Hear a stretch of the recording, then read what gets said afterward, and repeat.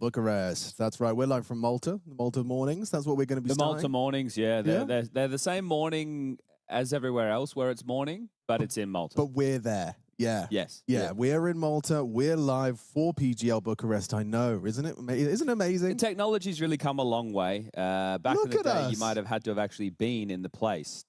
Yeah, you would have to have had a headphone microphone in the location that the event's occurring. Yes. And yet, look at us. Yeah, and we don't anymore. Chad's place, everybody. You can see a little portal into Chad's life. That's his kitchen cupboard right there. That's it. That's all you get, but that's a little sneak peek. There's not a lot of storage in there, I'll be honest. Oh, no? That one might have the toilet paper and paper towel. Okay, well, everyone needs a cupboard. As well as quite an extensive Tupperware assortment that most people wouldn't really be excited about, but the older you get, the more excited you become. Well, I mean, it's very crucial, isn't it, to have a Tupperware to the size dimensions of what you're storing? Yes. Yes, but Tupperware aside, maybe we should focus on the participating team. It kind of works though, right? You need a team that fits the size of the problem. I see where you're going. And the problem is winning this tournament at the moment. So I think for most people jumping off the page, Aurora Gaming and 3D Max are the clear on-paper favorites. Everybody else is a little bit all over the place, right? It's great to see the Fnatic team, or is it? Is it? Well, yeah, people not too happy with the. And that's not me spitting on that thing. That's me spitting on that thing. If you know what I'm saying. Yeah. So they've disappointed some Brits around the world there. A legacy off the back of the CAC trophy. So keep your eyes on them. Liquid's still looking for the rebuild with the Liege. Then I start to really fumble and really have a tough time piecing this. FlyQuest, they're Australian. FlyQuest. Yep, we like the Australians. They are Australian. Gentlemates are Spanish. I am the new MIBR owner as well, you may have seen. Congratulations. Wow, big news. Bought MIBR, so I'm the new owner over there. But look, I think that we need to address the elephant in the room. Okay. Or the team's not on that page. Obviously, we don't have a Vitality, we don't have a Mouse, right? There's no Spirit. Missing some of the bigger dogs here, but this is still a big boy event, right? We know that as you head down to Bucharest, you're going to have the top-of-the-line PCs available for you, battling out with the other teams in attendance for a total prize pool of 1.25 milli. That's 625,000 worth of prize money, and we have club reward. Now, if you're an average Andy, I'm surprised that you're watching Counter-Strike at 9:05 on a Sunday morning. But if you are, wondering what's the difference between club reward and prize money, essentially it's semantics. But the organizations of these teams wanted to guarantee a prize money. So we now split it up a little bit. So first, you're going to get $200,000 for first place if you're just the players, and then your organization's also going to get $200,000. That's not too bad. Not too bad at all. Now, if you're unfamiliar with this is Swiss. Doesn't look like the cheese with the holes, but essentially you need to win 3 games, you qualify for the playoffs, you lose 3, you're... Oh, we lost Chad for a second. Hold on. So just a couple of technical doohickeys as I'm back. He's back. Yeah. Look, we've at least experienced that is going to be as finicky as I thought it would be out the gate, so that's great. So win 3 and you're through, lose 3 and you're out. Simple as that. No dramas there. Now, the playoff situation is going to be an 8-team single-elimination best-of-3 bracket culminating in a best-of-5 final and a third-place decider in a best-of-3. Who would you say are the leading 0-3 candidates? Who is going to lose 3 games in a row in your mind? Or who is more likely I'm going to say 3? MIBR. Yeah, okay. So they start versus BB. I'm going to say MIBR because Prof told me at CAC they left a lot to be desired. So that was less than ideal. And then you'd have to say FlyQuest, wouldn't you? You probably would, wouldn't you? Yeah, I mean, I don't know. I feel like that GamerLegion FlyQuest game today has legs to it. I don't actually think it's a clear call, but also I don't know where to put my expectations for modern FlyQuest. I think expectations for a lot of these teams are quite low, so we can only really be surprised by hopefully the positive Counter-Strike getting played. So Pain versus Gentlemates, we'll get into some of the particulars shortly. That's our start of the day. Then Heroic versus NIP. Then you have Henry G and Harry Russell taking you through BetBoom, MIBR, and Astralis versus Bait to round out the day. So again, these teams are kind of all over the place. NIP returning to the major. Gentlemates just missing out the running. Heroic didn't have Alcarin. They had Hades playing in CAC. BetBoom, it's like, oh, really? Are these guys still kicking about? MIBR, they've gone for the import for international. They got Kicker as well as Klim. Klim, I believe, wasn't able to play for them either in their most recent event. Then you've got Astralis, who have Magisk in the team temporarily. Is Stout coming back? Is he not? Yanko was saying they look like a dead team at EPL. Bait, who, well, okay, yeah, Headtrick's done pretty good, or MPL's having a great game, and that's essentially where the story goes. So there's 8 teams. and 8 kind of stories. But to kick this one off with Pain, the most baffling part to a lot of people is this team will start stage 3 at the major. But that is through, I don't know, this is the first word I use here, is not only important, but also debatable. Clever or considered attendance? Yeah, well, maybe. I think, now my maths is probably off. The people in Twitch chat will let us know, like Naresh Katra. They'll come out of their little holes and they'll let us know. But I'm pretty sure since the major where this team did make the playoffs, right? That's the thing, they were top 8, and that's kind of where they did a lot of their hard work. Since then, they've played something along the lines of 17 matches, and they've only won 7. And of those games, like Prof was talking about this the other day, a lot of the wins are against teams who are pretty AVG, and that stands for average for everybody playing at home. He is so cool, isn't he? Mopoz? Yep, we know him. Oh, you were talking about me? Oh, no, sorry, yeah, I was talking about you using AVG. AVG, that's pretty cool, man. Sorry, I didn't realize. I thought you were talking about Mopoz. free antivirus software from the 2010s. Mopoz keeping his hands cool and sweat-free. He also Oh, is it a fan? I thought it was a hand warmer. I thought it'd be a fan. Yeah, well, I mean, it would make sense. It's just so bulky. It's the bulkiest desk ornaments we've seen. That's the most human tchotchke we have at the end here for Sossel. We've never seen you're right. I believe that's probably a depiction of a human. It's quite human-esque. It's got arms, legs, unless they're ears. Unless there is, but I suspect there may be a hairstyle of some sort. Yeah, that's what I was thinking too. Look how cute it is that Mopoz has a mouse bungee for his...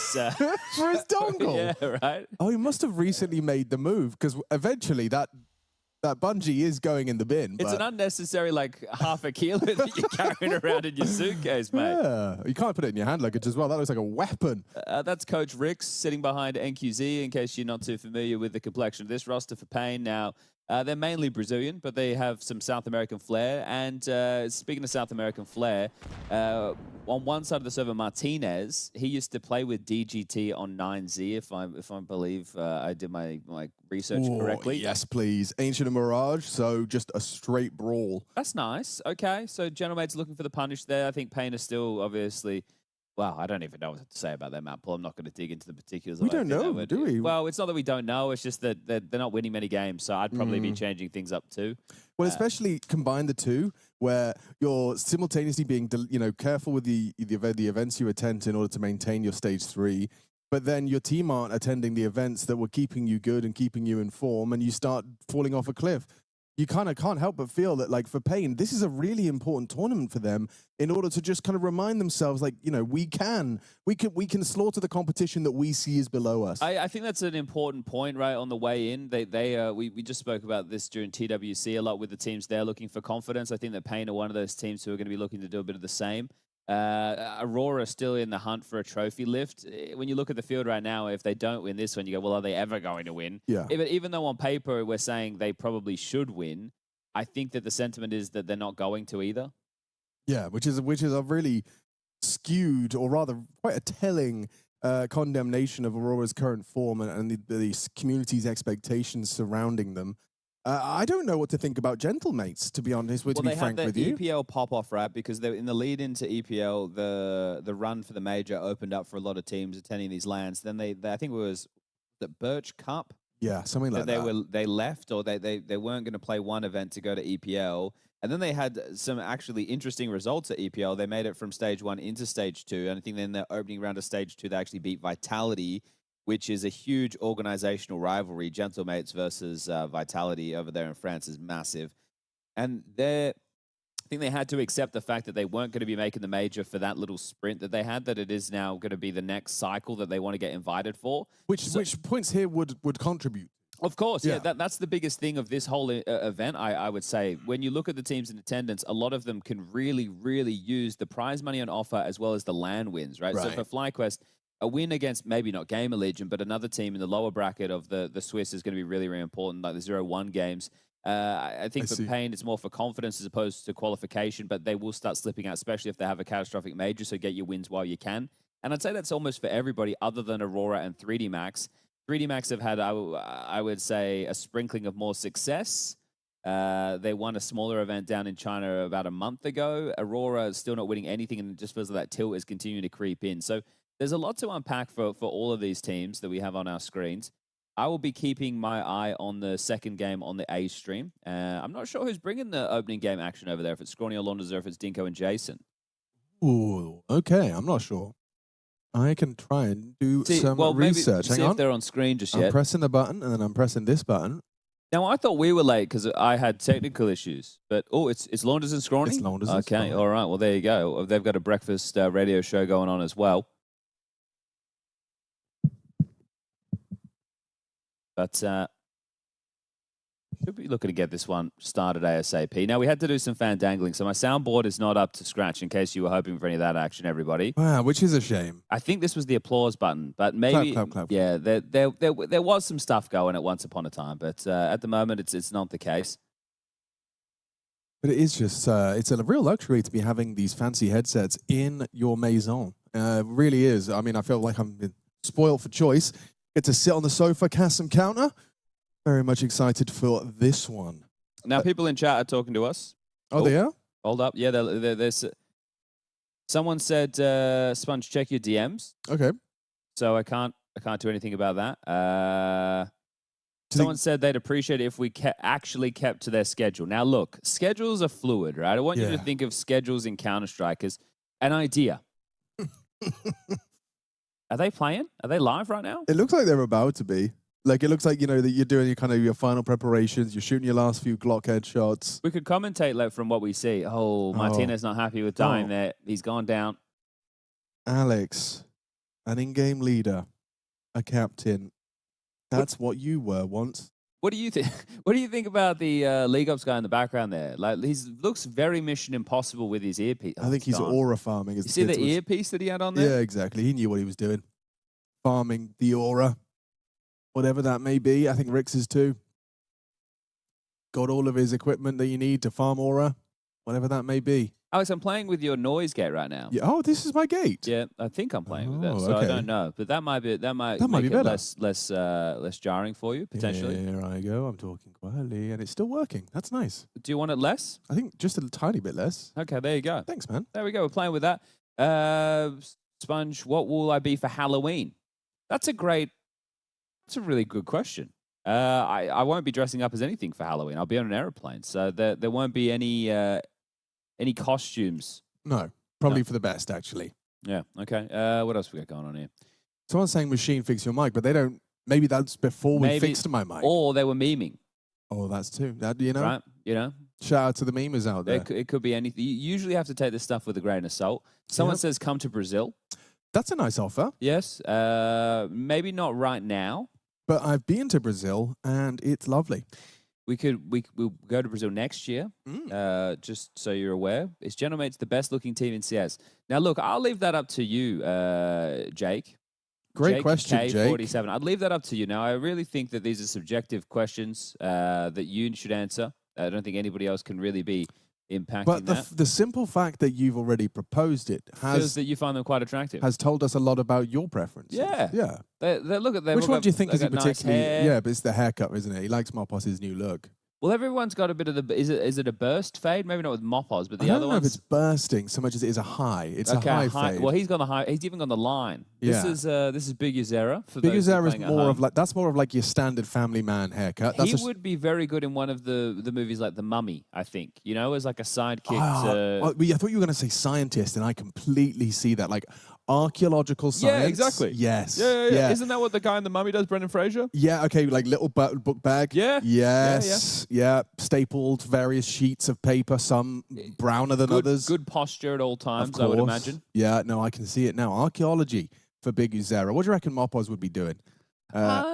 I can see him I could see him being like the foreman on a construction site. Really? Just okay. I was going to say that I could see him potentially working like as a bartender at a nightclub. Oh, I can see that too. Right? White shirt on? Yeah, but it's one that's it's not a grungy one, right? No, it's up market. Yeah. Fancy cocktails with smoke and stuff. But it's not. People aren't only coming in high heels and like red dresses. And Snow could be in math class. He could be. Yeah. He's there. It's Monday morning. He rolls into class. He sees his teacher. Says hi to all his mates. I mean, it is amazing, isn't it? Instead, he has travelled from Brazil to Romania, yeah. Doubted myself for a second Did Heku's tweet get to you? Yeah, Did she you see her? She was telling people to make sure they don't book tickets for Bucharest when they're looking to book tickets to Budapest for the completely major. different country. It's like, okay, now are you talking to people in Europe, Heku? Because I hope not. If you're talking to those Americans, then it's maybe That's okay. fair. That is fair. But if you're talking to anybody else, what's going on? Yeah, that's fair. That's I don't know what else could be possibly going on with that one. Oh, really? Honestly, all I can think about now is Big Uzera doing his archaeological studies. Were you big into dinosaurs? Did you have a phase where you were, kind of like, I want to see them, I want to, whatever else you do to dinosaurs? I wasn't like, oh, I want to go discover them or anything. No. I did go on the Jurassic Park wave when I was a younger man. Of course.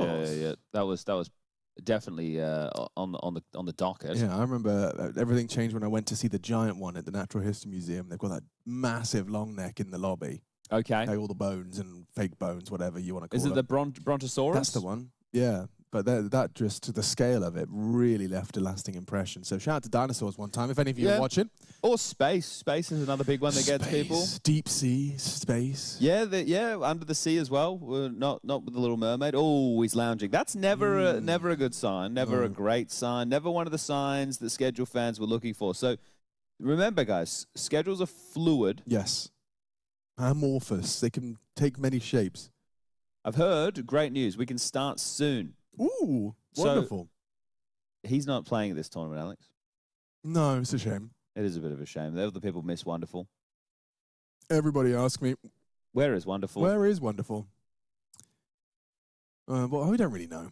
But we do know is that Pain and Gentlemates will be taking place as the first game on this stream. Second one, NIP Fnatic, which I consider to be something we see all the time. NIP right? Heroic. Sorry, did I say Fnatic? Yeah, you said Fnatic. I've got You've Fnatic got Cypher on the brain. I really do. I really do. I don't like the headlines. Maybe I'm jumping to conclusions. Maybe I don't have all the details. But yeah, it's a conversation for a later date. Heroic NIP number 2 here on the B stream. Yeah, that one really, the most exciting thing about that match for me is Snappy's back. Snappy. He was, I think there's a potential he's going to be sitting out the tournament, but the birth of his, I think it's second child for Snappy. Damn, popping him out. So I think that's why he was having a little bit of a hiatus, obviously, in the lead up to the major. But yeah, NIP coming up next, if you're not too familiar with Snappy, Shush, Kaspersky, Wrinkle, and U-Jerks. Well, they have been struggling because of teams like, well, not Pain entirely, but European equivalents, whereby they haven't been able to secure a consistent seat at the invite table. Therefore, they've been they'll bleed off into obscurity, They're back now. Well, are they? All you need to do is have a good major, right? You've done the hard part, is you qualify for the major. If you go and you win a couple of games in your stage, then that's going to propel you into the point of the bubble. Obviously, I'm making assumptions on level of teams, but that's what you're looking to achieve at the major, right? So the fact that they're back in that conversation really allows the Counter-Strike world to be their oyster. Don't read that. Don't read it. Don't believe it. You know I'm not reading anything. You think I can read from there? Yeah, don't believe it. Do not believe it. I'll turn it off because they're just gonna troll you. They know it gets to you. They're gonna, and they don't realize it's just your morning voice.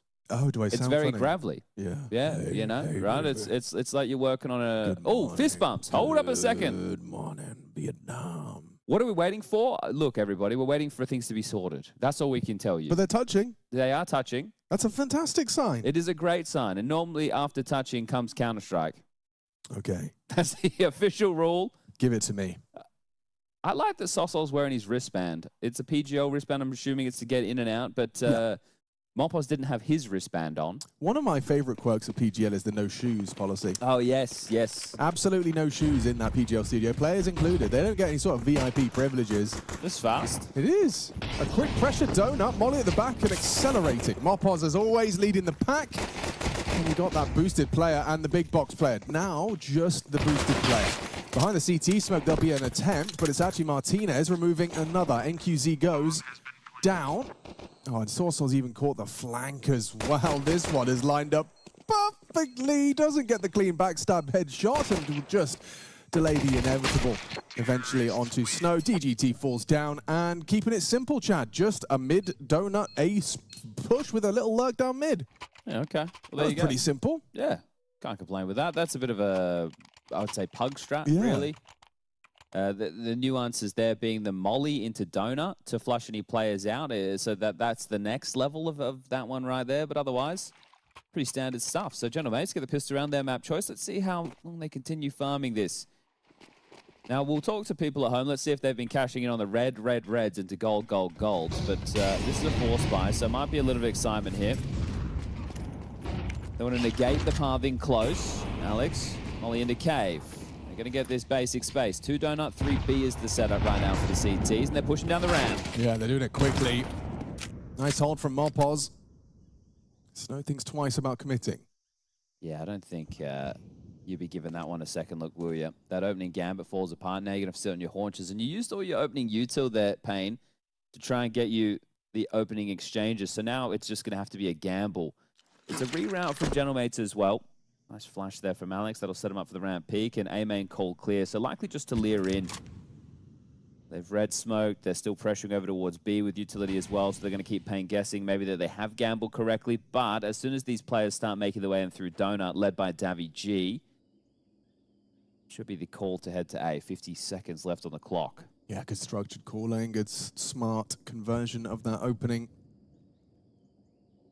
And look at the restraint on this cave fight as well. I mean, Mopoz is eventually going to go for it and actually gets out with a kill. Yeah, so look, the cave is very clearable if you take your time, right? If you're very diligent with the angles, the corners.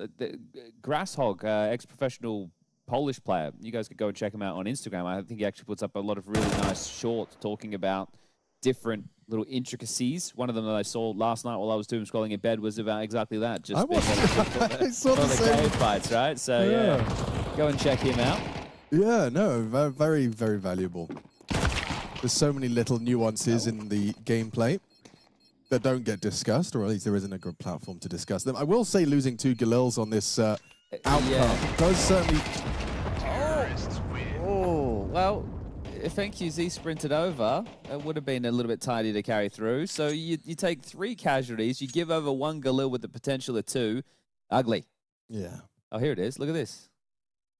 Yeah, oh, they watched the video as well. They saw it. They watched the video side, too. And then you can come this side and you can clear that one. Yeah, and then yeah, right.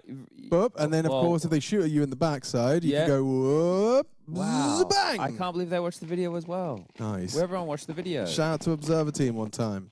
I don't know if we have J-Raz killing any of our games in the B stream. Probably not. But I know J-Raz is in Romania. Oh, okay. Oh, we've got a lot of fights on mid early. Sure, DGT's gone, but there's a follow-up as well. That was a Hero M4, so that investment has already been dealt with. That's a little bit worrying that it's just been waltzed over so quickly. It's a bit worrying that they might overlook this MP9. Yeah, back's a turn. He gets a freebie. NQZ dips into main and disappears. It's a curious-looking smoke. It's just early, right? So they're still getting it out of the system. This is tough. I think you might have to pull the plug. Yeah, they're already heading back in towards B, so straight through cave, no resistance there. And good reroutes. So we'll call this one 3. I think just hold on to the M4 and the Galil and see if you can do some more damage again. I don't think there's too much of a point giving everything away. I think he'll be able to drop that, bring out the AWP into the next if he wants. So this type of round, just sit back, relax, grab your 3rd. And this is what we're looking for. Yeah, have you done any reds into golds? I've been just quietly watching on the periphery. You haven't done any reds into golds? No, as exciting as it may be, How many reds do you got? I don't know. Check your reds. I don't want to get rid of my reds. I like my reds. Well, your reds could be gold. Yeah, but my reds are going to get into gold just by virtue of everyone else doing this silly thing. I've got 10 knives in 5 days, or however long the update's been. Have you been I've buying been them? going red into gold. Have you been buying the red? Yeah, and I got nothing good. Nothing good at all. There's a lesson in that. I'm expecting just that all of the covert skins are going to go up in value.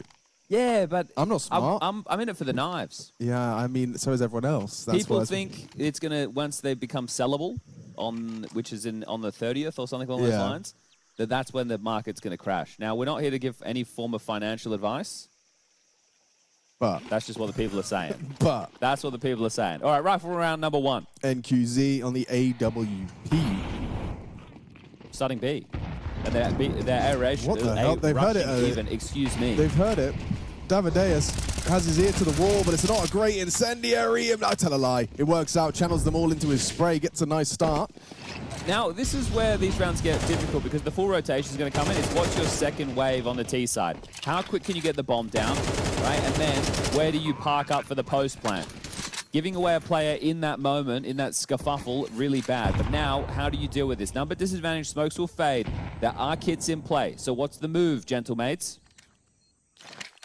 You flash for your temple, and your teammate finds it. That's a good start. Okay, just two. Alex and Mopos. Oh, in the donut smoke, he did need a double there. No winnable now. Yeah, no chance in this one. Alex goes down. And a solid retake. 3 kills in the round from Davideus, his first 3 contributions, and Pain get themselves started. So you see what they've done there? They've all had a different spot and said if we all win a fight, there's a chance. Yeah. Realistically, in that situation, if you're able to group up and go for some type of territory together, that's going to be best case. You had Mopos playing the gimmick of a fade. You had one guy temple solo, one guy A main solo. Realistically, it's going to be hard no matter what you pick. Do we go multiple bodies and fight donut? Do we try and push CT and temple together? Do we boost tree, play big box, and just do the post plant? You have all of those options available, but here they didn't feel that they were comfortable to play together at all, and they were just essentially 1-1-1, which is really not what you want. Free extinguish from Alex. Oh, still takes hefty damage. Double nade. And then they can finish off the job with a swing. Do they dare? Probably not. Full mid press. Good HE back. Davideus down to 61. Now that second wave, you're going to see the molly towards the heaven, trying to return the favor with a wallbang from that cave side.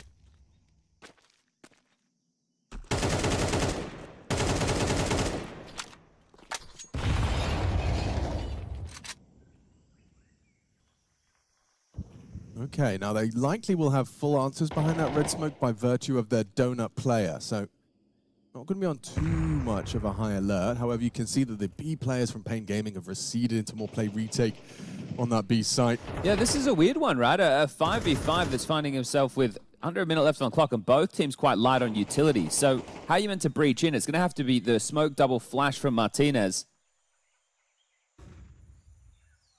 Okay. It's kind of now or never. You got 30 seconds. They're just now discussing the utility and its distribution. And Molly towards the backside. Sourcell starting to get loud. Does make a jump for the jump spot. Okay.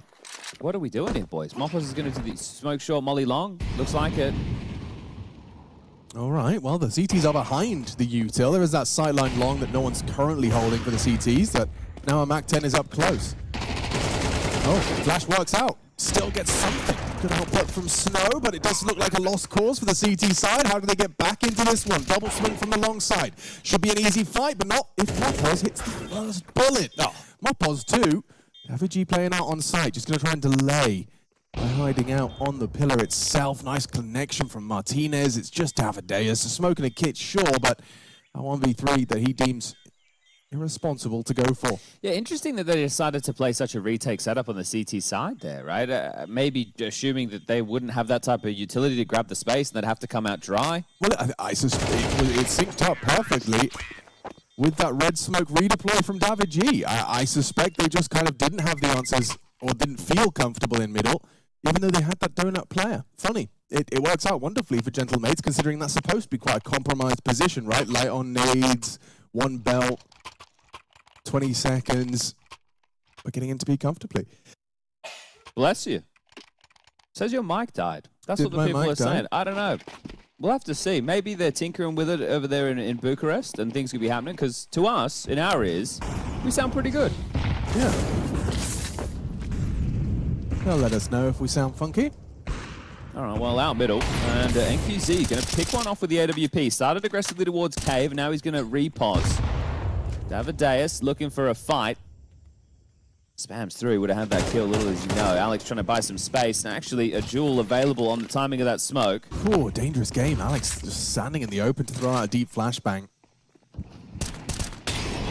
Oh, and an opportunity for DGT squandered. Falls back away. Soul boosted up to that elevated position to try and win the hand. Alex, oh, no way! Awkward exchange. Snow does deny the bomb planter. 3v3 playing around. That smoke fading on the donut side. The AWP posted, Big Uzera has a look. It's NQZ onto Sorsol. Just falling into place quite comfortably for them now. This is what happens when you don't get that bomb down, as Chad discussed.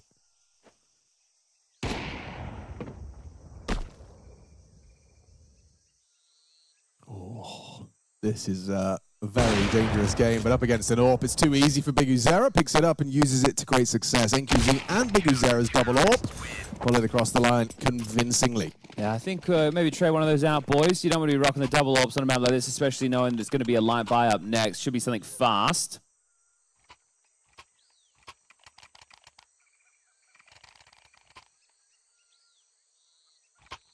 Now we're inquiring about the audio, everybody. The audio on our end should be amazing. So I'm not sure, maybe things are being fixed on their end. But either way, you're just going to have to put up with it for now. Or we could not talk, but then we wouldn't know if the audio is bad. So that's it's a bit of a conundrum. Yeah, there that I mean, we've treated ourselves, right? We bought ourselves new fancy casting headsets, so we hope to sound good. Like I promise the people at home that these are the literal best microphones possible. Yeah. Yeah. So that would imply that it's not the hardware. It's not on our end. So in terms of what's going on right now, that's yeah. Sorry, everybody. We're trying. Trying to chase it down. We're trying.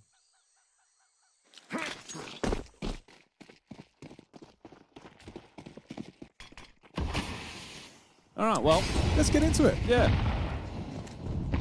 Forced to invest.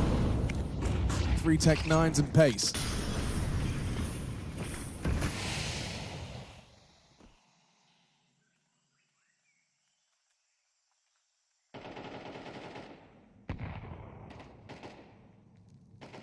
Chunky nade back.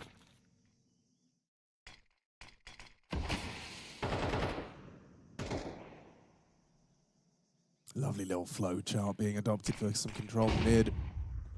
Smoke donut, boost up to the red fight.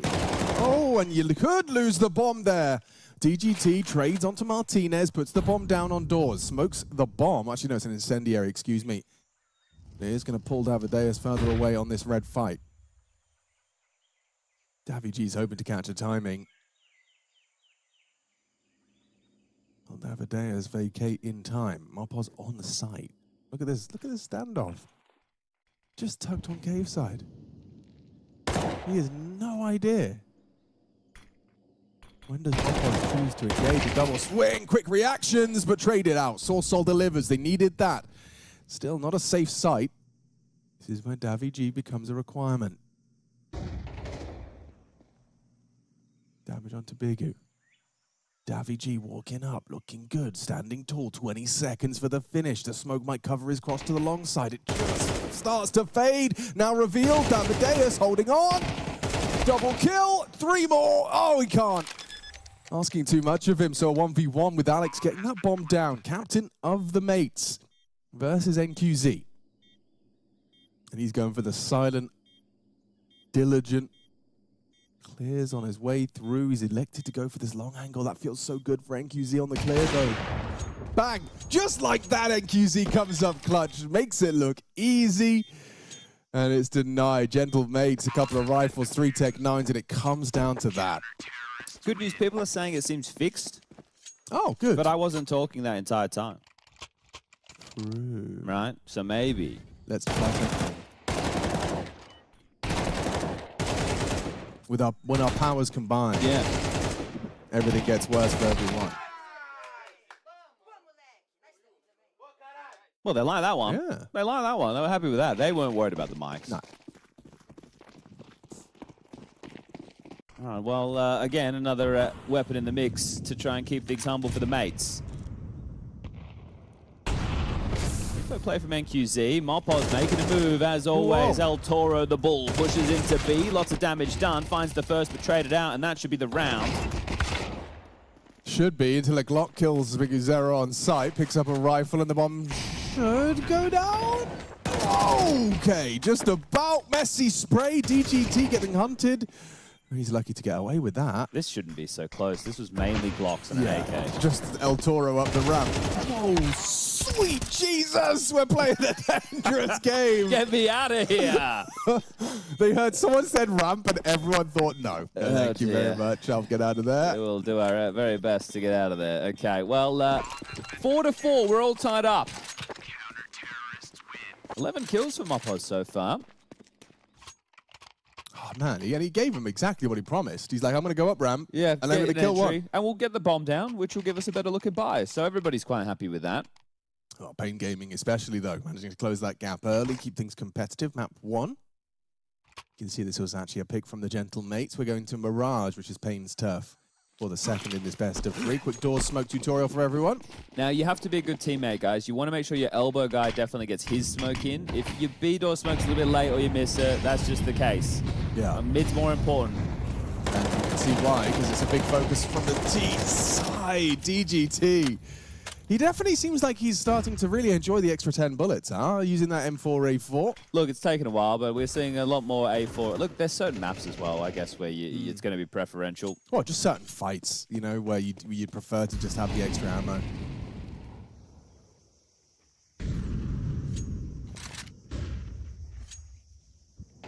Well, the 5v4, minute 15 on the clock. Might be down another player now as Big Zero just swings into that off the back here in the spam. Was trying to capitalize on a T not covering. It's either way, gets that opener. So now just going to really, really slow things down.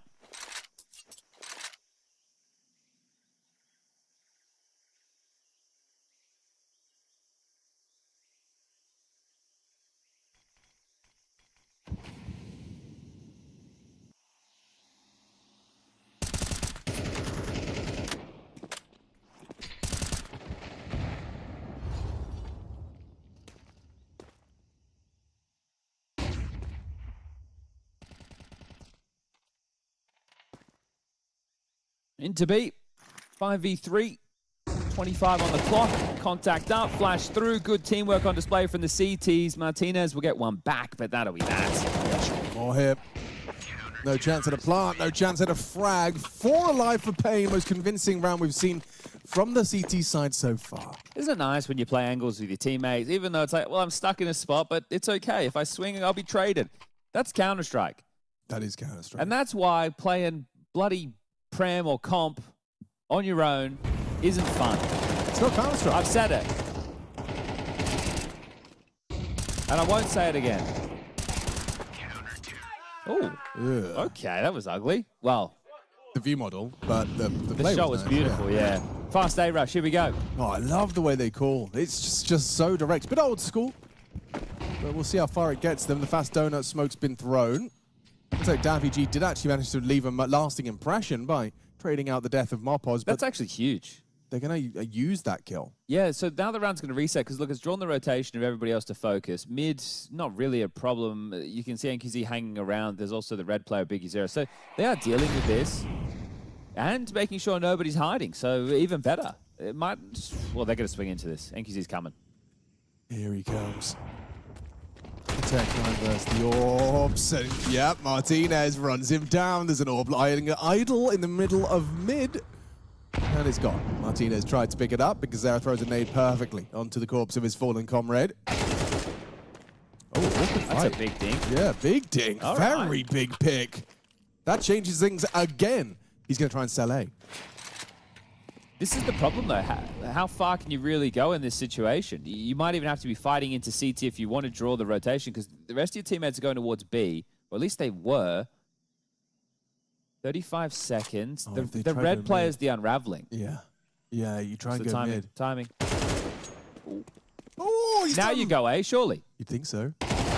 Assault gets peeked out. Nice find from Snow. Which way do you pivot? He's reading it. Held at bay by the incendiary. Will have to retool, reposition. He kept himself to the right side of red. I don't think they've heard his repos at all. It's a very tough clutch, isn't it? 45 HP, 2 flash. If you had a smoke for the bomb and they were playing off bomb, maybe you start having a chat. Needs to get the jump on them. So 8 inside being Alex. Back turn Davy G as well. Oh, and the timing there. So Davy slipped through. Alex should start considering this now. A little bit late, Just a bit 1v1. late. He's ready for the long swing. Time very, very light on. They confirm he's off the bomb. Gets one tap. That's it. Now it's their round. Davy comes up clutch. An attempt from Snow. And he'll leave at least with an AK-47. No, he won't. No, he won't. But he got round that corner in time. So just talking directly to Diber9 in chat, who had a question asking, how many rounds is okay on T? Now, Kanoa has said 7. Now, I think it depends on the definition of okay. But if we're saying what would be par for the course, as we like to frame it, I would say 5 rounds T side would be considered par for the course. Right. Right, 6-6, 7-5, you're pretty content with that. So thanks for your question, Diber, and let's keep the conversation going, everybody. Great round to win, though. That missed the elbow smoke. That's a really huge round to win. You can win this round, break their money, and you can get 7.5. So driver's seat for Gentlemates if they win this one. That's an if. Davideus versus David G. It's Davideus that reigns supreme. It looks like Alex wants to use that smoke. He does path into it. He continues to apply pressure. Nice find, more than pressure. He gets a frag. DGT removed. And low HP for Davideus on site, now 0. Save. Alex has single-handedly pulled the Gentlemates into a 6th. Okay, well, you're going to need to back off quick smart and try and hold on to these guns right now, Payne. You are not going to have too many options to get into this one. NQZ wanted to retain the orb. There's 2 M4s, there's kits. It's something. And I think as well, if you're the Gentlemate, you would want to send 1 or 2 players to look for the hunt here. The only obviously they don't have any finances, but next round's going to be the final round. So just as long as you're contesting to try and be a little bit all bodies, but you can throw some. But all in all, relatively competitive Huff. Yeah, no doubt. It's funny some of the way these rounds are determined. I mean, that was rather cut and dry. Just a really nice catch. He saw that failed CT smoke and immediately was licking his lips like, I can take advantage. Terrorists win. So very nice from Alex. Gentlemate's going to be happy with that one. And an opportunity to really kind of twist the knife here. It's their turf. It's their map pick. And therefore, perhaps there is more available to them in this first half of play. Really kind of throw down the gauntlet for that second half of play before we end up on Mirage. Oh, someone's made a very good point. It's the David or David Derby. The David Derby. Davideus versus Davy G. Yeah, which one is stronger? You know, normally we talk about David versus Goliath matchups. This is just David versus David. Now, I will say that one of them has kind of invoked the powers of Jesus. They have. Which is quite powerful. Undeniably so. I think that there are many people in the world who would attest to that point. Now, for Davy G, he has invoked the power of Summit. Yes, right. So it's the power of Summit versus the power of Jesus. And you at home really get to decide who's going to win this one because both are very powerful beings. Yes, that's true. Summit has, if you're watching on Twitch buff right now. So where's Davy Hamid? Hey, yeah, get him in the mix. All right, well. Oh dear. See you later, Davy G. It was Davideus on the Davy G. Hey, what's going on? David on David Crime. We always do it. Unbelievable. Leave him alone. Soul's dead. Nice catch, Snow through the smoke. And that's both of the B-lane players dead. So now you have to accelerate A, and you just run straight into Big Uzera and the round's already over. Yeah, well done for Big Uzera here. 6-6 on the half, all tied up. And as we said, par for the course. As Diber was asking. Good stuff, Diber in chat. All right, well, this is another great time for us to reflect on everything that's happening in the chat again. In the world. Well, the Twitch chat kind of is our world. That is. Actually, I exclusively want to shout out the YouTube chat one time, exclusively. The YouTube chat. YouTube chat. You they have never to, get a shout out. Exactly. People are always talking about Twitch chat. They're always glorping, but no one's ever Twitch chatting, and it's really important to Twitch chat every now and again. So shout out to them. We got Tom Cruise Mum Shoes. Tom Cruise Mum Shoes. Yeah, that one's not bad. That is good. I enjoyed that. It's kind of Dr. Zeusy. Femboy Magician. Femboy Magician. One shout out to you one time. J Swizzle 6. Yo, J Swizz in the building. Good morning, by the way. It's crazy, these people. So obviously I'm not a normal morning person. Like, I'm not usually watching CS at 9 a.m. I'll be honest. But these people are. These people are. And I want to understand, you know, What are you up and out and doing? You know, are you walking through the park? Are you just having a productive start? I can tell you there's one person in here I saw typing mini beach. Mini beach? Yeah, they always talk trash to me about me, even on the HLTV forums. Their flag says they're from Canada on HLTV. So surprising they're using the same name on HLTV as they would be on Twitch chat. Okay, it's because they want to be seen. They want to be known. And they're known right now. Okay, is it a B go? We get 2 smokes, a couple of flashes, and a molly. They're going to hit the brakes with the shift key. Passive stance on the CT defense. The A main space control from Davi at least lets them know that it's not going to be A early. So mid and B are the problems. Here comes the execute. There's the block smoke. They'll have to come through this.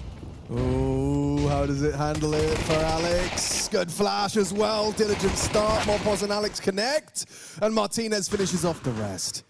Clean with the double kill. Look, that's the key there is just going to be the block smoke, right? Because it just forces so much pressure on the way through. I personally liked the block smoke with the flash addition. The fact that Alex actually stayed tucked when he confirmed they're pushing the smoke, and there was a flash above the cubby. It's good teamwork, isn't it? Yeah, it's lovely to see. And you can see how textbook it was as far as it was telegraphed. You hear the steps, you confirm it, the util you've pre-planned is thrown, and the round falls into place nicely. You even had dual Berettas ready to pick up what Alex couldn't finish off. So yeah, really, really nice team play on display. Good planning. This would be both pistols for the Gentlemates, if I do remember rightly. Si. We're doing Espanol. No, I can't even pretend. Biblioteca. That's it. Yeah, that was from Community. Troy and Arbet in the morning. Troy and Arbet in the morning. Great show. There he's gone down, and there you have it. So lead now. Yeah, well, we know they like to make some noise, don't we? They were definitely good vibes at EPO just a couple weeks ago. They were. Well, I mean, I'd be in a very good spirits as well when I beat the people that pay my salary's worst nemesis. Sure. Team, yeah. The org is definitely going to be very happy that they picked you up. Yeah. That's definitely going to buy you some time to give them some trophies in that cabinet. Look at the odds as well, blown out in favor of the Gentlemates. Yeah, you would like. I don't know. I've never really looked at Pain as an ancient team. I'm pretty sure it was their band for quite a long time. So just to see them even playing it right now, this is a bit of a punish, and yeah, straight into the blender. Let's run through elbow smoke to our demise. Sossel going to get 3.5. Davi G and Mopos to finish off the rest, and that'll be that. So carried into the first gun round in this second half is going to be 3 MP9s. Woo! What a treat. Oh, we didn't do the whole 6-7 bit. Oh, you're right. We didn't do that 6-7 bit. But now South Park are doing it, you know? Has it become too mainstream? Do they need to find a new funny number? Well, that's normally what you do, right? It becomes mainstream enough, and then the old people are doing it, and then it's not cool anymore. Exactly. So the sooner we adopt things, the sooner they move on. It's true. 6-7. Oh, there's a real fight here for Biggie Zera. Oh, the pressure is going to amplify. A flashbang and incendiary at his toes, forced to back away. Another barrage. They're really clearly crunching on lane. They're worried about that ramp push. Held for now. There's Davi G's connection. More Davi on Davi crime. Backing away with the bomb, so pivoting out of the B plan completely because of the space that DGT's managed to find. Okay. This is tantalizing. He has a smoke as well.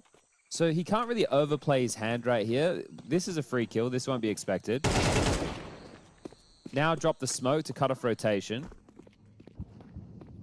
And Sorsol hears him coming in. Yeah. He does have support, though. It's only MP9s. They're blocked in... He might have to play through. Well, we'll have to play through. Not going to go well. No, and like it started so well. They just gave up so much space that was crept into. That there are kits available. There is a smoke too. All going to have to pipe in from Donut. So if Martinez can get the smoke on the bomb and someone can start defusing, maybe you don't get spammed. There goes the smoke and the flash, and it's the maybe that we don't get spammed plan. Behind the box angle found. He's going to have it. Looks good. This Yeah, is looks cheeky as all hell. really good. They're screaming, they're defusing, but there's nothing they could do. They just can't fight the angle. A 10-seconder stolen away. Oh, they really felt like they'd done so much. The space from DGT was free, but Gentlemates deny.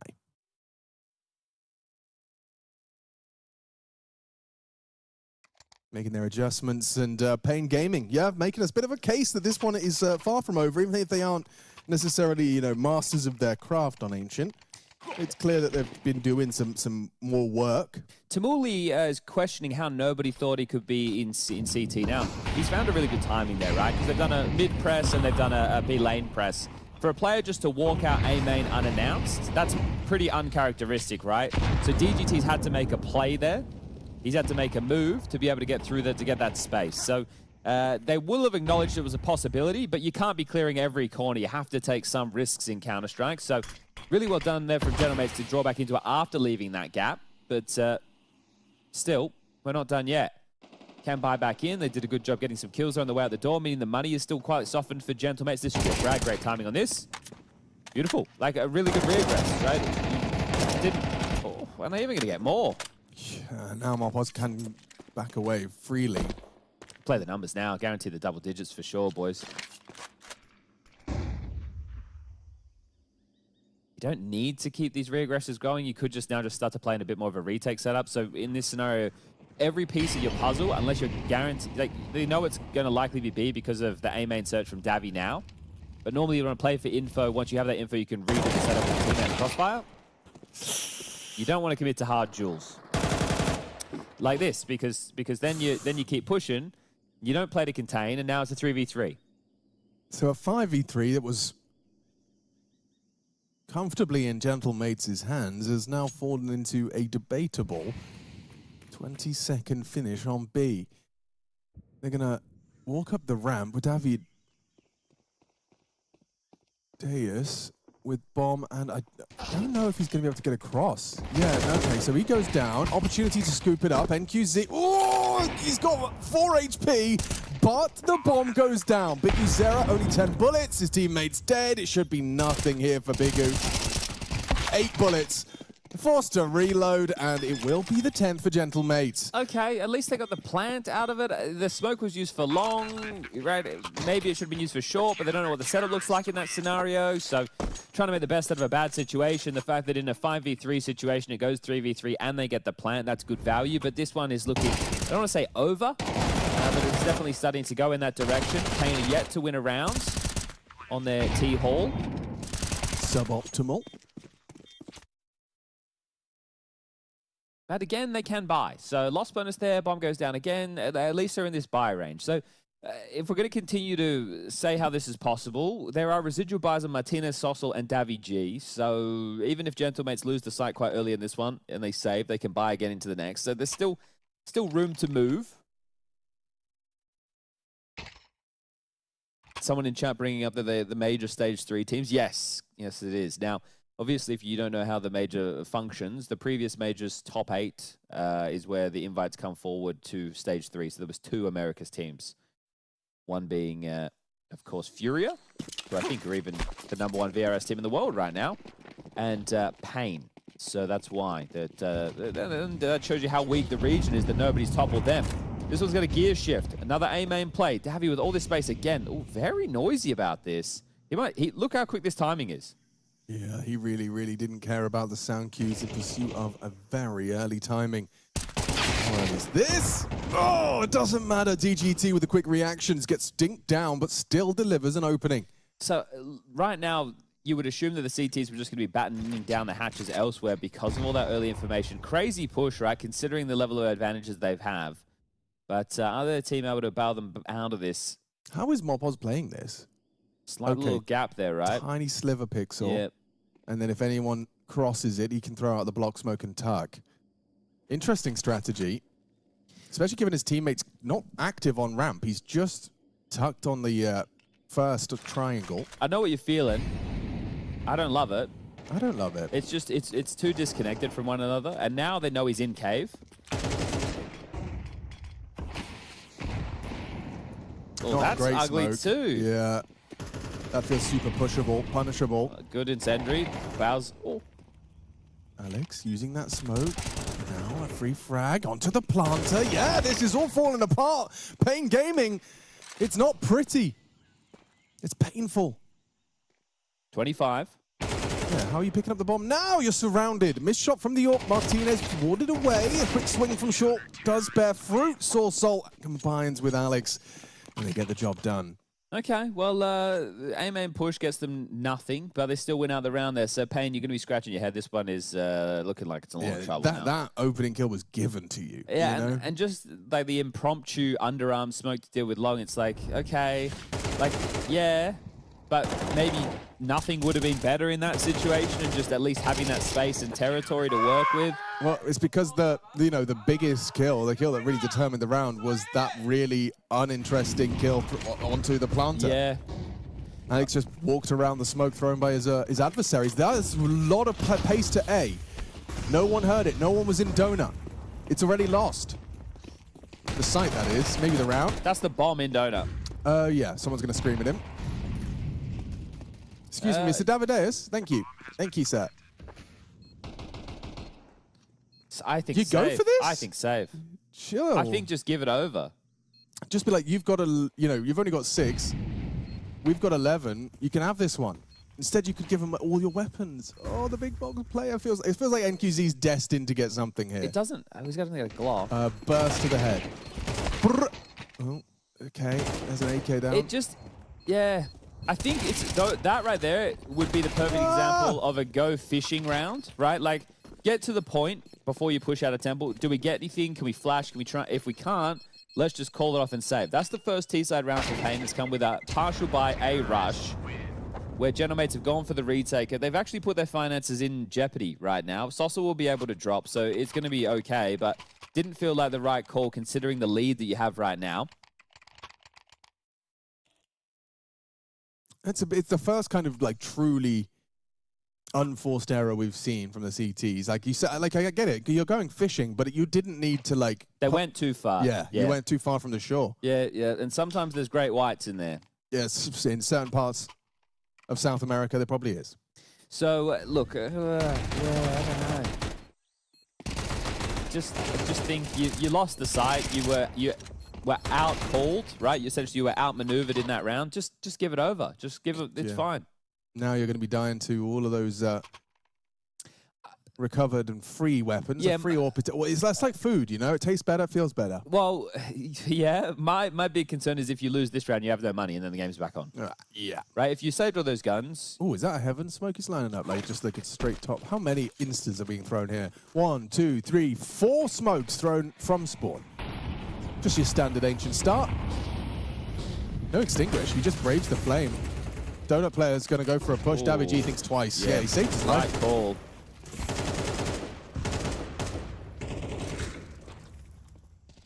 Nice. Mopos actually wins the smoke spam battle. Yeah, those through cave wallbang. When you use that many smokes for mid on the T side, look you at really want mid. So Yeah. Gentlemen should know this.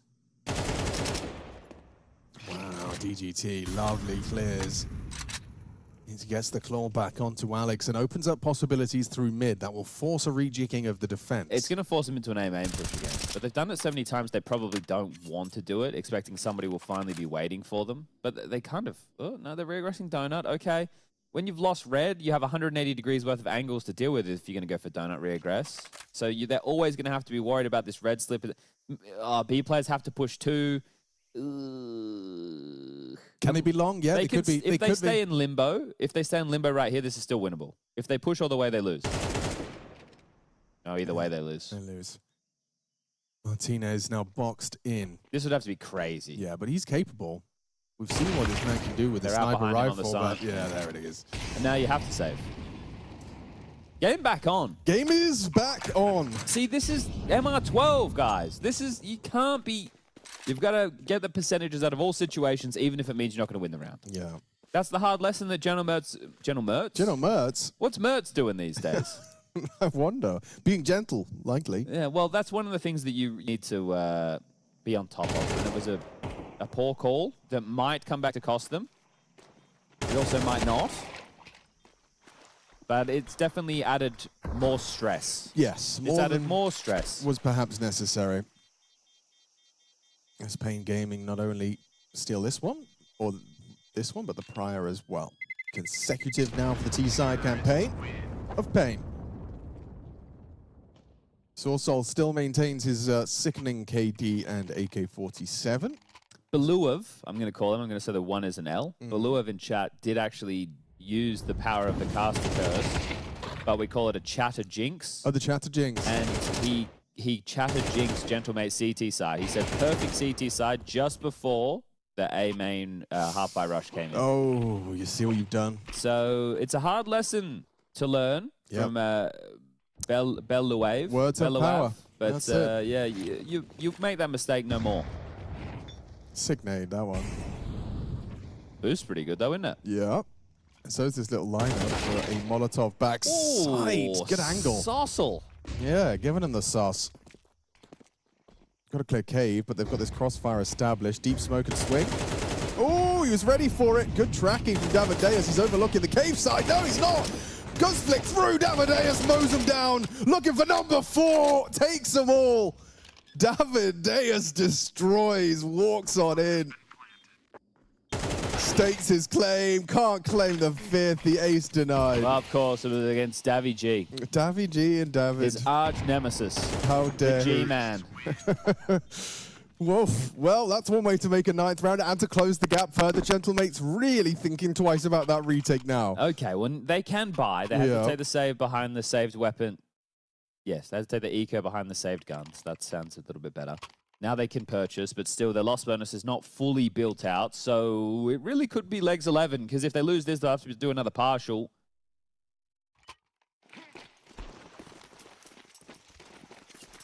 Sarcasm, etc., asking how we reverse it. You can't. No, it's power that we haven't quite mastered it yet. We like even the reverse jinx doesn't work because they can tell you're lying. It's not a real feeling. Big User has found an opening kill, everybody. How? Over towards B. They tried to push him, and he got the kill. Whoa. They really need to kill him. Look at all. They have 3 players. The A side has been opened up or in search. It has to be a save now. Yeah, you'd think so. Guys, come on. Look at this. Look at the mini Guys. You got 2 on B. Guys, just save, guys. They're fishing again. They're like crab netting. It doesn't have the nuance of fishing. They're just throwing a crab net in and going, yeah, maybe. Yeah, we'll come check on it. It's like if they, maybe now they start squid jigging because the bomb's not playing. They're squid jigging now. Oh, they're squid jigging it. Okay. There's some burley in the water. Oh, double from David G. They're definitely jigging. I think they're ready to jag. Oh, dunk back. David G down to DGT. Oh, he's got the cross. Ooh, it doesn't hit there. Shot. Nice. Evasive maneuver. It's because NQZ's got to be posted up on Donut, and now they're slipping CT as well. Not ready for this side swipe. What a shot! Damn, NQZ looking good. Now he's ready to punch in the code. And the 1v3 quickly becomes a 1 versus 2. Martinez, 2 bullets remaining for the 2 targets up on screen. He's anticipating a flanker. He's going to push up on that. Here's the utility. Sees that as an invitation, hoping something's going to be given his way, but it is just a bullet from DGT's AK. Triple kill from DGT. Going to be happy with that one. A 1-round game now. Despite their best efforts, Gentlemates have lost their grip into the second half.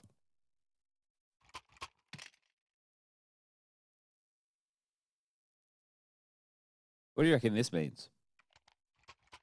Choco Pain was taken. Guys, co-stream can't see the game again. We see the camera laying down. Co-stream can't see the game again. Maybe they're not. Maybe it's not with our stream. Why would they be telling us? Well, maybe they think that we can tell PGL. Okay, like we're the messenger. Potentially. Okay. Choco Pain was taken. Was it really? Choco Pain? I guess. Yeah, I mean, if you had like a lactose intolerance, there's probably some pain in chocolate, I suppose.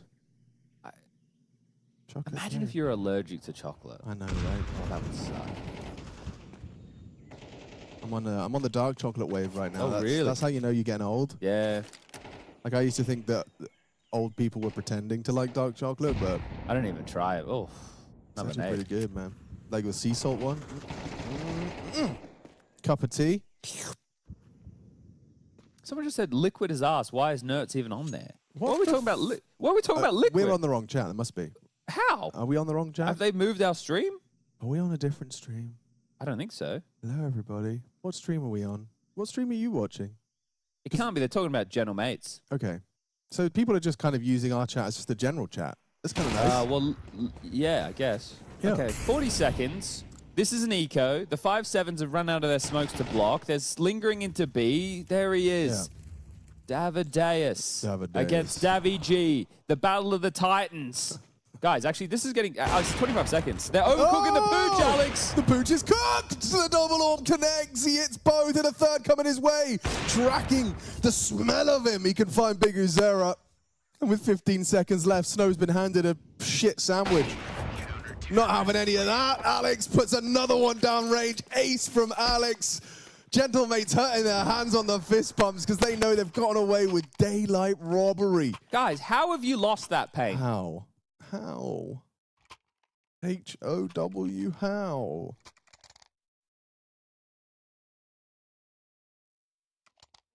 That doesn't make... It doesn't mean... Ooh.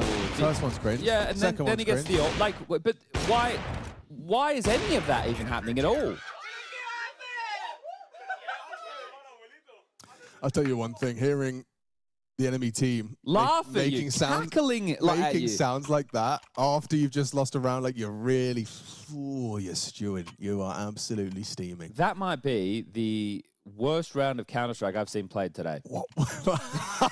It's pretty early in the morning, so Yeah, well, I'm going to say it. I think you can. I'm going to say it. I think you can. Like, Pain on Ancient Whoa. would bloody duck up a piss up in a brewery somehow. Oh, I have is- no idea how you've made a mare of that. That is absurd. That is atrocious.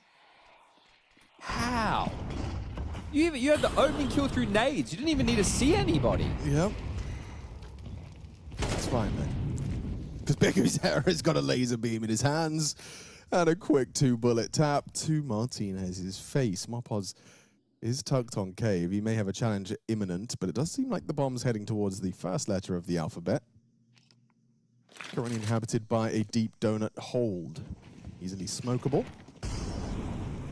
Alex getting an all pace as well. Yeah. Right. How many's he Like- had in them in his career? Oh, dear. Big Zero's dead. Okay, 3v4. Oh, well, Davideus reveals himself. But now you put more pressure on the A players because you know there's one L. It's fine. He can hit those. It didn't work. He hits It those. didn't. Now do we save, guys? We have a buffer because we won the eco. Yeah. Everyone's going to type in chat. Oh my God. Just putting bias? myself in Gentlemate. No, it's like Owner does this thing when he's streaming, like, and he's barracking for one team. Yeah. He'll say we. Yeah. And the chat just lights up. They all just say we ? They love it. The fandom. Red, red, red. Gold, gold, gold. Well, red, red, red into gold, gold, gold. Yeah. That's what's so interesting.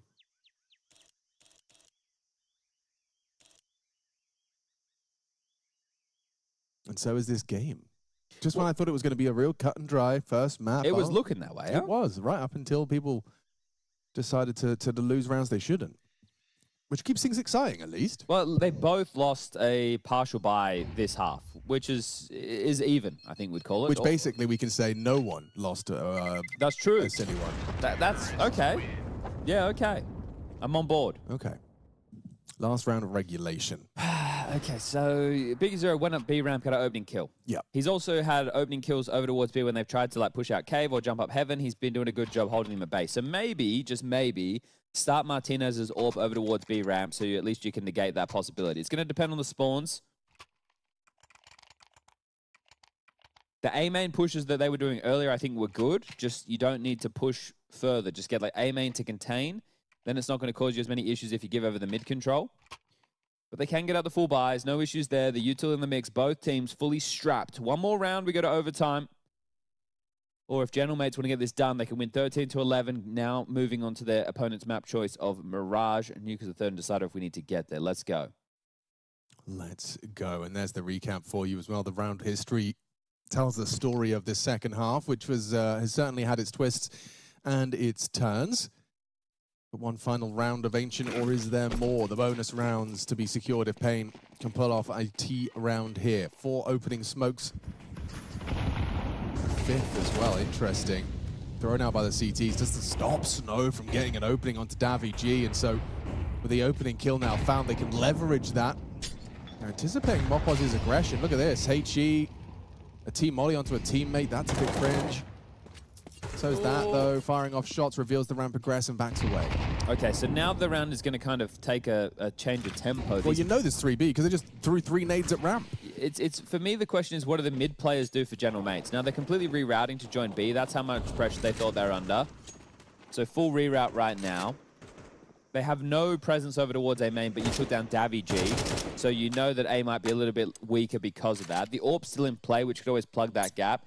You haven't been having a great game out of Martinez and Davi G. Only 10 for Martinez, 12 for the Dav man. Now, you mentioned all those smokes as the openers. DGT with 1 remaining. He's been throwing, it's not impromptu, but he's been throwing one from the precipice of main, and they are just routing back. So, listen, Martinez, you haven't done a lot. This would be a great time to get 2 kills. 2 kills gives your team a chance. 1, not enough. Yeah. Oh, he smoked that donut. Has to play ahead of it. Has to play ahead of it. Yeah, he can, though.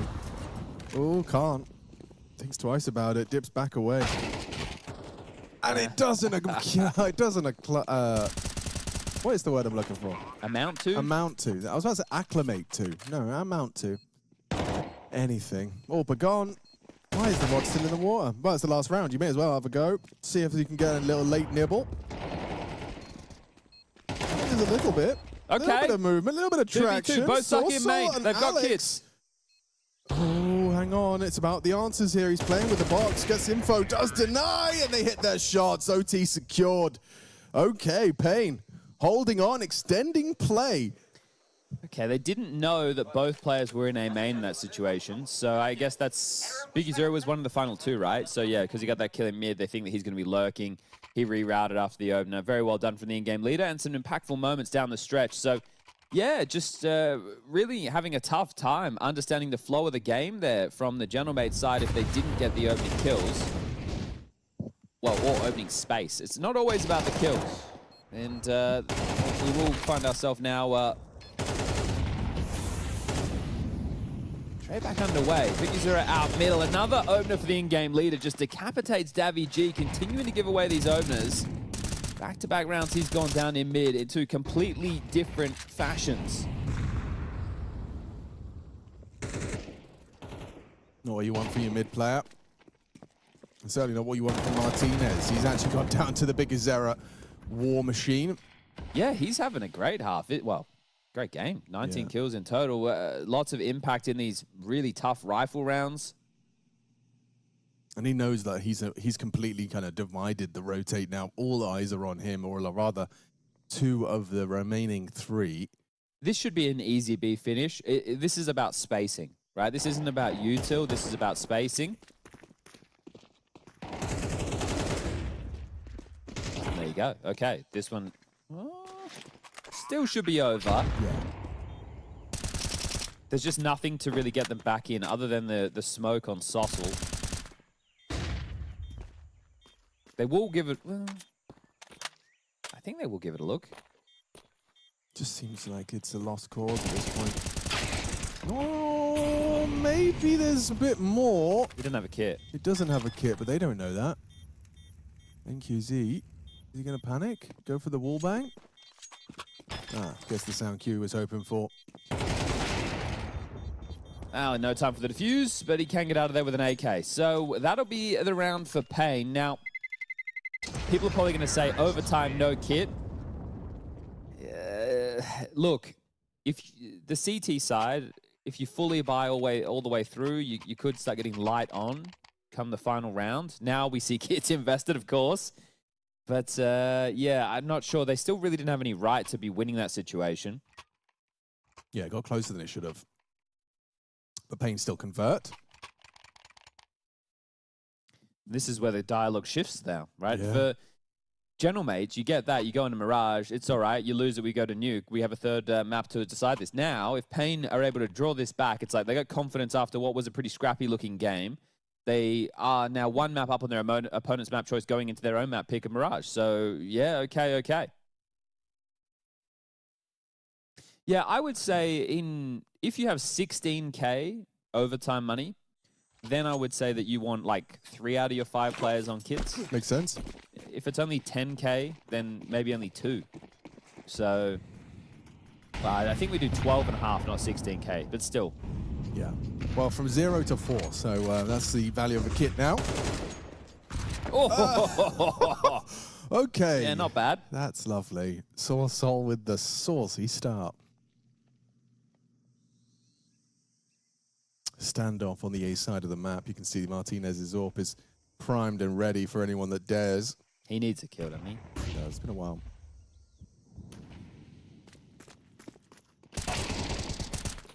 What Nice a push team this play, is. yeah, huge. And they've snuffed out Biggie Zero, who's been great. Davideus is on a charge, though. Okay, that's a nice deployment of the smoke. That will, I was going to say, stop them. No, they're going to flash and push. May not matter. Especially when Martinez gets back to that big box, really makes things awkward for the exit out. Donut, missed shot, Molly's good. Missed shot again. Davideus in a 1 versus 3, now 1 versus 2.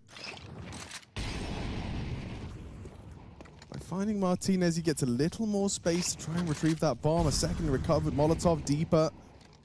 Try and facilitate a plant. Will Alex go knife out? He will. Trying to catch the earliest timing on this flank. And there's the first. Found an immediate trade from Davy G. Saves the day. Well, we just knew it was Davy G going to come out on top of that one, didn't we? Don't get Martinez the AWP. At this point. What are we doing? Make him play with a rifle. He might have a better chance with a rifle in his hands. He's not having a good showing, is he? It's not started great, no. There've been a couple of big misses, as we like to call them in the business. Davy G hasn't had some impact for a while either, so nice 3 kills for him. Is he getting an AWP? Is Martinez doing it? He probably is asked for an AWP. Okay, well, all tied up. This is the Sossel opener, just a couple of stray bullets through the smoke, then they swarm Biggie Zero on lane.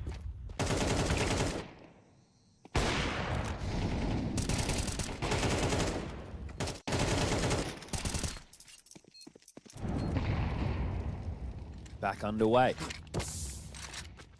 Flash out mid, setting up the push, and they're through. So they've garnered the mid control early on the T side, just need to clear out pool, make sure nobody's home.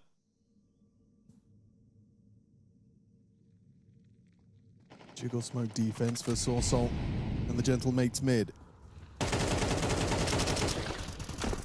Yeah, always risky to go for that one, especially if it's more than just like a burst of bullets. I don't think, a little bit deep on the red smoke, so info will be gleaned. Did not expect that, did he?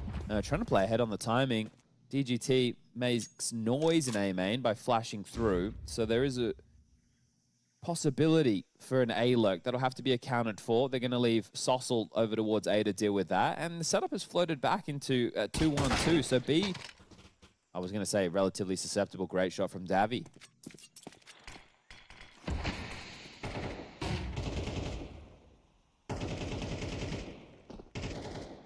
Surely. There it is. A little bit scary. Martinez pulls it off, though. And now they're boxed. Yeah, box, box. Box, box. And that'll be that. So Martinez does get the AWP back, gets 2 within the round. Now it's just the Davideus, powered by Jesus, looking for a 1v5.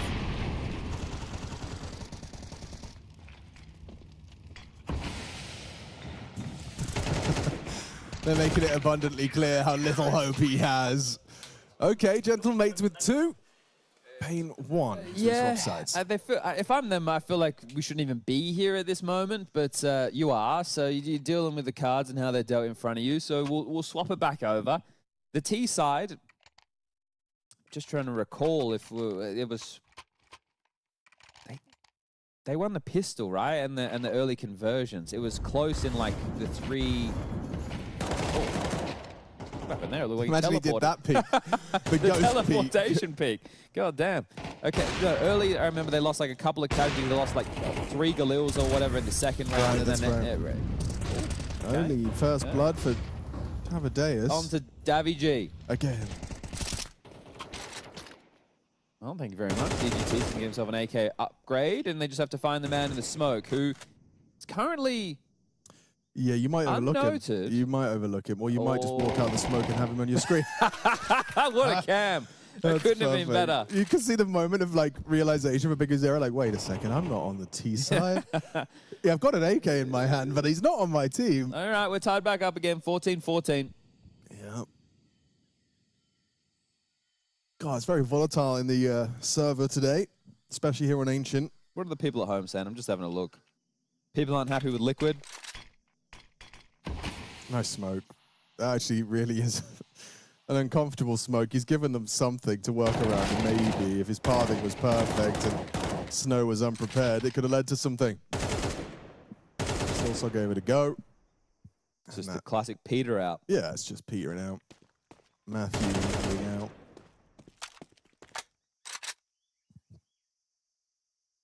All of the disciples of Davideus. Gold, gold, gold. You're not. Stop thinking about the knives, Chad. You can't have any more. You've got enough. I got nothing good. What did you mean? What did you need? Like a Doppler ruby or something? Yeah, I wanted something good, Alex. Well, did you not know about the Pattern 1000 that's only now available? I don't care about that. Yeah, well, neither do I. But I wanted a knife. Yeah, but you've got one, haven't you? Yeah. Yeah. They're all not very good. They're not the coolest ones. How do I find my inventory? Like the kids at school who had the cool shoes and you wanted the cool shoes. Yeah. You had hush puppies. Look at all my knives. None of them are good. Okay. I got a fucking Bowie Doppler. Who wants that? Nobody. No one wants a Bowie Doppler. Oof. You got Bowie Ultraviolet. You got a lot of Bowies. Yeah, it's a bit much. It's a bit much. So's this. Yeah, there's just but like, I understand wanting the full lane press, and they've got it. 1-for-1 in middle. Yeah. Martinez grabbed another. Boost up. This is good timing. Perfect timing. Oh, view model blocked. Ready. He didn't view see model it. blocked. He actually didn't see him. No, he still catch the swing of Source Salt. Should be able to putt this one in now. Everyone's just trying to make plays. Pushing All through over the smokes map. all the time. All over the map. And this is another one. This, however, might actually be the perfect play. Gaps on gaps. Yeah. They've decided to team up, re-clear middle to try and give info for the squad. But in the meantime, you've lost B. There's two smokes. Yeah. So once they're in, they could do a deep CT smoke, right? Be able to block that choke point off completely. There it is. That's landed. Now, Mopos has a redeploy. So bomb goes down, 40 seconds. Start counting them now. Smoke found for the bomb. Playing cave is Martinez, half HP, needs one as a minimum. Mopos with a smoke, if they take traction ramp, can deploy it, but depends on info. All three in through the backlines. He's actually prematurely smoked. Yeah, now it's going to change their plans. They're going to have to smoke long side. Ooh, nothing from Martinez. It will fall to Mopos. Sure, the bomb ticking in his favor, has to make a play. El and Toro. he is El Toro in the smoke. Just needs to deny. Multiple on his screen, but Snow denies. Quick reactions from the young gun. Damn close. 15 found first for Pain Gaming. Oh, my giddy aunt. Yeah, that's a tough one. I feel like he's done a lot of the hard work there. Why not go for Snow first? I guess the player off the bomb, right? More likely is to more react. likely to spin. It's like, oh, mate. Oof. Yeah, I mean, golden opportunity there for Mopos. You can't, it feels like an unreasonable expectation to set that he can win a 1v3 like that, but it really was set up on a silver platter due to his positioning, overlooked on the smoke, light on time. He gets 2 kills, he wins the round, and instead, Snow gets off that bomb in time. We'll see how this fight and exchange in middle goes. This time it was Davideus onto Alec with Davi G getting the trade.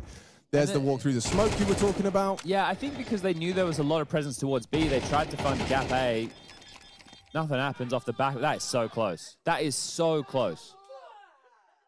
Like, oh, wow, they're having a great time. Smiles on the faces. One more round now for Pain Gaming.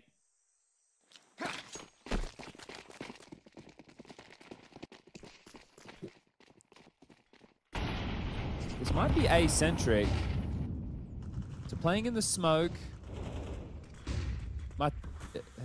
Mopos over towards B to at least keep some presence. They tuck into A main control early. They guarantee it. So now that they have that space, doesn't look like they're going to follow through with it. At least not for the moment.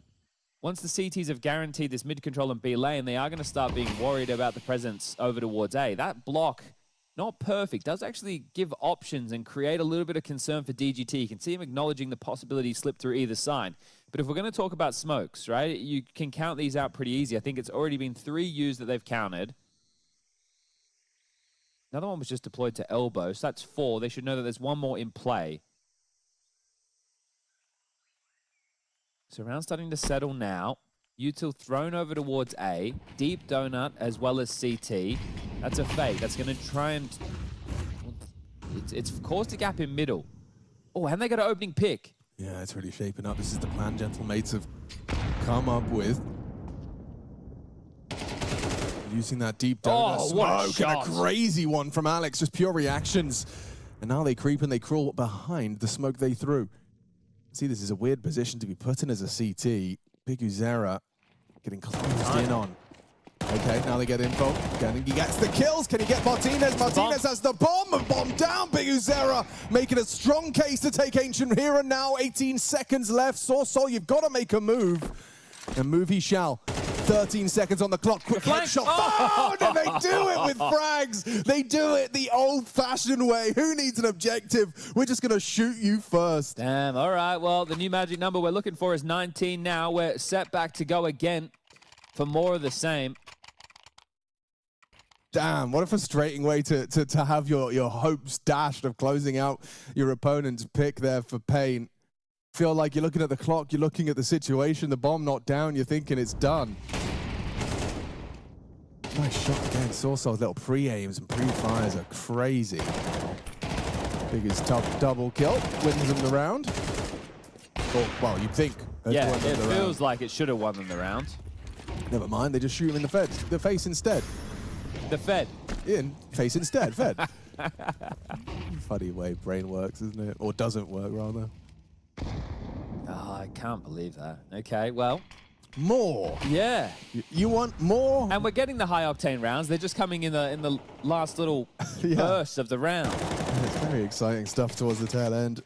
The question is like, how many players are going to die from smoke and wall bangs this time, you know? Well, look at the damage done so far on Gentlemates. 3 players already around that half HP mark just from initial nades and wall bangs. They are grouping up for an A split again, this time with mid playing first.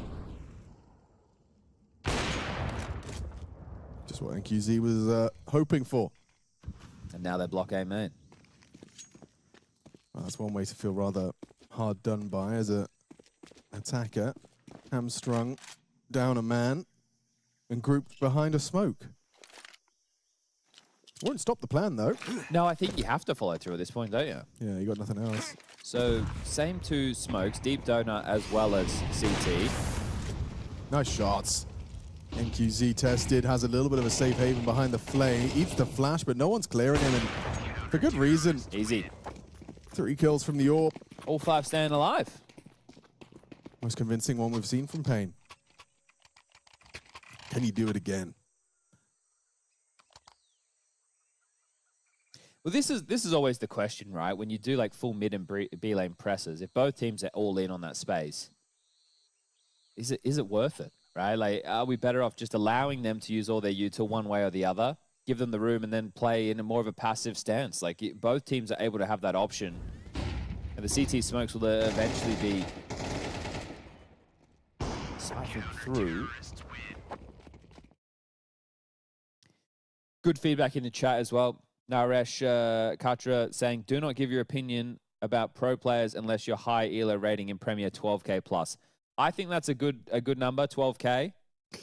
Yeah. If you're 12K plus, that's probably not too bad. You can comment on professional Counter-Strike players' decision-making around that 12, 1300. You could even, 13,000, not players, 1300. some players I'd say like 8,000 is probably enough as well. Well, yeah. 8's probably a good place where you good. should probably start giving players advice. Yeah. Yeah.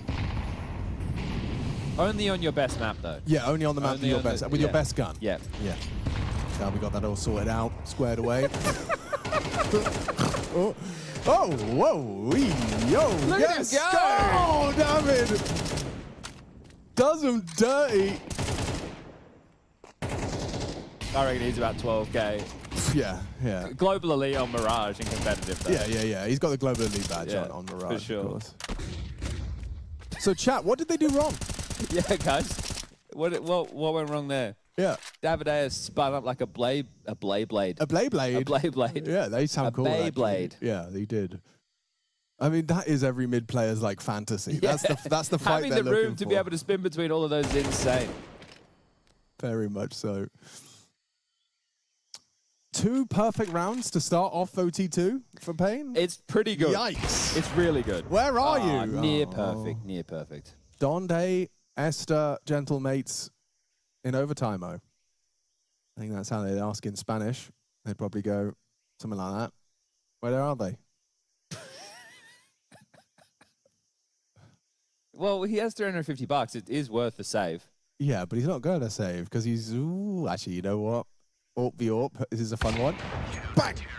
And QZ nails it. All right, boys. Let's just rush B. You know that's what they're saying. Okay, great answers to the question we had as well. We posed the question as to what they're doing wrong. Oh, Murderman Psycho, as a 12K Premier Demon, Gentlemates need to lock in. Ah, thank God someone said it. Yeah, they haven't been locked in. They haven't been, but now they will. Yeah. Yeah, thanks for saying it. They can engage it now. Alex Koza says easy, they didn't kill them first. So it's the first you have to do, because if you kill them second. Exactly. Then you're playing behind on trades. Right. Makes sense. Checks out. So kill them first, Gentlemates. That's the advice from the lock chat. in. And lock in. Make sure you're locked in. But Mopaz is trying to kill them first. You can see he's hoping that the long player gives him something. There's a discussion about a boost, a late one. The timing was very good for Davideus there.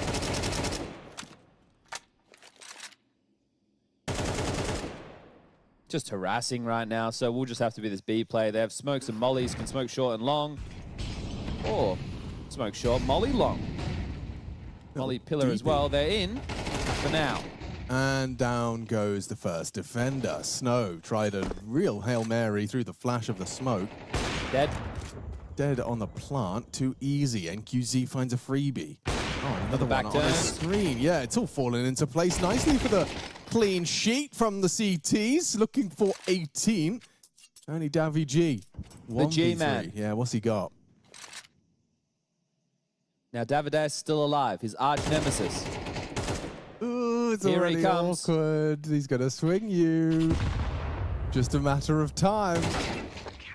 And Big Oo's got it handled. Wow, perfect. 3-0 start. Second OT, first map, first game, first day of PGL Bucharest. Okay, biggest lead I think that they've had so far throughout this map, right? So this is opportunity for them to be able to try and close things down. They've got 3 opportunities to do so.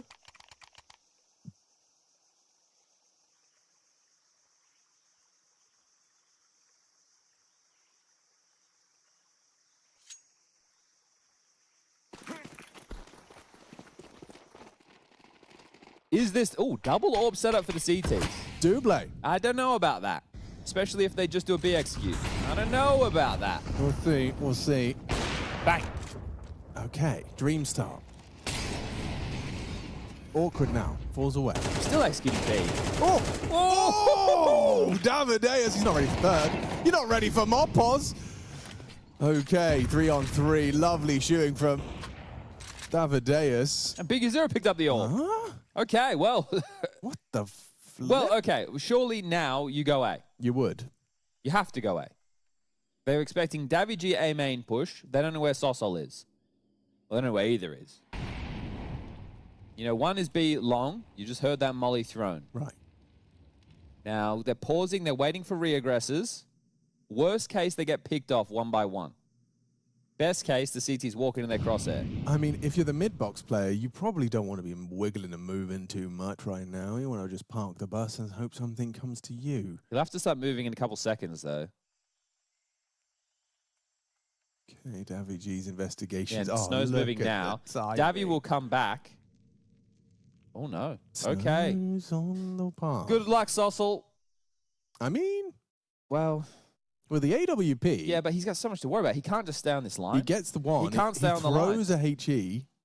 Go on, the timing is everything. He might look away the second. Oh, no, they tell him they're coming. Gets one. No, he Gets doesn't. none. No, he doesn't. He missed his shot. Dead. Dead man, dead man. All right, well, put a bow on it. Davy G to fight his demons. Davideus, his arch nemesis in the grave. This is where Davy becomes David, and they are Goliath. Will they fall? Let's find out. Let's find out together. Actually getting the first onto Snow. But yeah, I mean, in the battle of the Davids versus David, it is David that comes out on top in map 1. 30 frags for Davideus. Davy G kept to 18, and they turn it around. Gentlemates, a flying start on Ancient, their map pick, and yet Pain showing tenacity.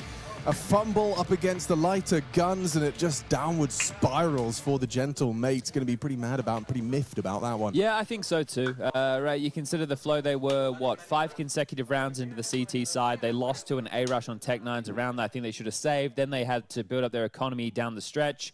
Didn't get as many gun rounds as they were probably hoping for. Playing with the setup immediately, so not happy with some in-ears situation here from Mopoz. They're going to get a bit of a break between these maps before we turn to Mirage. But yeah, I think there's 2 key players in all of this for me on the Pain side of the server. It's going to be Davideus. Felt like he was getting really good output within the multi-kill department and great over towards middle. And the other one is Big Uzera. Big Uzera for me had some really impactful moments just before we made it into the overtime portion. He had that, like, just pick up the B ramp for an opening kill. He was aggressive out middle for a couple of opening kills in really stressful rounds. Yeah. So shout out to Big Uzera, in-game leader. He ended on 29 in total. Damn. He had 10 multi-kills as well. So huge from him. You had 30 kills for Davideus. He was also a force to be reckoned with. DGT was 6 and 2 in openings. Sossel, to be fair, was 5 and 1 in terms he was doing his best. Davy G, though, bit of a stinker in terms of opening deaths. 2 and 9.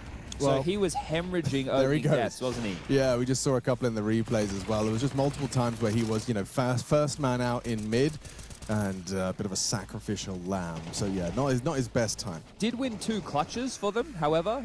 NQZ on the other side was the one who won 2 1vX scenarios there. So those are the particulars as far as the difference makers are concerned. But there were rounds for both teams that left a lot to be desired or could have gone either way, depending on how you want to frame them. But that's only map number 1. Mirage up next. I'm pretty sure when we covered off Gentlemates during EPL, they were missing a lot of window smokes. And I'm just having a look right now at their stats in the last 3 months on Mirage. How's it looking? I'm seeing red. They've played 15. Mm-hmm. They've won 4. Ooh. They're on a 3-map Mirage loss streak. 1 to Mouse, 1 to the Mongols. Those will give it to them. Yeah. 1 to Parivision. Parivision with Jane, for those of you playing at home. They did have a win against Legacy at EPL, however. They lost to Inner Circle. They beat G2 on it. Okay. Pretty good. Yeah, that's a big scale. So if they do play best caliber Mirage, maybe there's an opportunity. But yeah, not great on Mirage, and likely why we've seen Pain pick into it as the second map of this one. But lots of highlights. That's what happens when the game goes into double OT, isn't it? Yeah, we're still munching through them. But this is huge for Pain because they've won, what, 20% of their Ancients in the last 3 months. It's definitely not a great map for them. They were on a 3-map losing streak on Ancient up until they had just taken down Gentlemates. They lost to the Mongols, Falcons, and Fluxo. So they've broken the loss streak with this win over Gentlemates. So this is really going to tee them up nicely for a 2-0 in this series, or at least the potential for a 2-0 in this series. Certainly. Yeah. I think a lot of people would have seen this and gone, okay, well, Gentlemates should take Ancient, they should take Mirage, just because it's weakness in both team map pools, and we'll decide this on Nuke. But that discourse has slightly ever so shifted everybody playing at home. Yeah, Mirage is going to be the playground for Pain to pick this up now, potentially in 2, given the surprise upset over on Ancient. Pain. It's a lot more comfortable for them onto our second map of the series. Now, we want to pick one of our favorite Twitch users going into the break, because we will be right back. Let's go with Hoochie Dooch. Shout out to Hoochie Dooch one time. This break, this is for Hoochie Dooch. We'll be right back. Map 2 Mirage coming up. See you, Hoochie. Hoochie Dooch. Shout out to Hoochie Dooch. We will shake these walls! We will raise this roof! We will rule!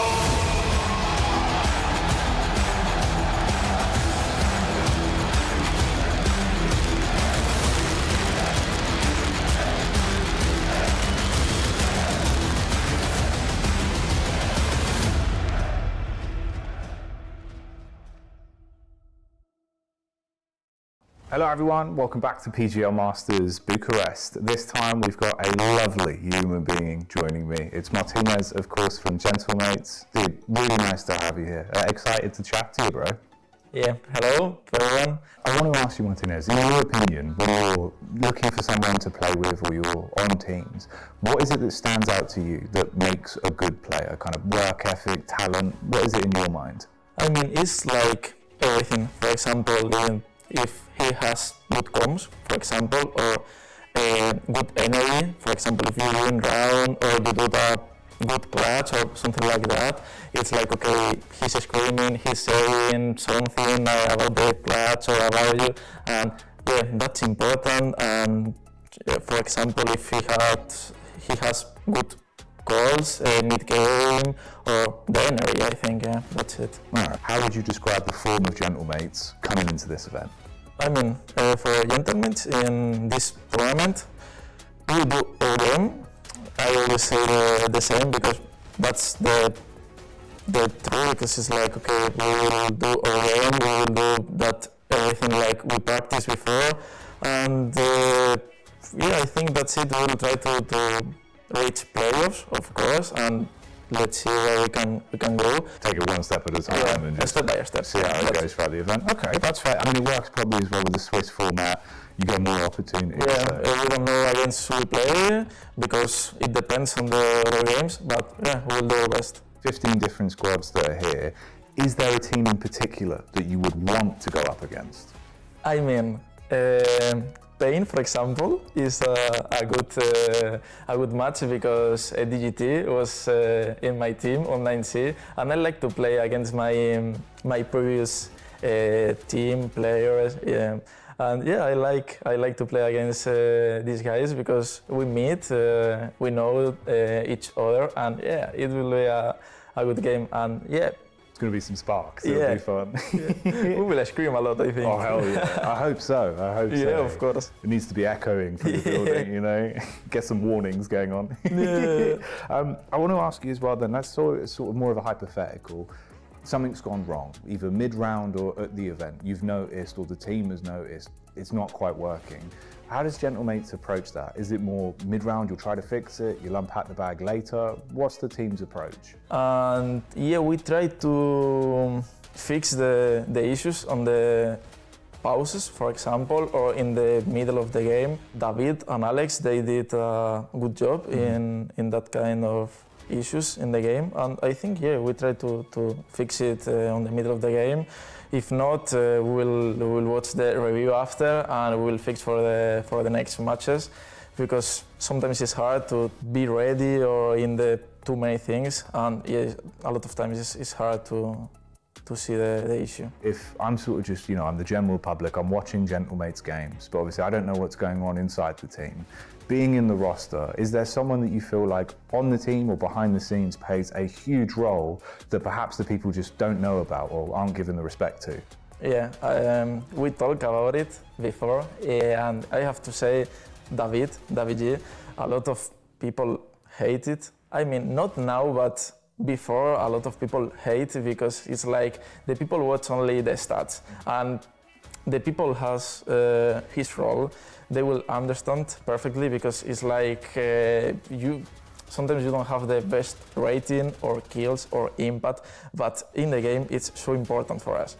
On the reads, the space that he takes, and a lot of things like this. The calls is so important for us and for Alex that he is the EGL, and I have to say David because he gives a lot for us, and the people cannot see because, as you said, they are outside the game, and David is really, really important for us. That's awesome, man. Martinez, it's been a pleasure talking to you. Genuinely, wish you all the best. Good luck on the run with Gentlemates. Excited to see you on the server, bro. Thank you so much.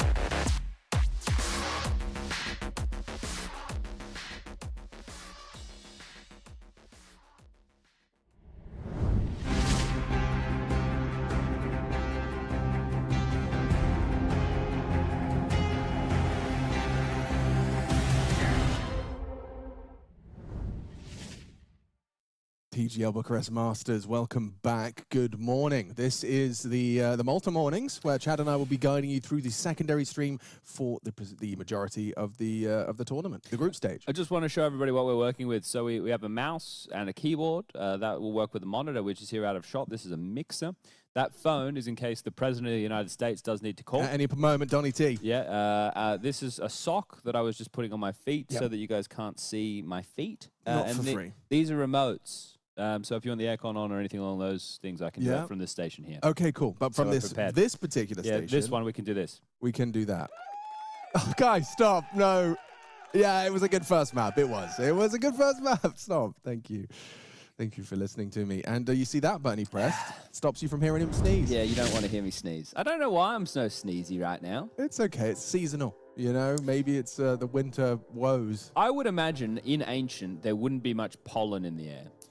You don't? It's too damp. You're right. The humidity. It's too damp. Yeah. Too damp for pollen. Or other contaminagens. Yeah, contaminagens, obviously. On Mirage, though, I would imagine it's Quite still quite dry heat. Well, yeah, but and probably dusty. So there would be a lot of sneezing going on in Mirage, even though we're trying to make it more Oasis-like with this picture right there. And I'm not talking about the band with the Gallaghers or whatever. Yeah, Zayn and whatever the other guy's name is from One Direction. Liam. Yeah, those guys. Yeah. So let's just have a look at what our favorite users are up to right now. Yeah. Naresh still piping up. Naresh has definitely had a few things to say. Says, Martinez, okay, that's enough talking, brother. Please go back on the server.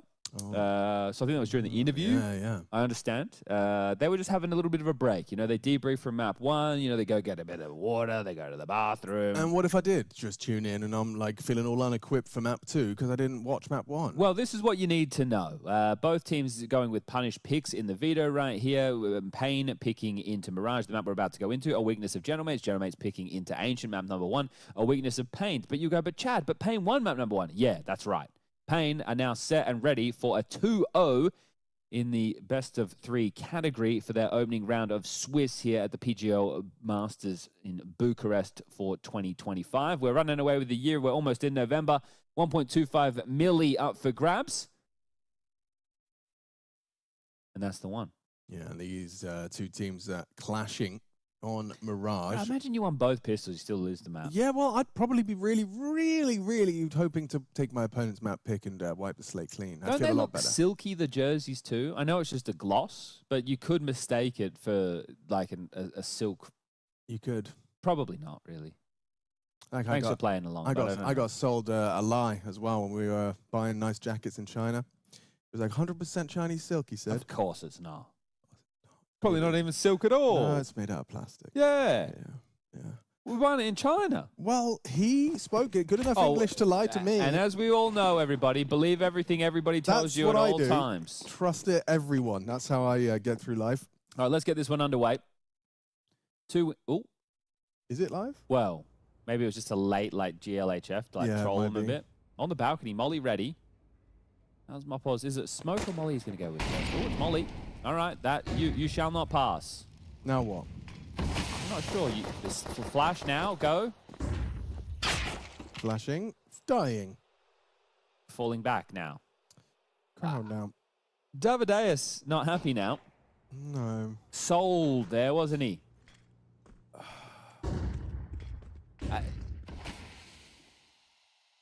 Nice smoke, though, to get a cool. connector play. Boost me. That's what Snow said. And now you're noted. Now you die from short. And you run up con to your demise.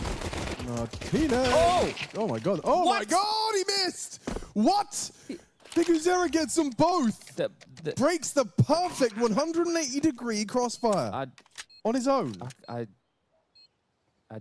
Cameras need to swap. There we have it. Biguzera, however, has completely resuscitated hope. Pain Gaming are likely to take a pistol. Biguzera certainly will. I have no idea how... The round's over.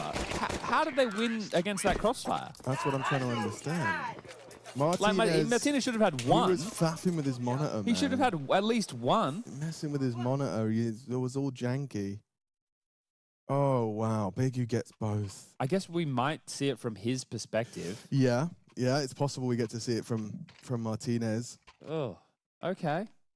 Well, First pistol. yeah, that's great for Pain. This could That be knife's worth like $6 these days. £6. Yeah. This could be a quick map. How much resistance we get in this round is also going to tell me a lot. I understand it's a force with very little, but let's just see, based off of the information provided, did Gentlemates have ideas? Famus in the mix, on the ledge, ready to deal with anyone trying to get on the bench and go for prying eyes. They've got 3 towards A. The scout of Martinez is ticket with flashes. Those flashes will help facilitate his players towards stairs and jungle to fight. A reroute 2 through Palace, 3 through ramp. Util in the air now. Sossel has a smoke and a nade. He can block with the smoke. He's naded in for good damage. This is looking all right. Oh, this is a Skyball. firework. CP. Oh, he's punched him. Maybe not. Oh dear. Look how low they are. Later. This is winnable for the CTs. Yeah, this is actually winnable. You really have to tuck in. You know. It's all right. I got this one. Smoke on the bomb. DGT. The balcony. A lot on his plate. Spams through. Takes one. They tickle the bomb, and they're going to be able to push them away. There you go. It's all sorted. That. It's all sorted. Everything's fine. Everything's and fine. Everything's fine. Everything's Okay, fine. good. I mean, it is a bit, you know, you said you were going to be able to determine a lot. Yes. What does this tell you? Like, Pain win the round, but they lose 4 bodies. Gentlemates don't win the second round force. Get some kills, and Martinez brings a scout through. It was a good response to the reroute. So they did a lot of damage. So that's good. I think that the game will be slightly closer than I was thinking. Great. Slightly closer. We'll take slightly closer. Now they still... you have to eco, boys. I don't want to see anything crazy. I don't want the CTs going for a 3rd round force buy. You did some damage. Try and get 1 or 2 more kills in this round. Call it a day. Oh, they've done it again. These teams love doing this, don't they? Hero M4. Mopos has dropped that across to the G-Man. We need something out of this, Davy. If we buy this, we need a kill. We need a 1 frag return.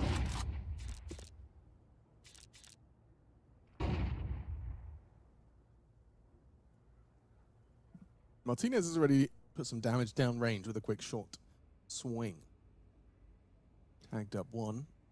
Everyone has an upgrade besides Mopos, right? He's a P2K user, I'm pretty sure. Mm-hmm. That's not a P250 in his hands, I don't think, is it? I don't think so. So there is some threats ahead. They're going for this. There's follow through. Yeah, bounding in. Spots him out. Good layering of the flashbangs to break into the B site. Save the M4, please, man. Please save the M4, He's running. man. He's dashing away from here. Doesn't look like Scout's going to be saved. Alex. Ooh, yoink. Wouldn't have been a bad shout, really. Would have given him the capabilities to look for another fight. Looking to hold on to the Scout. So there you go. 3-0 start for Pain. Not too shabby. Just going to be checking in. If you want to go to the A-stream action, you're more than welcome to go do that. You have Legacy versus Liquid going on there. First map of Mirage. That went in favor of Legacy. That was Liquid's pick. They're now on Legacy's pick of Inferno. Legacy kicked up a bit of a fuss recently. Kicked up a bit of a stink, huh? CAC. So a good moment for them to get a performance like that underway. Obviously, the Austin Major was where there was some excitement around the name, but an event they weren't even meant to be at. Bestia couldn't get the visas, and then they were in attendance. And, you know, gave some people some runs for the money. But otherwise, it's been more off than on. I guess not a lot to be excited about regarding Legacy. But they won an event, so they beat 3D Max. 3D Max must be frothing as well. They probably thought that was a layup for their first event win. Yeah, that one went a map for map. It was on the same day we did the TWC finals with... yeah, 5-map affair. Yeah, the Navi versus Furia one, that was very one-sided on all 5 of those maps, I'll tell you that much. Yeah, that was a bizarre fight. Very entertaining, though. Clear on the smoke. Martinez finds nothing for the troubles of the early exchange. Out top middle 2, into the underpass Big U0, and over towards Aeon Lurks right now at 2 and 3, which is Snow. He's out to Tetris, and 3 being DGT and through Apartments.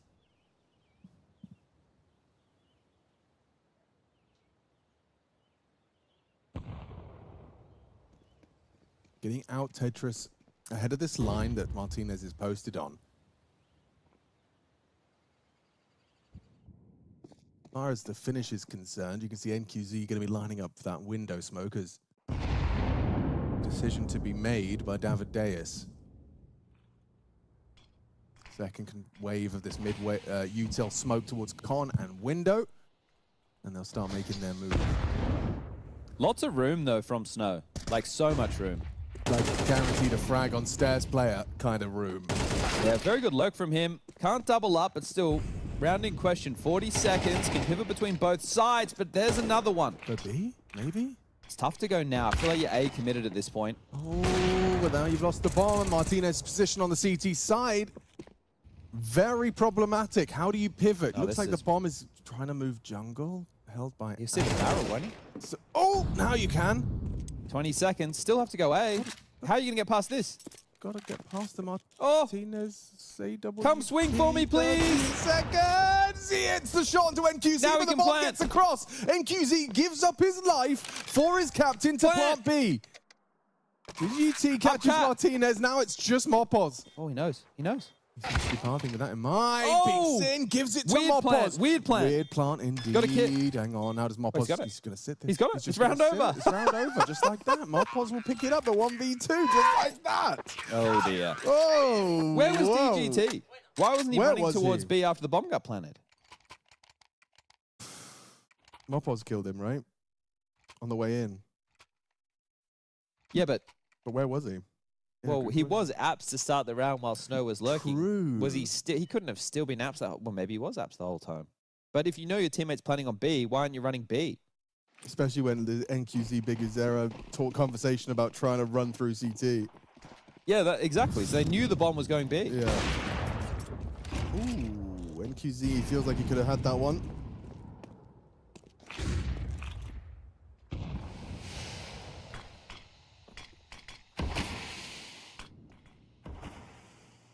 Well, you can't play through that, I'll tell you that much.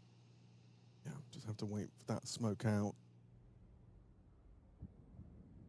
Even more curious. Oh, why is Big Azera fighting if he knows he's on such an island? Just sit in the corner, bruh. Chill.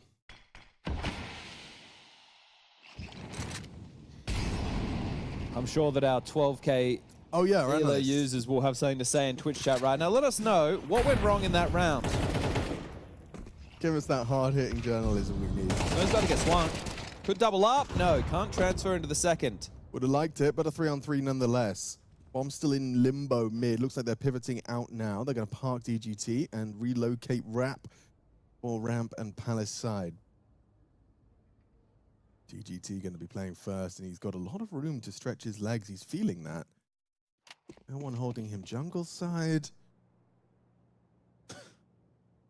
Big Azera parting Palace with 30 seconds left. So it's all Ramp about these control. decisions. Yeah, they've got Ramp.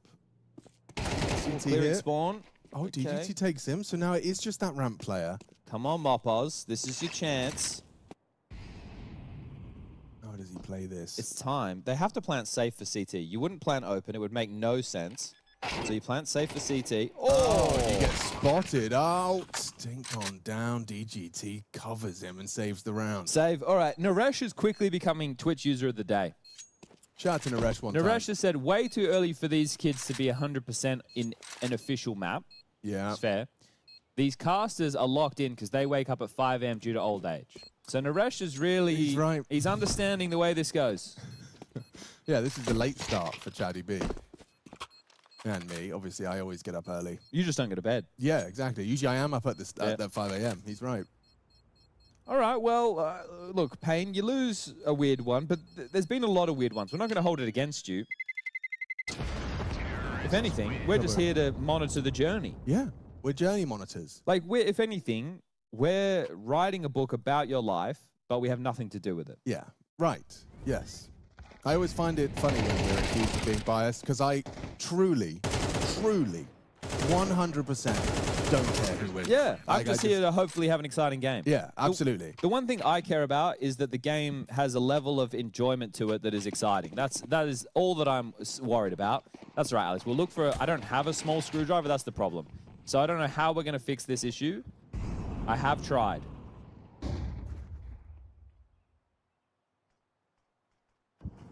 maybe like tape it in place or something like that. That could work. No, I think I've got a whole set of screwdrivers at home. I'll just bring the right one tomorrow. It is funny though. It's a new feature. It's a new problem. You can unplug the headset at random intervals. If I disappear, guys, I'll be right back. But you could get this thing, right? And if you put this thing, like you clip it to yourself at a certain that point, would actually make a difference. then you'll know.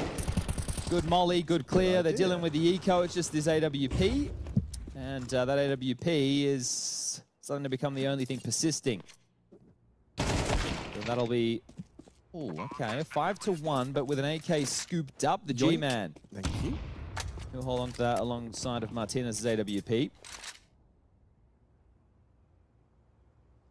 And that'll be that. So, yeah, look, in case you're wondering why this is looking so one-sided, everybody, this is a definite weak spot in the map pool of the Gentle Mates. I know we're on the favorites. Yeah. Why? I don't know. I You can't tell you. Who doesn't play Mirage other Me? than me? Yeah, okay. I'm sure some people that also in chat don't play Mirage. Okay, yeah. Guys, can I get a 1 in the chat if you like Mirage and a 2 if you don't like to play Mirage? Thank you. Quick survey monkey I'm sending round. Oh, look at the Diligent there on the hunt. Flash, nade, and death on the agenda. The AWP, gone, taking everything. Oh, it gets worse for Gentle Maids. Actually would have been a useful save for Mopos. He could have definitely used a drop. So, yeah. Still a buy round, just not as strong as it could have been. Room for improvement. And in fact, yeah, the coach agrees. We are going to see Gentle Mates call attack pause, try and get their heads screwed on a bit tighter for this one. You said you were looking at the Mirage not only being a weak spot, but just some rather alarming losses. And the win ratio just ain't there. We'll see this one on the replay, round 6. Flushed into the open. I think that, like, it's always a hard thing in top-tier Counter-Strike. Do you want to pick into a map that's a strength for you or weakness for the opponent? Ideally, one that's both. Wow, a lot of 2s in the chat. Sorry, chat. Just I was expecting a sea of 1s, but there's a lot of... Are 1s players or not players? People that don't like Mirage are 2. Okay. I think...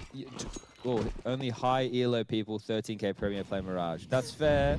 Murder Man Psycho, he's right. It is a 13k yeah, exclusive. It's a high yellow kind of game. Once you hit 13k, that's when you start. It's a good bit. It is funny. It's a strong bit. It's a strong bit. It's tickled me this morning. It's a strong bit. I think these players are probably about like 5 to 6k ELO. Yeah, kind of like Dota. Yeah. Their MMR or whatever it is. That's right. Hello. Oh, good opening. Didn't you hear the reload? Yep. Get out of there. Nice trade from Soul. I've been impressed by his gameplay today. He was a prominent fixture on Ancient. That's just his second contribution on Mirage. Perhaps less comfort for him individually. Well, right now, in terms of the round spread, they've probably had, what, 3 to 4 full gun rounds? Right? So, yeah, that'd be that, right? 3 to 4 full gun rounds. So, yeah, that's actually more than enough opportunity to be finding a bit of resistance. I feel like you've just been playing hide and seek if you're Gentle Mates. That's a smoke grenade. That is a smoke. That is one of the smokes. Yeah. There are many available. You could, I mean, truly, infinite smokes you could throw on this map.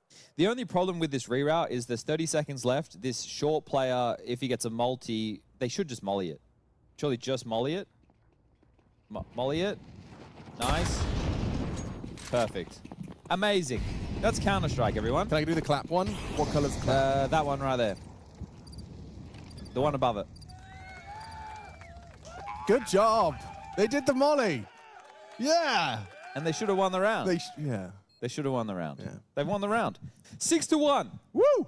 For our audio-only listeners. Type in chat if you're an audio-only listener. They don't exist. Yeah, it's a myth. Nah, they're real. Someone once was an audio early listener. Nah, there's more of them than you'd ever think. Because you just pop it on your headphones, don't you? You kind of use it, yeah, right? Like, so I would think about this. My granddad, he would listen to the radio with the football on. Right. Right? Like it just... Dennis Cometti would be on there. Yeah. Dennis Cometti. Yeah, Australian commentator. Of course, Dennis. Of football. Cometti. But yeah, I mean, you know, just listening to the game when you've got other things to focus on makes sense. Yeah, you'd be doing some woodwork or something in the background. Damn. Maybe you'd have the rake out, be Raking up some leaves. Yeah, just, you know, chores. Yeah. Things you gotta do. And as I always say, Chad, a stitch in time saves nine. So that's how the saying goes. It's true. Kablamo. And the crowd really liked that one.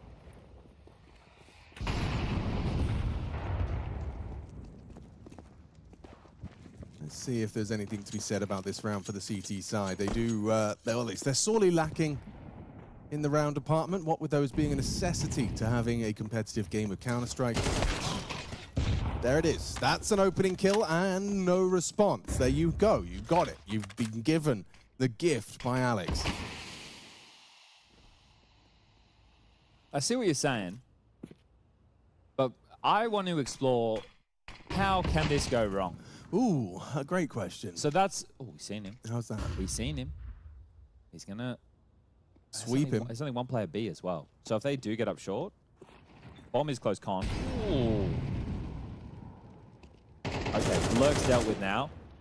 Harder for this to go wrong at this point. Gets increasingly more difficult from this point forward. Oh, but the flashes were so good. Didn't clear out the low HP. Alex finds himself a second kill. And Lurk dealt with again. So Yeah. window boost removed, and Well there done. you go. Okay. Well done. So ways that could go wrong, 0. Mm-hmm. Little nade in there for good measure. Alex will be felled at the final hurdle, but NQZ is going to be holding on to this AWP. So there you have it. They've got money for the buy on the T side. And we'll be seeing some resistance from the gentle mates.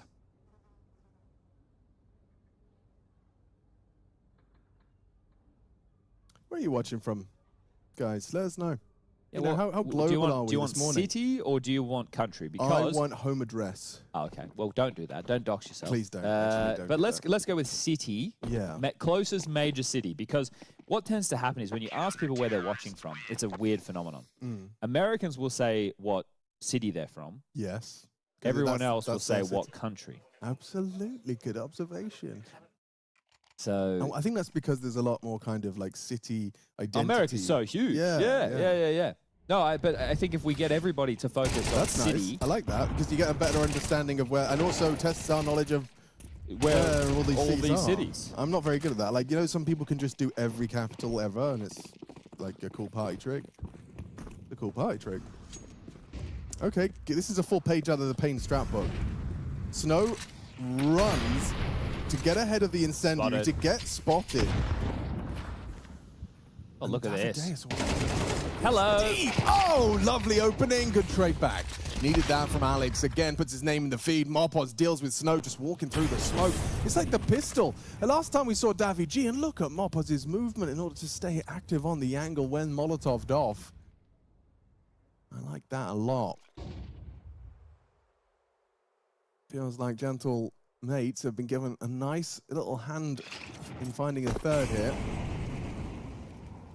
Just it feels like Pain Gaming trying these B hits.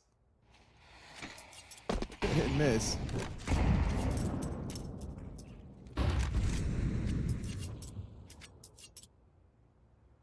This push in a T-spawn right now from Sossel confirms all the information that General Mates need to batten down the hatches. He's continuing to push, but still has, you know, a decent amount of ground to cover before he finds any traction, and he might not even need to. Mopos has picked another one off of the pack, and it's just going to leave Big Uzera and NQZ staying alive, who probably want to save. Little do they know they can't really go back to do that, so they are going to have to try and brute force their way in beat. And Martinez will say no. So there you have it. That's going to be 4 out of the 5 staying alive for Gentlemates. A great round, and eco now for Pain. 6 on the T side's already good. If they get anything more on this T half, they're going to be happy with this. Not going to be easy to do it with the funds currently available. A couple people watching from Cologne, Ooh. Bristol, Leeds, Ooh, Bristol and Leeds. Those are like the cool cities where the cool people live. Auckland. Auckland. That's in New Zealand. New Zealand. Someone said Spain, That's a place. so maybe we say they're from Barcelona. Barcelona. What else we got here? Chicago, Hamburg. Shout out to the Chicagoian. What time is it in Chicago, EE? I don't know. I reckon take like It's 6 hours. It's early, dude. Take like 6 hours. I think it's probably like 5 or 6 a.m., something like that. Sheesh. Good morning. USA. All right, well, 1 AK and some pistols go into round number 10. This is a gimme for Gentlemates to get up to 4. It's going to be the real struggle for the final 2 rounds of the half to see if Pain are able to get anything with their full buy or their force buy.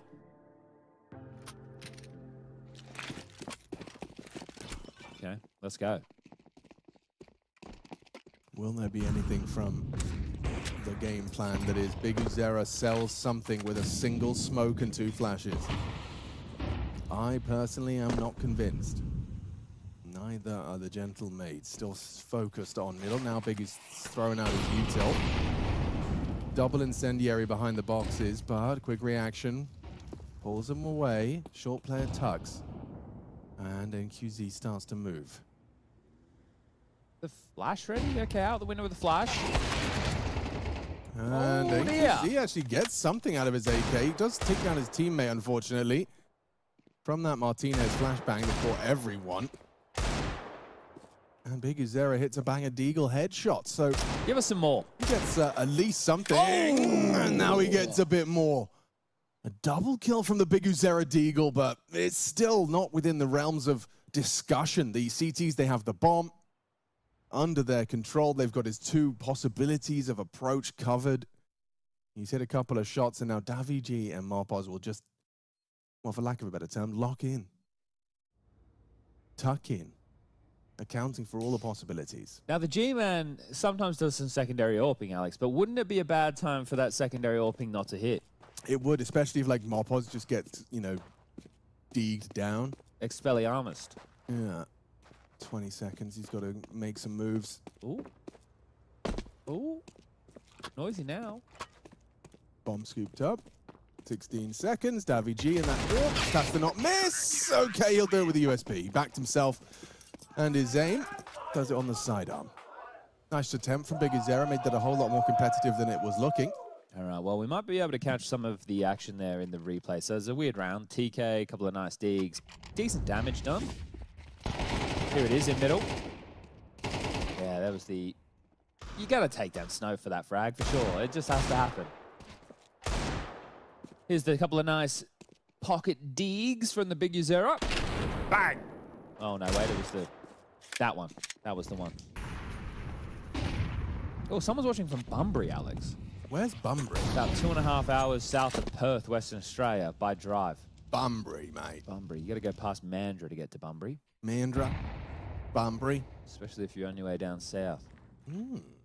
All right, well, the rifles are back out. Second wave util landing now. A bit of a gap. You can see this. Take a look at the radar, the Palace push that's come through. Sossel has so much room. It's left Martinez with the AWP in sight. If he plays around default or triple box, can be strong. Ooh, okay, Big Uzera trying to get cheeky. That was fully accounted for. This setup, accounting for this almost out the gates. It feels this is a relatively premeditated CT-sided move from the Gentlemates. Great round. Yeah, it gets better as well with the flank completely locking the door. Yep. Yeah. Davidair's down. Important find from Source Salt. I mean, just a dream start. 2 kills on the extremities. A CT pushed into spawn. It just, if I'm talking broader context, all of this, they're just cobbling this together, right? Even if they get 6 on the half, I'm not, unless they need the pistol to be competitive. Should have this one. No, they should. The nade looks like it's going to do a little bit of damage to Martinez, but he'll track him. And he's got a smoke to play around as well, so he's managed his angles very well. On the stairs, goes swing into Source Salt. Gets the job done. 5, but the 6th required as well to remain competitive on our second map of the day. Just going to check in on that Liquid game. Yeah, well, you said that it was a surprise result in the first. It's gone a third. Okay. They're on new because they're third and decided. That one has just started over there, so you can whack that one on with Scrawny and Launders. Up next, we have Heroic versus NIP. They'll be covering off GamerLegion versus FlyQuest, so I'll be having that one on the secondary monitor. Don't you worry about that.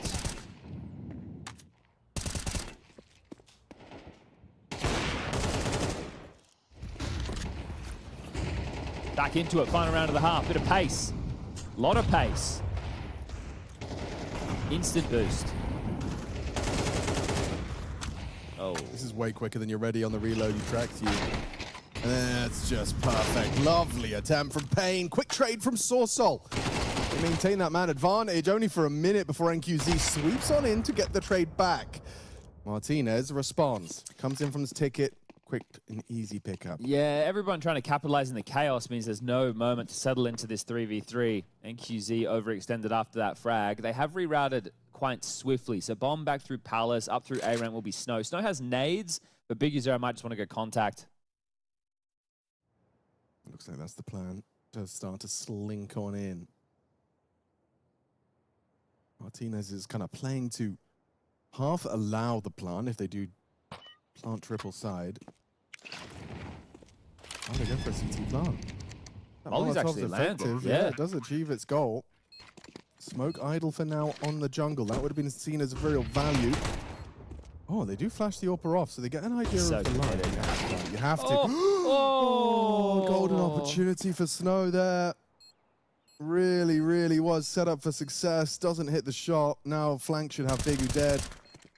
And a clean round conversion for Gentle Mates to tie it up at 6-6 on the half. What was that, 5-1 or Yeah. maybe even 6-1 to this scoreline? So they've really run away with it. Momentum Opportunity. shifting late, yeah. And that, so it was 6-1 to 6-6 half. So that's really great recovery there. Some really important moments coming out. What do we got? Alex, I think, had a pretty decent half overall. They didn't always just have to clash in middle. They were able to get away with some mix-ups. But yeah, okay. Let's see. Does the T side have legs? I'm worried about missed window smokes from Gentle Mates. So this one might have to come out to play if we get some missed window smokes. Or Okay. this. Well, yeah, it's a record scratcher. A bit of a head scratcher, really. They Now, have lost their coach. They're looking for him. where'd Ricks go? Anyone seen him? Maybe stand it up. Such a good catch as well. It's crazy because, you know, that second flash, the flash layering for taking Yeah, CT looked good was in there. so Yeah. good. So good. First one forces him to a deeper line. Second flash catches the deeper line. I mean, couldn't ask for more, but timing wasn't there as well, and the support was just a bit further away from the flash. Okay, so map number 1, Gentle Mates won both pistols, lost the map. Right now, Payne have won the first pistol. Can they win the second of map number 2? Gentle Mates now on the attack. Martinez with a smoke and a molly. Just Glocks quietly up. A B stack from Payne. They are out of position for this. They have a smoke, a flash, and Julie's no kit for the retake. And easy as you like, bomb will get planted. Retake is on. Just take a look at how they're starting to group up for the retake as well. That's going to be important. No flash for the T's. They will just have to swing together or just stand and fight. 4 players essentially here. This is going to be a There is a bloodbath. flash. Oh, God. Flash connects. How many go down? Looking good from Alex's POV. In fact, Alex and Mopoz finding 2 quick Glock kills each, and DGT, his days are numbered. He's just going to try and back away to preserve the Kevlar, get $300 on his exit. Okay, so we exchanged the pistols. This now gives the map a few more legs. What was looking dominant for Payne is going to have to be a game that they work back into. So that'll be that. Love the setup. This is the thing, right? You have to look at rounds in different phases. You know, what type of phase did we get into in the post-plant? They weren't all strung out. They literally had 4 players ready to play off of each other over towards spawn. That was great. Right, that's likely what they discussed. Boys, if we do this and we get into the site, we get CD control, let's have this type of a setup. Right, they weren't playing for jungle space, they weren't fighting for connector, they didn't have a late piece, they were like, let's just contain CT. This is just an absolute deathmatch session. Yeah, really cool to see the staggering as well, just to ensure no funny business in the team kills or extra damage. And you can have players anti in that situation too. It's a nice luxury to have. Oh, wow. This is brave. Gentle Mates send all 5 of their troops early. NQC's here. Will they smoke window? He's currently got the scout lined up. Here they come. Oh, tag. That's a kill. That'll be Alex trade. is very soft. Still pathing, still clearing. Gets himself up close and There it reveals that there is a deagle on site. Davideus throws out an underhand smoke to play around. It gets uncomfortable now. Mopoz has been brought low. Still 5 alive as the Desert Eagle starts to take some chunks. He's missed his chances and falls away. Weird one. RPG hit him in the smoke. DGT goes down. Just those stray bullets. One from the 5-7 of Snow. As Martinez gone. Hang on a second. Davideus making a strong case. 3 kills deep. And it's up to Davy G on the clutch. Nice find. He gets up to 3. One scout bullet will do it. Yeah, and then QZ only has 1 point of time to his name. Oh, no! Davy G just adjusts. And the sniper shot misses. The scout whistles past. He tagged him, though. He was down to 19. Or was that with the pistol? Oh, what? Did he tag him through the corner of the wall or something? Must have been. Oh. Because he went down to 19. I think he was at 60. Yeah. So he might have tagged him through the corner of the wall. Oh, that's even worse feeling for NQC.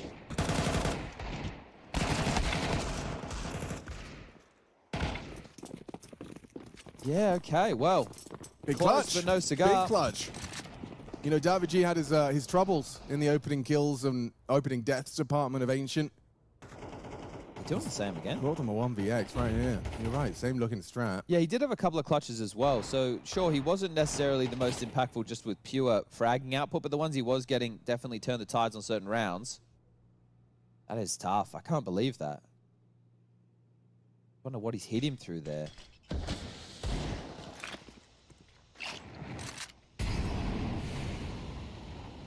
Not into the B execute. So in through the underpass. Now looking to go up through connector.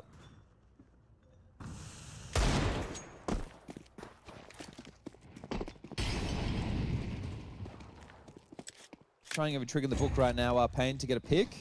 But they are getting crunched. You only get a couple more of those before it's over. Oh, wow. Whoa. Okay, 3 players from Pain hit Deagle simultaneously, and it's in a tailspin now.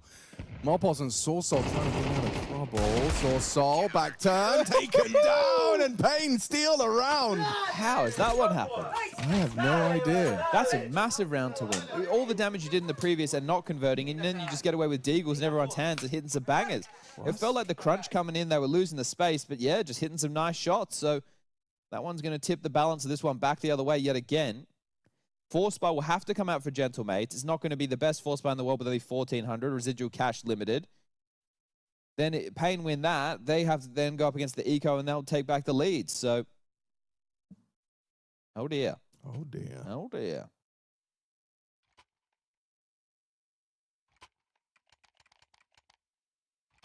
Oh dear. Really is a rubbish-looking force. What do we got? Galil. So the firepower's in the Galil. But wait, you're going to do it with, okay, I was going to say an empty util. You either do one or two things, right? We're going to sit back, wait, or we're going to do something poppy. Mopos is dropping those nades or selling them back. What?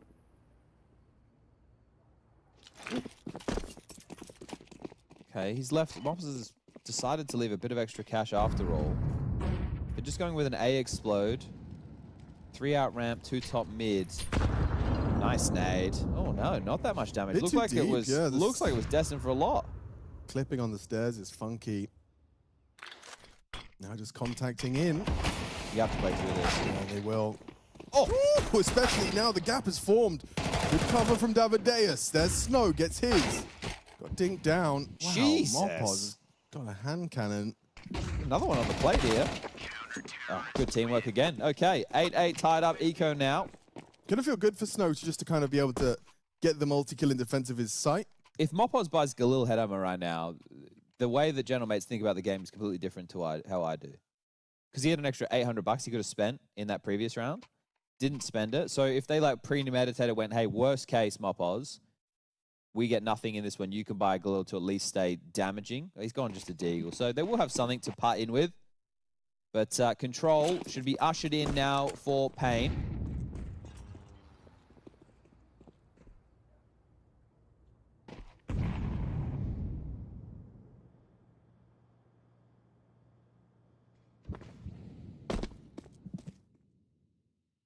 Gold, gold, gold, everybody.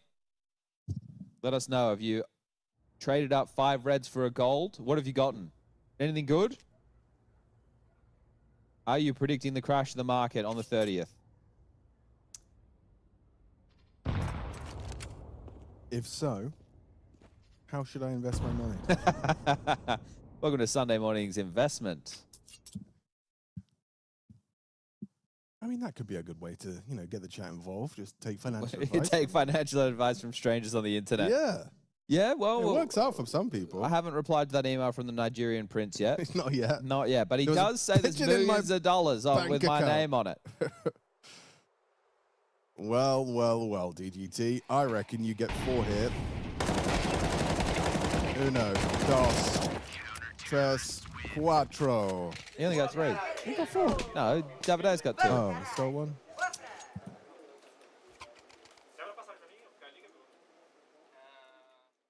Well, you can see the smile starting to creep onto Payne's face. They're feeling closer now. Someone said they got a butterfly emerald. I don't believe it. Yeah, proof. Send us a link that we can click in the chat. Yeah. This is not a scam.com/myskin here. Log into Steam and you can see my knife, guys. Yeah, what's your password? I'll send you a link. Yeah. All right, here we go. All right. Quick mid jaunt. 2 to receive. Oh, the CT's nade the smoke. Is that for the Yes! Woo. Gets him down. Biggie Zera, opening kill. Smoke to peace out. A-Town, down. DGT feeling some pressure on B. Will be calling for the cavalry. Davidas will join him from marker. They also have this AWP on site, so there were 3 players ready in case there was the follow-through on the B play. We can see that's not the case. It's the reroute back through spawn. Now, GentlemateZ don't know what lies on the other side. They could be pressed up ramp, could be pressed up apartments. Will there be a fact-finding mission from Payne, right? Because this nucleus of players they have around middle right now, they might want to have a glance out, glean information. Once they have that info, then they're going to be able to set. They are starting to pro forward on middle now. So they're going to be calling this clear as long as window's clear. Now, Davidas will rotate towards ticket. You'll have 2 players from stairs/jungle. They should have this one ready to go. Should be set for success. No molly for stairs. Just going to have to flash it. Smoke's got vision on the edge of that smoke. He's in a perfect position. They line up for Snow. A triple spray down for defensive A. That one's going to feel even better. Yeah, okay, very well done. Going to get himself an AK to carry through to the next, and that is going to be down to a partial buy again from the gentle_mates. They must be doing something that's fun, because the admin's even smiling in the corner. He's got a smirk on his face, a wry smile. It's probably that usual Payne energy. Words such as Boha and Vamo. One of them's a bit naughty. You like that one? Yeah, he did. He really liked that one. Flashes, smoke, and go out A. They're doing this again. They love it two-pronged, don't they, GentleMate? So, Davy G trying to catch a timing in mid. He's got the first death. Davideus scoops up the next problem, and this one will just be bowled over in a moment's time. Sossel and Mopoz, the final 2 to find, and both of them have been unable to poke their head out, and when they do, they go down exactly like that. So just the Sossel. Oh, I wonder if he got that one from some Reds.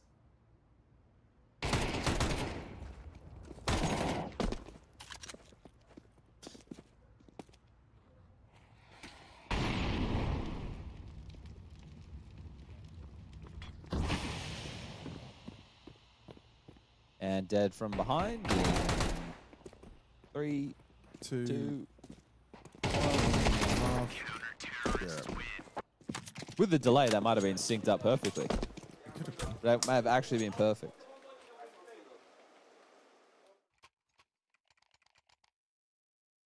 Yeah, you never know. Like, if we're probably, I reckon, 1 second. Or that's Yeah, probably that might be just because enough. here's the thing with delay, everybody.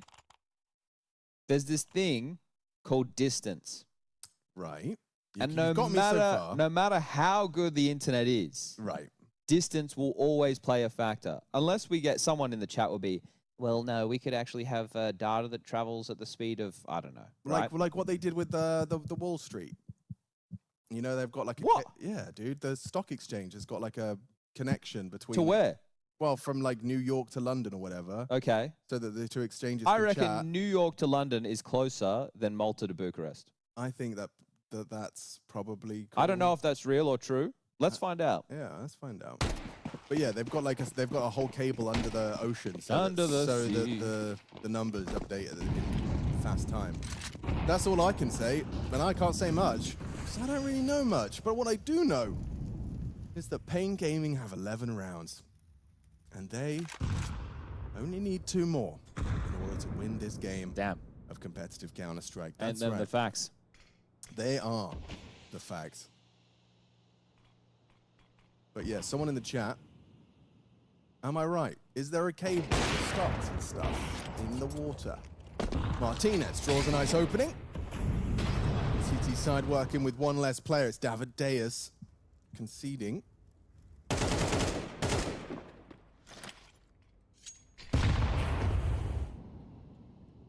Nade had DDGT's name on it.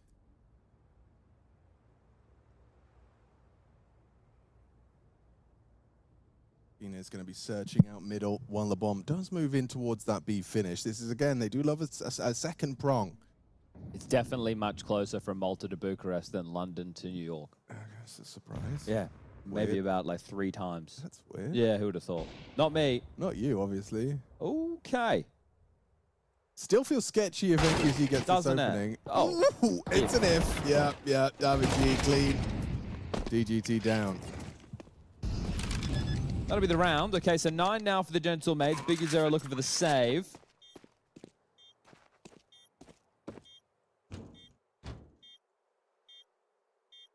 So just taking a look at the money right now, left-hand side of your screen. You don't have to worry if you're a Pain fan. Look at all the moolah they've got. They've got rolled up 14K, 11K, 12K. Everyone is laughing their way to the bank into the next. So they have a very open runway to be able to bounce back immediately off of this round loss. And we're going to remember, keep our eyes on Twitch chat for our favorite Twitch user of this map. Every map, there'll be a favorite Twitch user. YouTube, you might get your day. It might be tomorrow. But we'll keep our eyes on you. We'll be making submissions. I'll be doing up a collage of my favorite comments. Yep. I thought Chad was putting his socks on his hands for like a sock puppet show, so then maybe he'll do that thing. Maybe it was just for the feet. Didn't He want was people putting to it have on to his see my feet. feet. Yeah. Yeah. But for a second. Routing hops are sometimes more important than distance because some of the intermediary servers can be overloaded on DNS. Of course. Oh, they're overloaded on the DNS? Of course, yeah. But it depends if they're running like AWS because of the Cloudflare, you know what I'm saying? Yeah, well, I think on the Linux rig with the dual rack that I'm running. Oh, yeah? Because I've been popping up VMs on my dual rack. Yeah. And like I've been running those VMs, you know, just for like your general kind of like anti-malware. But is it Cat 6 or Cat 7 that you run? Yeah, well, I was on the 5e and moved into the Cat 6, yeah. Yeah, Starlink's what I'm going to try next. Yeah, no, great bit rate. Great bit rate on that. I wish I could. I had technical knowledge. I just don't. I don't think spout made any sense. Yeah, we used the words. At least there's some words there. What about double orbs? That's also words. Words that usually indicate one of 2 things. You're either watching Fallen Or Davideus in this or account. Davideus. The D-man up against the G-man.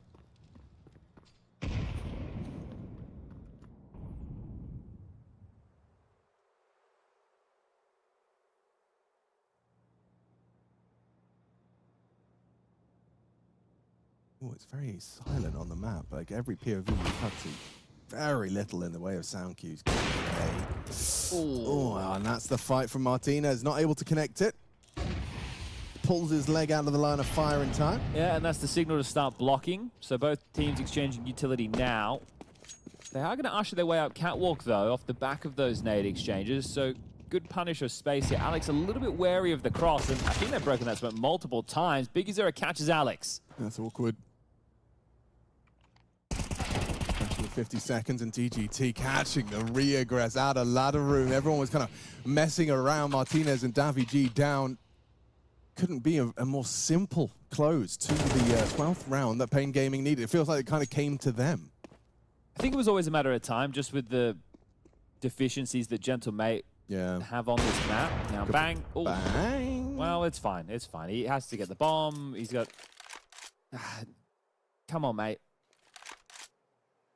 The temptation is so real. You know, MQZ really wouldn't mind having another look, but he realizes that winning the round is better than not. Come on, mate. He's all right. Well, he's saving. Yeah. He can drop an AK into the next. He only really will be missing a smoke. So, okay, now he has the smoke. Now we can, well, but now he can't afford the Molotov. Now he's going to have to make his choice. Does he want the molly? Or does he want the smoke?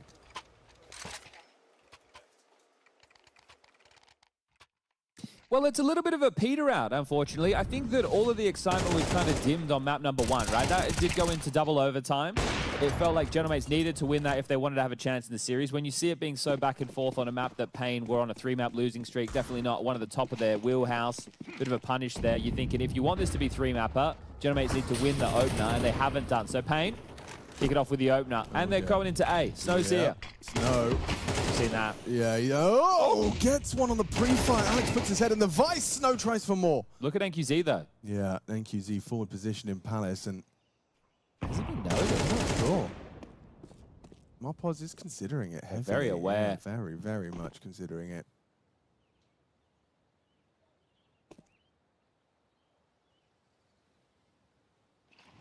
Got one teammate loose in mid.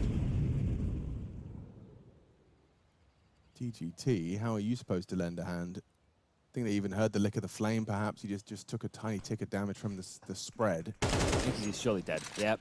Just like Perfect. that. Yeah, and really good patience and restraint considering the circumstances. This is one of those situations where the overcook feels like it's possible, but if they knew he was up there, he had 1 or 2 options. Continue to push through, would eventually have to make some noise as he wraps around, or he'll literally take a country mile. TGT, though.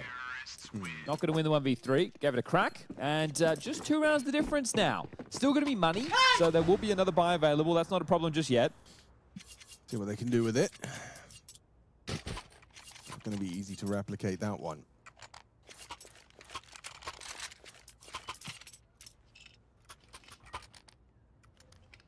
Imagine if we get back-to-back overtimes to kick things off on the B stream. B stands for Bonanza, everybody. Or Bova time.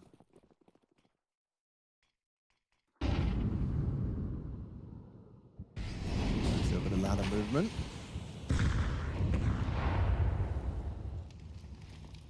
Early progressions from Alex. Oh, God, dear. He's hearing a lot of Yeah, this. he is.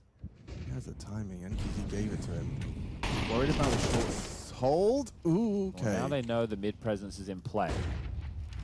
Do they try and walk onto Snow on A, or do they clear him out first? That's the question. Okay, that's your 1 prong removed. Yeah, awkward now. You're all going to be converging on towards A. Snow begging for a little respite from the spam. The swing from Davi G removes him. Okay, got to get that bomb across to the site. Davi G will oblige. There is 2 players towards CT, though, and Biggie Sarah's already chipped in. Oh. Onto Marpoz. A little bait at the Denied. start. Denied by Davideus. Double. And just like that, it looks like the series has reached its end. Martinez, the last to fall. Pain take it in 2. Gentle mates. It was a double overtime affair, map 1. Shortcomings on Mirage, although the scoreline reads competitive, it did feel like a moment, or rather a matter of time for Pain. Kind of reminding themselves who they are and what they're capable of after over the course of that first and rather laborious conversion of Ancient. And now they make it look a little bit more convincing. Yeah, DGT had a decent performance this time around. For me, again, it's going to be the Davideus. You know, I'm loving what it was Davideus versus Davi G. It was the battle that everybody was signed up for today. And, well, Davideus comes out trumps. He ended top fragging, 19 kills after that little triple to finish things off there. But yeah, him and DGT had some good moments. I think Snow had a nice multi-kill over towards the A ramp. They split the pistols on this one. Opening kills, Big U0 was 6 and 1. So that's massive work from him. Davi G ended 2 for 3. He was having a real tough go over the openings on Ancient. But that'll be the opening round of Swiss here at the PGL Masters Bucharest 2025.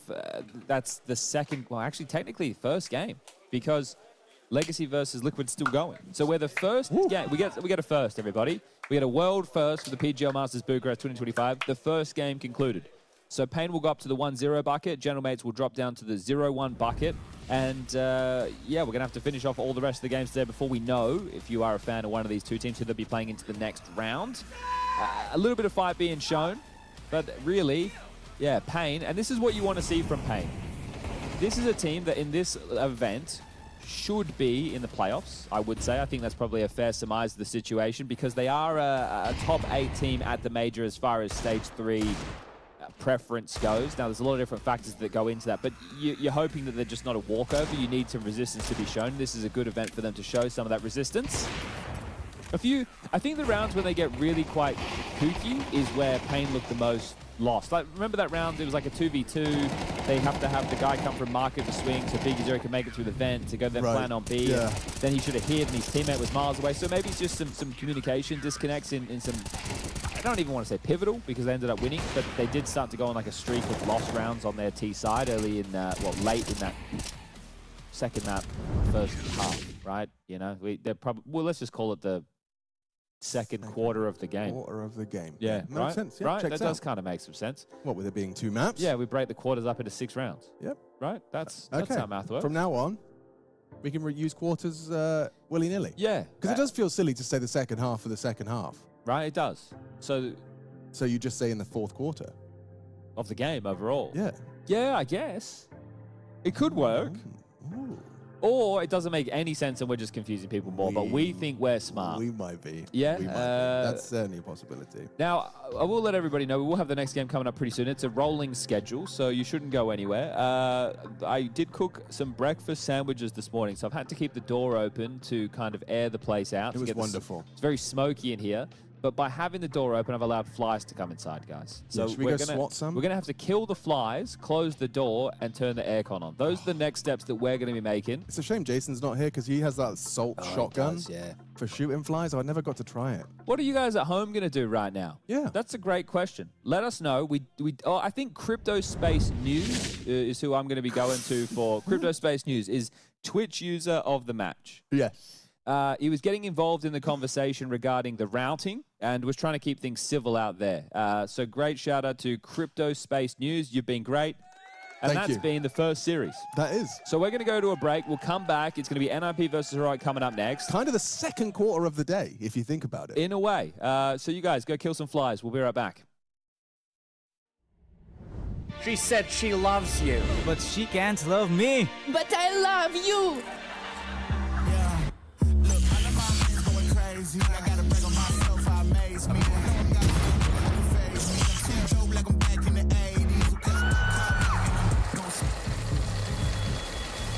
I won't play window anymore. What's going on? Play your role. 1xBet. On to the next one.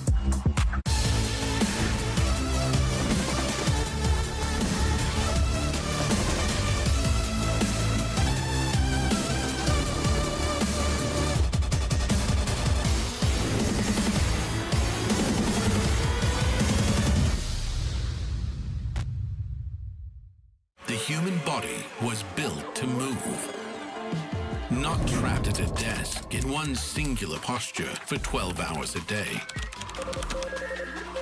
It's time your chair evolved. This is Secret Lab Titan Evo. Ergonomically engineered for you. Gamers, hybrid workers, artists. Backing your every move.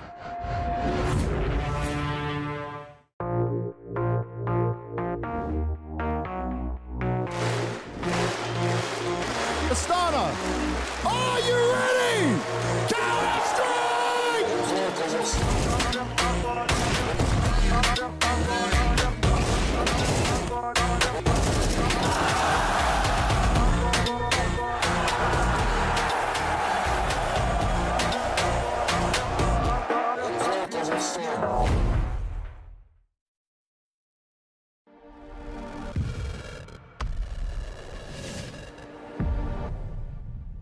Hello everyone, welcome back to PGL Bucharest. Jackie Powers here, and I'm very lucky as I get to speak to this wonderful man. Of course, LNZ from Heroic. How you doing, bro? I'm doing very good. How are you? Yeah, good, dude. It's nice to have you here. Excited to see how the team's going to play at the event. Thank you for having me here. Yeah, it's the dream, it's the dream. I wanted to start off, this one's more a little bit kind of introspective in what you like in a teammate. So if you're looking for a new teammate or you're on a roster, what are the key traits you identify that makes a good player? Like comms, is it sort of bringing the energy, even just raw talent? What stands out to you? I mean, all three things you mentioned are quite nice. Obviously, like a player needs to obviously like be good enough individually. I think it's a very, very important thing. Probably the most important thing. Like you said, like communication, like what you can always like help your teammates with is always nice. Like it's such a huge difference playing with someone who not only like talks for themselves and what they are doing, but like helps you with it, you know. And I also think it's like hunger, you know. And also like what I think maybe a lot of people don't have is like this automation, like how you are as a player, that you can function without someone always telling you what to do, that you're like proactive in that sense. I really like that in a teammate. Being able to sort of analyze yourself and improve in key areas you notice need fixing. Take like responsibility and accountability for your own actions, and also like I said, be proactive, like not only like prevent your mistakes, but also like you can be creative in doing new things, for example. Okay, would you even say sort of that could be more beneficial perhaps than having sort of someone else externally saying, look, this is an area you should work on? When you identify it yourself, you feel like it would have more impact because you're realizing that for yourself as a player? Yeah, I mean, you will, like in the long run, like if you have both, it will benefit you more compared to only having one of that like aspect. And I think I've experienced that in like all my teams, and it makes a huge difference if you have both sides of the coin, so to say. Okay, it's cool to get your perspective on it. It's interesting. I did want to ask as well then, sort of from your POV, obviously being in the roster, right, living and breathing it with the boys on Heroic, what would you say the form is like coming into this event? I think it's very hard to say, because like we haven't had in this season the same roster for more than 2 events. And like coming into CAC and coming to like the semis there, obviously like show that we still have what it takes, that we're not only shit, you know, that we don't come in last every tournament. Yeah. So I think like our confidence is high. Okay. And I would say it's also like a good test, because like now we got this confidence back, and now we just have to like keep going on that. But I'd say it's a very hard tournament for us to predict where we should be, because we also haven't had any like practice recently with Alcaran, because we just came from CAC, so that makes it a bit more rough. Yeah, it makes it a little bit harder to kind of gauge and potentially adapt some of the things. You had a little bit more time to sort of dedicate just to practice. That makes sense. Okay. Moving on from that then, if I'm sort of looking more at the other teams we've got here, right, the 15 other squads, is there anyone in particular that Heroic would like to have drawn in the Swiss, a team you want to play against? Oi, good question. I mean, for me, it's always nice to play NIP, so I'd probably say that one, and that's the one we got, right? It's a bit more personal for me. But otherwise, I don't think there's any team that I don't look at teams like I really want to play them, you know? I kind of just come in and I do my thing and play. Thank you for taking some time to talk to me, bud, and good luck in the event. Thank you.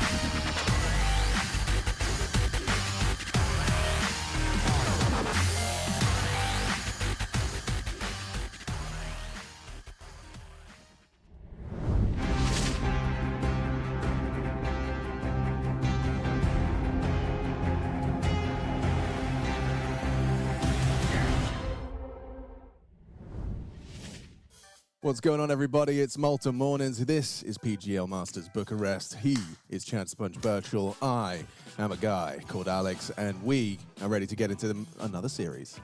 NIP versus Heroic. Two teams with big names, with big ambitions, and big players. And who wants the old organization's logo in the game for stickers? You do? You're not getting it. You're not getting it, actually. But they wanted. They wanted to. Yeah, it was a nice idea. They wanted to. Now, this betting track, it's kind of nice. There's probably already background music, so we got music over music, but it's coming to us close soon. And you know what you guys should be excited about, especially if you're in Europe? You got an extra hour of sleep last night, didn't you? That's why everyone's in a good mood today. Yeah, Apart from extra hour of Youngstar. sleep. Youngstar looks pissed. So does LNZ. Yeah, in fact, that was actually the brief. They said, guys, look like you're about to get into a fight. And that's why Nilo looks so kind of happy. He's like... Nilo's is like, he knows that if they do get into a street brawl, he's ready to go. He's ready to butcher their corpses. Yeah, yes, yeah. Alcaran is playing the part. It's good to have Alcaran back, right? True, he was subbed for Hades. But didn't CAC. they do quite a lot with Hades? Yeah, It's one of those weird ones where the stand-in comes in and then Heroic get an abnormally further deep run and you go, ooh. Yeah. So what do you read into that? Probably nothing. Yeah. As you should do or shouldn't do.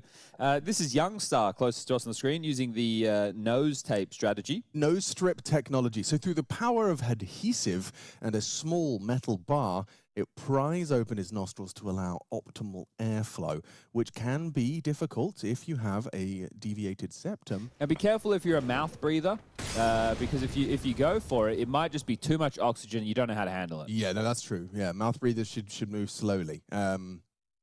And scrape your tongue. Yeah, it's great to do. Now that was NIP on your screens. Look at this. I am loving the veto transitions. I did say to you, overpassing a nuke seems likely. Okay. So let's find out, shall we? Roll, please. It's nuke. Oh, it's got its own animation and everything. PGL pulling out all the stops. Let me guess. Next one's overpass. Give me overpass. Show me overpass. Dustin. Okay. How cool. Either way, I do like that. I like it. You know, I'm happy with Dusted and overpass if I'm telling the honest truth right now. It would have been slow into slow, and that would have been the undoing of everybody Dust here. 2. No ancient. See you later. Okay. What else are we blowing up? Let's find out. Nothing actually, but like no. But it might be an overpass third is what we're vying for. No, it's not. Okay. Sag. So I've been using that one in real life. You've been using Sag? Yeah. Now, I need to double check this. You're kind of down with the lingo. Is that the sad frog that's got its hands in the air like, Mella? Mella. I don't know. I just say it like it's just sadder than sad. But it's like a frog that's like, oh. It is. There you go. He's not got his hands up though. I think I had. Well, there's one here. There's Papega. There's one here with the hands. That's the hands one I'm visualizing. Yeah. So it could be possible. I'm not sure. I'm not really a meme goblin. No, but it's coming out involuntarily now. I'm just saying Sag. Are you saying lol? Yeah, but I've said lol. We've got to stop doing emojis, apparently. No, yeah, we're aging ourselves. They don't like the emojis. So I don't know if I missed the news. Maybe I skimmed the news because it wasn't that interesting to me, but Exist. Yeah. Not there with the team? Exist is not there due to the birth of his So child. he's having a kid too? Yeah, Snappy and Exist, like the dad squad, just taking it in turns. Keep it in your pants, gentlemen. Yeah, I know, right? You got games to play. You got Counter-Strike on Hey, the about agenda, family guys. and life. So that must be Spray behind them as the coach, I'm pretty sure. He's one of the assistant coaches there. I know nothing. It's just I thought you were going somewhere else with your comments there. No. Yes, so... Oh! Cluj, we did Cluj this year. Yeah. It's back next year. It is. It was kind of fun. It was a nice turnout. It looks like you can get your tickets now. Okay. From February 20th to 22nd. If you've got those dates free, little trip to Romania. We took the car last time. We took a car last time from Bucharest to Cluj. Now, we were notified that we didn't go the scenic route. I felt like pretty scenic. Yeah, but there's more scenic. Wow. There is more scenic. It was insane. Like the mountain pass we were driving through, the crystal blue lakes. I didn't realize that, Romanian nature got so diverse. I think that it was funny because Richard had organized for us to drive as opposed to fly. We were scared of the flight. Well, there was just bad weather and it's such a short flight. We thought we may as well drive, right? It's a travel day anyway. Smash so it out. I think Richard was under the impression that we would get a bus. Now, there was no bus. No. There was like a sedan. Yeah. Or maybe even a wagon, I guess. A wagon. And then there was a minivan.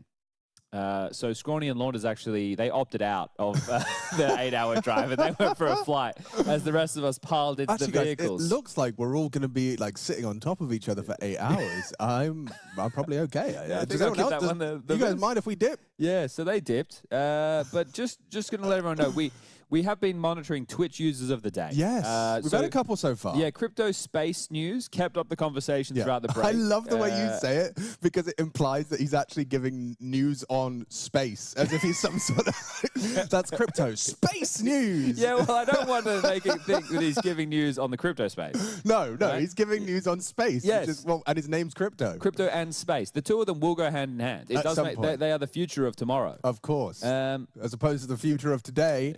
Which is now. Wow. Didn't think you were getting morning philosophy, did you?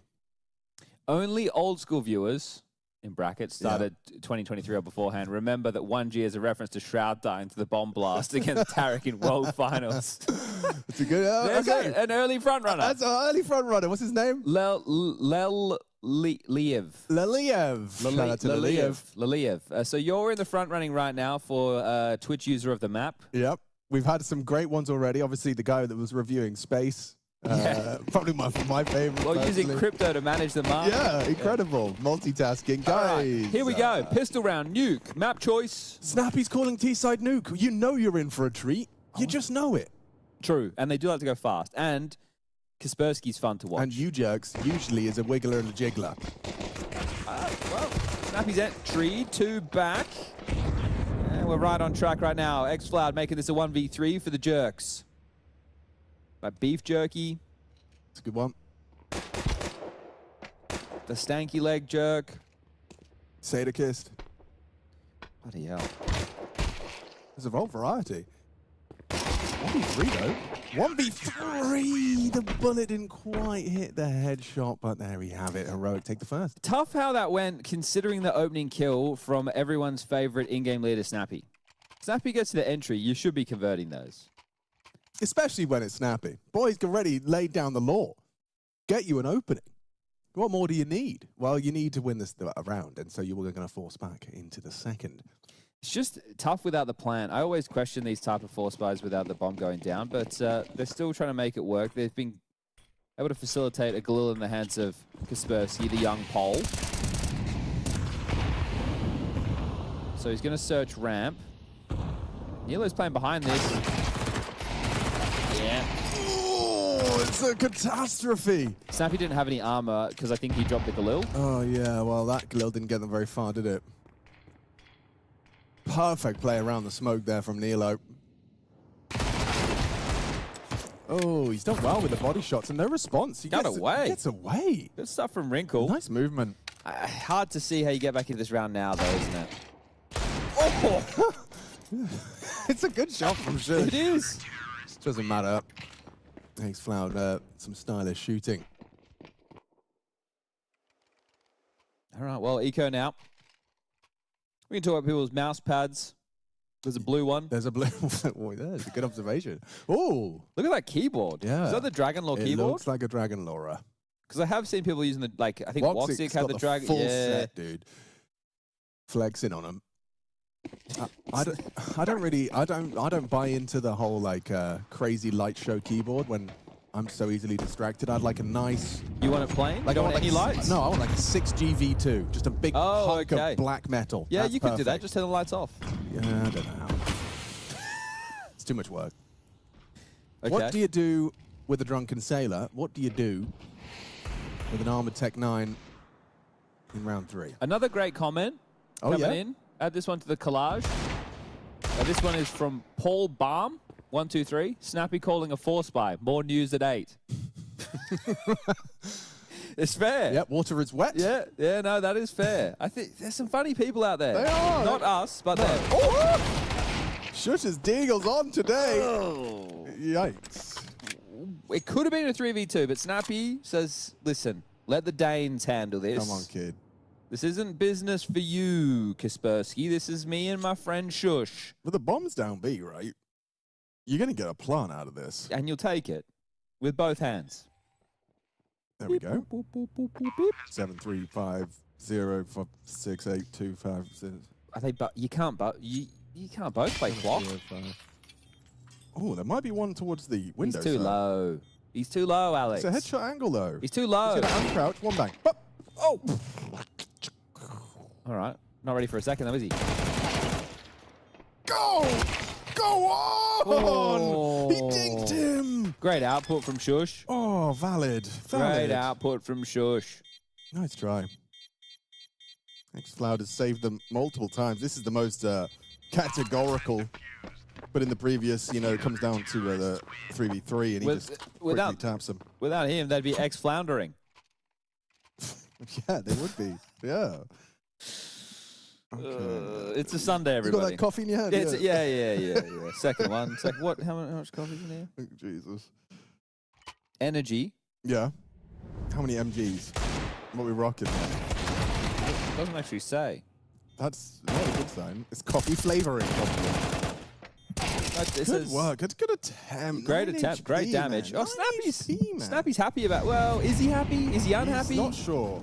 You know when you're a kid and you're not sure if you're supposed to be crying or laughing? That's Snappy. You kind of do both. Vent drop. Vent sneak. Vent sneak. Now a little wall through. Hello. Flash. Perfect team. Come up. You didn't see him? No. Oh! Doesn't matter. Shush has got such precision in his hands today. There's the Xcloud again. The Xcloud can't stop getting multi-killed right now, and there's the round. What is going on? Shush is a demon, and Xcloud is a demon killer. Welcome to the heroic NIP anime. Xcloud's 12-1 right now. Yeah. In 4 rounds. That's an average of 3 kills per round. Shush is shooting like a proper demon king right now. Damn, okay. So still no round in. But they can get another buy.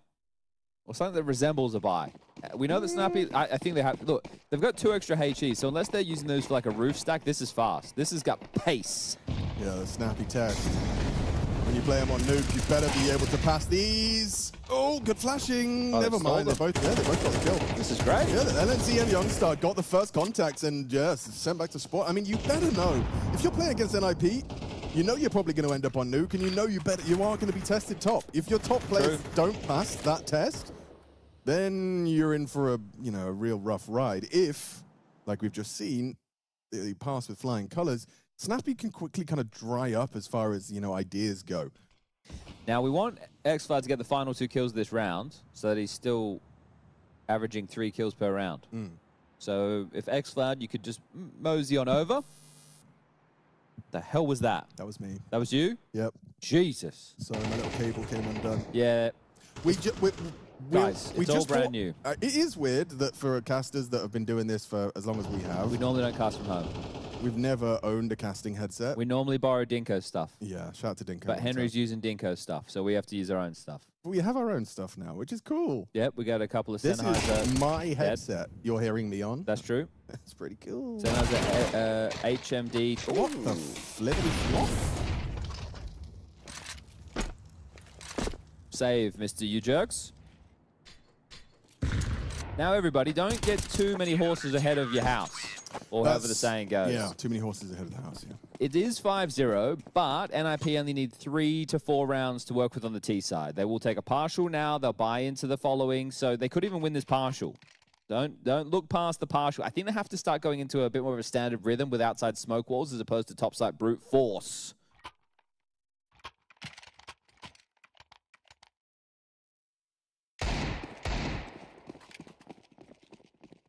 What's the plan, Snap? Quick main smoke thrown out by Snappy is...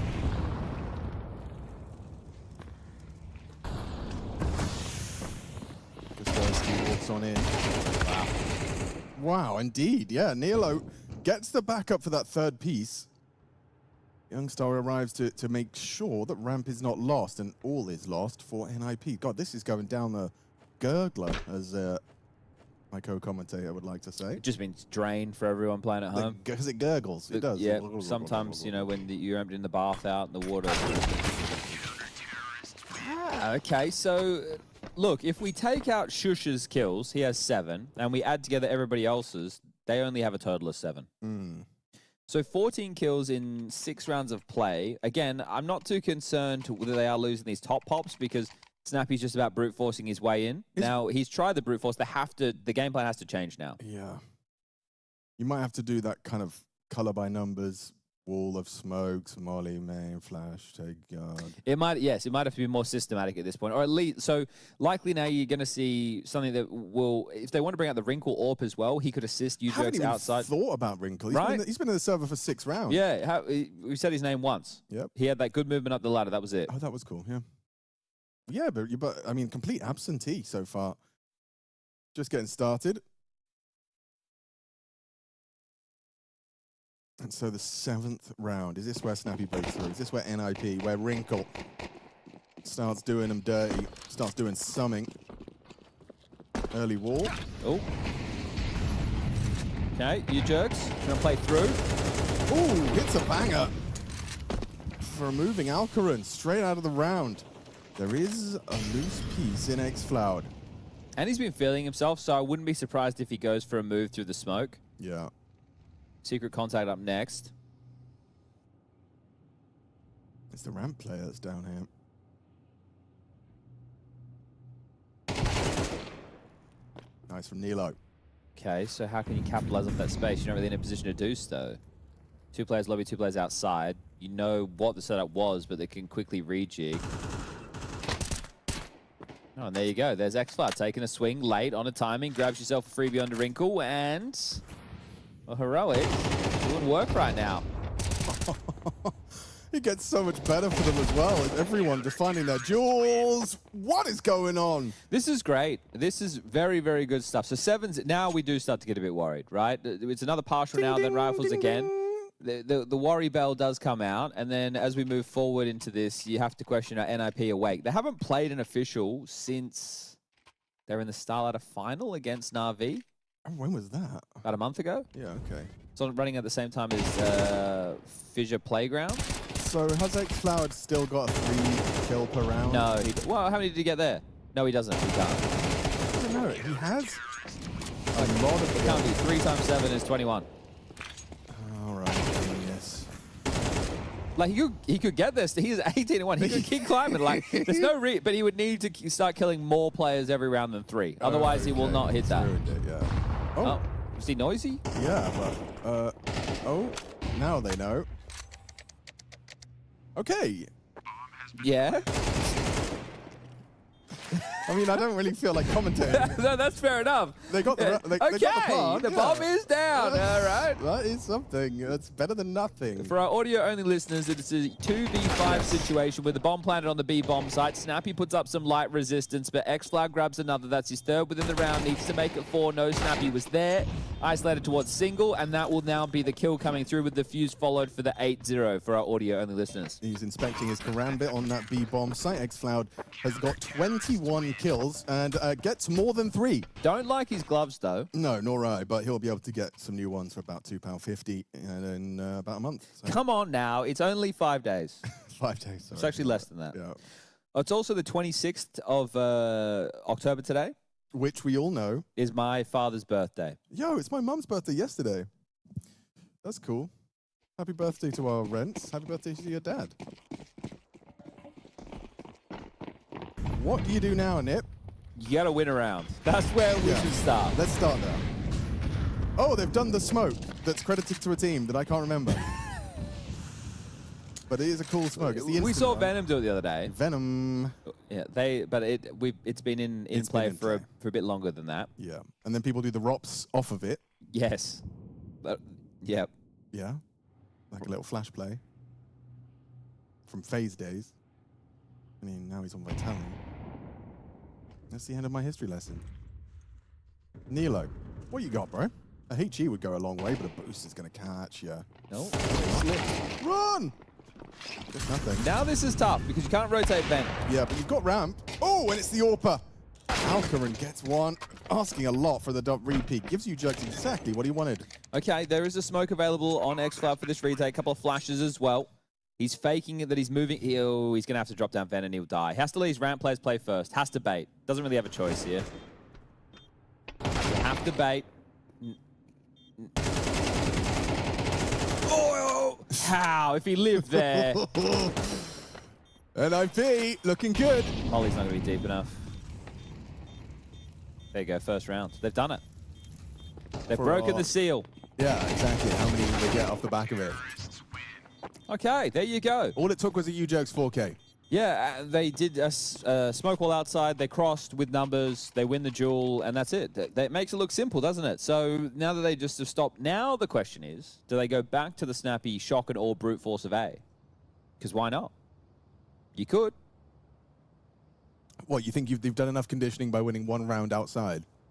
Well, you would still need to throw some variation of a smoke wall together. Because right now, if you're heroic, I know you're still up by so many rounds. But you want to help Nilo out next time. The question is, do we just stop them from getting down secret altogether? Do we like go for a more aggressive stance? Do we use more nades to try and clear the smokes? And that would siphon resources away from elsewhere and weaken up other points in the map.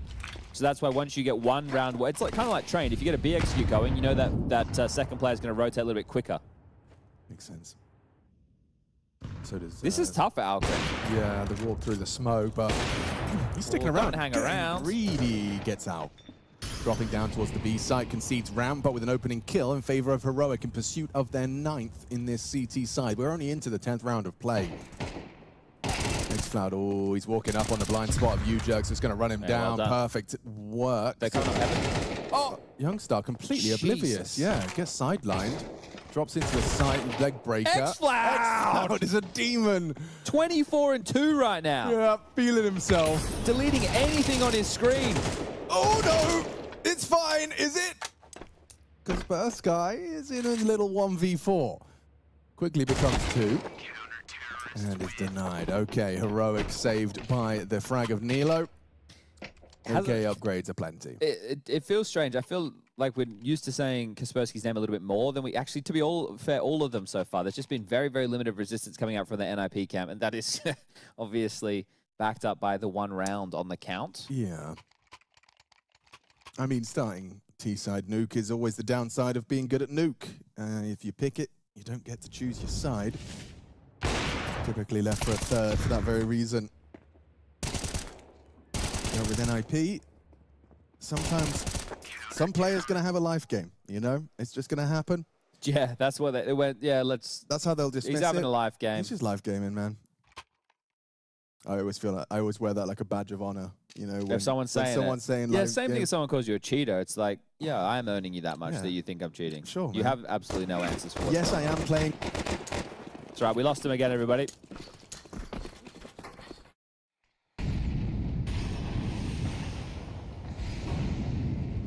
I forgot to do the clipping That's thing. all right, but he's back. All right, smoke walls again, because that's what works. So we are going to get one. Oh, hold up. Missed waterfall smoke means if they wanted to lurk in the top, it's not going to be as easy. Oh, maybe not.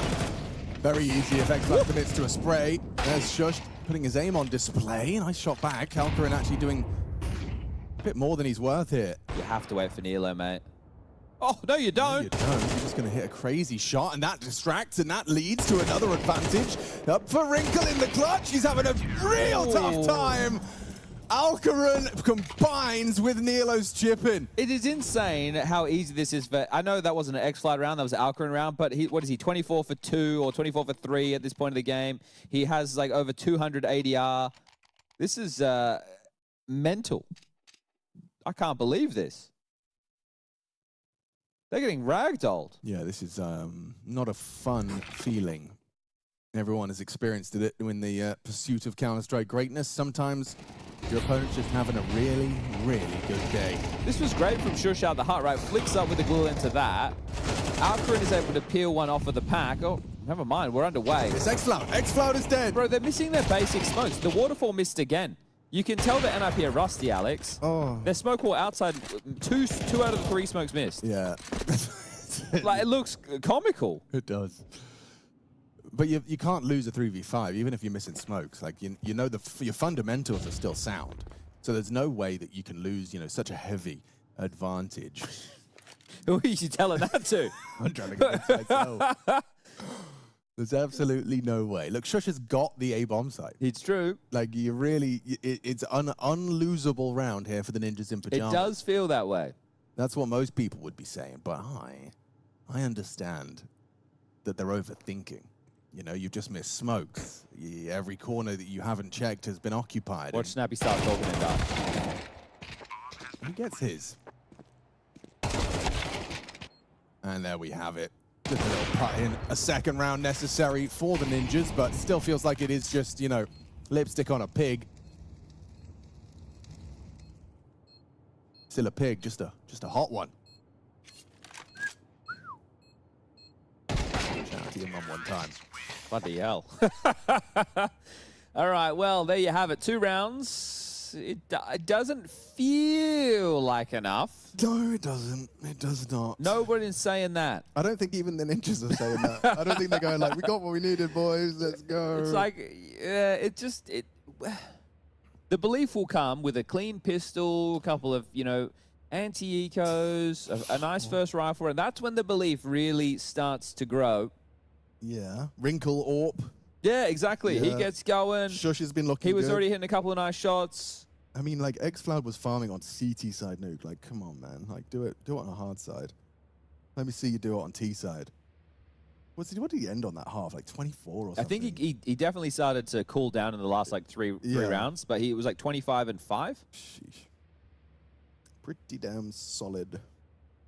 It is Spray. I could read it on the back of his shirt. Shout out to Spray one time. Spray XD. Obviously, cousin to AIM XD, Strafe XD, Doom XD.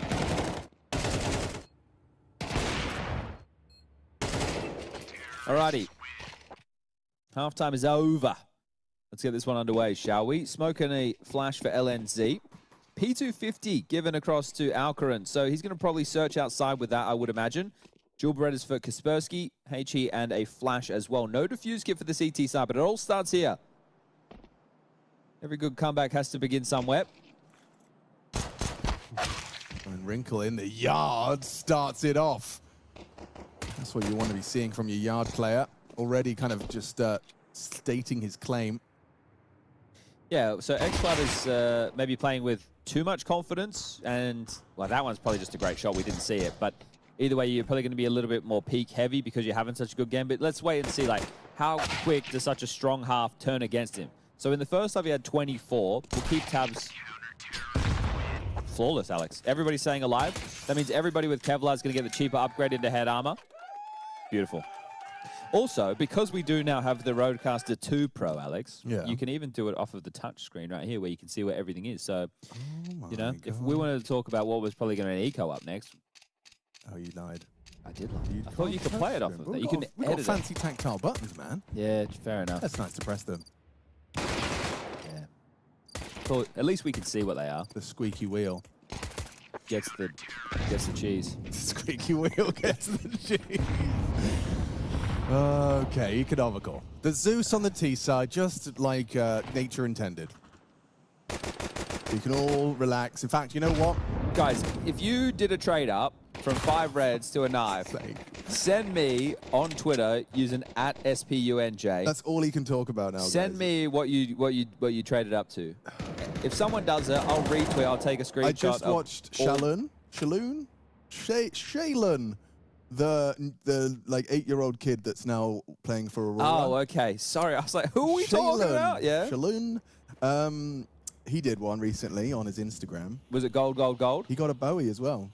Yeah, yeah. He put some pretty fancy coverts in as well. Yeah, but that's the thing, because you need to get it from the collection of the knife that you want. What knife do I want? Well, I want an M9. Yeah. The chunky one. Yeah, the M9 bayonet. M9 bayonet. You want a Doppler? I want like a blue Doppler. Okay, so it's probably still like $5,000, isn't it? No, they've come down significantly. People are expecting the market to go to 0 when they're tradable. I don't know how I feel about it. I know nothing about it. Okay, so if I wanted to buy a knife, now's the time? I wouldn't say that. No. I would say if you wanted to buy a knife and you thought it was too expensive before, it'd be cheaper now. Okay, cool. But for how much longer? I don't know. Not financial advice. Yeah, but also, doesn't that just mean everyone's red skins are going up in value? So Yeah. Interesting. Yeah. So it's just like the streamers with 10,000 karambits in the storage container that are really upset. Yeah, pretty much. Okay. Doesn't sound like a bad thing. All right, we're at 24-7 now. Good flash. beautiful. There he is. Alcarin. Get you an AWPer who knows flash lineups. The Floud Man. He's the Floud Man. Clearing all up on your B side. Sorry, brother. LMD, Linus with the great crouch peek from Ujox. Alex, this is, I know they're on B and it was the 3v5, but the bombs in lobby, that man. changes, it does change things, man. The bombs in lobby, man. Just walk out squeak door. That's what Chad would be saying right now. He'd be like, guys, just group up. Don't know why he's from East London. Don't know why he's from East London. Just group up. Nice. Yeah, but now there's someone entrenched in A. And he's seen bomb. Look at this door fight that's about to come in. There it is. So Shush gets to pick him apart, peel him apart. What's one going by one. on, Dan? Oh, but they know where Shush is. So just go B, guys. Okay. Oh, he's What dead. a move from Shush. Yeah, buddy. He's loving it. He's a dead man. 11. Getting out to the starting box. What am I saying? Getting out of the starting blocks strong in this second half of Counter-Strike. It was all X-Flower, wasn't it? With Alcarin. You really like the flash. I did like the flash. That was cool. Words. Thinking about Duff Man.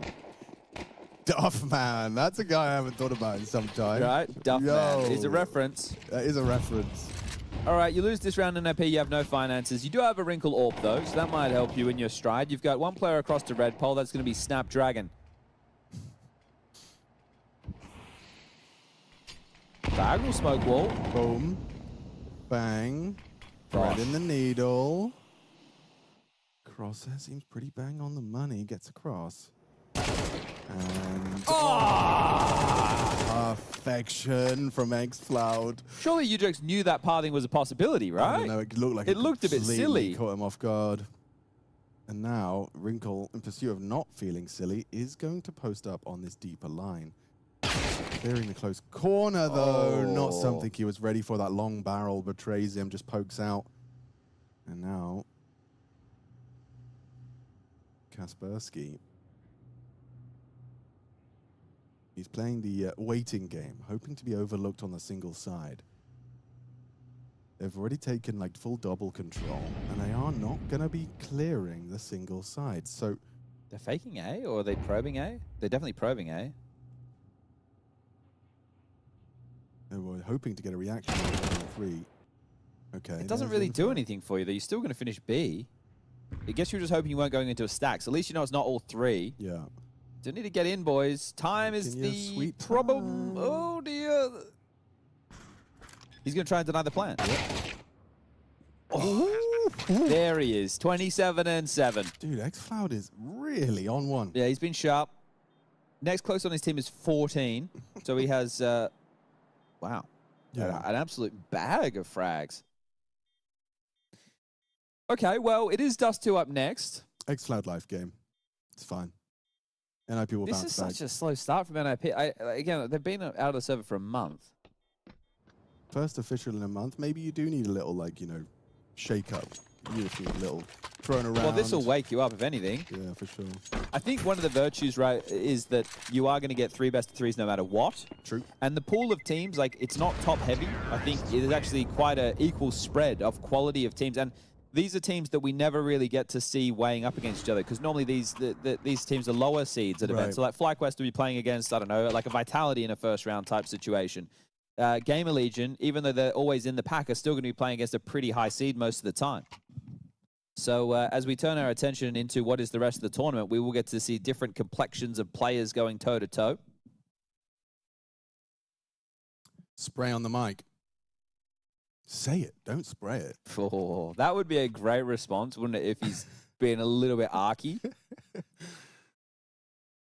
All right, everybody. This is the first map of the second series.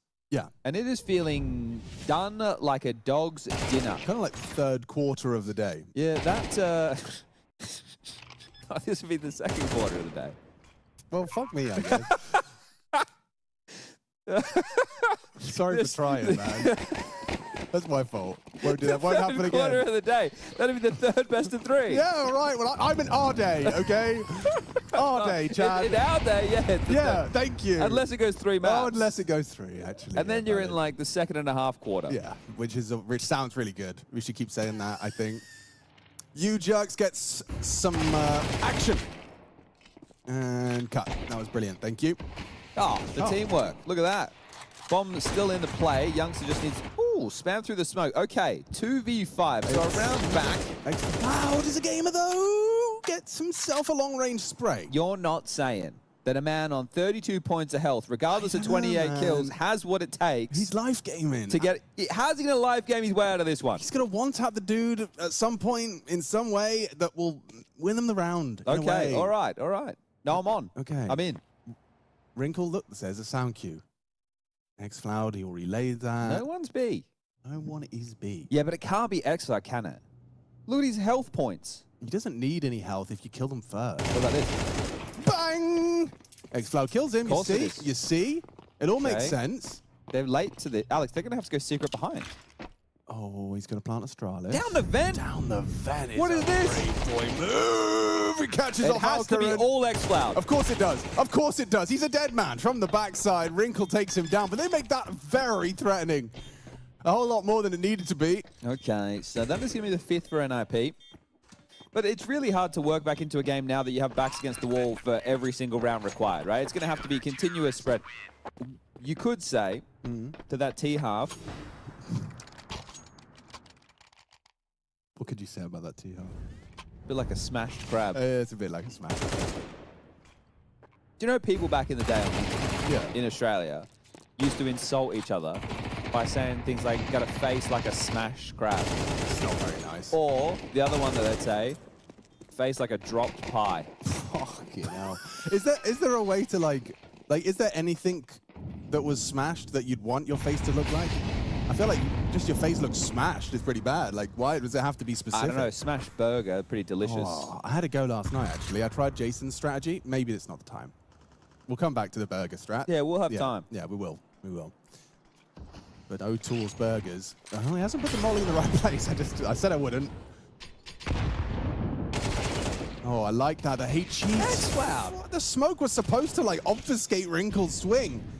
Instead, perfectly spots him, nails the shot, and a claw back from the lobby aggress. 30 and 8. Yeah, the CTs take full control. Nilo and Youngstar unable to hold on to it, and quickly Kaspersky dips straight down into the vents. LNZ taking the bomb. It's the lockers fight that I'm interested in. The lockers fight indeed. Yeah, now the bomb being spotted, but is that enough to distract for the walk-up? Oh, he knows. He knows.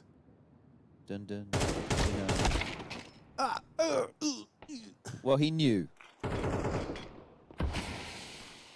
Oh, you know that smoke is a little bit tempting to waltz through. That's naughty. And he peeks over the top of it. What a monster. Really nice move from Shush. So, Eco now. Oi. So future round ramifications. Obviously, money is of no issue for NOP. They have to buy every round. Obviously, you'd prefer to stay alive so you have AKs. Now, if we look at the heroic buy, it's going to have to be an Echo. So if you keep the meat cold and you push it into a ball, so you put your meat ball into the fridge. Yep. And that way, when you're searing on the outside, the center of the smash burger remains at a lower temperature, which means it stays pink longer. Okay. So you don't overcook the inside of the smash burger while getting that caramelized outside. Okay, I'll let you know this. Yeah. You probably also order from... Oh, no, you order from a butcher. Mm-hmm. But I ordered just meatballs. They come in a pack of 6 meatballs, and I just turn them into the smash burger. Well, that's genius. Pre-balled meat. Exactly. And it's about 100 grams. That's all you really want for a burger patty. A light patty, yeah. If you're doing a smash variation. This is a cool little standoff, isn't it? Yesterday, I did the oven eggs. What's an oven egg? So... You bake them? Yeah, you bake the eggs. So you do the whisking up process, add a bit of milk, put it in, leave it in the oven for about 20 to 30 minutes, and then you can just cut it out of the baking dish. And you've just got like a kind of blocky egg. Yeah. That's quite nice. Didn't have time to do that this morning for the breakfast sandwich. Mate, that went down a treat. Had to be scrambled eggs was a instead. Lovely surprise. Little hash brown in there as well. Oh, hash brown. It's too nice good. Touch. Yeah. All right, well, this is an eco. Alcarin does have a Zeus. We were highlighting that previously. I'm not sure he's going to be able to wield it. At least he has it. And there you have it. X-Flag gets 2 on the Glock. Flip is going on. He's got 3 on the Glock! What's going on? Finally, he's fouled. X-Cloud is demon mode. He is. got 3 kills on a Glock. Correct, yeah, yeah. I understand his teammates had to help with that, but still 3 frags. Do you think you'd leave the team if you dropped 33 and 10 and you lost in double overtime? Nah. Because you knew that none of those kills were possible without the love, support, and care of your brothers in arms. Looking to the left of you, looking to the right of you, the coach is behind you, you're wearing the heroic jersey, you look up at the stars, and you know those 33 kills, they were for the org. They're for the team, for the people. They're for the boys. Just have to seize the means of frag production. Oh, that's a deep insend. Orp on Orp, squeaky door, Alcarin with the opener. Wrinkle, he gets punished with the Aggie move. Alcarin, no stranger to what he's attempting there, and puts him down, puts him in his place. X-Cloud on the warpath once more. Lockers pre-aim. Surely that opener from Alcarin has done enough, right? I think. Because they were getting space in yard previously. So now it's just about the group up for the finish. So if we take a look, there's still smokes. You could get a smoke wall across for Secret. The bomb's here, just the tail, not too far behind. Okay. Secret Molly. Interesting. So they're playing for warehouse control. Top split. Heaven's going to be taking a fight, taken down. And X-Cloud, with his low HP, is cutting rotations. You want to try and get back up towards A?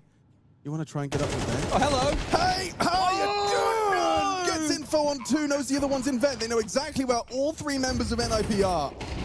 He's out. Oh, he's just walked on out. The smoke now, they know. He's fired off a shot. He's next to her in the smoke. Youngstar not going to choose to engage. They're looking for the fights. Now they're looking for the defuse. Surely make a move here. Kaspersky's even got hit. They're going to have to call the bluff, walk through the smoke. That's an easy frag. Now 2 on 2. This is falling into place for NIP, but here's Nilo with the round-the-world flanking maneuver. He's done enough. Just has to live now. Shouldn't have any trouble here. Shush on the face, tries to mess it up with the pick and Wampa. Nilo clutches. Heroic take NIP's pick. Nuke was supposed to be their territory, but just so far behind, so deep in the hole in that first half of play. Or, I mean, I suppose you could call it the first quarter of this series in a way. Yeah. But X-Cloud, you know, he really did deliver, laying down a whole hulk of frags. Yeah, I think X-Cloud right there at the end, he could have the double kill base ladder to add to the tally. That would have really just been the icing on the cake because he was heroic throughout. No pun intended. I think really just a slow start from anybody on NIP. Yeah. You hit the nail on the head. If you're going against Snappy and NIP, you know that there's going to be a barrage of plays towards the top side, and that's exactly what they had on the hymn sheet, and they were singing from it. It's just that Heroic, they were also in tune. And then you go, yeah, and you try and go yard, and then suddenly, you know, X-Cloud's killed 3 of you, and you go, well, maybe we try someone else. Yeah. You try top, there's bullets flying through. You really didn't have many opportunities to get going, get your T-side feeling right. You know, a lot of the time we talk about conditioning, about kind of forcing and manipulating rotations, and none of that happened. So I guess the biggest takeaway, X-Cloud obviously with a massive performance, it was like 12-1 after the first like 4 rounds or 3 rounds or something along those lines. I think what is the bigger tick of approval, if I'm Tob as the coach of Heroic, is, hey, we spoke about this topside barrage and we handled it, right? There wasn't any crazy situations when they came. We were shutting them down pretty easily. And that's what led to such a one-sided game. 10-2 half into 3-5 in the second to give us a 13-7 scoreline. Opening kills, bloody hell, Alex. X-Cloud had 11 multi-kills. I mean, it checks out. He had 11 multi-kills. He only died 11 times, 6 assists, 152 ADR, 33 kills in total, 80% KAST. So he was pretty dominant. I think he slowed down to the end of the first half, and then, yeah, I can't believe he got 3 kills with the Glock as well versus a bloody... It was one of those maps Young's had 4 kills. Yeah, he got X-Cloud got all of Youngstar's kills, you know, and like you said, it was a team effort. You know, everyone it wouldn't have been possible. He to get was those 7 kills off of the total of the rest of the team. Yeah, that's one of those ones where you look at the match page and you say that's probably enough for today. Yeah, that's probably enough. He should be quite happy with that. Well, here he is. He's going to be everywhere, even in unwalkable space. Wow. And that's it. That's why the crypto space news was covering off. Now, shout out to Crypto Space News one more time. I don't have a pick at the moment for Twitch user of the match. We did have an early front runner. We did. It was Paul Baum. Yeah. He said Snappy calls it force buy. More news at 8. That was a great comment. We do have Dust 2 up next. Inferno are the third decider if we need to get there. With these teams and the way that they are kind of matched up against, and I'm just talking about these, I'm talking about tournament-wide, anything is possible. Yeah. So I wouldn't be surprised if this does go the distance. But yeah, look, that was a great showing from Heroic and probably more of what they're looking for to close out their year because they didn't make the major. Oh, yeah. Well, that's bleak. That is bleak. Tell you what's not, is that you've got a little bit of time. Before we bring back the entertainment that is map 2, you can go ahead, grab a bev, call your mum, do something, because otherwise we're just going to be listening to some jams over here. We'll be back on screen momentarily, about 8 minutes. See you soon.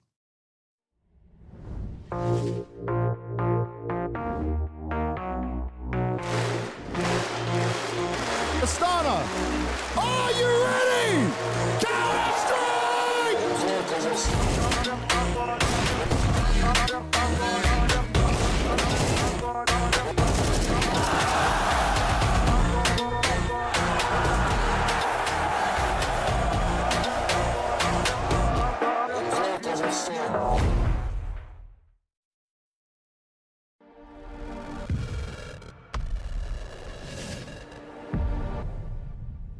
Hello everyone, Jackie Powers here, live from PGL Bucharest 2025. Joined this time around by a youngster, of course, from Heroic. Lovely to have you here, man. How you doing? I'm doing good, and you? Yeah, feeling fresh, excited to chat to you. I want to pick your brains a little bit, youngster, and see sort of how you think about some different topics here. We'll start off with this one.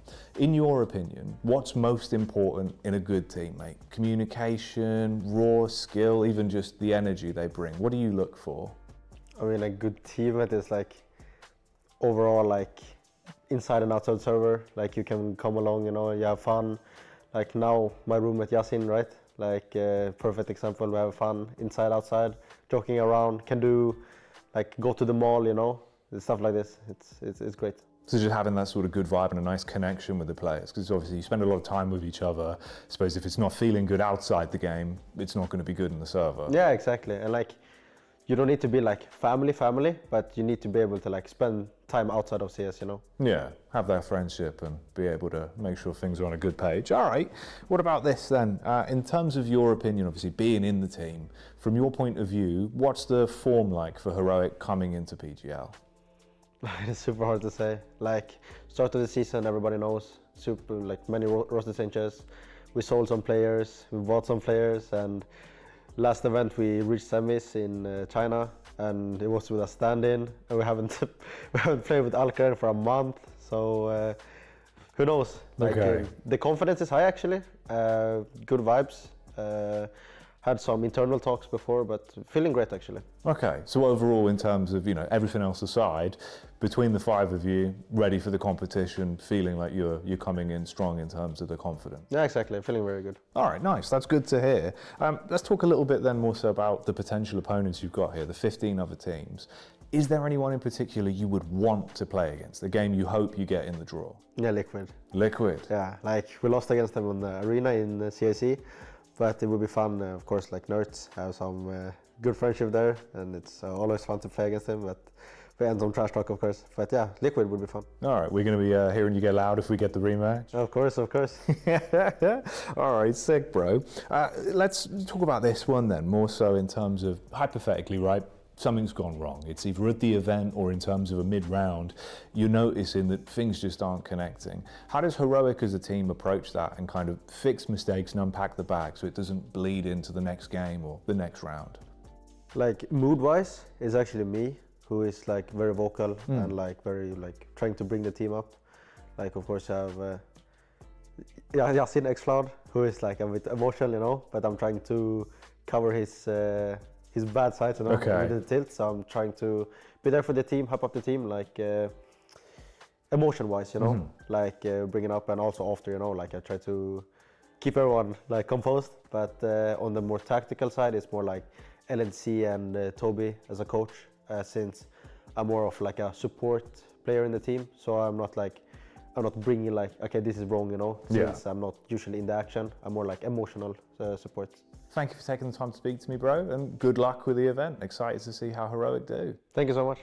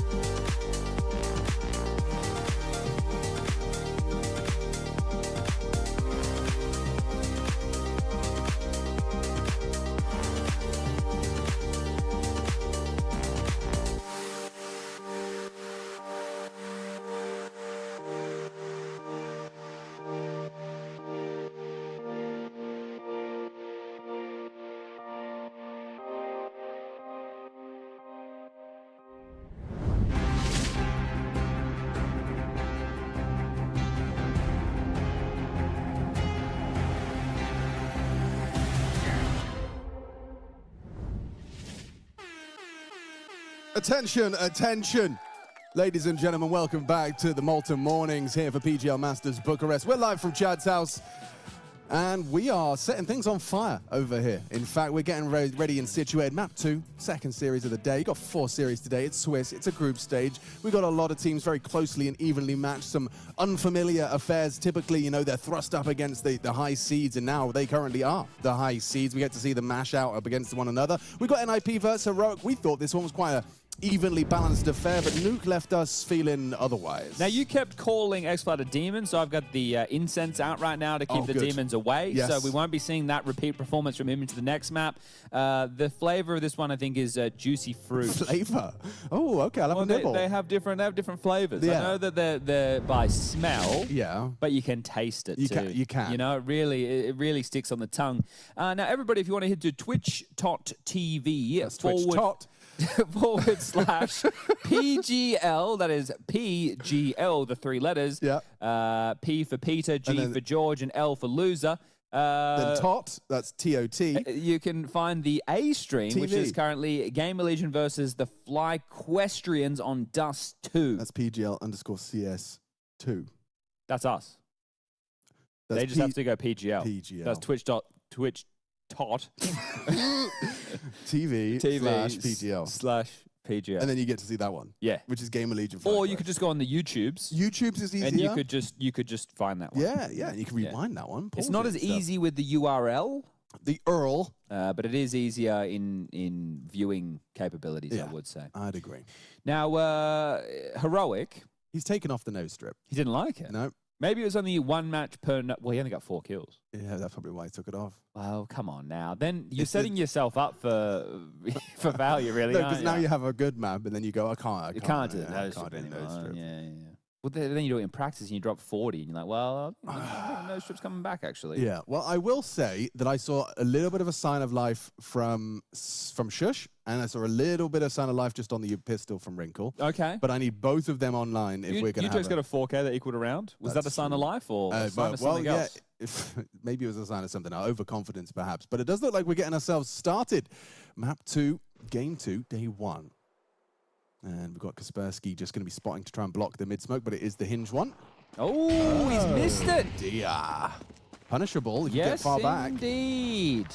And Shush has found the opener. That's the upper tunnel push. Great reaction from him. X-Fly down. I told you the demons wouldn't be coming back. That's right. You've already incensed them away. Oh, Wrinkle saw the back of her head and takes 1 pot shot. Dips away. He's getting run at. Yes, indeed. Rounds the corner. Couple of shots, connecting. Ujux does deliver. A couple of headshots. Nice work from Ujux, and it's all fallen into place for the Ninjas. Just Youngstar coming up late long. They're all here and ready. Triple swing. Good luck, have fun. Yeah, you're not tracking that one. Would have won that with a nose strip, though, I'm pretty sure. So, yeah, you're right. Yeah. Tough one for him there. It wasn't oxygenated. It's going to come back on. Okay, 1-0 start for NIP. Looking to change the dialogue from the first map. It was tough. It was tough to watch. Getting ragdolled on the first half of their map pick. But now we find ourselves on Heroic's Turf of Dust 2. So where did that match go? Did I close the window? I wanna be up to date. Yeah, but I feel like I might get distracted. It's possible too. Well, they won a round. It's nice. This is nice when they win rounds. Is that a revolver on Alcaran? So it appears to be. Alex, I don't know how I feel about that. It seems like they might be a little trolling. Why are you trolling? Oh, now watch me. Ooh. Sounds good, though. Yeah, we got one. Definitely not as... Oh, hold up. Youngstar pushing in. Double kill. Oh! Yowza! He hits it onto Snappy as well. Ay, caramba. Ay, ay, ay. What started off as like a little oopsie has become a real problem. He knows this is B defender, so he is worried about info. Oh, he backs himself, gives the fight to Shush. Hit a couple of bangers, keep that nose strip off your nose. Damn, man. That's tough. Yep. Did the hard part, didn't he? Yeah. Felt like he had time to play out the round, didn't he? Before that final. He just, I guess you figure you've got the hot hand. You want to see if you can continue it. So here's the opener. Great from Ujux. Spams him down as a late pop. And the round should be over at this point. He gets in a pit. It's like, okay, 2 kills on the corner. Oh, tags on the cross. They've bought again. Oh my gosh. In for a penny, in for a pound. Short aggress. Okay, the demon's back. Yeah, he is legit. You have to win this Force, Heroic. Otherwise, how deep does the rabbit hole go? Yeah.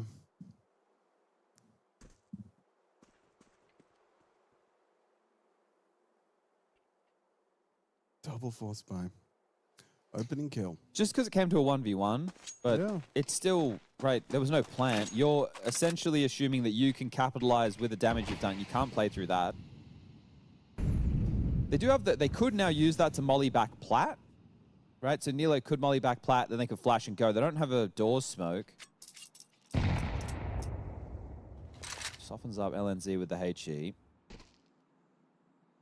Noisy on the descent, so util being juggled across. There's just going to be a B pop. Okay, so I think they're lucky no one's playing back Plat, because otherwise they'd all just get mowed down in the tunnel. There's a chance. Now there's a chance for them to actually get out. Backside molly too. And you get in from the car. Shush is burning. Force wide goes down to kill car. Beautiful. Oh, it's good find from Snappy. Needed that kill. Buys time for the U-Jerks. Fast flank indeed. Don't have the bomb. But they're just looking for the fight.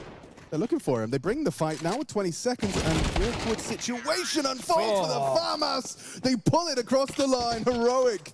Get away with it. Just relentless force buys. The pressure on NIP too much. And having 3 bodies near B insufficient. Okay, so they're going to buy back in for sure NIP to go for the Force by Wars. Wrinkle can get an M4. Or does he want to save a little bit? No, he should. Yeah, exactly. They need to invest heavily to try and hold back the economy now. Great sight molly, right, with the flash work, so you can see what it does there to Shush. Alcon with a banger on the scout. Youngster, great shot onto Kaspersky as well. They are playing this safe, right? So Wrinkle gets the M4. Makes sense. He bought it himself. He's also pressed up quite aggressively on Cat early. Hinge smoke lands. He needs to back off. His support network is removed, and it's biggest gun of the bunch. That's not a bad backtrack, but they've grouped up very quickly around the mid and short control. It's going to surely pull extra bodies towards the A site. You can see mounting up the new box now. Oh, cop that. Yeah, I mean, just kind of set up for failure there. Wrinkle's coming. Wrinkle is working forward. Finds Alcarin. So you want to bait him into the... Oh! This is off as well. Clean. Now Kaspersky's turn. Gets his. Okay, this is great. Damage done to the other 2. Oh, it's not. Oh, not easy. A quick reaction shot onto Nilo, just strafing out, catches a straight. No support. Look at where the teammate is right now. Youngster miles away. Okay, but you are planting for short, so that's his objective. Youngster starts to try and work on mid. Okay, information flows. Gets the kill on the walk from B ramp. Just goes down, and that's the fight. Yeah, that's the round. Okay. Well handled. Sketchy there, right? I would be celebrating that one a lot because that was a hard round to win. Considering Wrinkle being really annoying, Kaspersky gets his as well. Even the second from him was good. So that's a difficult round for Heroic to find themselves in. But they tie things up 2-2. And with that in mind, we should now be setting our sights on a very likely 3-2 scoreline in favor of Heroic. It is just going to be, I was going to say an eco, but Snappy's done this classic in-game leader trope at this point. Buying a scout. So Snappy, can you get a couple of tags? Or we'll not put you in a body bag. Neither. It's all right, Linus. We weren't looking. Yeah, no one saw that. Nah. Everything's fine. Just took a couple of extra bullets to get the hose under control. Yeah, happens to the best of us. Especially in the mornings. That is H-O-S-E. H-O-S-E. Not good to be confused with the gardening equipment. That's a H-O-S-E. Molly Carr, pressure on long. They're not really feeling any pressure, though, because it's just USPs stacking towards the mid side of the map. This is a really easy job. You know, you're at home and mum said, all right, I want you to take the bins out. Oh, you know, it's easy. You're not going to mess it up. You know, right where the bin goes, right on the verge. You can't really ask for a better command. No, it's not one where it's like, listen, I need you to reset the entire house. Yeah, or, you know, maybe do some laundry or something that's a little bit more difficult. So you're just taking the bins out. This is simple. Kabang. So this right now, you've just hit a weird bump, or there's a bit of outdoor furniture. Oh, there it is. Bit of outdoor furniture in the... Well, right. What's happened now, Chad? This has gotten a bit funny. Well, the bin was a bit heavier than you expected. Yeah, okay. Right, so you actually had to exert a little bit more strength than you were meant to. I see. But you've got it out. And you're not going to go back inside and say, oh, the bin was a bit heavy. Everyone's going to be like, did you take the bin out? Yeah. Yeah, it's out, Mum. Bin's out. Bin's out, Mum. Juice on your flip-flops. But you have got a third for Heroics, so they've definitely stabilized nicely. Linus has decided to put his gaming... It must be cold in the studio. On. Let's check in. It's quite stylish. What's the weather like in Bucharest right now? We should have like a temperature gauge. Well, we got people there who can tell us. That's true. We'll get our... I did hear that there was some form of religious gathering in Bucharest at the moment that was causing traffic issues this morning. Ah, okay.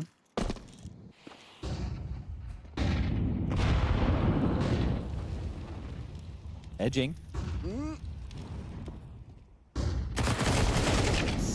Oh, Snappy, no, Snappy.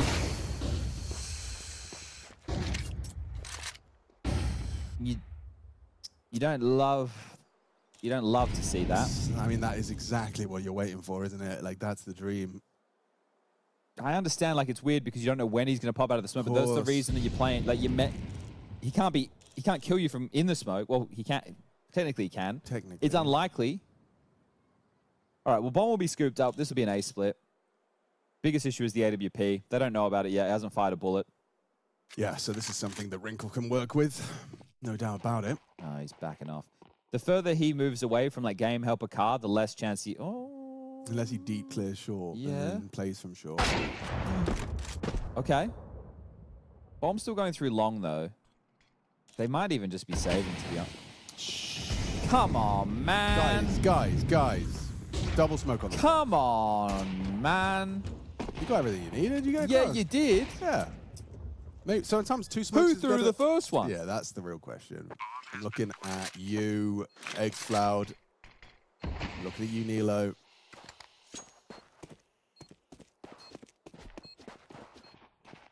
Fortitude. The FlyQuestrians are back at it again on the A stream if you want to check that out. Oh, are they flop? Oh, they're flopping again. It's only the first map. Yeah. Against the Legion of Gamers. Yeah, but they've been in poor form too. They have.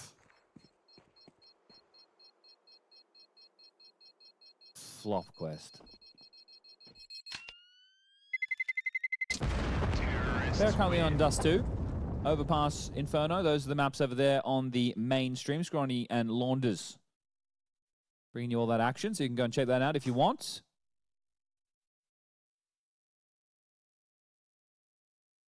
Still just feels like non-starters at the moment for NIP, right? There's really been a lack of consecutive rounds. There's been a lack of oomph. So they get away with some saves. The round is Heroics. 2-round gap. The saves garner another bye. So but we just need to, like, just there, the way that you lose that long control, right? It's like, yeah. The round was over in the first 20 seconds. Right. Can't be like that. No, it can't. Ooh, your AWPer has the long spawn, so how does that affect your setup? At least you can go for the peak, but if they corner smoke, you're pretty much negated anyway. Like, if it's an insta corner smoke or not, I guess that's going to be the difference maker, but you will take it to pick long. Getting a head-to-head with Alcrin here. Yeah, we are going to see AWP action. Oh, a leg shot. Completely flashed off, but Wrinkle does put Alcrin down to 16 points of health. Uncomfortable. Mid-pressure, Xfloud versus Kaspersky. Comfortable. X on X. And an AK as well. You'll take that. That could be the jewel of this series. X Cloud versus X Kaspersky. Loser gives up the X. Okay, that's a good idea. Or winner gets, or loser gets theirs back. I mean, I feel like X Cloud really needs his. He's just be Floud. Needs to be Floud. Just sounds like a weird cloud. Sounds like a 45-year-old man. Sounds like a marshmallow working at a printing press or something. It does. Barney Floud. Floud Brown. And LNZ wants to do something with the 2-on-5. If he gets this one tap, there's a conversation to be had. But Snappy really, really, really doesn't want to die. That's a defensive spot. Oh, they found him. And they can plant. Yeah. And they have a smoke on Linus. No. I'd smoke short. You would, wouldn't you? And then I'd search elsewhere. Oh, he's on defensive smoke again. You need to kill something, someone, somewhere, somehow. LNZ gets only the one and down to Kaspersky. Looks like I think I got stuck a little bit there. Oh, yeah. Oh, it's misfiring. That's weird. Okay, well. Excuse me, sir. Can I have my mandated fist bump? That was one of the more convincing round openers, right? That was a 2v4, 2v5 situation right there. So very, very strong position to find yourself in. We need a whole lot more of that from NIP, please.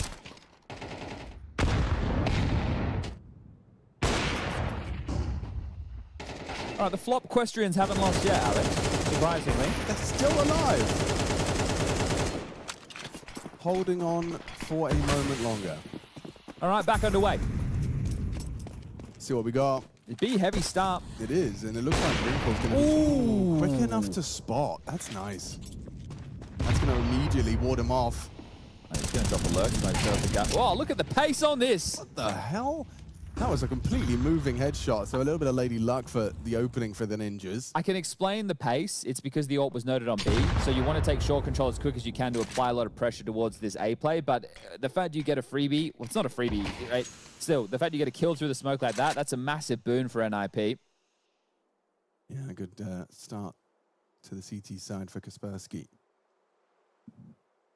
Yeah, we need to be saying more of his name. He's a gem. He's definitely a very sharp player.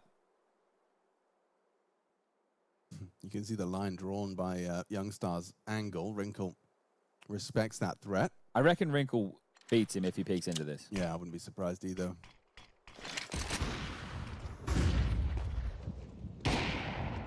Oh, a little jiggle bait from Youngstar.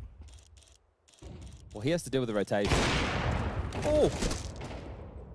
X-Cloud gets one on the A defense. Snappy finds himself under a lot of scrutiny. They're pivoting into a B split. Yeah, they're trying, but everyone's hitting their shots. Nice finish from Shush. Okay, in control of the economy now. Will have to be a partial investment from Heroic. NIP. Now we're cooking. Yeah, this is looking more like it. This is what you wanted to see, especially on Nuke with that being their pick. Now we're seeing their Dust 2 CT side show us a much better face. Any ideas on the partial? They have taken the tactical timeout to convene with the coach.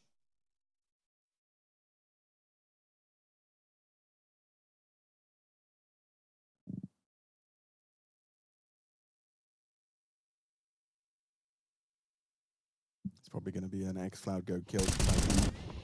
Well, it's 2400 into the next, so you don't really have like very many options available to you in this type of a scenario. So I'm not sure, right, like the timeout has to be more about next round as opposed to this round. Yeah. Because, yeah, you're not going to have a whole lot going for you, and you really can't invest a whole lot. So I can see a Deagle, a couple of Deags in the mix. So as long as you can get a couple of shots, it's fine. I think overall, this should be the 5th signed, sealed, and delivered for NIP. Yeah, there's no way. There's no way. Pre-aiming the jump spot. Nice way to get action as an AWPer when you know they haven't got the big guns. They're going to want answers, and besides just holding top mid from Taxi or something, it's not particularly fun. No users just yet popping off the page as well. Yeah, we're looking for our Twitch user Think it's a good time to game. check in. Oh, here we go. There's a bit of a callback to a bit. Snipers XEX says, as a 9K rating player, I think Heroic needs to shoot NIP faster to break through. So great return to the bit. It's a good bit. Might have wanted a bit of a better execution there. Slightly more verbose, I think, would have been nice. Yeah. Right, really draw the user in. Yeah, ham it up a bit. Snappy's... okay, this is just an eco, everybody. Don't be too worried about it. And there you have it, all locked and loaded right now. Oh, I also had a message in from Banksy on the Twitter sphere. Not the one who does the artwork. Oh. This is Banksy161. Okay. Said NIP aren't missing the waterfall smoke. Heroic are pre-molling it on main roof. So good catch from the nuke game. That definitely did cause a couple of issues. So well spotted from Banksy. And Scopia Games said that they were going red into gold, and they got a Karambit Law doing trade-ups. Oi. Get yourself a Happy Meal with that. Another miss on that smoke. Heroic, this is a double thumbs down now. Yeah, that's the thing. It can't be blocked, so it just has to be user error. Maybe it's all part of their plan. You'd love a molly. Oh, you'd love a flash. Linus has none. Oh, okay, fine. Doesn't matter if you miss, if your teammate kills you. Yeah, I suppose. Fine. And the fact he was also backpedaling tells you he had absolutely no idea what the setup could have resembled in that situation. So Linus, opening death, an extension for NIP. Now they get to rejig. Orp is going to slowly rake back control. Back to the garden tools. And this round is just going to slow right down. There's no reaction available. You can't really just go out mid to B. You can't just go up short, try and aim map in. Long always seems scary. How about you just get shot in the top of the head? That's pretty bad. Oh, I thought Snappy might have had a bit of a misstep there. Clears out X flat. It sends them back. I think it's a save, boys. Yeah, I think it's a save. I think it's a save. It might be the best bet. You lose it all. Oh. Okay, just lose it all anyway. Okay. Oh, so they're only going to have one more gun round in this half. 5 staying alive. Beautiful. NIP. Redemption Act after nuke. This is, again, I said this coming out of, or maybe even when we're finishing that first map, when the teams are at this type of level and you, essentially, this tournament is very, very important for being able to measure them up against each other and get a nice barometer for teams going into the major. There's some who are qualified, there's some who aren't, right? Heroic aren't there. Gentle Mates aren't there. But there are a bunch of other names that are, right? Like GamerLegion's playing right now, they'll be there. We've got FlyQuest also in the server. Liquid, Legacy, they were playing earlier. Aurora, who really need a trophy. So, you know, we get a mixed bag in that regard. Pop, here we go. Easy. Oh, it's too easy. Trying to change the pace, trying to catch Long off. Good anti-force spy protocols in place, ready up close to the smoke. Just deal with it before it gets out of hand. Yeah, nice highlighted here as well. This is a bit of a pocket. I saw FlyQuest run this. Someone told me Liquid was running this when Twist was in the team. So they would kind of throw like A smokes and then pop through and be able to run with the momentum knowing that those smokes were already down, as opposed to get long control, wait, smoke, right? They're able to keep the pedal to the metal. So it was an idea, not one that has really reaped any rewards. What a different game it could have been if Youngster had won that 1v4, I think he was in. Fantastic attempt. Great deagle shot. Imagine you've got the bomb on blue and you've got only a Tech 9. There is truly nothing he can do. He's being held. Shush has the angle, has a sneaking suspicion either the bomb is left long or it's trap blue. That's what I'm telling you as a good teammate. There's no fun to be had for Current. Hopefully, or they're hoping Linus has kicked up enough of a stink. His deagle looks like mine. Yeah, it doesn't look like Gangstars for sure. Gonna try and get max value, is he? Well, wow. Okay, there's one. No time to win this. NT. Okay, so 5 is the best that they can have. Let's see if they just use long spawns now if they get them. Because at the moment, both of these teams on the T halves of their own map choices have looked a bit like damp squibs. Yeah, those damn squibs.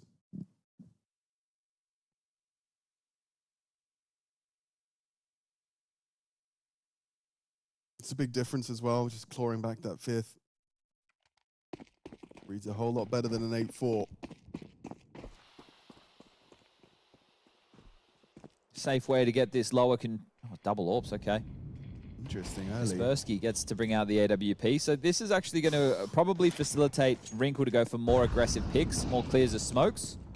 And he was postured in towards lower there. So information flows. They've already... What? Must have been on a clear. Has to have caught him on a clear there. Wow. Crazy pick from Alcarin to start us off. Wrinkle gets removed. There is another AWP in play, now in the hands of Snappy. Yeah, I don't know why. Kaspersky's handed it to him. Why not, I guess, at this point. Oh, B is Oh, good. he just pushed straight through He mid. shows him why he needs the rifle. Gets the NIP boys back into an even keel. Only for a moment. xCloud pulls rotations with a kill. Removing U-jerks and threatening for more. Doesn't want to overcommit here. You have that man advantage. You want to leverage an extra player. Bomb's still a problem at mid doors as well. Need to try and get their hands on that somehow.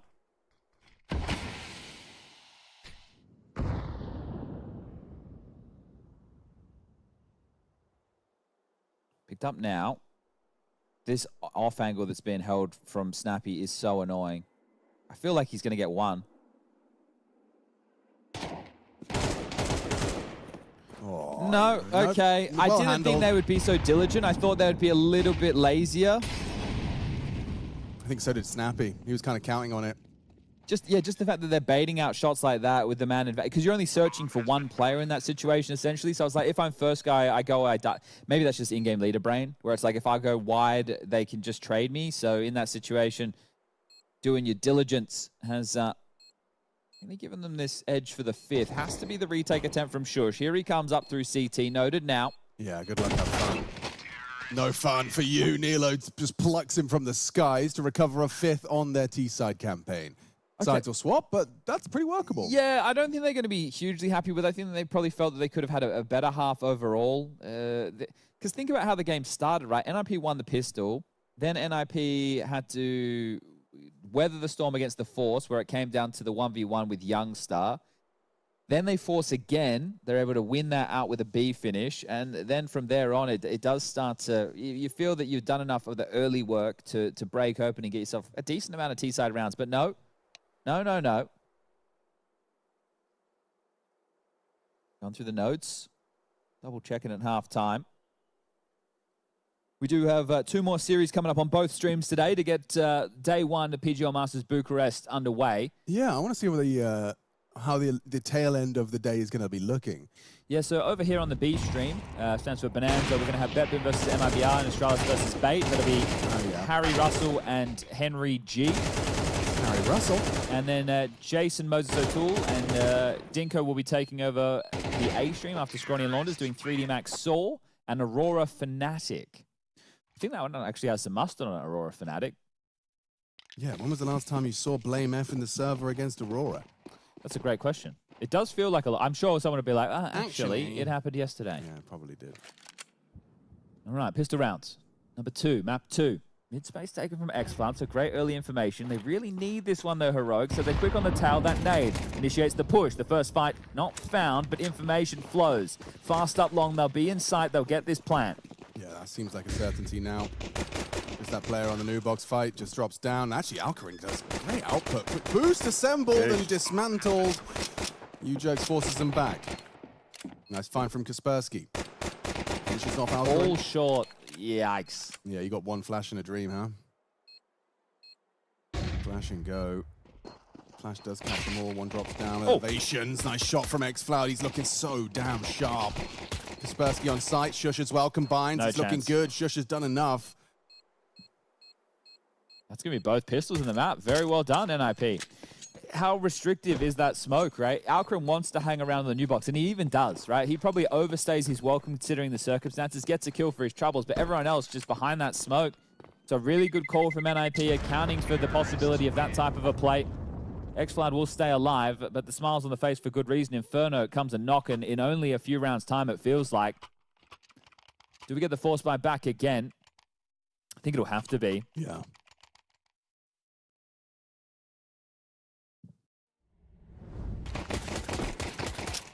Yeah, so this one, right? And then he... Oh.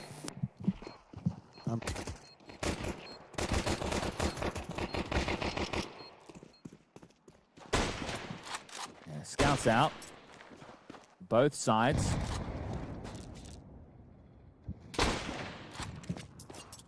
Snappy's actually worse for wear of that exchange. NIP will land the hinge smoke. Hey, that's a start. It's a 3-player B start out of Heroic, so I wonder if it's like standard mid-control utility they hear and then they pipe in through upper tunnels, or if something in their prep says, hey, NIP like to finish towards B or mid to B splits. They do apply pressure of the mid to B with an early mid to B smoke. They've also pressured back short a little bit too. Just one man of Nilo. Now, he only has a flash in the site. If he had a smoke to block, it might be enough to force them into something else. But clamping down for the mid to B now. They flash forward. They see what's home. Don't catch anything. Oh, Akrish has taken that shush. Huh? Yeah, and now combines. xFloud as well finishes off what Alkarin's tag started. Youngster, a bit overzealous there. Yeah, I wanted to finish the round right there. Oh, that's a good one. Yeah, they're all trying to do too much. Golden, he's pushing the issue, and it's a free frag back. Yeah, I don't know about that. Now it puts it all onto Nilo on A. What's he supposed to do? What is he supposed to do? He hits the first headshot required, and now the trade attempt is coming in thick and fast. It's not easy. B-ramp push from xFloud does find another. Okay. He's found Alkarin. He's found him. Very nice find. An overextension, perhaps. You knew your teammate was miles away. And Kaspersky in the clutch. Can the Ninjas count on him for a fourth? Oh, he's got 18 and 7 right now. He's doing his best xFloud impression. Now up on the boxes, might be spotted. Oh, okay, gives him position away. He's still worried about short, so now xFloud can cut noise. He's only got 15 bullets in the FAMAS, but it will be sufficient. He's ready, the little crab walk, uncrouch spot, but xFloud does it! Damn. Wow, a denial of the clutch. After such an incredible map, Kaspersky's going to be kind of miffed about that one. Yeah, I think so too. There's just some questionable moments, like after 2 opening kills come through on the force buy, and then you still continue to push through mid doors. Right, and then the way that it's like LNZ, there's the flash, and he goes for the fight. Like this one here is great. Then you get this frag. Why is anybody else pushing mid doors? What's Youngster doing there? Yeah. Why is LNZ searching for this? They caught you on a bad timing. You were hoping to catch them on a good timing. They still win the round, right? But only just. It's just some moments there where maybe individuals are trying to do a little bit too much, but NIP will have to force back in. They haven't been great with the conversions, the Ninjas, and oh, it gets worse, doesn't it? Oh, you lost Snappy right out of the gates, right at the start. Now you smoke your hinge, and now you progress. But you're a man down, a man in the hole. Alkarin's taking a tag. So he's chipped down quite low. You want that orb to hedge over towards A. Even though he is low, he still has a lot of value to give this round, right? He can just play this mid-long line. If he gets flashed or smoked off, just take the next line, next line, next line. He can still contribute. Worst case, you play retake A. You hold down Goose/ramp.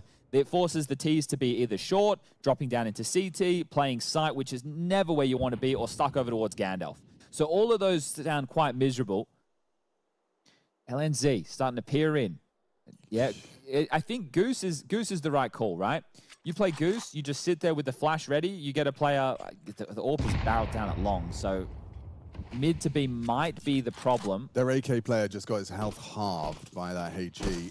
He's going to drop into spawn through the smoke on a timing, I think. Yeah, there he goes. Oh, wow. How's xFloud got one? We gets 2. Great work from range, and the job is done. Okay, so now Eco will tie things up 8-8. So Heroic are back in it. It's the little details, isn't it? Yeah, small margins.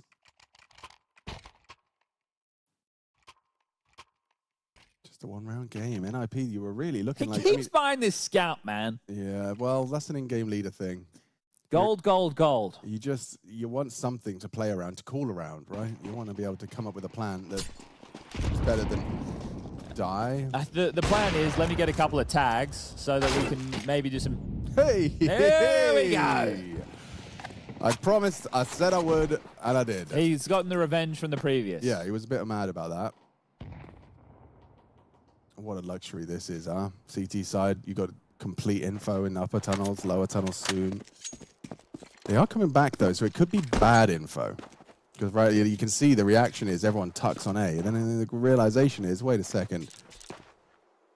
I'll let everybody know that the first map of FlyQuest versus GamerLegion is in its second overtime Oi. on Dust 2 FlyQuest map choice. You can go and check that one out. Twitch.tv/PGL. PGL. Good teamwork. Flash, fight, found, bomb loose, just one man. He's at the top of the scoreboard. AWP scavenged back. And wants to kill with the MP9. Says, listen, boys, there's cash to be made. And he's a man who thinks with the wallet. Youngster grabs the final frag, gets the AWP, and we're all good in the hood. Oh, they procced the vertical bomb, though, so that could mean something. Maybe. Well, the spill over that into the next, we know it's only a 15% chance of luck for round 2. Okay. Right? And that will slowly decrease on a 3% decay per round for the remainder of the game. So diminishing returns. Yeah. I see. Now, you can top it back up. A bit like when I had my Boost mobile phone. Yes. Back right, guys. You know, prepaid plan. Put an extra tenner on it. Yeah, just in case. I had to download some of those ringtones. Crazy Frog. He's crazy. They're going to search immediately, are they? It looks like it. Kind of reminiscent of like a ramp early war. All on jerks here. He's done well. Alcohol nothing else by sight in the round, and no, it might happen anyway. I would split B into the AWP. I think that sounds good. I would split B into the AWP. People are going to go, but there's an AWP there. But there's 4 of us. You should be able to trade him. Did you see him? Yeah, that's why he's crossed big box. doesn't. Oh dear. Has to have an idea. Surely has an idea. He knows now. Possible. Oh, he's ahead of it. Hey, good kill from you, Jugs. Safe. Yeah. All right. Yeah, you're right. The vertical bomb proc. Immediately, they hit crit. And now it's on regen. Yeah, exactly. The ultimate ability. Well. Trading blows. NIP back to the winning ways. The audio's gone again. Is it? Guys, it's not us. I promise you it's not Alex and I. Is the audio gone again? It can't be us. Because we hear in our own ears can hear it. our audio and what's being sent. And our audio, it's crisp. I can see your little line and it's like crisp. Crispy line. Crisp. We got the Crisp. The Rodecaster Pro 2. That's the Rodecaster Pro 2. Not the one. Plugged into... It's not our microphones, guys, because I'll tell you what. Microphones, Sennheiser, HMD 27s. Was it? Did it synchronize with when me accidentally pulling out my cable and put it back? I don't. No. This has just started. This sounds is new. good, man. This is new. Okay. This is probably what was happening during map number 1. Definitely not series number 1. First quarter of the day. Right. Oh, thank you. Definitely not our mic. I guarantee it. It's not on our end, guys. Right. It's not on our end. If anything, it's on your end. Try rebooting your computer. It's your fault. Wow, nice little break on the long smoke to get the first blood drawn. You jerk down early. Heroic, off to the races.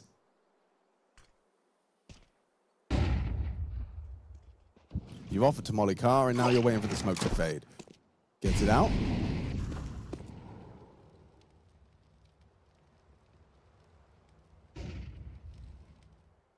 Alcaran's chosen his line carefully. Nope. Sorry. You're okay.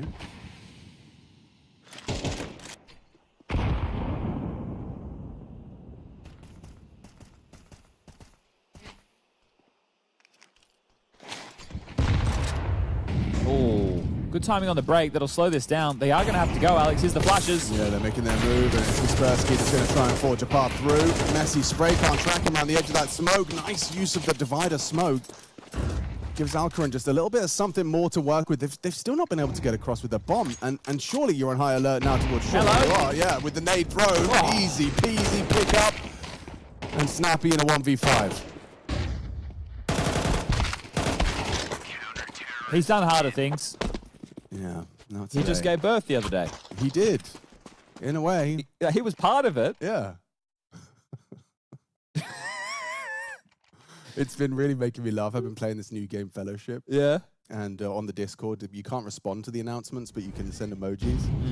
and me and my friends have been trying to decipher what each one means. Obviously, the clown and the heart are obviously the most obvious ones. Yeah, yeah. There was a very prominent pregnant man emoji that they had to remove. They had to remove that was being one. that was being overused. That was being overused. Okay. It was seeing a lot of action. I'm not sure what they were trying to communicate with that one. Just excitement, perhaps, for the birth of a child. Possibly.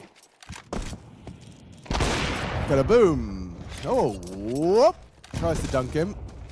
Alcarin's definitely, I mean, you can just see like a player's comfort levels, and he's got comfort on Dust 2 warping CT side, understandably, as you'd hope so. Especially against the ecos. Yeah, yeah. But just in general, you know, as in like the lines he's taking, the way he's approaching the fights, he's clearly very well drilled and has a very his own personal opinion as to where he should be and how he should play it. Still, I think I'd be on like a little bit more of a high alert after Hades took my seat and did well. How dare he?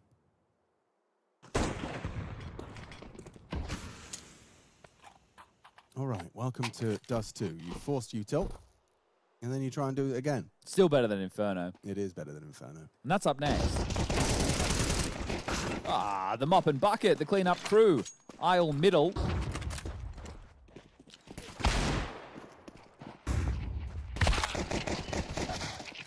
Bomb loose. And here's the final flurry to the finish for 10. Pop, pop. No fun for the scout. Alcarin secures it. Oh, it's a very important gun round as far as the ninjas are concerned. Well, everyone is.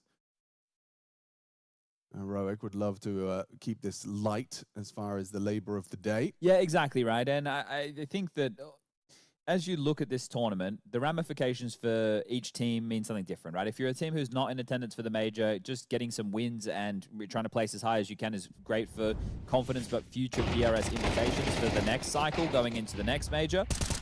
You also have teams who are qualified for the major who would love to be showing that they're in some good form and able to tussle with teams that are meant to be lesser than them, so that confidence can build, so they can really unleash it, because we're at the tail end of the year right now. We've got PGL Masters Bucharest, we move into Chengdu, we move into Rivals, and then we're into the major, right? So you've got 3 more events to go. This is a 16-team event. Chengdu is 16 teams, and then Rivals is 8. So, and that's going to be a bit more of the creme de la creme, at least as far as the top end. So, oh, okay. They've actually lobbed out the Molotov to deny the Long Hut smoke. I don't believe it was thrown. I was helping Wrinkle go for that early fight on the AWP. They will get the long control. LNZ gets into pit. Yeah, not there. That was a cool incendiary throw. No safe from the car. Geeky. Key round right now. Yeah, he really is. How does Kaspersky take this control? Goes out a flashbang for the short side. That's Geeky. Enables his slip out. And, ooh, what? Yeah, that was into lower, so great find. Yeah, I can't quite believe he wins it like that.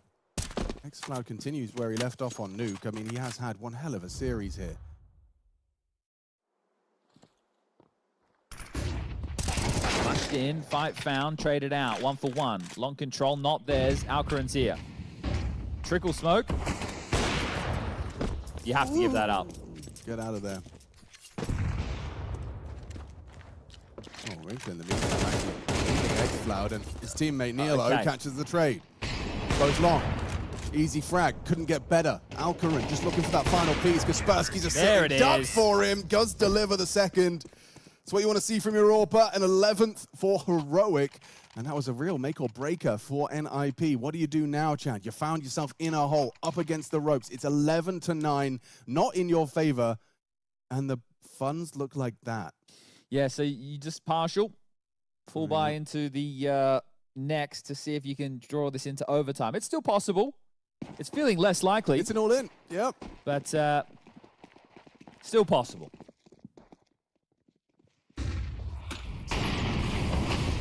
Yeah, extinguish, go. Oh, gets sprayed. xCloud takes down 2. NIP in trouble. Messy from Linus, but it sets up xCloud for another double. Quad kill from xCloud on the long defense. All Linus was there was a distraction. And that's all you need sometimes.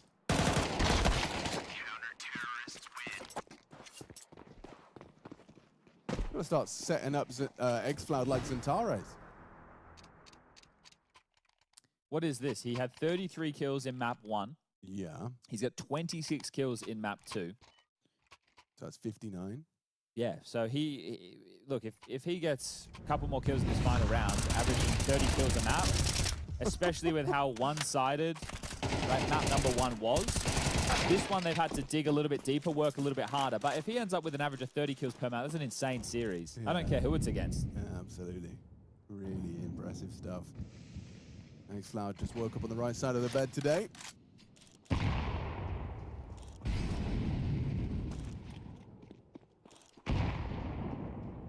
Sets his AWPer up as well. Team player as well. I love the funneling of HEs, especially like you leave the cache in spawn.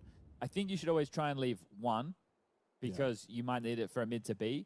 But if you can clear that mid smoke a couple of times, force to replenish, or even if you catch a pick, like catching the pick's the main goal, but you slow down the default. Here we go. Oh, blind. Oh, it's a team flash. Yeah, snapping through it. Weird one, Alcaran, cheeky around the smoke, should be dead. Yeah, goes down to the Glock, missed shots, and a weird round now for the remaining 2 CTs. Nilo trying to He needs to live.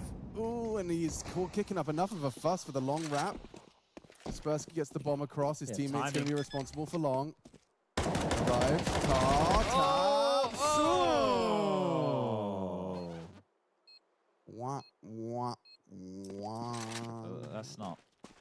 That's not what he wanted. It's not. It's in the back. It would have been a 2v2, both pinned inside.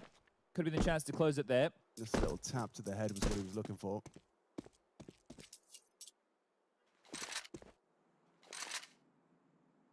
Here comes Kaspersky for a nice little twist of the knife. You could take it away. Alcaran has 11 grand. Ah, yeah. And there's only 2 more rounds of play after this. But Nilo likes his AK. That's true. He just doesn't want to they lose should be, as long as, I was going to say, as long as they don't lose this, they should be pretty good because you got 8k on him, plus he's going to get the lost bonus right now, so he can drop 1.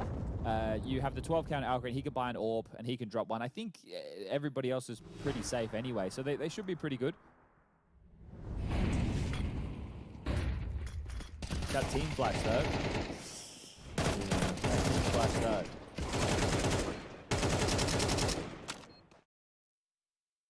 Here it is. So going into the next round, we're going to have 1900 loss bonus. I think it's 2400 actually. So. Oh, you missed the smoke. They dropped you a spare. They'll be fine. They'll be able to buy. There'll be no issues. So long smoke. They're going big. This is B rush. What a call! It is. Young Stars. Still done well. Wrinkle forced away, just turns around, just concedes all of the chances. Alfred's so quick on this. Fast. This is the AWP though. He smoked off. It's okay. The retake's going to become so much more valid when he can just hold the sightline upon the fade. Here it comes. This is it. Like, I mean, he's got a partner as well to walk him in. Oh, doesn't peek deep. But Wrinkle might be slipping. Oh, okay. Hits it. Awkward. Shush and snappy. To keep NIP with a dream of taking it to 3. xFlower's already twisting the knife, running him down. xFlower finishes it off 28 and 14, a KD of 2, and a crazy haul. Heroic take it into dominance on display. Looking for some sort of result towards the end of their season and making a strong case for it with a star performance from xFlower. I think I said xFlower had 11 multi-kills in the first map, right. and it was 33 frags to his name in that one. This time around, he's ended with, what did you say, 28 kills? Yeah, 14 deaths. And how many kills did he get anything there on the way back in? Just 2 kills. Yep. Yeah, so he ended up with 10 He had 10 multi-kills in one map, 11 in the other. That's an average of 30 kills per map he had. I think he had 150 ADR in the first one. This one is a little bit lighter on that. It's going to be around 110 mark in terms of ADR. But that's insane. What a performance from the young man. You see him here at the front. Bit of a troll. But it's good to see him in the server putting down numbers. That is a 1-0 column victory for Heroic. They'll be playing in the winners batch tomorrow. NIP will drop down. We saw Gentlemates drop down there a little bit earlier. I think Legacy were felled by... Oh, this would have been some clutch, wouldn't it? Oh, mate. 1v4 situation. The Deagle shot made me make unbelievable sounds. Yeah, incredible. This one here is where they broke through. Right? They force bought in back-to-back rounds because of that damage there done by Youngster. Really good work. Alcaran gets the first, Youngster gets the second, and they're able to take that space. They held on to things. This is... See how early it was that they got 4 rounds? They only walked away with 5? Yeah, that's why I thought that Heroic really kind of dropped the ball in that first half, but definitely picked it back up and ran with it in the second.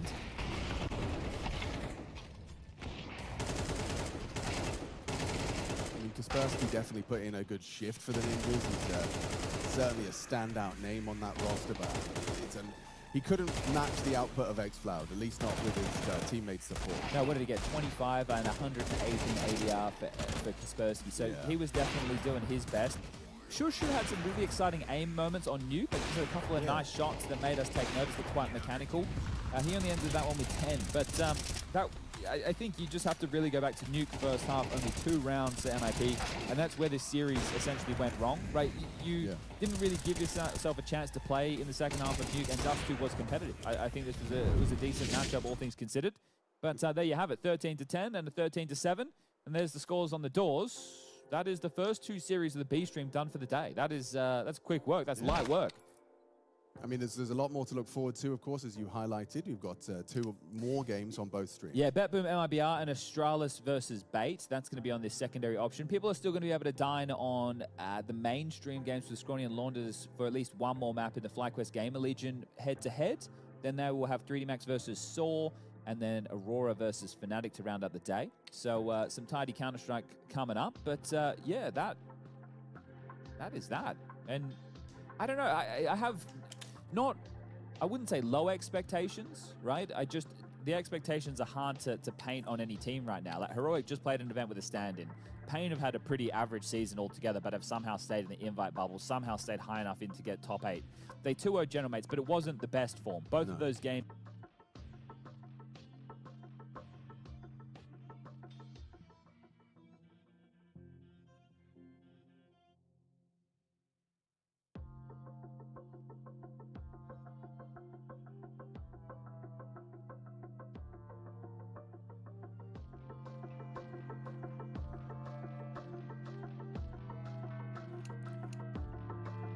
Refreshing VMix, there we go. Okay, well, I can hear the sounds and stuff. Like, for example, this one. Ladies and gentlemen, day 1 in the Malta Maze Zone is coming to a close for us here. Now, we will work on our mic quality tomorrow, guys. What do you guys think about, what's a good one that Alex could do? What do you think of this one? Hello. What do you guys think about that? What if we cast it like that? Fallen, stop blowing my mind. Or we could do this one. This one is Large Robot. Large Robot, my name is Machine, built only to commentate. Beep boop. You should maybe have to do that one all the time. No, that's cool. Yeah, okay. Yeah, can I just do the evil laugh? Like if yeah. Okay, that's fun. Okay, that's fun. What? This is Small Robot. Making sounds. Yeah, that's just noises. Yeah. Yeah, but that was you or that was the robot? I was making sounds, the robots. Yeah. That's cool though. All wow, this is coming home with me. That's exactly. It definitely is. It actually is. Yeah. Okay, stop. I'll play later. All right, everybody. Day 1 done from us. We'll be back tomorrow, and the Same next time? day and the day after that, we'll probably be covering the 0-1 games. So a bit more General Mates, a bit more NIP. Yeah. And we'll see you guys then. Arrivederci. Yeah. Have a good day. Looking out for you, man. She said she loves you. But she can't love me. But I love you. Look, I know my man's going crazy. I gotta brag on myself, I amaze me. Joke like I'm back in the 80s. I won't play window anymore. What's going on? Play your role. 1xBet. On to the next one.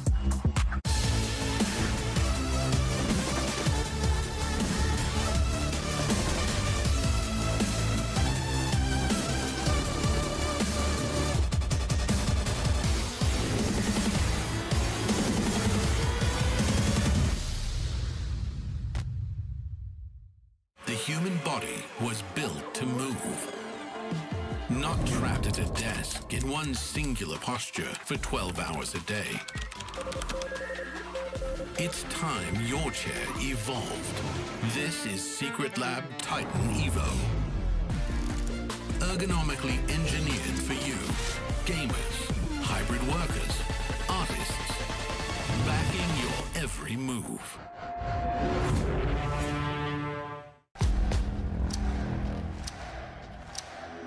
We will shake these walls! We will raise this roof!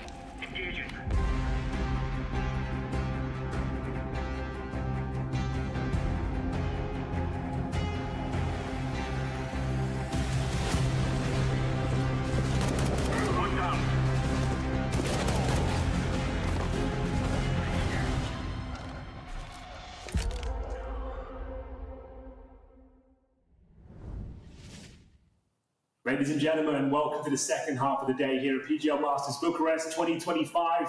Harry, you always did like the B stream, and now you get to be part of it. How's it going? It's going good, man. It's going good, Henry. I like your setup, bro. This looks nice. I know we're not in the same room, which might suck for a lot of people, especially us. Sure. But, you know, that's just Chad and Alex. They've set the bar too high, I guess. We're Yeah, kind of bringing it back down. It was like, I think it went pretty well for them. I think they did a pretty good job. I noticed they were paying more attention to Twitch chat than YouTube chat at times. I think we should make our angle of this broadcast, we're kind of YouTube focused. What do you think about that? No, I mean, dude, you know me. I'm a big fan of the YouTube chatters, so I'll definitely be in there. And Hank, man, we've had some good games already today. Look at this. I'm kind of tying it all into the show at large. God, I'm so good. Yeah, look, we've already had some games go down. Pain Gaming, they beat Gentlemates after Gentlemates made that sick little EPL explosion. Pain obviously weren't there. They were holding on to the coveted VRS points, and they breezed through it 2-0. I say breezed. It was like an overtime series. It was pretty cool. Then we had Heroic Nip. That one just concluded, and NIP couldn't pull it back on Dust 2, couldn't make it a 3-mapper. But Hank, I feel like we could have some 3-mappers in store tonight, bro. We definitely can. Yeah. It's not the most tantalizing game, but we do have to say there's 2 top 40 teams about to clash on the server right now. BetBoom taking on MIBR. It has to be said, MIBR aren't fielding a full squad, which isn't ideal. It's not great. They've got a new boy in there. Have you seen his name on HLTV yes, yet? I'm trying to work out how to pronounce it. Come on, man. It's so easy, isn't it?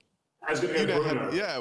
We can. So here's the thing that's funny is we call Biara Enizad, as I was told, we call him Breno because his name is Breno. And now there's Bruno, the MIBR Academy player that's standing in, or Brundola.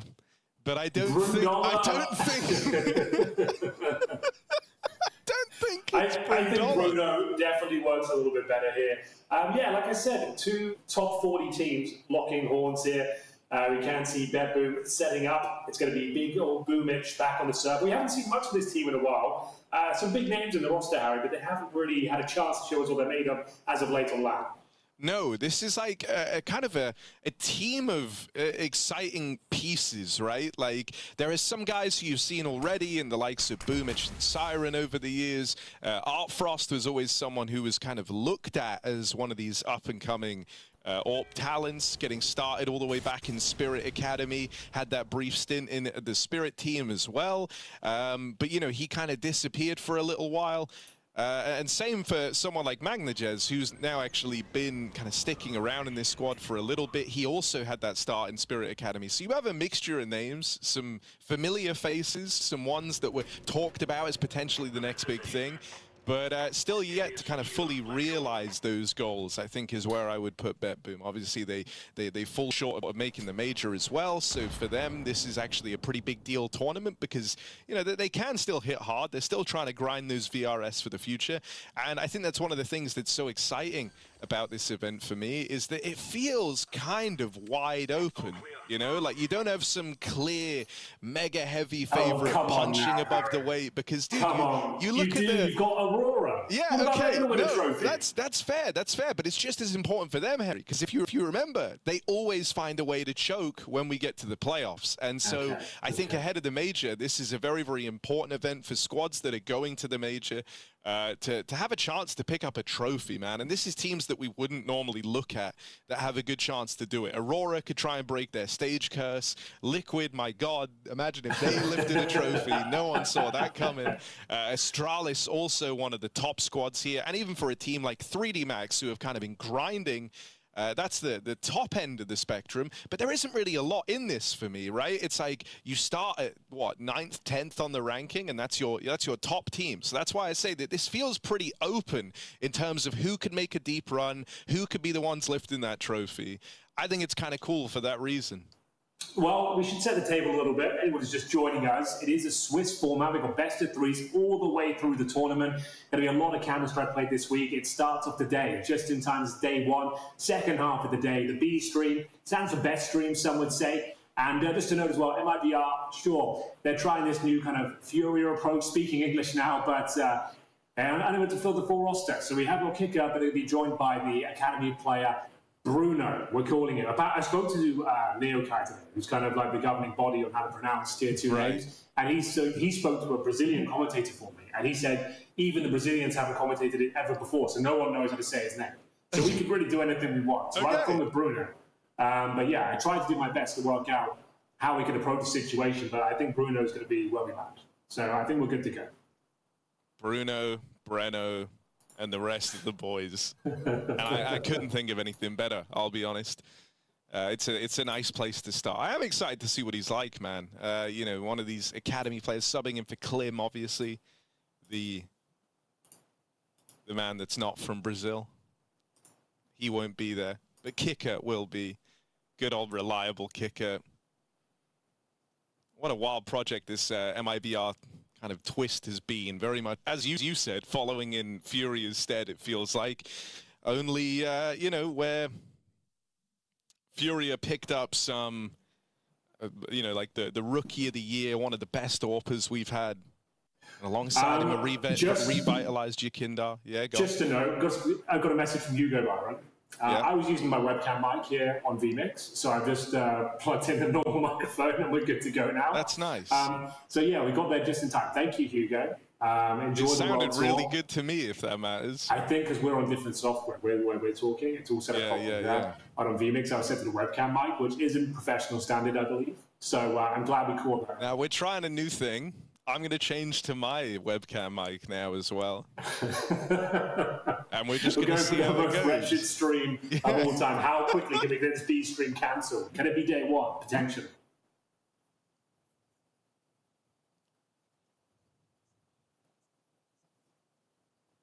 All right. Well, anyway, I'm going to get back to just talking a little bit about these squads and why I think the tournament's so cool. So, you know, we went over BetBoom and where they're at, some recognizable names, some guys that still feel like they have kind of a point to prove, and we're meant to be the next big thing for this MIBR team. As I was saying, they've kind of gone on like a Furia-esque gamble, right, and tried to bring in some CIS talent, Kicker and Klim. Similar note, actually, even a Furia. You take one guy that's a little less proven, a little less known, I say a lot less known, similar to like a Molodoy, and then you pair it up with someone you're hoping has a career resurgence in Kicker, who is very experienced and has been around for a long, long time now.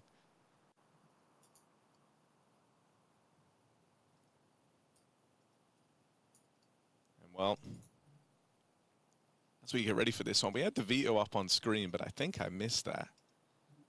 So I'm going to quickly look this up. So we're starting on Overpass, map pick of MIBR. I actually like the way MIBR play Overpass. I've seen them take to it a couple of times now, and I think it's pretty inspired. I think actually a lot of the Brazilian squads. Hello, Henry. Hello. It's going to be... You're very loud. Oh, no, really? This is a nightmare. Hold on. I don't know if it sounds like that on stream. But it sounds very interesting and spicy, let's say, to me.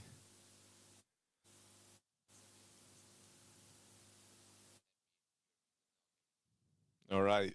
Henry's still having some audio goblins. Not to be confused with the audio jungle. You guys in Twitch chat ever heard of audio jungle? Audio jungle. Kind of one of the OGs. But yeah, I don't know. I think this is a pretty open tournament. I think anyone could take it. Anyone could do damage. We're all wanting to hate watch Fnatic. Come on, don't lie. We're all guilty of it. We know what they did to Cypher wasn't cool. I think universally everyone agrees there. Yep, Twitch chat has confirmed the mic is worse. I agree with you guys. I think you've all nailed it. It's way worse. But that's fine.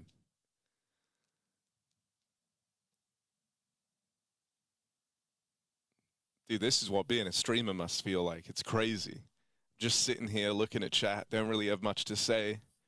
You guys are doing all the hard work. That's what I was doing. I was talking about the veto. Come on, it's easy. So, outside of the substitute situation, which obviously we've covered, Breno and Bruno, those are the cast, man. Those are the two. We have MIBR pick an overpass. I actually rate their overpass. I'm assuming for BetBoom, with them being a CIS squad, they'll be pretty proficient at it, but looking at their numbers, that is really not true. I don't know. I have faith in Boomich there, man. I think he's going to call a mean overpass game. Still, should be pretty safe for MIBR. Then we're going to nuke the BetBoom pick. Bit of a classic for them. Not a sleeper map for MIBR by any stretch, though. These guys have a lot of reps in. And the thing I guess that's exciting for MIBR in comparison to this BetBoom team is obviously MIBR have the major laid out in front of them. So this is going to be a good temperature check on where they're at ahead of their entrance to the stage 2 at the major. I'm reading the chat, guys. I'm checking it out. How's my day? My day's great. My day's great. I'm having a great time. I have a working microphone. I have a chat full of friends. Harry flaming the B stream weeks ago, and now I'm part of it. I know. It's a full circle moment. Don't worry, guys. I've prepared a list of films that traumatized me when I was but a boy, and I will be reading them off throughout the entirety of this series. You're all going to hate it, but I will not stop. And that's just how it is.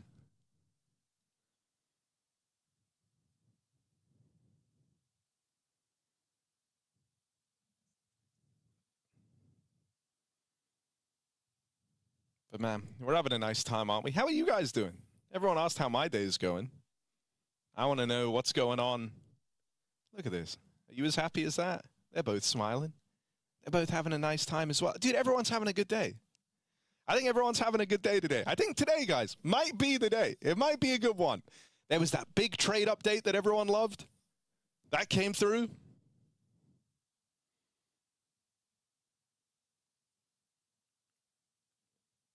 Dude, someone said we're not friends. Damn. How much did I drink last night? None. Well, actually, that's a lie. But not enough to be drunk. Oh. Where's Hugo? Hugo's here, man. He's just fixing his mic problems. We got Hugo V2 in the house. Henry G.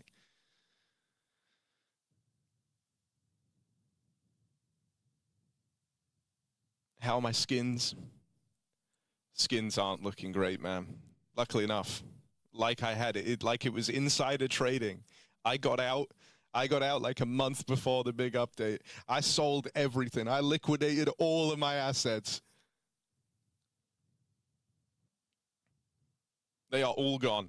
I don't have it. I have like $100 in skins. I got rid of the Ruby M9 that I unboxed. I got rid of the Karambit Doppler. I sold it all. And you're probably wondering, damn, that's a Pelosi-style move you've just done there. You knew. It's like you knew that the market was going to change. And maybe I did, but I'll leave it at that.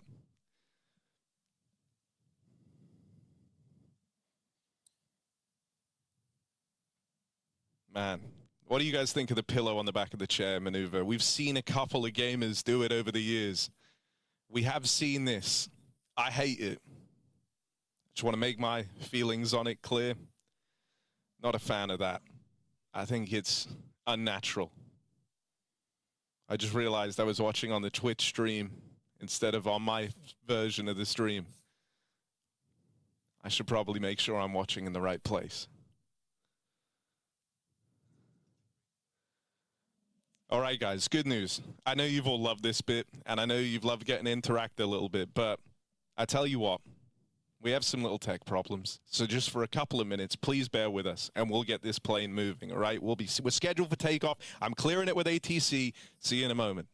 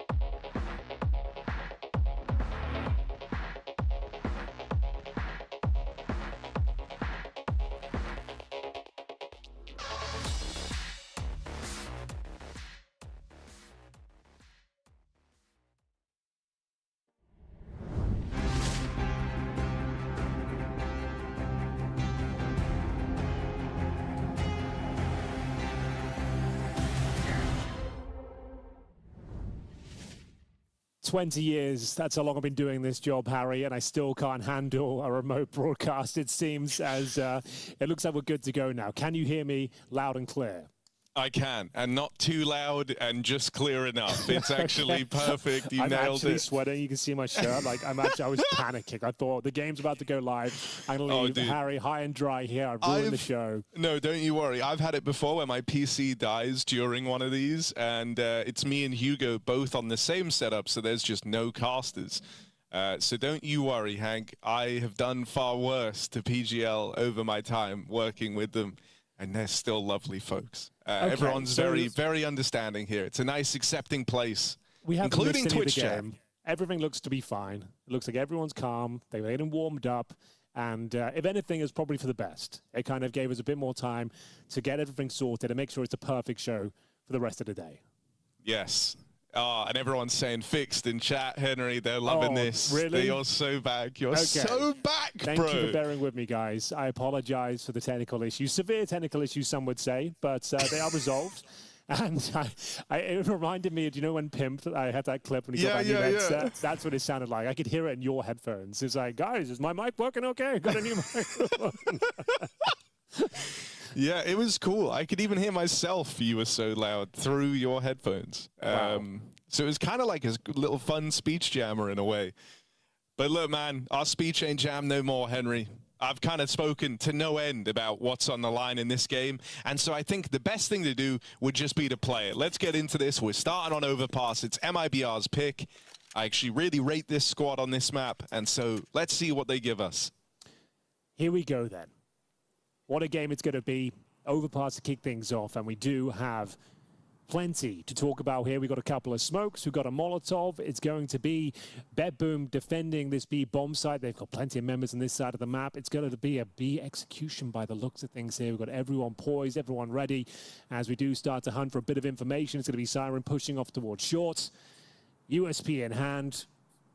And it looks like they're going to find everyone before the commitment comes in, Harry. This could be an absolute disaster. Yeah, Magnajez, first shot in the round, and it'll land. Insani removed from play. Not the guy you want to lose to open up the pistol. One of the heavy hitters for MIBR kicked to the wayside as BetBoom make quick work over this B hit. And it goes nowhere quickly. No success for Breno, no success for Bruno. No one has fun there for MIBR. It's a clean pistol picked up to open up Overpass. Couldn't be cleaner, really.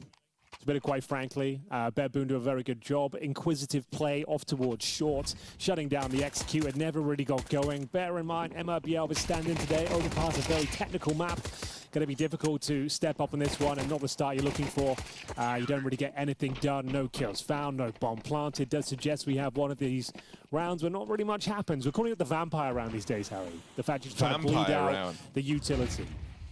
Okay. Oh, I kind of, Hank, you've always been ahead of the curve with these. You were the first guy to co-opt the Unicorn round. I remember that from years ago. Yes, true. And now... I think I can't take credit for this one. I'm pretty sure Chad came up with Vampire round. Chad. Yeah. Also an innovator in his own right. In a way. One of them. But yeah, I don't know. I hate these rounds, personally. We're never normally allowed to say that, but we've struck a kind of informal tone. As I always say, Harry, off we of should the top. reserve the word hate for things we actually mean. I don't think this goes in the same league as things you do actually hate. We should probably get into the childhood films that traumatized us, Henry. Starting with you, Watership Down. I think it's a good place to... It's in round 2, game 1. I don't think we can go there just yet, but I am saving that material for when we really need it. Okay, it's fine. Oh, it's pretty tense in this round, isn't it? It is tense. They've bled this one dry. In a way, they're like vampires. Have you ever seen a real-life vampire? People say I look like one, considering my pale You tone. do. You're pale, but you're I don't know. Aren't vampires meant to be kind of scrawny? You're pretty huge and jacked. I don't know. And I wouldn't say that to you on land. I mean, maybe a daywalker would be more correct, perhaps. Kind of half and half, you know. I think that's what they call me as well in ginger terminology. Why is that? I'm pretty sure it's a South Park bit. Okay. Daywalkers, like gingers who can go out in the sun. Oh, really? Yeah. Can you tan a bit? A little. Nice. I have like a skin condition on my left half of my body, so I'm always perma-tanned on that half. That's pretty lucky, pretty fortunate. It's kind of sick, bro. Okay. All right, here we are. First buy round, Henry. Guns for all of MIBR. And they're going to start out with one man trying to walk the connector, trying to take the space away. BetBoom aren't really fighting for it. Artfrost was scoped up there with the AWP, but didn't hang around with the smoke down in his way. He's going to begin his rotate. So MIBR, in terms of the early default here, they're going to get all the room they're looking for. I'm not feeling too hopeful for MIBR's prospects here. The more I see, the more it's looking a little bit ropey. We'll give them a chance the first gun round. We'll see what they can do. But with the standing situation on overpass, it's such a very difficult map to navigate. They've actually got some decent spacing to open things up here. Insani in towards the bathrooms. The CT's playing very passively. They've got the Famous or Boomich, the AWP out early. It's going to be Artfrost posted on those dice boxes. The first key duel should be going down towards long. Should be a good duel as well, Harry, I would say. Insani's ready for it. He certainly is. Magnajez started off this pistol round in great form, and that's going to keep up in the rifles. It was a good duel indeed. Insani, once more, taken out of the round first. And MIBR now lagging behind. They're going to deploy all this util to try and get Artfrost off the line. Might ask for a boost here with the third player up and on the dice box as well. He can fire off for one. And instead, just going to swing into each one of these fights dry. Kicker, well, he's down here on B. There's always one. Yeah, it was a good try, good luck. But unfortunately, yeah, a little bit of a flat finish there for MIBR. Lost the first duel and then had to flood in towards that A bomb site. One by one, picked off by Artfrost. The AWP doing some great work there, and it is going to be 3-0. Kicker will survive, I suppose. Got a decoy to take into the next round, and that's about it. It's another round where they don't really get much done. A couple of kills this time. It's the best round they've had, admittedly. But no bomb plant means the money will be broken once again. Kicker obviously gets no further cash. 3-0. I think you would agree, though, Harry, this is a very CT-sided map. I don't think I'm kind of going out there saying that. No, not at all. You know, occasionally, and the lines get a little bit more blurry as you move down the team rankings. It's not uncommon to see teams of like weirdly okay to good T sides, but yeah, you know, I think this one does very much have the CT lean, CT favor.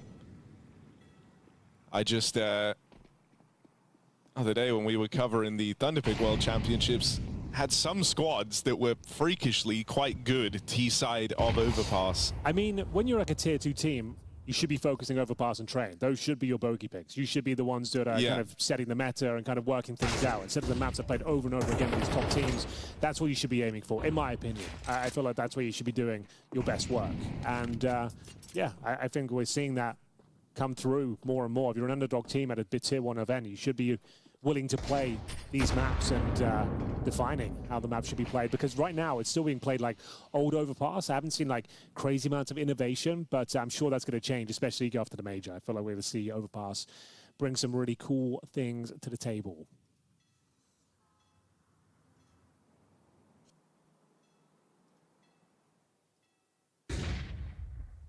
Oh, in this round, it was just the hero gun on Kicker, but obviously it didn't really work out for him. No. And I mean, BetBoom have been very proactive here. I'm really liking the moves they're making in the mid-round. They've already discovered that B is empty, and so now they're hot on the heels of Breno on this flank. He's making it interesting with 2, but there are those flanking players arriving way quicker than he was ready for. And, you know, you kind of can't doubt Boomich and the rest of the BetBoom guys here on Overpass. A classically CIS-leaning map, one that was always big in the region, one that they've got a lot of reps on the old versions of, and even if the results haven't really been here for them since its addition in CS2, I don't know, I'm always a little bit threatened by them, especially with the whole stand-in situation, as you've highlighted for MIBR. It's just not the map you want to be playing with the stand-in. It's so technical, it's so large, it takes a lot of strong communication and a lot of experience together on how you actually utilize the map control if you get it. That's if you get it. And the thing is, there's so many boosts to deal with. There's so many little grenades like this and little tricks and gimmicky plays that you have to deal with. Like, it can be an absolute nightmare. Things can fall apart, morale can go down.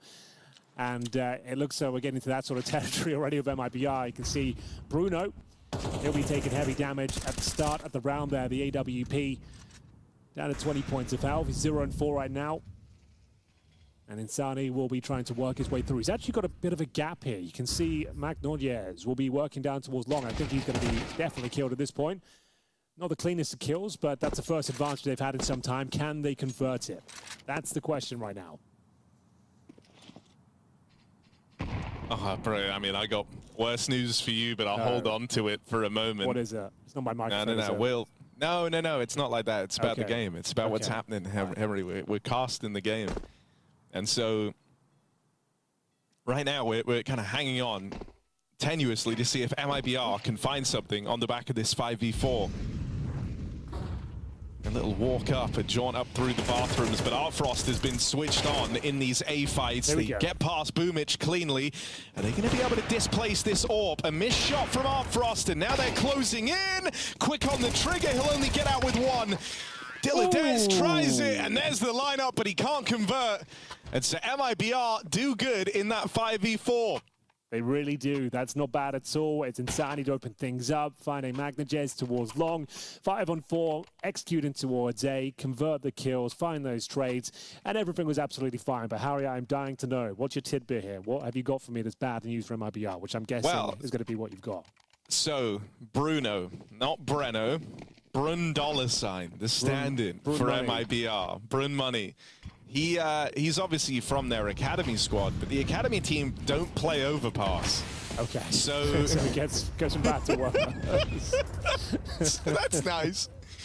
You know, you're just having to slot in on like one of the most default heavy maps. Oh, you're playing the AWP, so like your job is really important too. And you've only played this map a handful of times, and you've lost it every time you've played it. So probably not, you know, confidence at an all-time high for Bren $. Oh, the kicker, though. I feel like he's got a nice little gap here, but Artfrost is playing dynamic Counter-Strike right now. Different position every single round, hitting the shot each and every time. That's 2 opening kills. A 5-on-2 now, as Siren will chime in as well. A very convincing rebuttal here from BetBoom, looking for 5-1. And I dare say they've got it, ladies and gentlemen. Exit and Bruno Money might have to hold on to the little they have here, the AK, the AWP. But you've got 50 seconds on the clock. I don't think you can really justify sitting in T-spawn. You are going to be hunted down, and looks like the hunt is already on. You can see the room shrinking around them as all 5 CTs are on their way to T-spawn.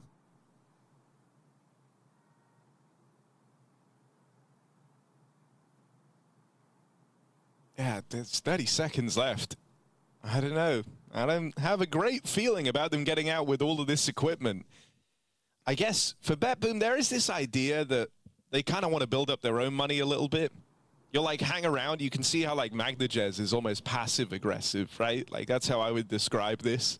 He's very, very far forward. And if anyone just so happens to creep into his crosshair, he'll take it. He'll even do this little roam at the end, but it's not a hard, you know, 5-man dedicated hunt to try and remove the guns. At most, they're fine with losing one, and that's exactly what's going to happen. Okay. Now, I saw in chat, someone said, Bren $ equals Born Rich. Okay, that's actually kind of a sick That's name. kind of, I don't know if that is it, but it does work, even if that wasn't the intention. He should convert to that name. It's actually one of the sickest names. Dude, that's fire. Yeah, Born Rich. So, shout out Cool Libri for that. Little, yeah, we shout out your names as well when you help us, when you come through with some sick stuff like that. Born Rich, look at all these notes on the table. Bren $, Bruno. It's a tactical pause. Not much really to say here. MIBR. It is their map pick, Harry. So you'd think this is something where they can display some skills and prowess. I guess it's early days. At the T side, always very difficult. Just not been very promising rounds to speak of. Like they've got that one advantage, the 5-on-4 Insani found. Since then, though, it's been quite a lot of one-way traffic. We can see quite a difficult purchase into this one. We have got a couple of Galils, Tech-9s, saved AWP. And this is kind of like set-piece territory, you'd imagine. But we'll see what kind of play they bring to the table here. The exchange of utility towards middle. Bruno will be taking a little bit of damage here, but Arfrost, as you mentioned, he's staying nimble, staying dynamic, moving around the map, this time posted up towards long. MagnoJez will be holding the bathrooms here. He'll be flashed off, presumably, if they are going to peek into there. It's going to be Bruno watching the peak. MIBR really love contact walking through the bathrooms, though. I don't know if they do put out util here to try and clear him. And so, MagnoJez, you know, now that you've seen Boomich, I feel like that only... Oh, it's Boomich's flash that's just wrecked him! Oh, from beyond the grave, Boomich has more mischief left to play in the round, and that's going to feed Bornridge a quick kill on the AWP. That's wild. That's so Dude, that's crazy. In like his dying breath, he went like, if I'm going down, you're coming down with me, MagnoJez. Dude, that's so unlucky. Like, he had like 2 players who weren't going to look at him as a double kill all day long, and his teammates flash from the grave completely blinds him. There's a world where he could have just stayed blind. He had such a good spot. He was so undetected, but he goes for the spray while blind. It doesn't work out, and all of a sudden the round turns on its head. There's still a way to lose it, though, Harry. There's always a way. So we'll see what they've got up their sleeve here. Going to be coordinating themselves back towards B. 20 seconds remaining. What's Are they really going to go into the B stack? Everyone's here. BetBoom took a gamble. They've brought everyone down towards lower. You see Artfrost, the alarm bell should be going off, but you don't have time to turn back. They go into the stack and they get demolished. Dilladez fires off for the killing blow, and disaster strikes for MIBR. As they had all the makings of a round, they had Boomich betraying his teammates like a good captain should, and it still wasn't enough. Oh, that's one of the roughest finishes you're ever going to see. Might be a the good one round, of the tournament so far. Yeah, a good round. A lot of fun. A lot of moving pieces here. Here's the moment. So Boomich goes down. Oh, the flashbang actually hits off the tee and bounces into his teammate. That's so crazy. Wilder. He headbutts it off in towards his teammate there, but still winning the round. We're right back into the action by the looks of things here. Boomich making up for the previous flashbang, and it is going to be a 5-on-3 to kick things off. MIBR, they need to have a timeout here. They're in a tailspin as we see 2 players go down towards the connector, exit, kicker very low as well. He spammed them. He spammed them both, right? That's the only way he could have done it. That's a double kill on the spam in through connector. That's just a horrible, horrible way for this to start. All right, kicker, he won a major on this map. Let's see if he can reignite some faith in MIBR. In this round, you reckon? Maybe. 20 points of help and a Galil. Minute remaining. Look, man, all I'm saying is, you know, you could. He could. I mean, sure. There is that 1% chance, I suppose. Nah. There has He's to be probably deader than Steve in Stranger Things. Did he this die? coming season? He will. Okay. Mark my words, he will. Okay. I didn't even know there was a new season of Stranger Things. That's good It's news. coming up, man. Everyone's talking about fans. it. Everyone's getting paranoid. Steve Harrington, not Steve. Anyone but Steve. That's what they're saying. That's what the streets are saying. He's got that really nice hair, hasn't he? Yeah, man. Oh, he's an attractive fella. Yeah. That's Steve. Yeah, I tend to agree. Lovely man. Wish him all the best in season 6. Hope he does make it. And 7-1, not a scoreline the Brazilians like to see, Harry. That has to be said as well, that it always seems to appear when they really don't want to look at it. Yeah, no, every game when Brazilian squads play, the scoreline will crop up. I don't make the rules. It just happens like that. Every time. And a chance to come back, though. We've got more of that contact play you were mentioning.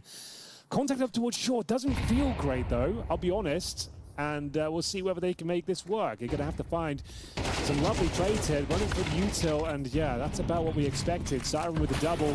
And it's going to be Insani fighting back here, but locked out by the utility. Gets himself 2, so actually back to a 3-on-3. Minute remaining. And it's going to be Bruno with his AWP still alive and well. They're going to go towards Monster now. More contact play, walking through the smoke, hoping for the best here. 2 players to deal with, currently residing on the B site itself.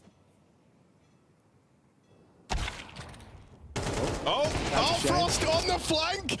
They do deal with him. Insani with a clean tap. Dude, I mean, when the AWPer is flanking you, you know that you've been read. You know they're one step ahead. That's a move that never normally happens. Insani, 3 kills deep. How much more can he get away with? He's also got to plant the bomb. Man, give him something, because Boomich is here to take it all away. And Insani literally had to get that job done all on his own. 3 kills deep, plant the bomb, win the round. No, he can't do it. Too much. Way too much. Insani, the one-man army right now, the only reason they have a single round to their name, that opening incision towards long. Now, with multiple kills, 4 of them. And it's still not quite enough. It was a disastrous start. The contact play up towards short. Sure, they got a couple of frags in return, but it never felt like they were in a winning position.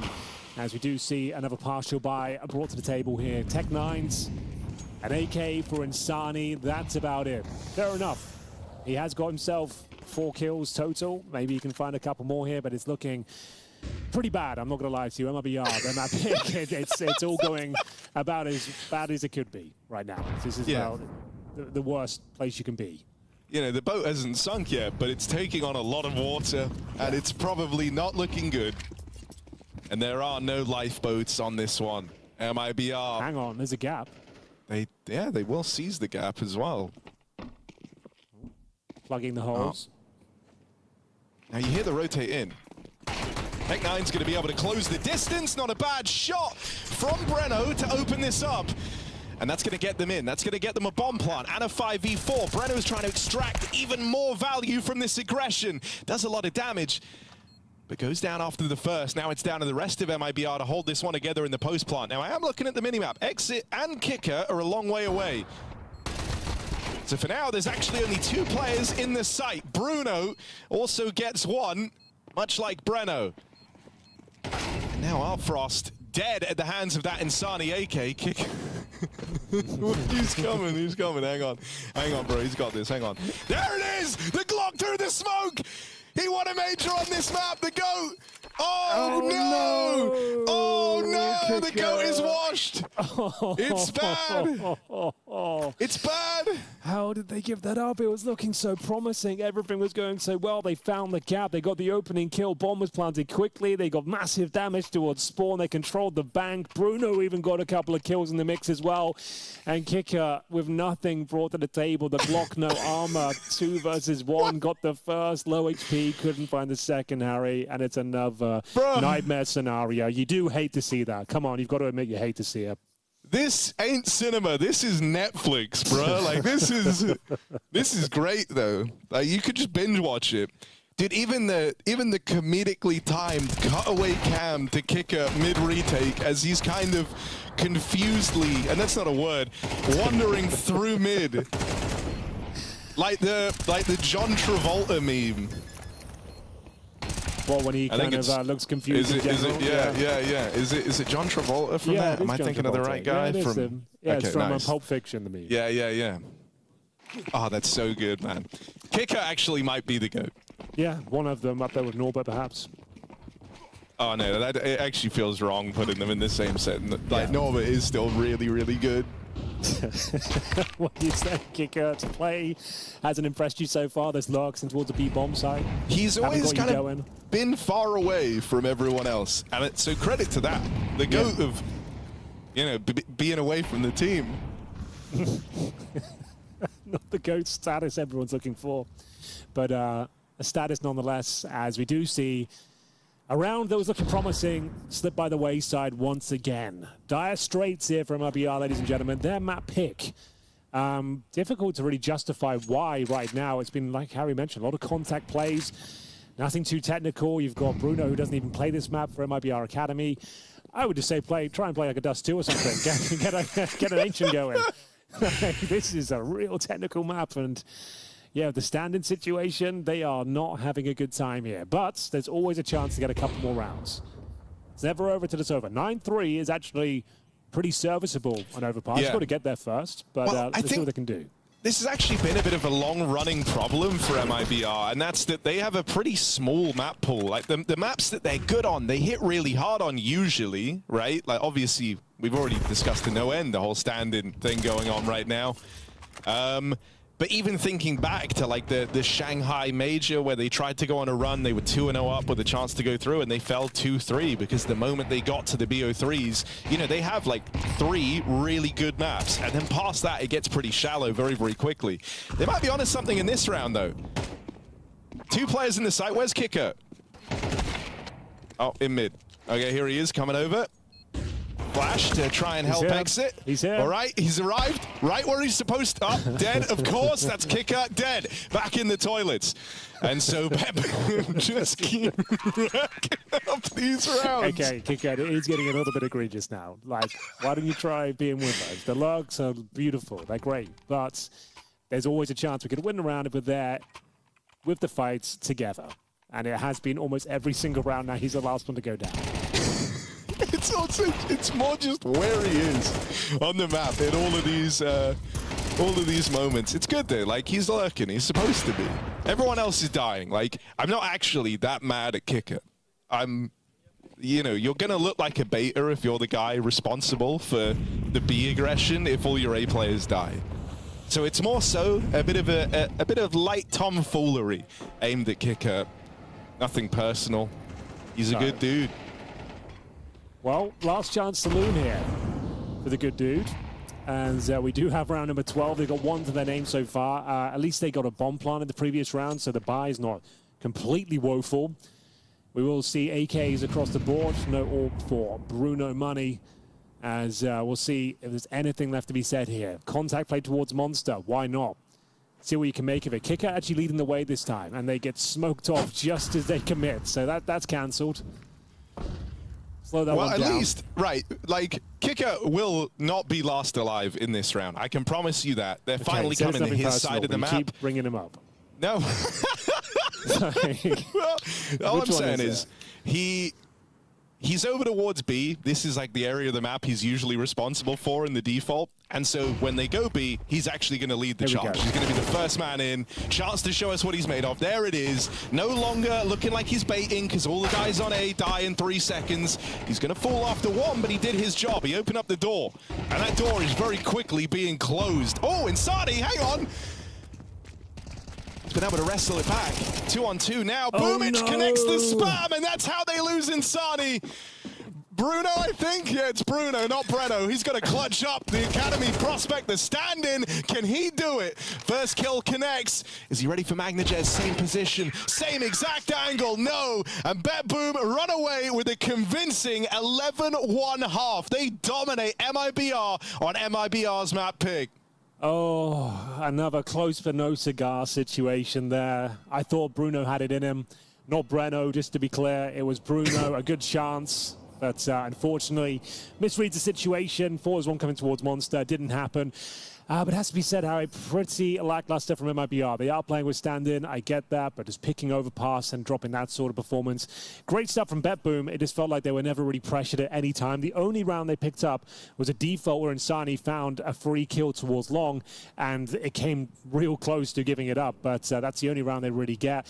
And everything else was pretty underwhelming, and they are going to struggle going forward here. Kicker even got the opening kill this time. As you mentioned, first in, first kill, but Siren managing to mow them down the AK-47. It was Magnajez as well with the backstab. This is the Siren double. Beautiful shooting from the backlines here. Did a significant damage as well. It was the 1v1 situation, but Magnajez, even on low HP, confirms what should be a map victory at this point. 11-1. MIBR will need to present a perfect game, and that would even just be getting us to overtime. We'll see what they bring to the table here. It's going to be Julies for BRN Arenazan. He's 4-12. Got kickouts with the double HE setup alongside Bruno, so we'll see where they want to use them. Maybe towards the T-steps, maybe towards the short area. It's going to be a big duel here for Insani. He's had a couple of good moments, but unable to land any significant damage. Magnajez to find him, and it's the 12th round looking quite likely now. 5-on-4, CT scrambling. They've got the nades to stop the plant potentially. That could be big. That could be something.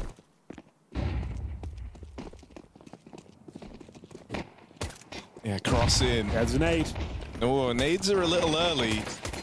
Very early at that, and so, yeah, they won't really find anything. That's fine. You know, you're not supposed to win every game. I think it's important to remind yourself of that at moments like this. 12-1 down. Sure, you have BetBoom on one of their worst maps, one of your best maps. And so that probably doesn't feel great, but it's certainly amplified with the whole stand-in situation. What a situation it is. It's, I mean, they're just getting warmed up. It's the first map of the day. It doesn't matter if it's 13-11 or 13-0, Harry. It's the first map, first of the tournament. You're just kind of feeling things out. It's Bruno probably hasn't even played a big LAN before. So we'll see whether he can bounce back in the second. It doesn't look great right now, admittedly, but I'm sure it's going to be fine going forward.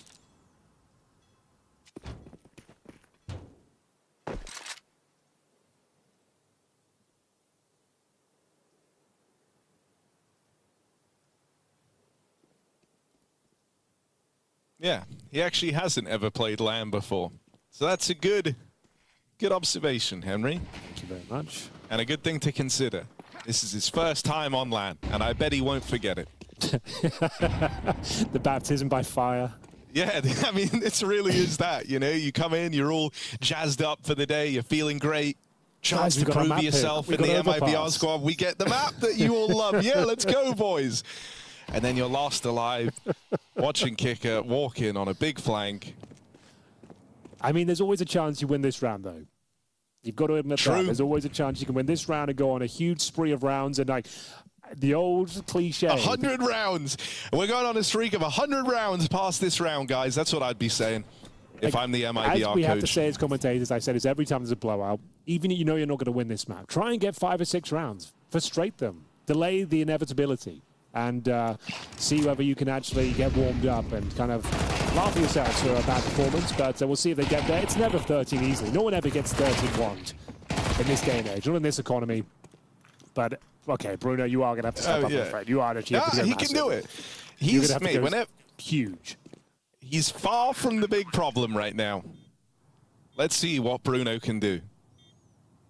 First time on LAN. First chance to clutch. On LAN. Let's see what he can do. It's a difficult one. They're going to swing him together. They don't make it easy, and that is a runaway victory out of BetBoom. It's not even close. 13-1 on MIBR's map pick. You said, Henry, we never get 13-1s anymore. Well, there it is. I think that one's probably for the best, though. Let's just forget about that map. It was the first one on LAN ever for Bruno. Never been to a LAN tournament. He hasn't really played Overpass before in the MIBR Academy. God, it's also stacked against him, isn't it? You end up on a map that you don't play in the team you're in the Academy squad or the main squad. And then also, you know, not only do you not play this map, you're a stand-in, it's a deeply technical map. BetBoom leveling up as well. Like, they usually aren't that great here, which never, it doesn't, when you look at like who's in this team, it feels like they should be fantastic on Overpass. And so they kind of deliver the level, the names in this team would have you believe that they could at a very, very awkward time for MIBR. Yeah, I think that's all totally fair. I think we have to give some shout-outs to Alfrost especially. I think he was very frustrating to play against. It felt like he was absolutely everywhere at the start of each and every CT round. Siren definitely had some huge moments as well. Those big spray downs from Graffiti. And yeah, MIBR, they didn't really have many competitive rounds. Like sometimes you can say, oh, sure, it's a blowout, but the rounds are very close or some key clutches. It didn't even feel like there was any clutch opportunities here. A couple of Insani moments where he got a few kills, unable to convert them. And yeah, it just felt like BetBoom completely blew them out of the proverbial water this time. But like I said, Harry, it doesn't matter. The series is not over. This is a marathon. It's not a sprint by any stretch of the imagination. I still believe in MIBR. I still feel like they can pull it back. And even though we go on to Nuke, again, another very technical map where it's difficult to play with stand-in. It's all about rotations and communication. I still feel like, okay, I might be running out of fumes here, but it's sure. Let's just try and bounce back and have a good game.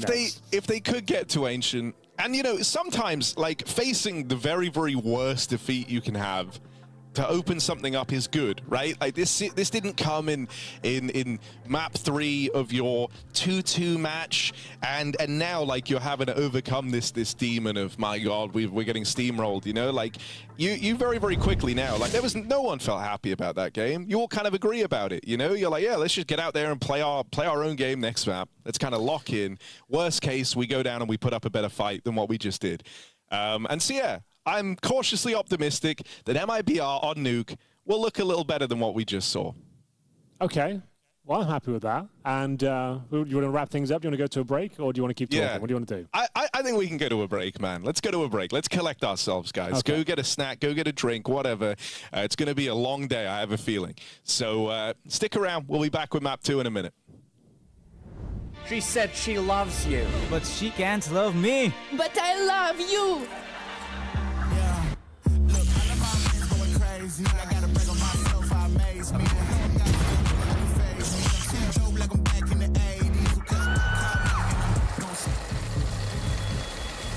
I won't play window anymore. What's going on? Play your role. 1xBet. On to the next one.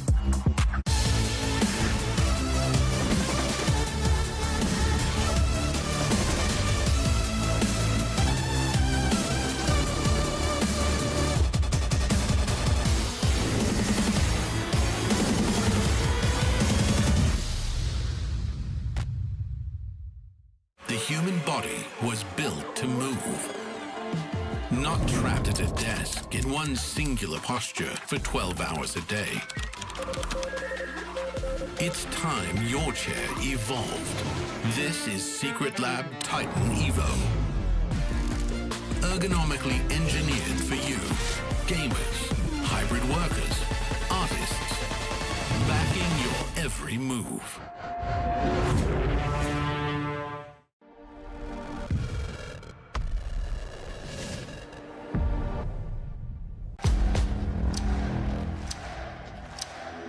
We will shake these walls!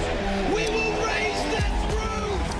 We will roar!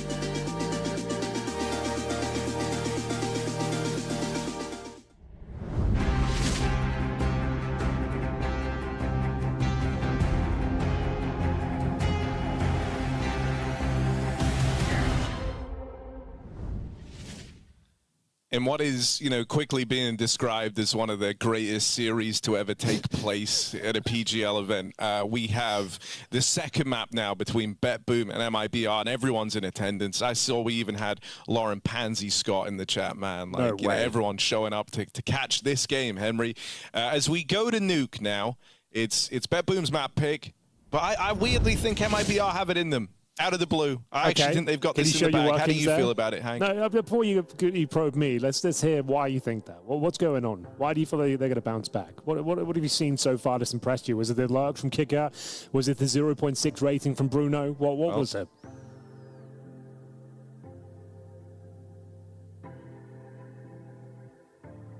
Hello? Hello. I think Harry is being muted. Hello. Okay, you good? I don't know what just happened. You got I don't know why any of that just happened. Skipped a beat once again. You're getting me real I don't know riled why up. that just happened. Nothing's changed. I was just kind of waiting. But you did hear me at the start, right? Yeah, you we heard me you. in the very Great first. intro. Thank you, man. That was really all I prepped for, and then I noped out after that point. Okay, fair enough. Well, I can't say I agree with you, but I'd love to be proven wrong. That game might have been the worst game of CS in terms of the spectacle that I've seen in some time. The map pick of MIBR, like we said though, some mitigating factors. Bruno's first ever map on LAN, stand-in situation, team just only started speaking English recently, and they're missing one of the English-speaking players. It's far from ideal. And moving on to Nuke as well, you said there's a chance to be a really good game. I feel like it's another technical map. It's your opponent's pick. BetBoom are looking red hot right now. I can't say I agree with your sentiments, but I would love to hear your workings as to why you feel like MIBR are going to bounce back. Yeah, I don't know. I don't really have any. Nice. I think they're just going to play really good. Okay. That's my expectation here. I think you haven't they're done finally... the analyst test before, have you? No, never. Okay.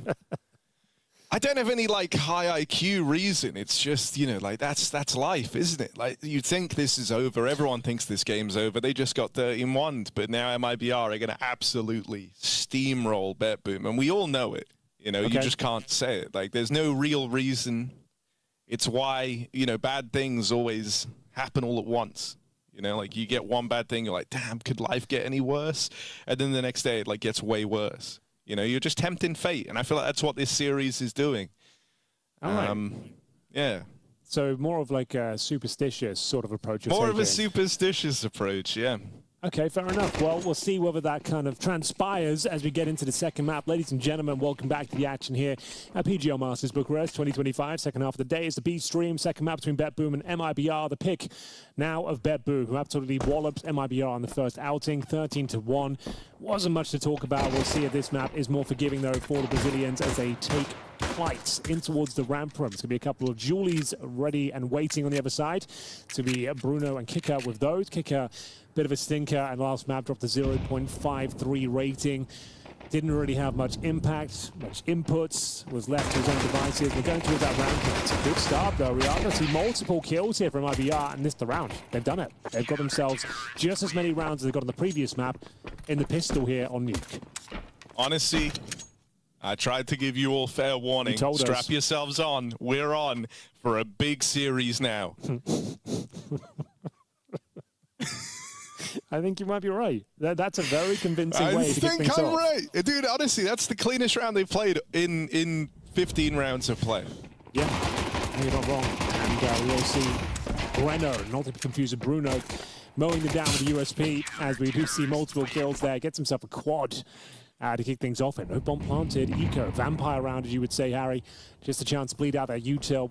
And 3 rifles available from IBR. So try and keep this one clean, boys. Is there any advice I can give you if I were to be the coach? But yeah, try and keep 5 alive. Don't take the jewels.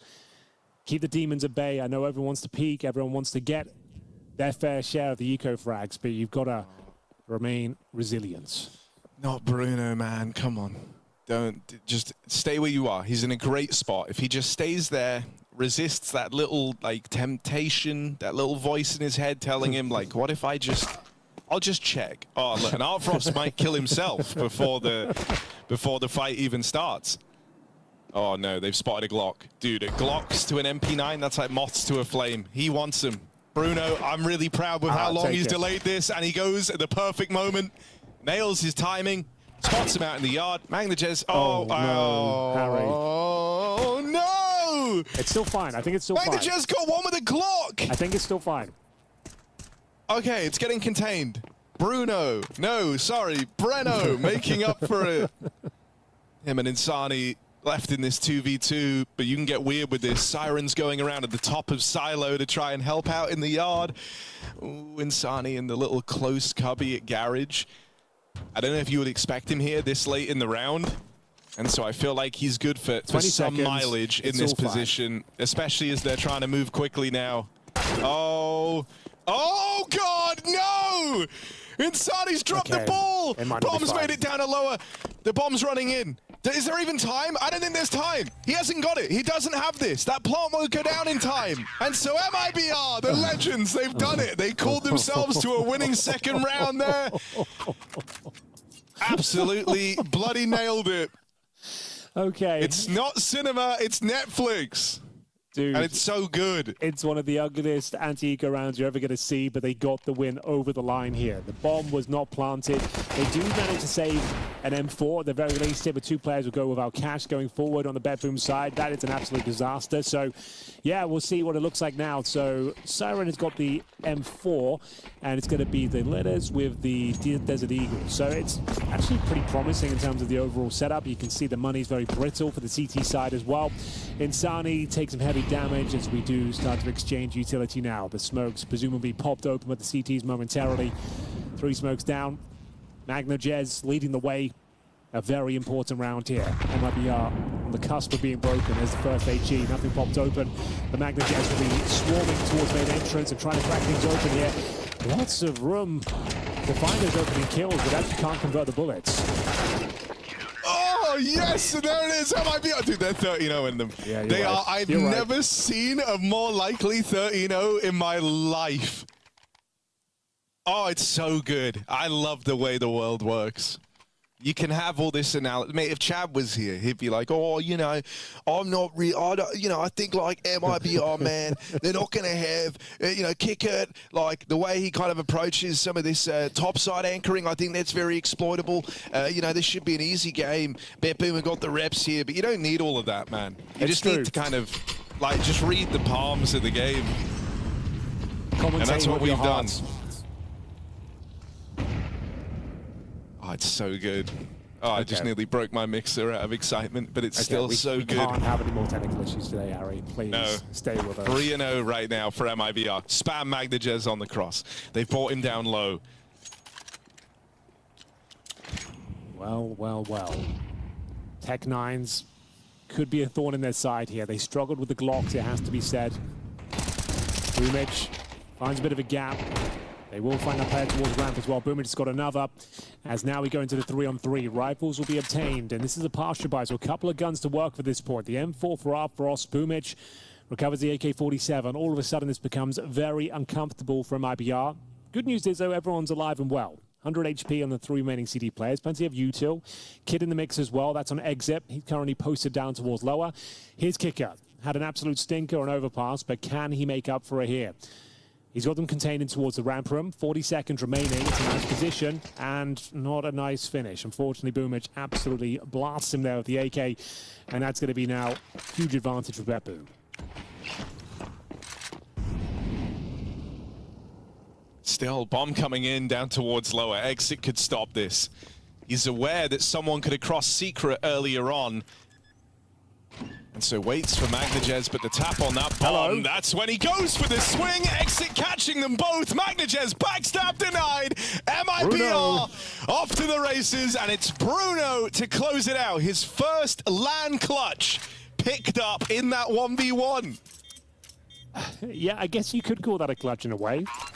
It's a 1v1 for a moment, and he does get the kill. He gets the trade, and it will be another round on the board for MIBR. Excellent stuff there. A round that looked like it was falling apart, admittedly just against the Tech9s there, but still You have to win it. You have to come out on top there. It was uncomfortable. This round play certainly ruffled some feathers. Boomer finding the gap towards outside, but overall, well handled. His exit, lying in wait, gets the double, and that's the clutch there from Bruno. What a clutch it was. Hits the shot in the back, does the damage, diffuses the bomb, and we got 4-0. Are they about to dish out equal punishment here? Give BetBoom a taste of their own medicine? Could happen, is happening. It very much is. Oh, break on the smoke, but it's all good. When you think, you know, you have the drop on the orb, that's when you learn about Insani. Boomich now trapped out in the yard. That little double setup that MIBR ran, able to deal with Magnajez when he first tries crossing. Still, it's a lot of info here for BetBoom, and so they think they have room over at ramp when you spot 3 players outside, but this swift reposition out of Insani, and Bruno still keeps the advantage belonging firmly to MIBR. Split up now, Adilades and Boomich. And as Boomich tries to cross, he's got to make it past Breno.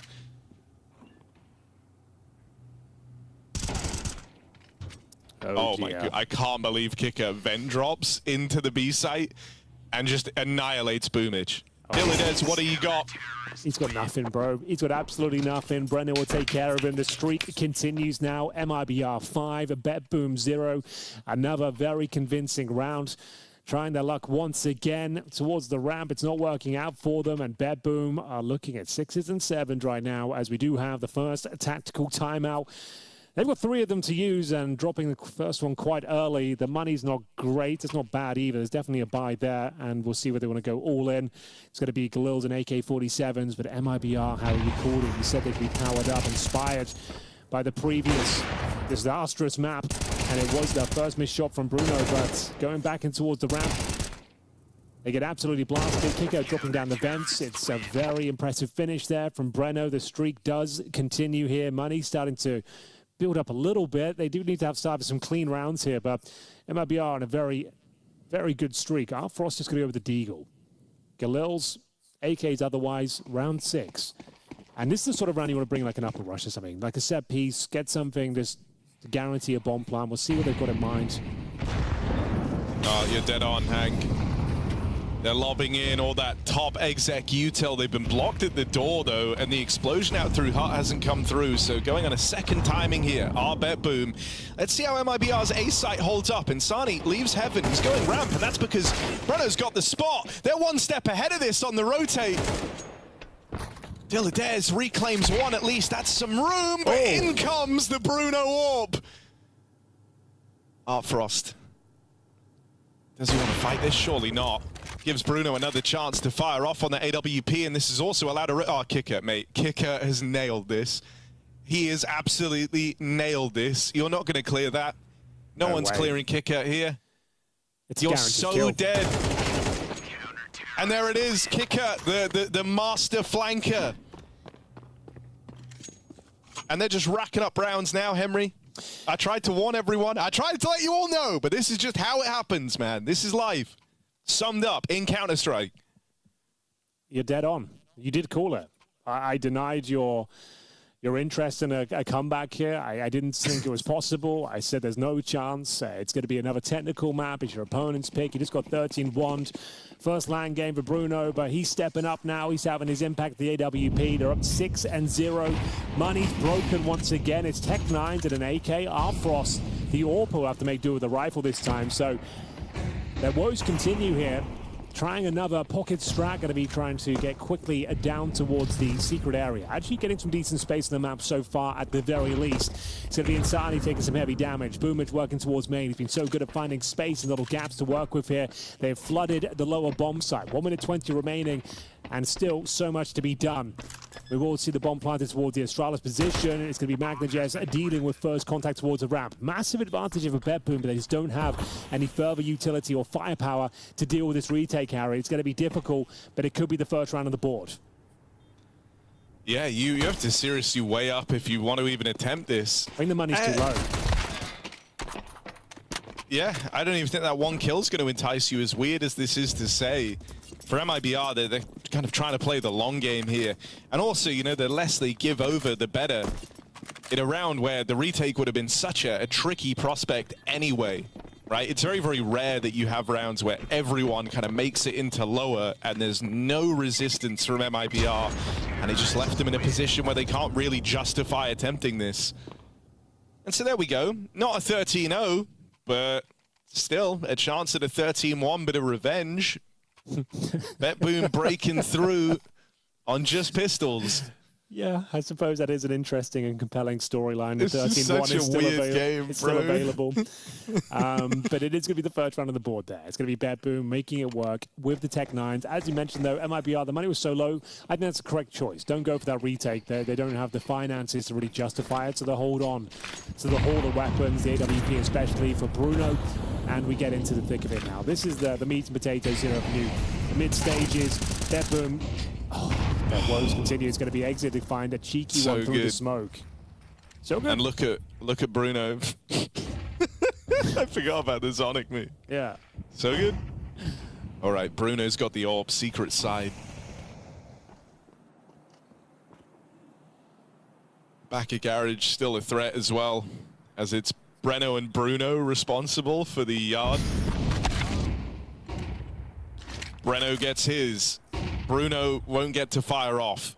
And did Magnagez make it past, or was he spotted? It looks like he was spotted there. Breno should be calming this along in the end. Sani's now taking up position to shut this down. A free kill onto Magnagez. And a 5v2. 13-1 still very much available to MIBR.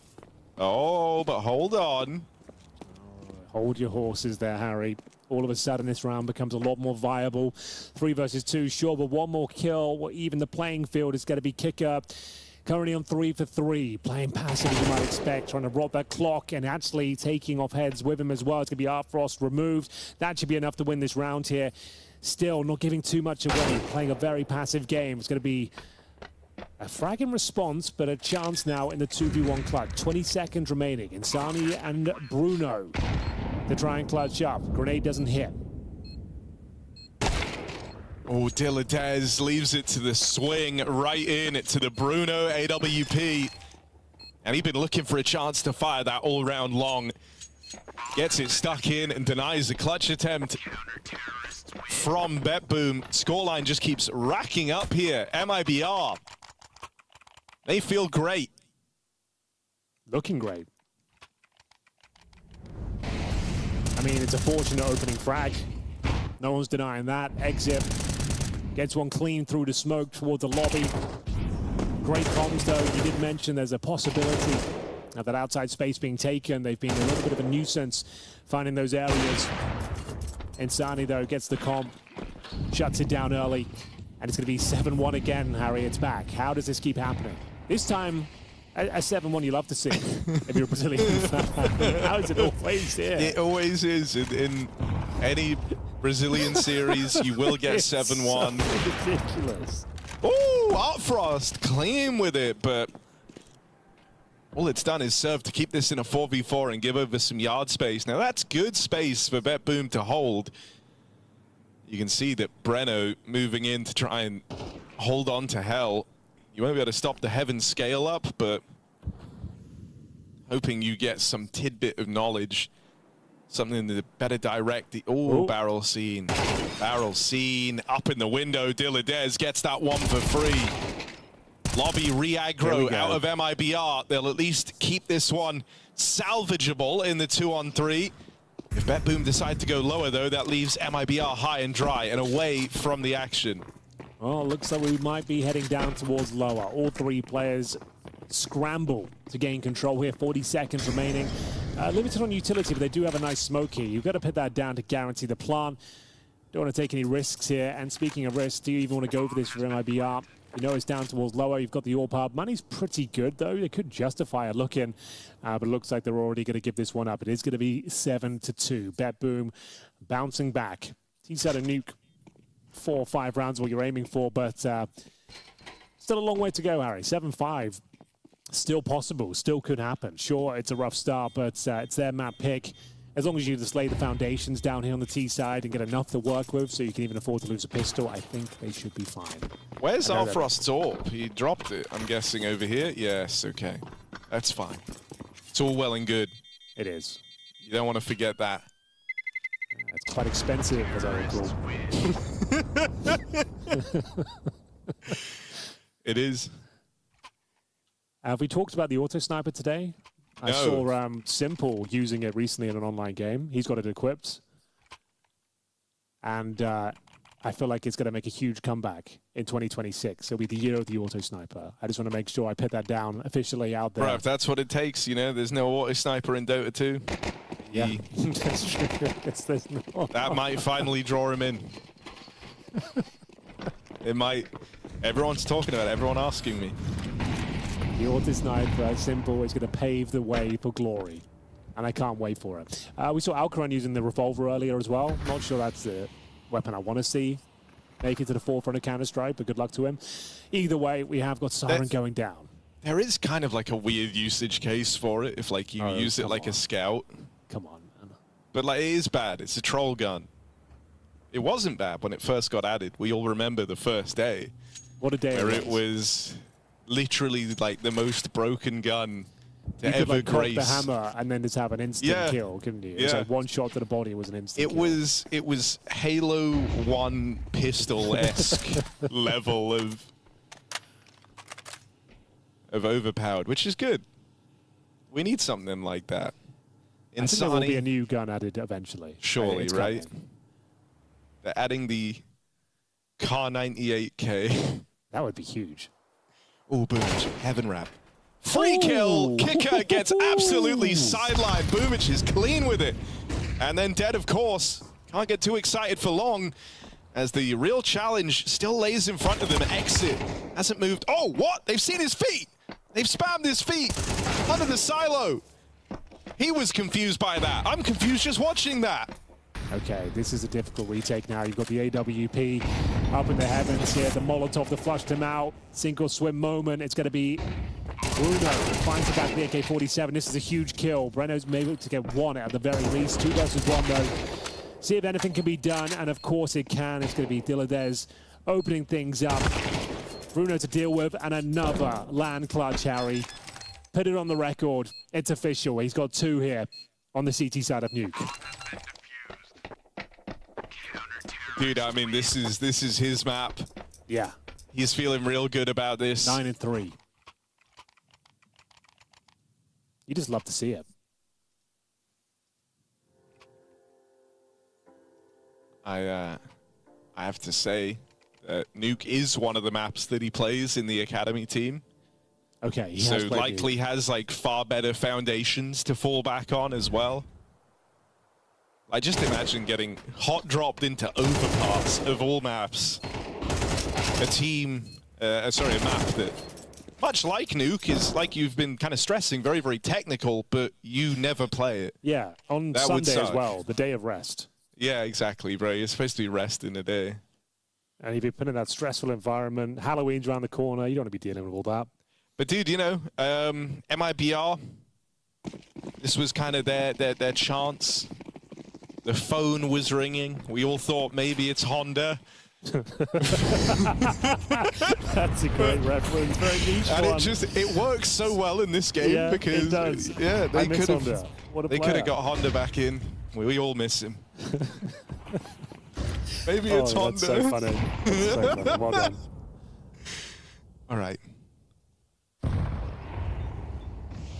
It's an A split. That's the call. Util in. Boomich on a lurk. Exit with the backstab. And Bruno. Oh, no. Don't come through that smoke. Right into Boomich, who lies in wait back in main. Surely there's no winning this. It looks like BetBoom on track for a 3rd. Right down the tail end of this half. Yeah. I would say potentially 4 as well, Harry. We've talked about the money all game long. It hasn't reared its ugly head for MIBR until this moment.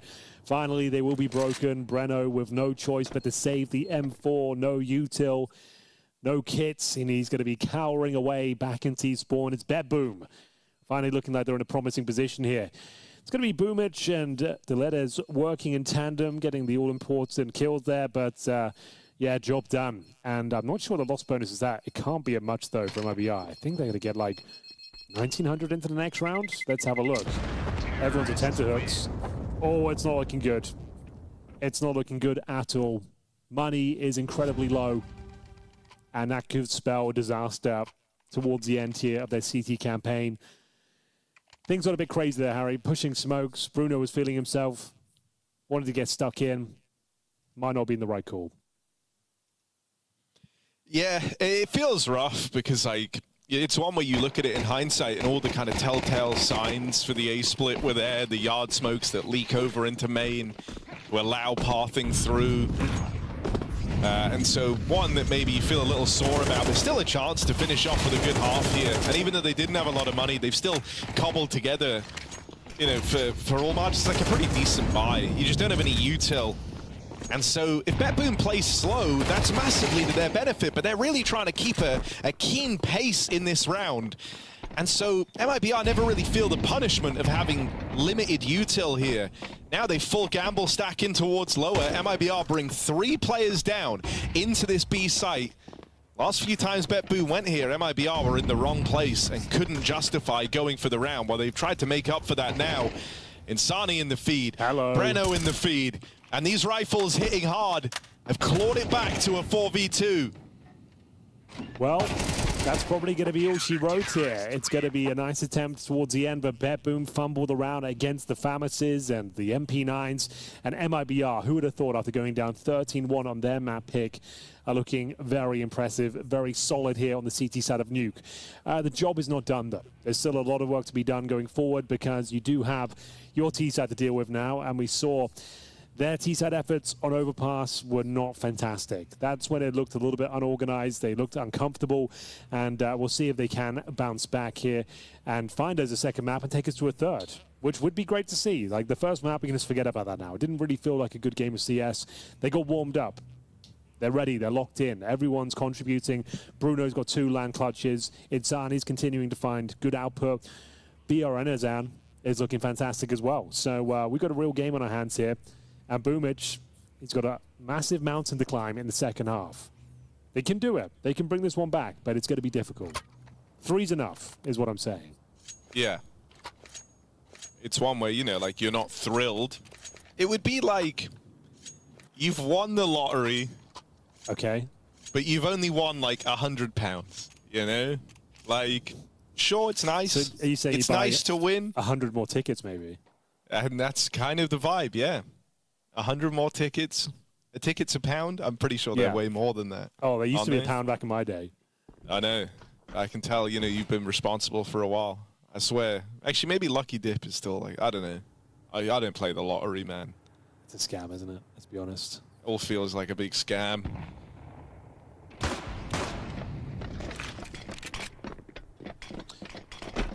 Well. A very important pistol round here. An assertive play from MIBR, but they walk into the loving embrace of Deledes and his dual elites. It's going to be the opening kill, but a good response here. Kickouts. Molotov's off towards the window side room, and it's going to be a very important kill. Breno finds the man advantage. We are going to find ourselves with a smoke down towards the double doors. Bomb to be planted by Insani. And now the retake begins. This is a round it felt like BetBoom had to win, and now finding themselves at the man disadvantage. No kit currently in play. A couple of flashbangs. There's going to be Arfrost joining Siren over towards this single door here. I don't think they stand a chance. There's so much to do and so little time. Gonna try and charge in. Frost missing his shots, and Kicker lies in wait. This one goes nowhere quickly, and now you're pinned between MIBR in 3 different positions. They've got to go hunting for some of these kills. They get out with 2 of them. Boomich making it interesting, and Siren even dealt with the other, but there's no kit, no time. And so BetBoom might get all the kills in that unlikely 2-on-3. They just don't have the most important resource of them all, Henry, which is time for that bomb. It's a really good point. I'm glad you brought that up. We all wish we had more of it. Time, though, something that will get away from you if you allow it to. No kit there in play, and unfortunately, even with the opening frag, it looked promising for a second there for BetBoom, but 10 seconds was not available. As we will see Breno, great work towards our window room. Kicker with some good input as well. Fantastic retake effort. Got to commend them on that. It's going to set them up for a force going forward. You get extra money per kill, $50 per player. So they're going to bring an M4 to the table. And you've got an upper rush coming in. They're going to dive down the vents, in fact. And it's going to be an upfront shot through the smoke. He's done a ton of damage as well. They're dropping like flies. Oh, they're regretting this call now. The fast jump down towards the vent has led to absolute disaster here. Exit and Bruno, not Breno, will be remaining. It's going to get me every single time. Yeah, it's horrible. I think they should be on the same team, though. Yeah. I think Bruno has earned it after his 2 LAN clutches here. Debut on LAN for MIBR Academy player Bruno, subbing in for Klim. I know folks are excited to see him, but he couldn't make it. Yeah, they're trying to replicate the kind of Furia magic we've seen this year by bringing in 2 like CIS players. Hasn't necessarily found the same results yet. It's very early days. They don't get to go to as many big events, of course, but we'll see what they can do here at Bucharest. If they can bounce back in this series and recover a 13-1, that would be impressive. But yeah, haven't got the full lineup here, and they're having to speak English, of course, and that's not ideal for anyone, really. Which is also and adding even more layers to the Bruno substitution. Yeah, right. Is he comes from the MIBR Academy squad, where I'm assuming they don't speak in English. No. Maybe that's a bit of a crazy assumption. No, yeah, they're all Brazilian. They're probably speaking in Portuguese. Yep. So, you know, there's like a third added layer. Not just that it's his first LAN, not just that map 1 was a map his team don't play, but also he's communicating in a different language to normal. Yeah, a lot of mitigating They've laid it on thick, and he's still doing good. He's still doing good. It's Bruno, Breno, and Insani. Yeah, kind of the Ed and Eddie of, of Brazilian Really Counter-Strike. Yeah, I've enjoyed Bruno's out for this map. He's had some moments, a couple of clutches, which we've noted a couple of times now, but he's kept his head above water. But this round, though, it wasn't great, Harry, to be honest. It's the kind of call you make, and everyone's excited. You're having a great game. And then you realize as soon as you commit to it, it's like, oh, we could have done anything else but run through smokes down the vents. Like that yeah, like it just feels like a bit of a waste, you know? Like, if you won that round, you're on the fast track to win the game. And essentially, you have 1 rifle round between you and that goal if you pick up the conversion. And now you haven't. And now you're having to take, like, a force buy to try and keep this competitive. But everyone knows, like, you don't win this round. Not when the last one was so clean for BetBoom. You just can't admit that in the freeze time. You can't say, well, they saved a bunch of rifles. We're probably not going to win it. But that's the reality. You know, you're just doing this because it's the meta. It's what you're supposed to do. Now you come out with a buy. You got to come out with a pocket call here to try and cook something up with your limited firepower, limited weapons. And all you've really done is make life way harder for yourself and give BetBoom a bit of a lifeline to try and come back in this game from a very cold start on their pick of nuke. Well, there's actually a bit of a chance here. Frost plays it well, doesn't overcommit there, realizes they got out towards the ramp, and it's not a bomb site, Harry, famously. That's what they say. So allow them to have it, force them down towards lower, and very well handled here. Good communication, good rotations coming through. Looks like there'll be no chance of a round here. Kick out gives Boom a taste of his P250. Going to be a nice long-range headshot, but there shouldn't be much left to be said here. A decent smoke makes things a little bit interesting, a bit spicy, but walking through it, going to be Insani on the other side of the coin finding a headshot, so that's about as good as it's ever going to get. A couple of kills there with the pistols, but no bomb planted, I'm afraid. BetBoom, they're now on the comeback mission. It's actually looking quite promising. It's going to have to be the full eco coming into the next round, number 16. It's going to be 10-6. All of a sudden, you realize they're on the CT side, and they're the favored team coming off the back of a 13-1 victory. That 9-3 doesn't feel so good right now, does it? It's kind of all disappeared quite quickly. Shouldn't have rushed Vens, boys. No, yeah, I mean, you've allowed the game to get spicy. Shouldn't have rushed Vens. You have. I told you. And I'm talking, like, real spice. Not like Korma, we're talking Vindaloo. Yeah. No, it's not. This isn't, you know, like white boy spices. This isn't paprika, all right? This is real chili. And so, not ideal for MIBR. 100% not ideal. Chilies.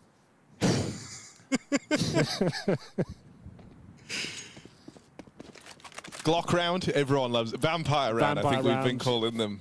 Yeah, we all love it. Hey, to BetBoom's credit, they know it's a vampire round. They're not expending any of their util. They didn't throw the anti-rush util. Well, actually, they did. They did throw the anti-rush util. That would be foolish not to do that when it's only pistols. But afterwards, they haven't, you know, replenished any of this utility. Instead, they're just waiting. They know the fights are going to come to them. They know that it's only Glocks. So just a stat pad round for BetBoom. And pad the stats they do. Boomage with the mowdown. Very nice from Boomage there. That will raise the confidence, raise the morale. All of a sudden you feel like, oh, we're actually in the driving seat here. We're actually the team is on the CT side.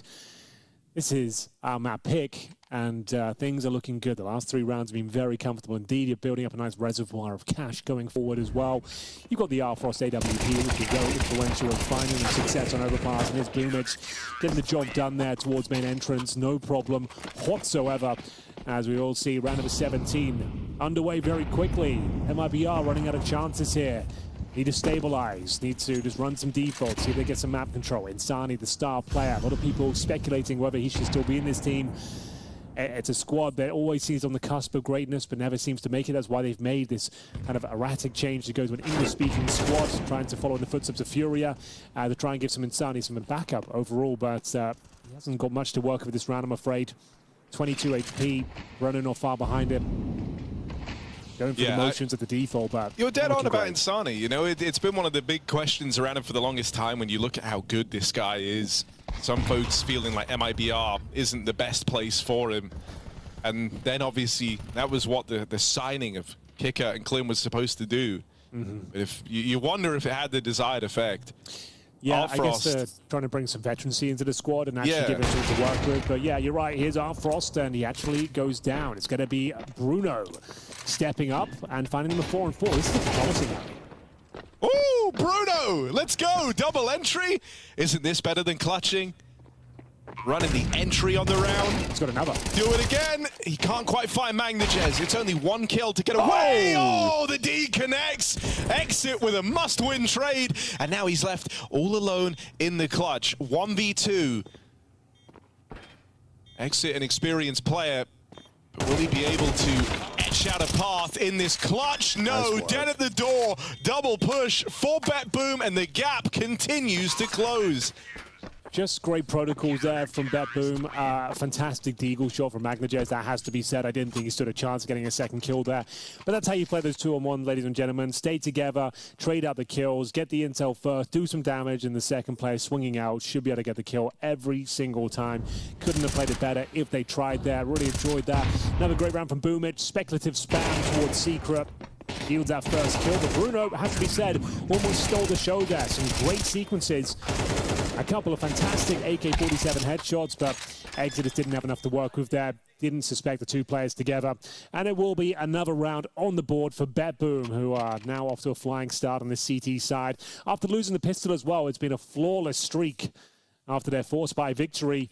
And I'd actually say a bit of a fumble from MIBR. The vent dive with like 3 or 4 players, that is not a call you want to see. It's such a gamble, a Hail Mary, when you're on the precipice of winning the map. And now things really starting to spiral. It's going to be a tactical timeout. Money broken once again. Partial buy territory. We're seeing Tech 9s, P250s, and they're starting to drop off significantly here. Could be the 2-0. BetBoom are right back on track. Well, I'm seeing in Twitch chat, fan favorite Frost brings out his AWP now. Chance to really kind of light up the server. I'm not on Twitch chat. I'm not there right now. They're liking him. Fan favorite, like they're liking him, are they? Well, they're talking about him a lot. Okay. You know, if whoever was the fan favorite is measured by how much he's being spoken about, Frost is the guy. Fair play. This is an A-pop, surely, getting teed up. Fake little yard smokes lobbed in. Bit of misdirection. There's no first smoke. So Magnagez can simply look with his eyes into the yard and say, no one's crossed.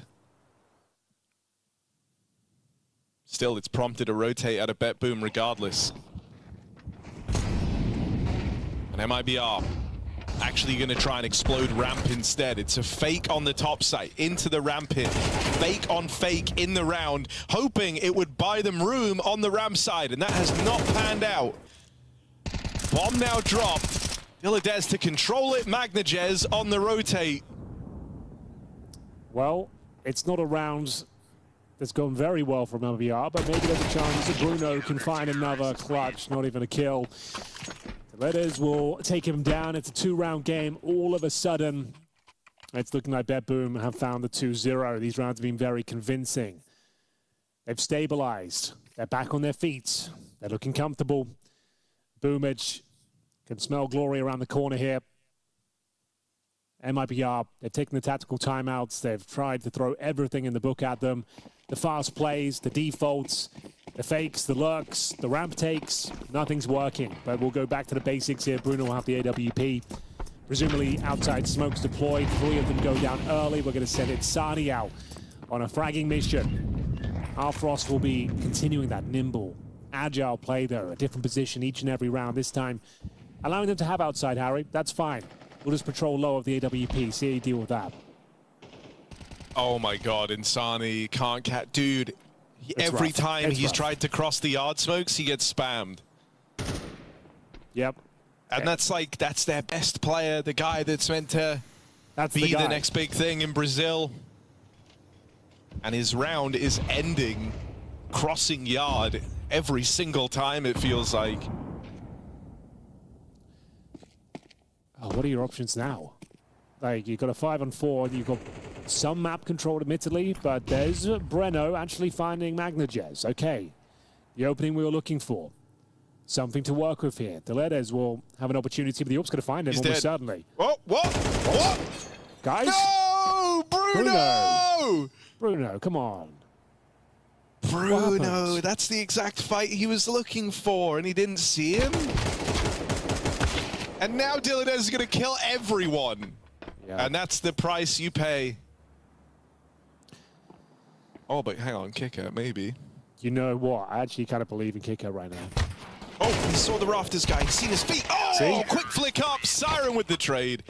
And so round over. Down to a 1-round lead now for MIBR. Remember, if you're just tuning in, it was a shocking map 1, 13-1 in BetBoom's favor. But here, this was where things were meant to be different, Henry. 10-3 on the half with the pistol picked up for MIBR, and 10 might be all they get at this rate.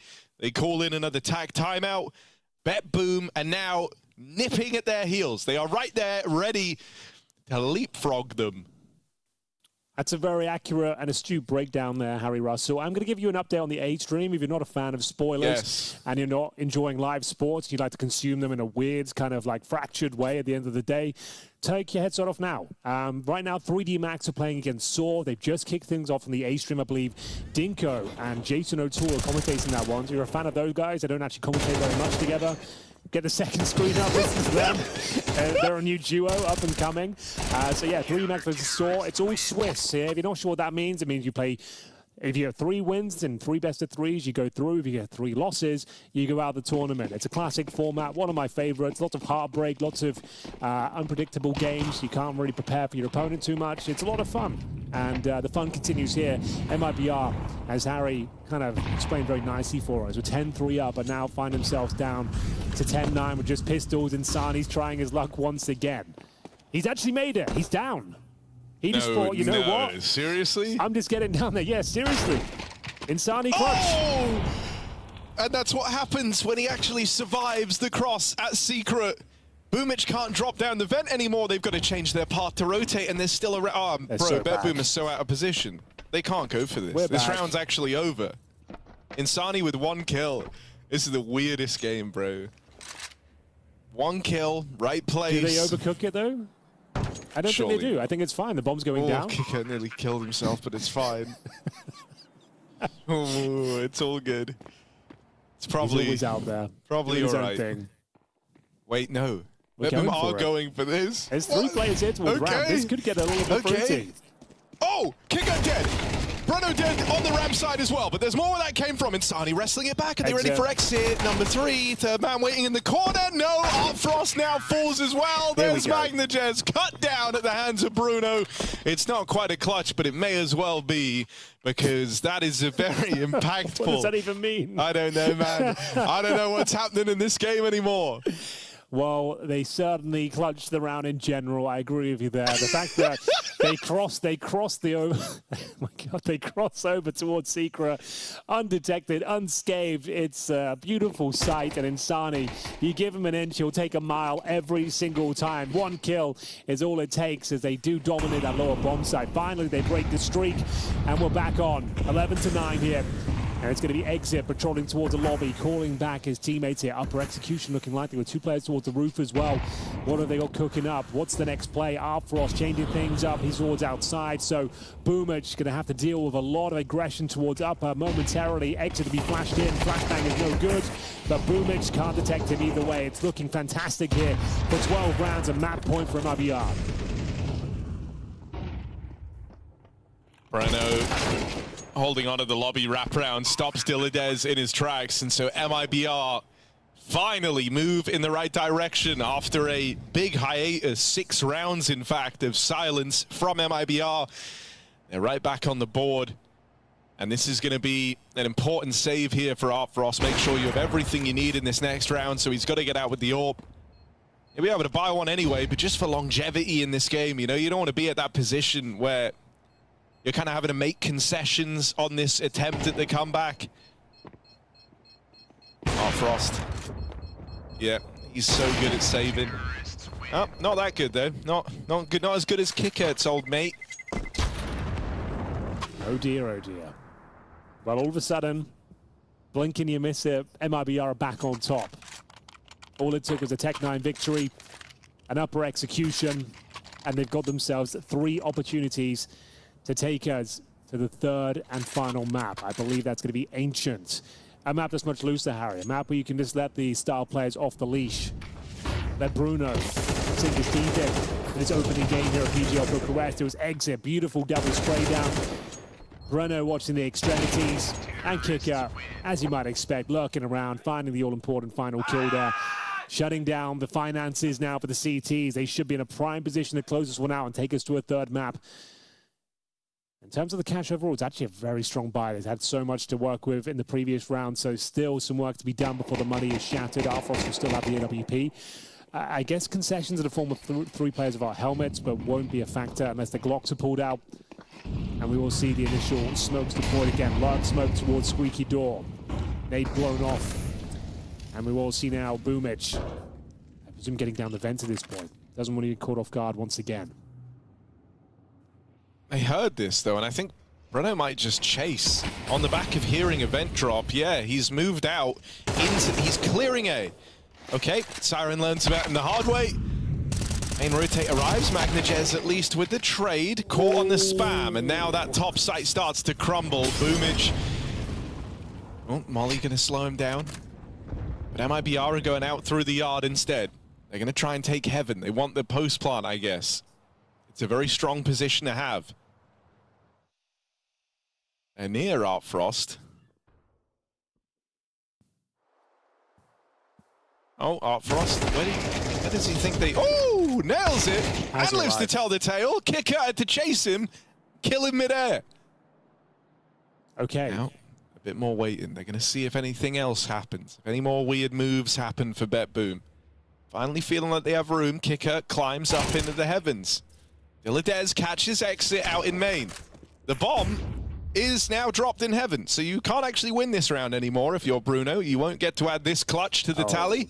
You can't ride him off like that. No, I can. He doesn't. The bomb's gone. What's he gonna do, Henry? Fly up there? Wait, it's not. It's there on we go. You wrote them off. No, I have. There's no time. It doesn't matter. Heaven or hell, it's the same bloody spot, basically. Like, and so he'll save, but that's fine. You know. That is fine. In a weird way, sure, you had multiple man advantages, but it's fine. And Kicker did die in heaven. The bomb fell down. Yeah, I know. We're just having some fun. We're having some light fun. Which is what it's all about on the B stream, famously. Sometimes too much fun can be had on B streams. historically. Yeah, but not ours. We're keeping it mostly gameplay focused. I think everyone will agree that for the first time you're hearing B-Stream casters actually just cast the damn game. Sometimes our colleagues had to walk so we could run. They laid down the foundations. They showed us how it was done. Well, arguably, they were running so we could walk. Okay, yeah. They were too excited. They got ahead of themselves, which it happens, you know? Yeah. Sometimes the B-Stream, you've got to be experimental. And they were like mad scientists over there. But, yeah, I think we're finding a good balance here. We'll get Twitch chat involved eventually. I feel like we're just kind of like getting through the initial series, Harry, like we had a few technical mishaps. Yeah. Then we'll bring Twitch chat into the fray. They'll be like our third commentator eventually. We'll get a text-to-speech set up. Yeah, okay. So if you donate over $25, you're also a caster, which is Say good. whatever you like, yeah. Perfect. Nothing's off limits. Anything goes. Anything goes. Okay, Insani, he's going to try and cross the yard smokes again. Or is he going to try and wrap in through main? He's got teammates with him, so I think it is just the cross, yeah. This time they molly. Try and stop anyone sniping him out from secret. Bit of aggression for Dilladez, who has been very switched on here for the side of BetBoom.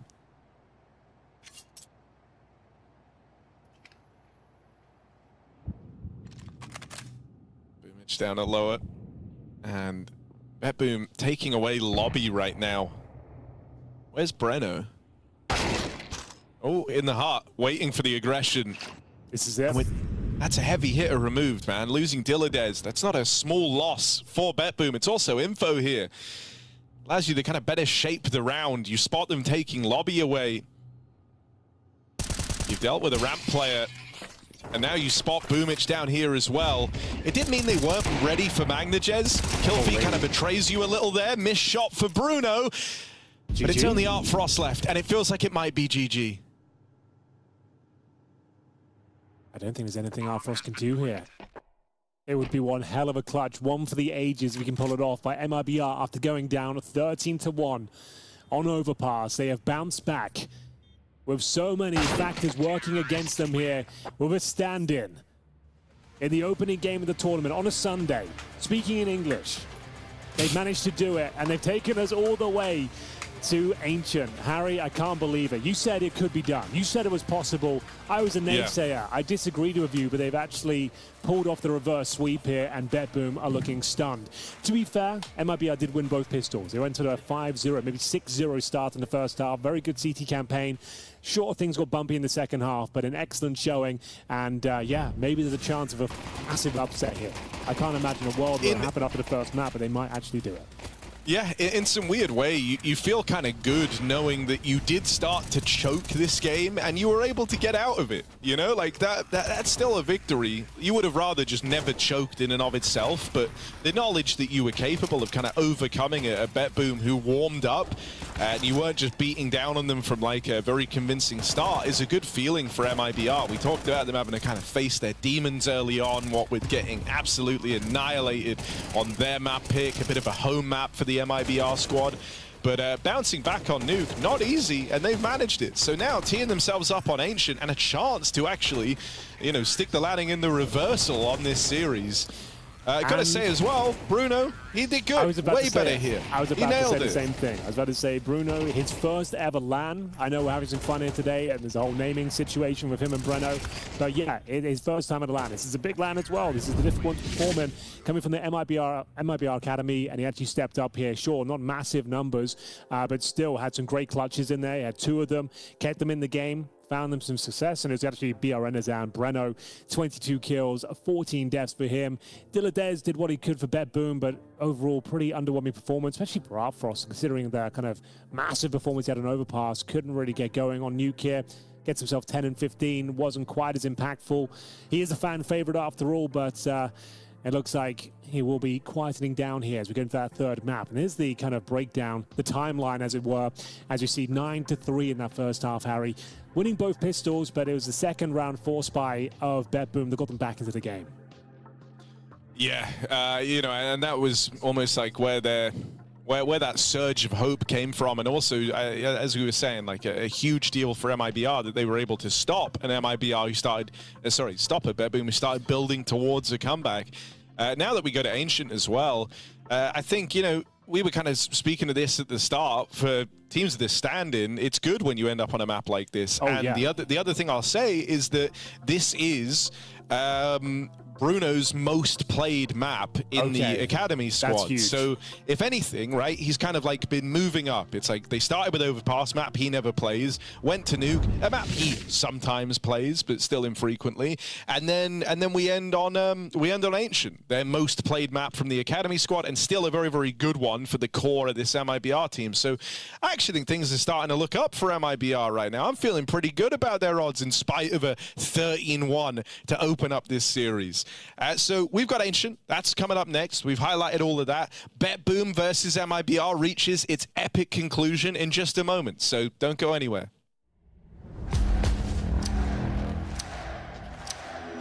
We will shake these walls! We will raise this roof! We will roar!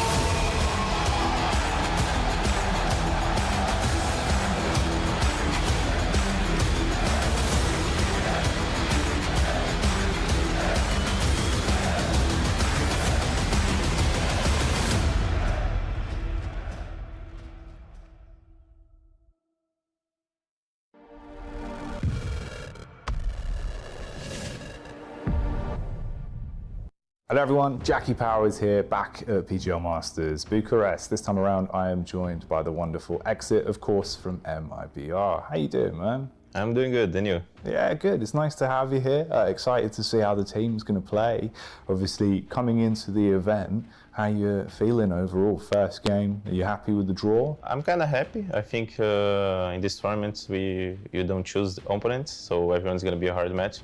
And I feel like we are ready to everyone, despite the fact that we have the standing playing, but I feel like everyone is putting a lot of hours to be as sharp as we can individually, because I think it's going to be the most important thing this tournament. Yeah, but in your opinion, Exit, when you're looking for a teammate or playing with someone on a roster for a long time, what is it that you look for in a player that makes a good teammate to you? If you want to be like a really good player, you need a little bit of everything. Of course, raw skill may be the most important thing, but overall, when you are playing like for many months with the same player, and you need him to be like a professional, he needs to have like a good work ethic. So I think it's like a good mix of everything.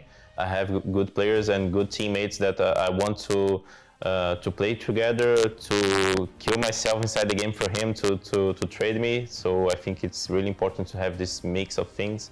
You need to get like a good mood inside the game and outside the game to have like a great team. So that's the most important thing. Like, you don't win tournaments alone. Maybe Don can do it, but I don't think other players can do it. But the main goal is to win tournaments. Let's talk about some of the other teams that we've got here then. Out of the 15 other squads, is there a team you would love to play against, or a team you'd rather avoid, say, until bracket? I don't think there is any team that I would love to play against. As I told you before, I think every team is good here. When you are playing like this kind of tournaments, I think it's really stacked. So every team is good. They have like good individual players, so every match is gonna be hard. So I don't think I would choose anyone to be happy to play against. For me, it's good to play against everyone. Whoever's in front of you, just take it as it is. Yeah. Okay. From your perspective, is there someone in MIBR or potentially from the support staff that you feel like isn't appreciated, or their work isn't seen by the sort of community of fans that might watch CS but don't know, obviously, inside the server how much work's being done? I think our coach, sometimes he gets lots of criticisms, and I think most of them are unfair, because he's doing like really hard work to put our teams into the top. And I think most of the people, 90% of the time, they don't know what they are talking about, and it's not fair. Yeah. I think Jota is doing like a good job, and he's doing his best every day, and we need to give him some praise as well. No, that's good, man. I think it's nice. There's obviously, it's hard, I suppose, from the outside looking in to see who is really deserving of being given some flowers for the work they do. So it's nice to get your insight. Yes. And lastly, I just wanted to ask you, what's one play or one round, sort of a memory you have that always can come to your mind that you've had throughout your career? I think a good memory that I have, it's when I qualified for the first major that I played, and it was here.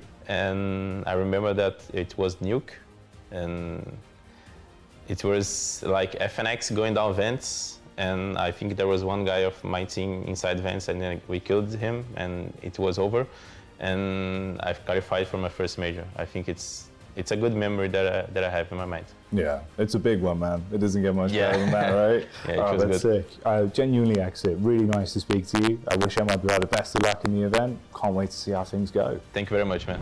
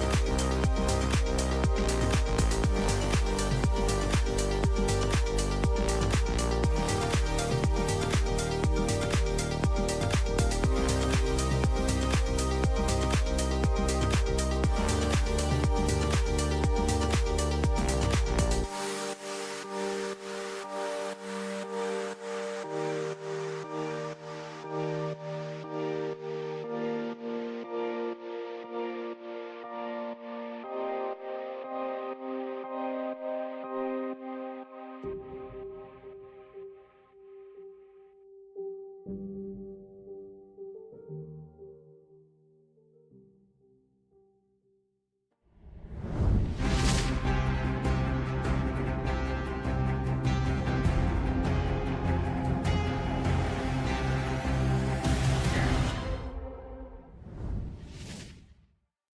and gentlemen, welcome back to the action here at PGL Bucharest. My name is Henry G. To my left is going to be Harry Russell. We've got the third map between BetBoom and MIBR. A third map we didn't expect. Maybe we didn't deserve, Harry. I didn't believe in the comeback. I didn't believe there was a chance for the Brazilians, but they fought back admirably. And we're going all the way to Ancient, where it's a looser map, and the star players like Insani, like your Brennos, like your Brunos, in fact, might be able to step up and put us on a bit of a show.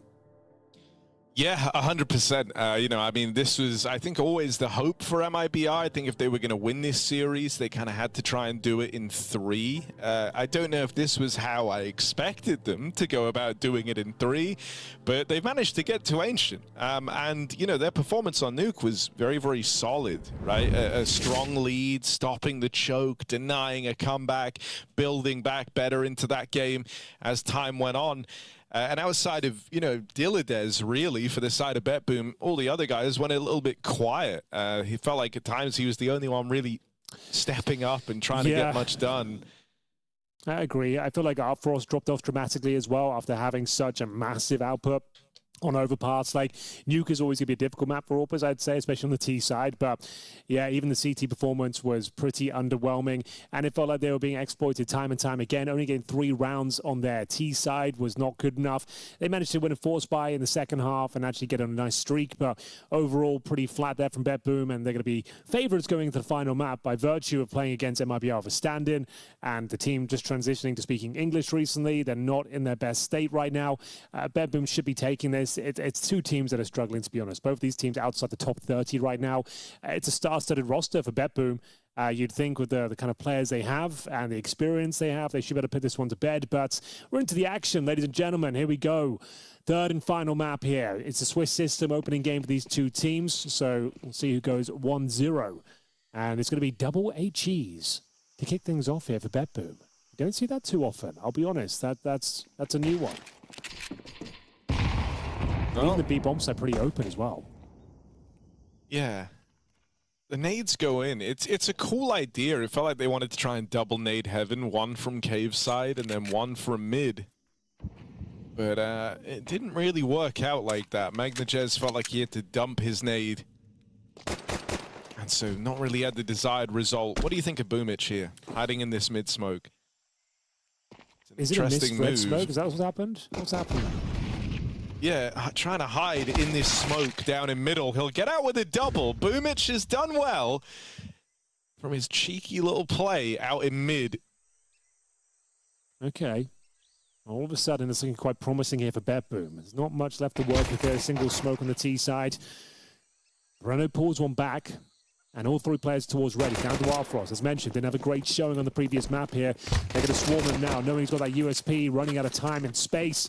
All of a sudden, MIBR, they're in the driving seat here. 1 player to deal with towards A, but he's burrowed away in towards that temple position. Smoke goes down. MagnaJez will find 1 with the dual elites, and there comes Siren.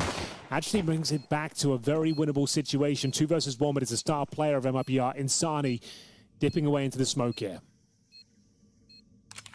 Yeah, chance to play a post plant now. Kit in play. Siren has one. Also has a flash as well. Might want to just hop on that defuse and hope that MagnaJez can cover. He's blocking the shots. Insani kind of accounted for there not being a Kit in that moment. And so body blocked, denied the headshot onto the diffuser. It's a good pistol for BetBoom. Boomich even got that drip on. He always does. Got the Cuban chain. Couple of Cubans after work, the cigars, maybe. Just to clarify. Yeah, I don't know what else it could mean. But just in case anyone's wondering, the cigars, Cuban cigars. They are famously the best, so I'm told. All cigars taste the same to me, all pretty disgusting. I don't really like them, but each to their own. I feel the same way about wine. Stunner bought me a cigar from a country I've never heard of. And it was hands down the worst cigar I've ever had. I don't think I've ever enjoyed one. Many. Even though I've had like the really expensive, fancy ones, they all just taste like garbage. I'm like, who wants this? Yeah, especially when people go, oh, it's more of a tasting thing. Like, you don't actually inhale, right? Like, it's you just hold it in your mouth, like to. And I'm like, oh, so you just want to taste that? Like, that's why we're here? I guess it's more about the ceremony of it all. You're celebrating something. It's a special occasion. I don't know. I don't get it. Like I said, I don't get wine either. People love that as well. So, well, hold on a second. That's just crazy talk. Wine? Wine is fine. Yeah, like cheap white wine is fine. But like €100 bottles, what's the difference? Come on. No, that's fair. I mean, there is a cutting off point. It's all for status, you know? Yeah. Let's see, though. We are going to see them looking to claim the donut area. As we see Boomage going to be challenging multiple players around him. I think he's in trouble here. They've done a great job of opening things up. It's going to be Siren answering back here, but definitely some decent space found. MIBR will get a bomb out of this at the very least. It's going to be Siren swinging out. Oh, taking heavy damage en route, though. Braves the Molotov. Bomb does get planted, and now this retake begins. They have got everyone here. Bit of utility to work with as well. They'll jug around the weapons. It's going to be Siren thrown into the sacrificial lamb on low HP with the MP9 here, but we are going to see MIBR. All of them pretty much focused towards Donut and towards A main. Interesting kind of kooky round here. Let's see how it goes. Well, Siren still has a smoke. So he'll be able to put that down on the bomb, and it might just be the case that he's got to stick this defuse again. This time he's a little lower. Oh, Dilatez trying to block. They soak up the shots for him, but not well enough. And the spam connects. Artfrost dead with the bomb. Okay. MIBR, robbery of a round as they pull up on a force, and they break through Donut, culminating in a 1 round. How are they granted so much space? Allowed it's a to, fair question. Walk in towards Donut like that with 5 players and there's no pressure at all? Dude, I love the covering of that previous brand. I don't know. I'm not even going to talk about this. Never mind. We'll change the topic. Here we are. Someone was just drinking something out of a can and they tried to hide what it was. And it's like, I wonder what that is.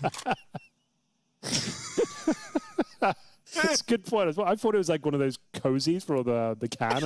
I didn't realize that was the intention. Got a little cozy. Yeah, I thought that was the idea, but I wouldn't. Yeah, he's just trying to cover the brand. We'll never know what it is, I suppose. Yeah, it's anyone's guess.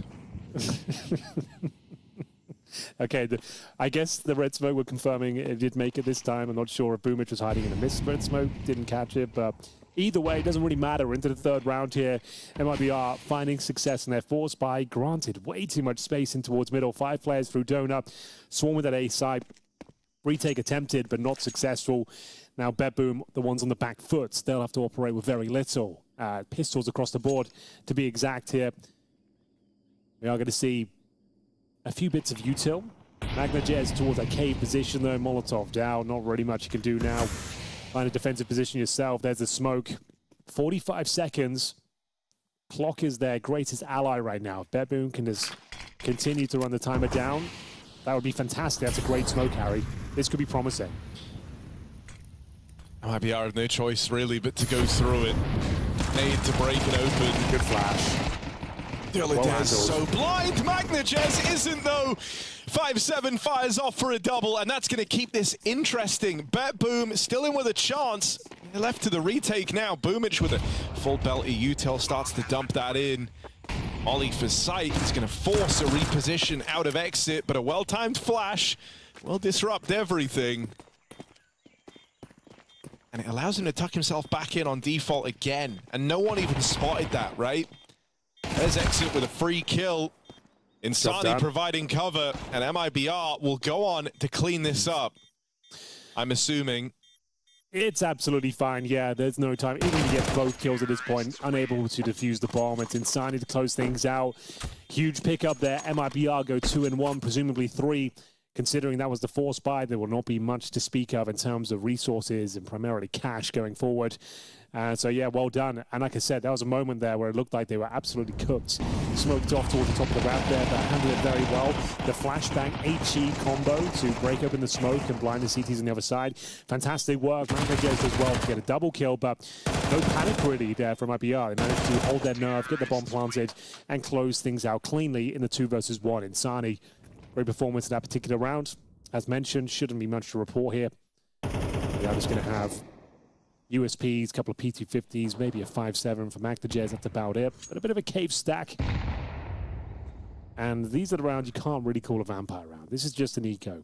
You're not really trying to do much more than trying to get a couple of kills here if possible. And that's what they're going to go for in towards the cave. Problem is, okay, I was about to say that Molotov flushes them out. Still does do that, but not as effectively as it could have been. But still, 3 kills scooped up, and it's a 5-on-2. Harry, I've got a question for you. Halloween's on the corner. Are you dressing up the dogs? Are we going to see spooky chihuahuas? I do have dog Halloween costumes. It's all a bit of fun in it. When you own as many chihuahuas as I do, like, what is it if not for vanity? And it's fun to dress them up, man.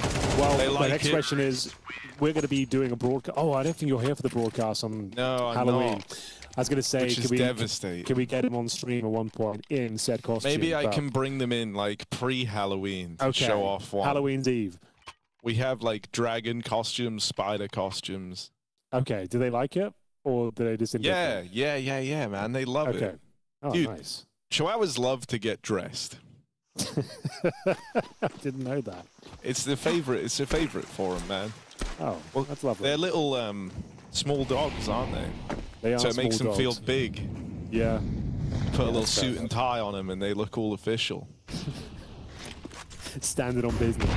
They are standing on business. Ooh. Right then. Birds are all So's going around Kicker. Been naded. But he's still standing on business, controlling the lane. A very important job. Just a slow burner of a round here for MIBR. Yeah, nothing much to write home about so far, but that's absolutely fine. You want to wait at that mid-util, trying to run the gauntlet. It's not fun.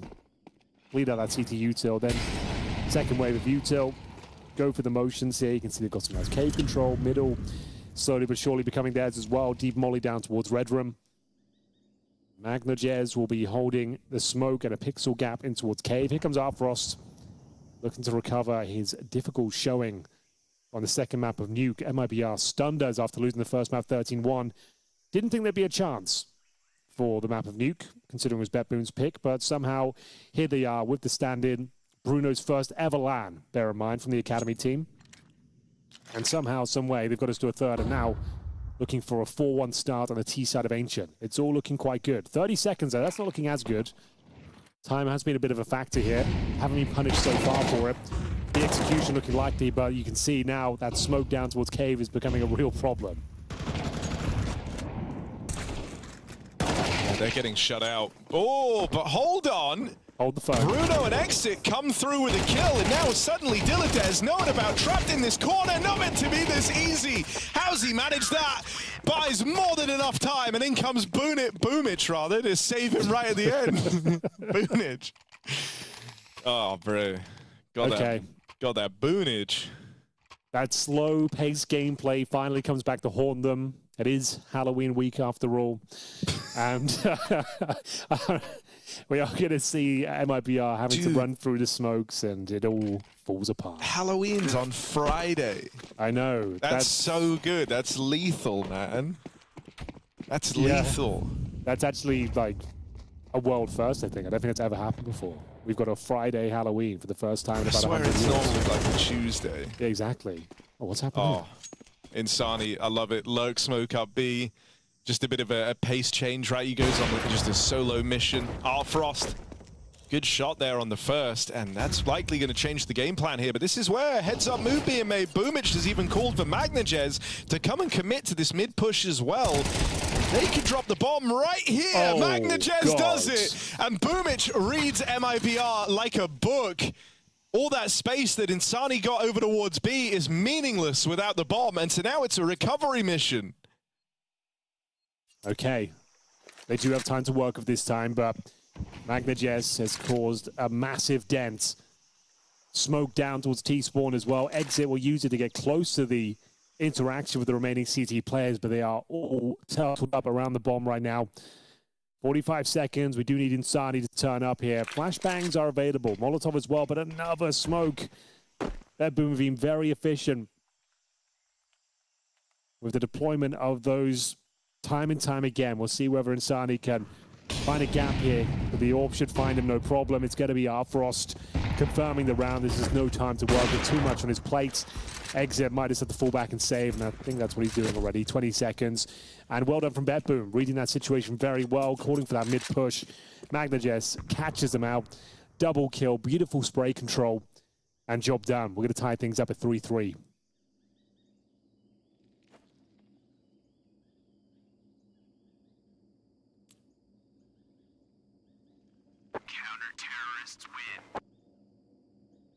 Yeah, well handled. I mean, dude, that was just, it was a great awareness from Boomich. You know, like, he leads that charge in through elbow. I know it's MagnaJess who still delivers on the kills, but I get a feeling you're a bit of a Boomich fan. I think I am. It's not something I've ever really mulled over before, but yeah. Exactly. I just feel like the way you speak about him, you get so excited when he has a good play or a good read.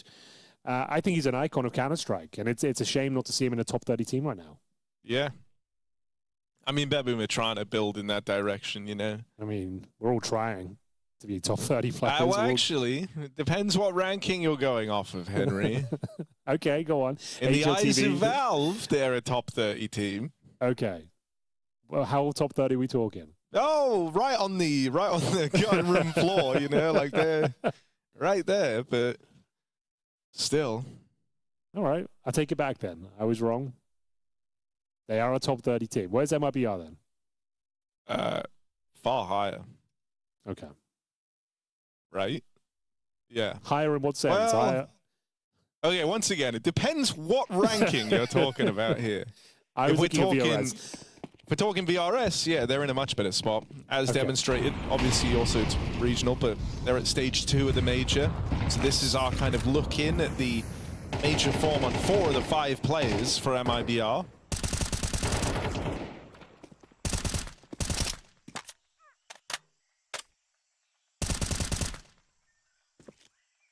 That's what it's all about, really. But now, though, MIBR will have to make do with the AK-47 saved in the previous round. Glocks otherwise. Doesn't feel great. Breno's got himself a smoke. Exit will have to step up here. But it looks like one of these rounds where BetBoom can just keep 5 players alive, if possible. And this definitely is a bit of a vampire scenario right now. All 5 players on towards T-spawn, waiting for any sort of pushes. Bleeding out that util. And here comes the one smoke they've got. Heaven smoke / cave. Denies access towards the B lane. A push from the cave as well towards middle. It's multifaceted, is what I'm saying. That's good. Frost. Not a necessarily always a safe pair of hands, but a pair of hands nonetheless. He has got hands. He'll nail his.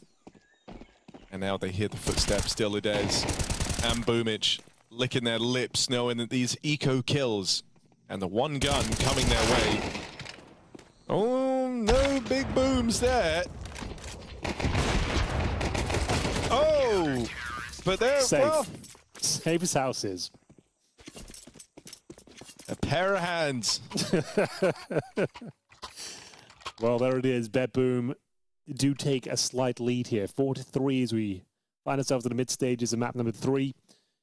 What a series it's been. A real roller coaster of emotions. We had those tech issues at the start. That was stressful.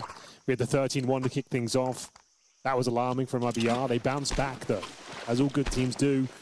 Bruno managed to have some clutch moments. Actually still having a good series here, 6-4. But it's a very important round right now, Harry. We've got a difficult compromise set up, 4 AKs, an exit Deagle, and Insani leading the way bravely, ventures his way through middle.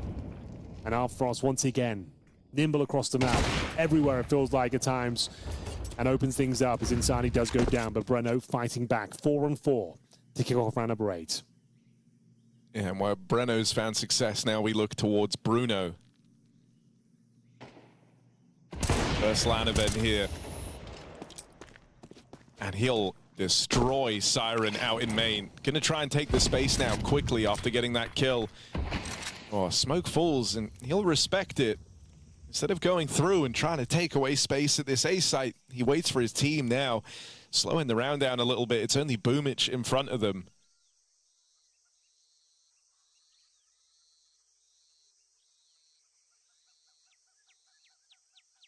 Timing now opens up with that smoke fading over towards main. And you've got to be cognizant that he can be here out behind the boxes. Oh, missed chance at the trade. He's even managed to elude capture in through the temple. And so he'll start calling for some rotates, bringing the rest of BetBoom over. Bruno and Kicker have to clutch up in a 2-on-3. AWP put in the hands of Boomich, but we've actually seen him wield this gun, thinking back to the Cloud9 days with Boomich as their hobby AWP. We all had our Cloud9 days once upon a time. Some went better than others. I didn't mean to bring it up, but no, it's okay. It's true, he did don the AWP, so let's see. Not even needed. Dilladez just been on a heater all day. Cleans them both up. No worries there for BetBoom. Convincing hold, good retake. Do you know, that's all she wrote. I walked to the high street the other day and I wore a Cloud9 t-shirt, Cloud9 t-shirt, and I swear people were looking at me. They're like, "You've got the audacity to walk in the street wearing that thing after what you did." I mean, people in Malta knew. They were aware. So it sounds like you might be experiencing some kind of mental health crisis, but that's fine. I just won't wear it again, Harry. It's fine. I think it's powerful. Yeah. And, you know, like retroactively, go on. That Cloud9 roster was pretty good. Like, look at what everyone's gone on to do, bro. Woxick's in a top whatever team. Hang on, let's round those. It's fine. Woxick Mezzi's in the best team that are favorites to win this event. Mezzi in the best team. Oh, wait, they're going to win this round. They're going to win this round. They're going to win this round. 2 versus 2 now, MIBR. They break through the B hold. The B stack, 3 guns versus the pistols, and they couldn't hold on. Insani on a heater, 3 kills deep. Exit versus Frost, round the corner. Boomich actually beats him to it. And now it's just Insani, needs the ace clutch. 3 in the round already. They've spotted him back in cave. That smoke from Boomich might actually be less than ideal now, as he's just able to spam, but missed connections. Boomich with the defuse, and round denied. So let's go back to vindicating you for Cloud9. So Messi in the best team. Yep. Woxick in one of the top teams. Yep. You're going to struggle now with the follow-up now. You're going to struggle with the rest of them. Who else was even on that team? Alex. Oh, well, yeah, okay. Floppy. Okay. Oh, it's getting worse as time goes on. But, you know, 2 out of 5. And this was like this was the foundations being laid. Yeah, it's true. Would we know about Mezzi without that roster? That's the question. Well, no, we'll never know, I suppose, but... you probably would have had Senzu. True. Given the chance. That could have happened, I suppose. He was on my radar. Where he is now, whether he'll come back, because you didn't know, but he was going to become available, and you like him. I do like him. He's one of my favorites. And, oh, MagnaJez, you're in a lot of hot water there. It's going to be exit to find the opening kill, Harry. This is looking good from MIBR. They've had a bit of a rough one in this first half of the third map, but a 4-on-4 is possible. They are playing very slow CS, though. It has to be said, the clock has been a burden for them. Time and time again. And they're slowing it right down. The bomb's back in T-spawn. They are going to try and find some space in towards the A site. At the very least, we've got to deal with it. It's the man himself, the boss, Boomich. He is a safe pair of hands. You can rely on him for 2 kills every time. Oh, he's got util out. But it's fine. He gets it in time. And he even hears the tag. Look how well he's deploying it. 10,000 IQ. And he's dead. That's fine. You're up against Insani. You're not supposed to be able to kill him. Siren, how's he going to fare? Little swing out. 20 seconds to get this bomb planted. And there it is for MIBR. Now time to get comfortable and set up in these post plants. They've even found some damage on the spam. I think if you're BetBoom here, you shouldn't even really be considering this. Like, money's fine on almost everyone. But a 3-on-4? Seriously? No. They're going to try it. Elder's walking in. Oh, Siren! Double kill out of nowhere! Hold on a second! There's the cover. Artfrost nails his, but the follow-up is in from Kicker. Huge. Right place, right time, and a huge 1 versus 3. Okay, that's his best sequence so far. Kicker was on 1 and 8 at that moment. He takes it up to 4 and 8 with a 3-man spray down, all from the donut. They kind of lined up for him, admittedly, but still managed to convert the position, find the shots, and it's a very important round there. We will see MIBR bouncing back, and it will be BetBoom starting to spiral there. Boomich, we said it would be a safe pair of hands. Delayed them, admittedly, but Insani made that first incision over towards the A bomb site. It was looking promising. Siren getting that spam as well. If you ever want to get that spam, ladies and gentlemen, use the little bucket by the wooden boards. Shoot about the bucket. Spam there, you always get a kill somehow. It's weird. But there's Kicker finding the 3 versus 1. You love to see it. He hasn't had a great series, but that's not a bad clutch. 4 and 8 now. Round number 11. There's still hope, Harry. It was dwindling for a second, but now there's hope again. Yeah, I mean, dude, this type of performance out of Insani always gets you hopeful, and now with Kicker clutching up, you know, he was sat down bottom of the board until that moment there. There's suddenly, and you know, he still is bottom of the board, but it's a huge 1v3. Oh, Insani trying to play with real confidence, goes back to this run up with the lurk smoke down. Problem is, BetBoom have seen him do that. They felt him do that once or twice already, and so this time we're able to respond and deal with it. Bruno hurting. Breno sent back from heaven. It's not looking good in the early stages of this for MIBR.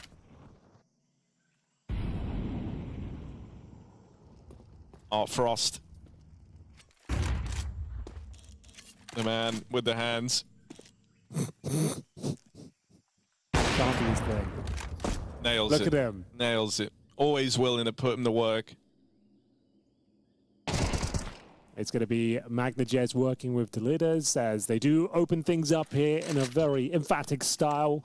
Couple of opening kills found. They've actually got a 5 versus 2 now. That's the meta flashbang. Everyone loves to see it, but they are ready for it. Turned away from it, and it's going to be Bruno left in another clutch scenario here.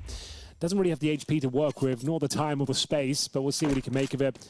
AK available. 1 kill in the round already. Got himself a flash and a Molotov, but I feel like he already realizes it's over. The bomb's down in towards Cave. Hoping to find a player on the extremity. The money's pretty battered and bruised. Probably better off just saving here. It's not the most glamorous option, but I think that's all you really can do. And Born Rich is all about the glamour. Yeah. I mean, yeah, that's how you got to stay rich, right? You've got to show it off. One thing to be born, exactly, bro. You got to keep up appearances.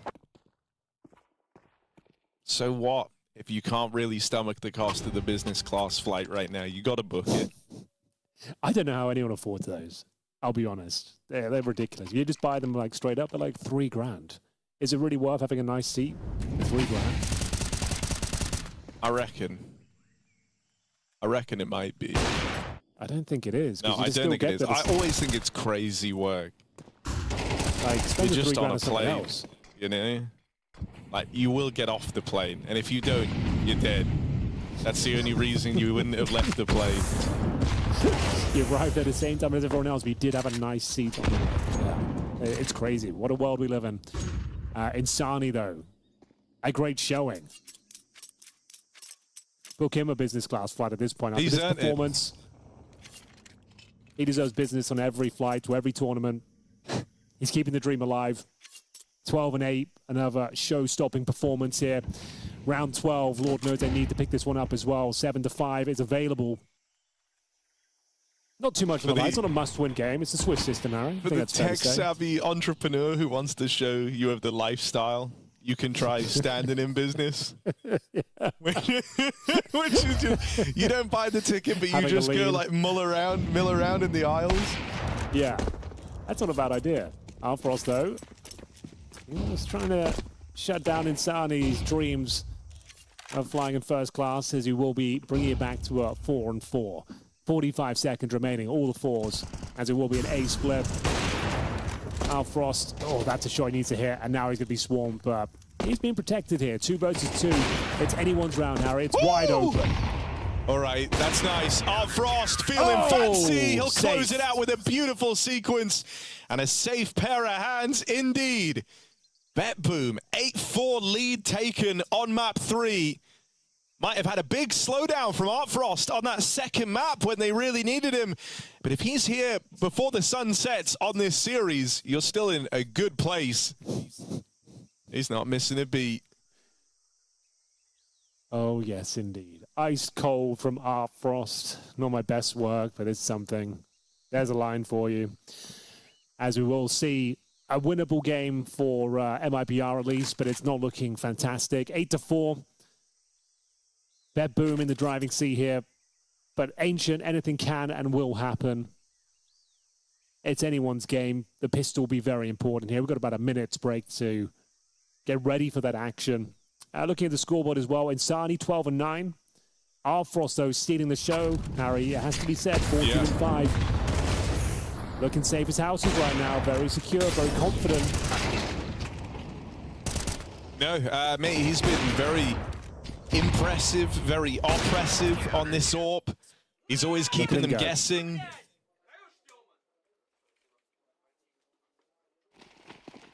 And I mean, you know, they're all getting fired up. I heard a Hirosh in there, which is good. That's a good word. Yeah. I think it means, like, let's go. Oh, maybe I'm Molotov. wrong. No, wait, that's...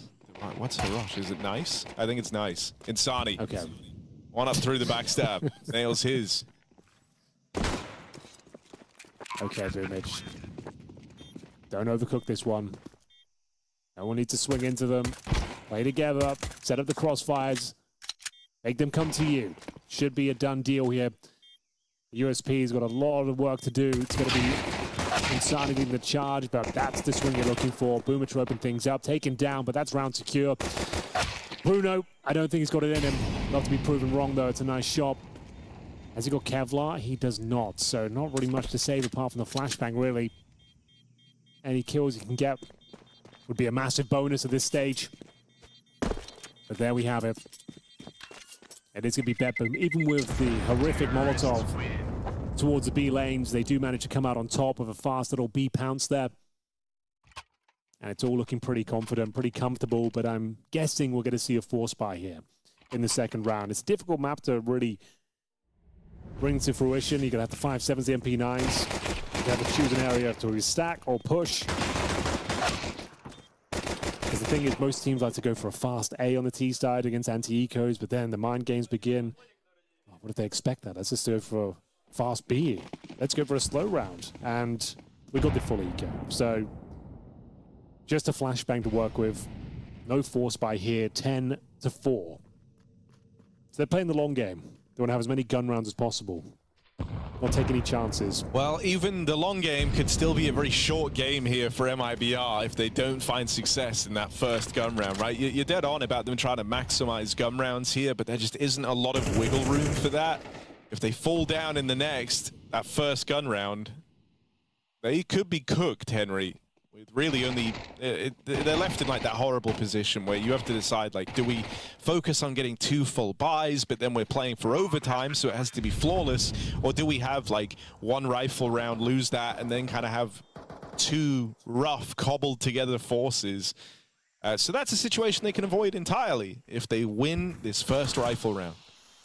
I don't think we're getting a unicorn here. Boomich hates unicorns. No way. He does. He looks to slay them, and he will be taking down the first player. There's Kick Up. Kick Up, 5-12 right now. Did have that 1v3, admittedly, but hasn't really done anything at all apart from that. I know we've called him out a few times. Having some fun in the first map of it, but to be brought into this squad as one of the veterans, one of the kind of major winners, you know, kind of like to inspire the troops and show what you can bring to the table. Against this sort of opposition, you'd think he'd be having a pretty monstrous series, but it's been very underwhelming. Let's see if he can find some form towards the bookend here. First game for both of these teams in the Swiss format. Certainly not favourites, either of them, for the tournament. I think even if the fact if we saw a playoff from BetBoom, that would be quite surprising. MIBR with a standard, even more so. Time will tell. An all-important first victory here is available for BetBoom. Yeah, this is the round that really decides, you know, how much more competitive MIBR can make this game. Have they hit their limit? If they fall down here, BetBoom are on that fast path to victory.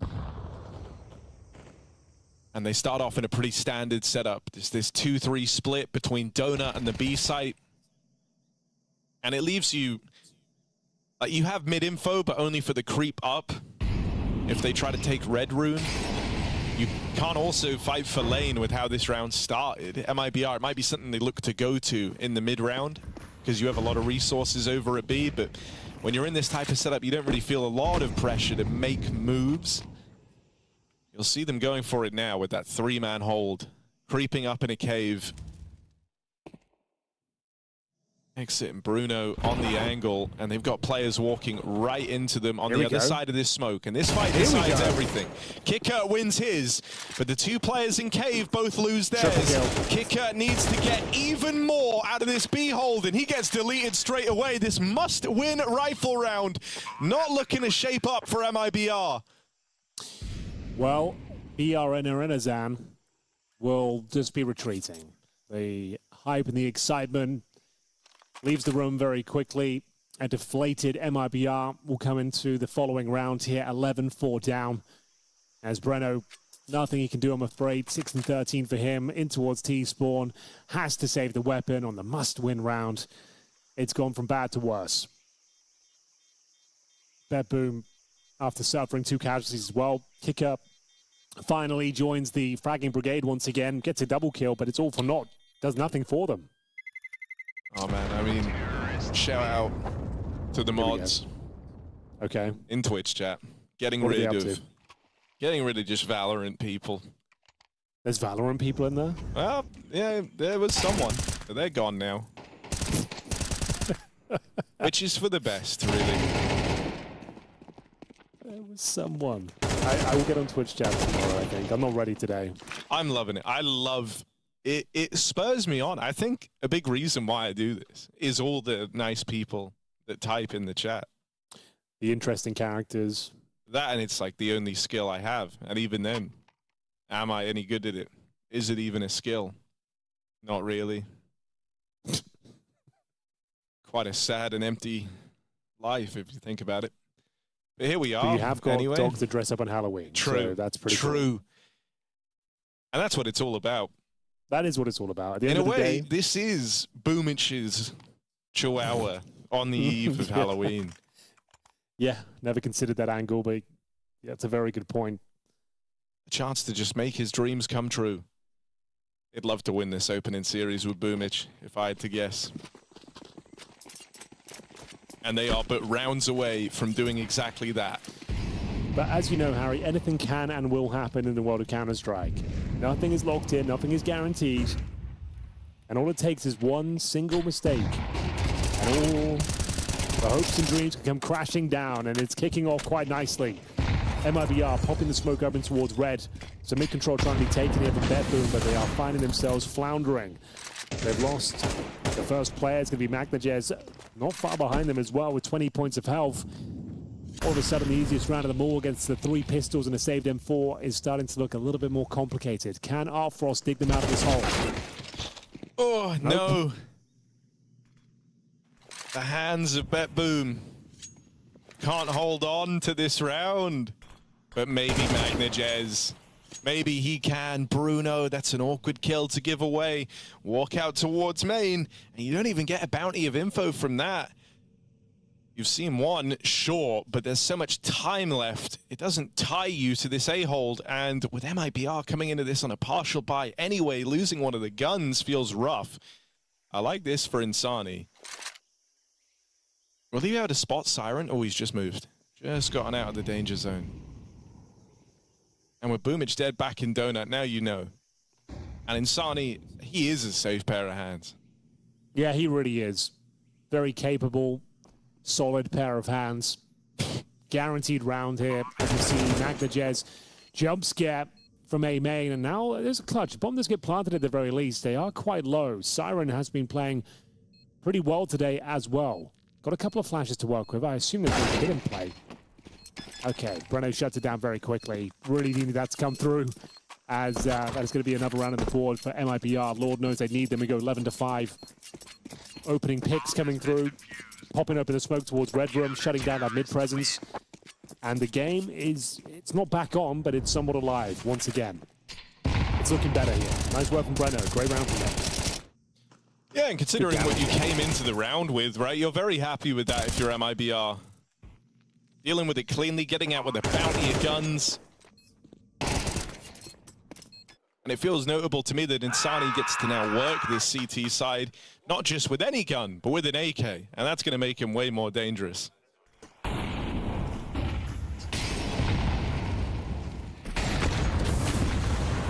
Okay, last chance saloon. MIBR found himself a lifeline here. Opening game of the tournament, but exit. He's fighting back. Looking promising there for a second, but a 3-on-3 definitely favors BetBoom in this scenario. MagnaJez is low, I suppose. Oh, missed red smoke doesn't make things all too comfortable, though. MagnaJez will be patrolling towards a heaven position. He's got Kicker to deal with. 7-14 right now. Had the 1v3, the double kill. That's about it. Should be able to find this one. Overlook for now. That's going to be his window to push. Bruno gonna get tested out towards A as they creep in a donut. They're standing for MIBR. He got this. Missed shot on the first. And so now they get the control, they get the sight. Chance to plant in a 3-on-3. Fast flanking through donut, and no one's turning. MagnaJez dead for free. Artfrost with a quick trade, a quick turnaround, but it's not allowed that bomb to get planted, and Kicker keeps the pressure on. Siren doesn't know where to look. Oh, Kicker dead. Bruno, time to add another clutch to the land tally, man. Smoke fades. Siren on the line. He's lost track of this AWP. He doesn't know where it's gotten to. And time is rapidly turning against Siren. Catches it out on the push. And clutch denied. That's how BetBoom get on a match and series point. Oh, man. It comes right down to the wire. Bruno needed to add another clutch to the tally. He loses control of the situation. Thinks he might have hightailed it towards the B bomb site. Has to go and check with the USP in hand. And doesn't get the job done there. Such a back and forth round. It looked like MIBR had everything going in their favor. But then a scrappy interaction, a couple of kills through the smoke, and all of a sudden it's down to that 1 versus 1. Holding his nerve though, delivering the goods. It's going to be map points for BetBoom. 12-5. Going to have to take that tactical timeout now. Bear in mind, the fact we're even at a third map is impressive in its own rights. MIBR playing with a stand-in. First land showing ever for Bruno. The fact they even gave us that great showing on Nuke, that was impressive. They'll definitely be able to take a lot away from this game, I think, and work out how they're going to perform going forward in the tournament, but doesn't look good now. There will be a bye at the very least, but going to require 7 rounds in a row just to get us to overtime doesn't feel possible. Doesn't feel likely, at least, as we see now. So, okay, the money's still pretty low for BetBoom. They're struggling financially too, the Lils and a Mac-10. So if you can find this one, at least you get a couple in a row. So if anything, they might have more firepower on the CT side. See if Exil fancies the swing out once again. He'll be pushing and catches a phase 4 of the flash himself. Boomich will get one. He gets they're completely both blind. so blind. And how does he win that? MagnaJez even opens up on A. And they have all the space. The bomb is hanging around on Artfrost. It doesn't even need to. And it shouldn't have. Oh. And they, well, it's not that it didn't need to, actually. It shouldn't be there. That's the bomb. Yes. So, you know, they found a... That's why we said Artfrost is not a safe pair of hands. He's a pair of hands. But he will hang around with the bomb. Okay, well, Kicker, not known to be an AWP, I think that's fair to say. He's going to have the sniper rifle outside the B doors. If they have any sort of util, ideally a smoke, they can lock him out of the situation. What's going to be the play? Does he try and reposition? Does he get a more aggressive line here? This one's for all the marbles. Kicker, another double kill here, 10-15, up against Siren and MagnaJez. 30 seconds, time certainly is of the essence. Did they read the play that he's got the AWP? The thing is, as soon as he fires a bullet, even if he gets one, you just can get out of there with Or is that a smoke? Oh, that makes things been so much more retrieved from the difficult. bodies. And this is a generational clash. Kicker versus the two young prospects from the CIS region. Let's see if he can show them that experience reigns supreme. Deals with the first. There's the follow-up for Kicker. And a beautiful little 1v2 as he clutches once more to find success for MIBR. He's at a 1v3 in this game. In that round there, I mean, I say it's a 1v2. It's more than that, right? Kicker, the last guy alive down around, but that had to be, what, a 1v3, 1v4 from him. So some overwhelming odds clutches coming up for Kicker to keep MIBR alive and in the series. Absolutely crazy work there. The fact he even gets away with that, smoked off, has to push through with the AWP as well. Not his weapon of choice. Hits a beautiful shot, headshot on the first, baits out the fact he still has the AWP, finds the AK-47, sprays him down before the flashbang pops, and there we go. We said the money was weak.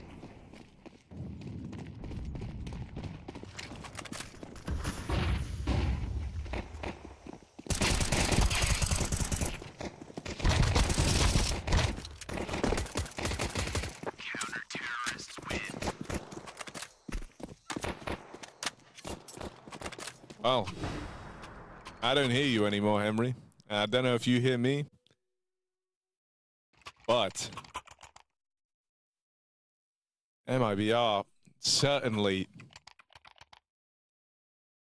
not out of the realms of possibility now.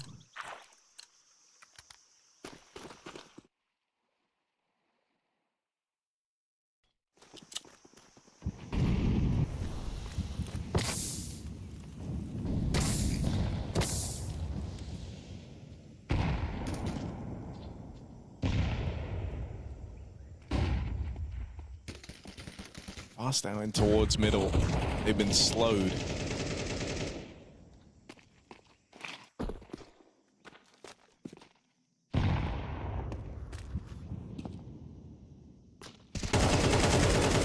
Lane take. Artfrost comes through with the kill, and that's a 5v4 for BetBoom. Okay, ready for this boost up in mid. Still, Insani peppered by Magnagez.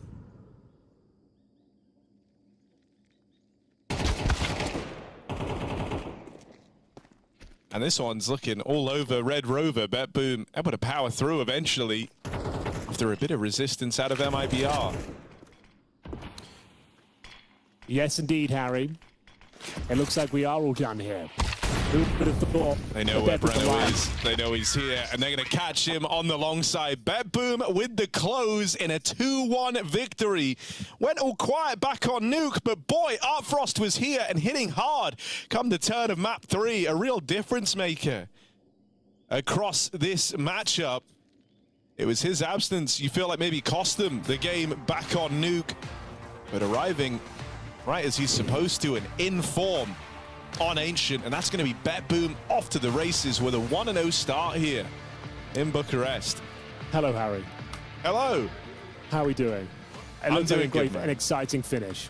It was an exciting finish. I guess the right team won in the end. It looked like BetBoom should have taken it from the first map, but MIBR, you got to say, it was admirable. The fact they got us to a third map. Kicker had his moment as well, but still a pretty good game. The expected victor, and it was an exciting finish. What more could you ask for here? No, 100%. You know, MIBR, still nice to see there's like some pockets of resistance from them in this matchup. It's not like they fell entirely by the wayside after that 13-1 beating to open. But yeah, not up for the task of besting BetBoom come the turn of map 3. And I mean, for a team that have already had map pool problems like MIBR in the past, now the fact that they're here with a stand-in, you know, that's only going to serve to deepen them. And I think it would be very impressive if they're able to do much in these BO3 games. I think that's something they're going to be playing against every single time they play. Just this idea of, you know, how much time have you even had to get Bruno accustomed? I don't think he was a problem today, but I think, you know, even just the eyes of Exit having a home in on an individual to make sure he's kept up to speed, that takes you out of the action a little bit. for this MIBR squad. I do think it's going to be tricky for them at this tournament. Even though when we came into this series, I was saying, like, something that's so exciting about this event is how open it feels, how we don't have, you know, a bunch of the top squads in attendance. It can be a chance for some of these up-and-coming teams for a playoff run. And I think if MIBR at their full roster, they could be in that conversation. But considering that and the fact that their map pool has always felt a little shrunk down, I know I'm a little nervous for them heading forward. Even in this series, great showing on Nuke, end up winning there.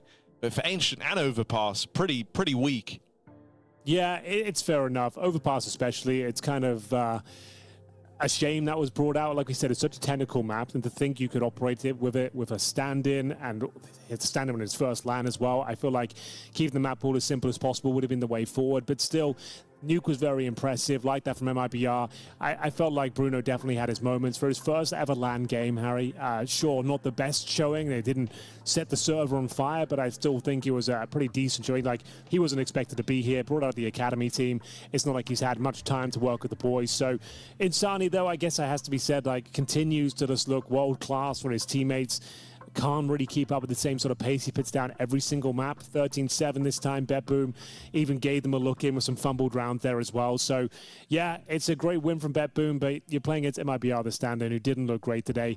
I hope BetBoom can show us a bit more in the future. Like, they need to kind of plug the holes they have, like throwing away huge advantages and looking inconsistent at times as well. But overall, a good win. They did what they had to do today. 13-7 the last map, 2-1 overall. Should have been cleaner, sure, but hopefully they can step up and develop into the tournament.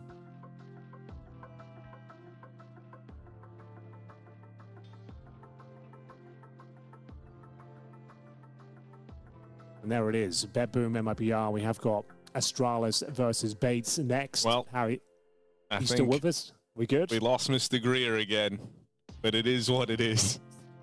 I'm still here. Okay, let's recap the schedule, shall we? Let's all kind of lock the hell in and tighten this up. BetBoom obviously just beat MIBR. We all saw it. We all watched it. Okay. And now that leaves us with one BO3. We're having some issues here, but it looks like we have got Astralis versus Bait coming up next. And hopefully that game we're going to sort everything out. We're going to have no issues there. Astralis Bait to round off the day here on the B stream. The irony is Harry and I, of course, critics of the B stream historically, and we're the ones that are having the issues today. Harry, he's no longer with us, and hopefully he'll be resolving his issues as we get ready for the last series of the day. Ladies and gentlemen, please don't go anywhere. Astralis versus Bait to close out Stream B here, coming up very shortly. We'll see you there.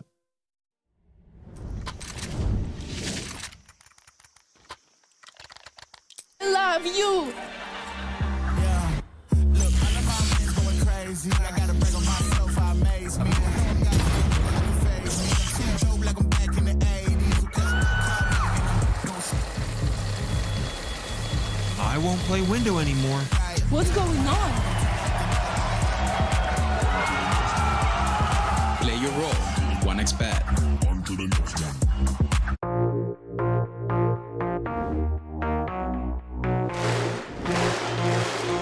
Astana, are you ready?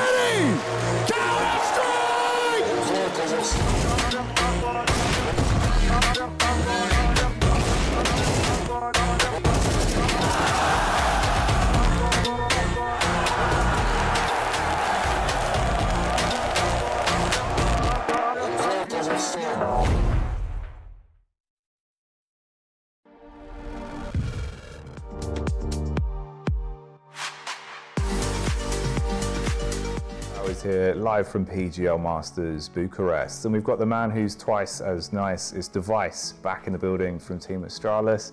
How you doing, man? I'm doing good.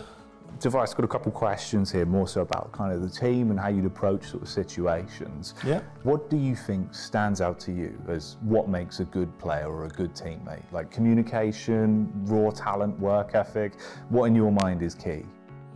I mean, I think it's been like a like a development throughout like my 12 years now as playing. So I would say back in the days, there was not as much focus on roles. It was more about like raw talent and the fit in like how the team worked together and chemistry.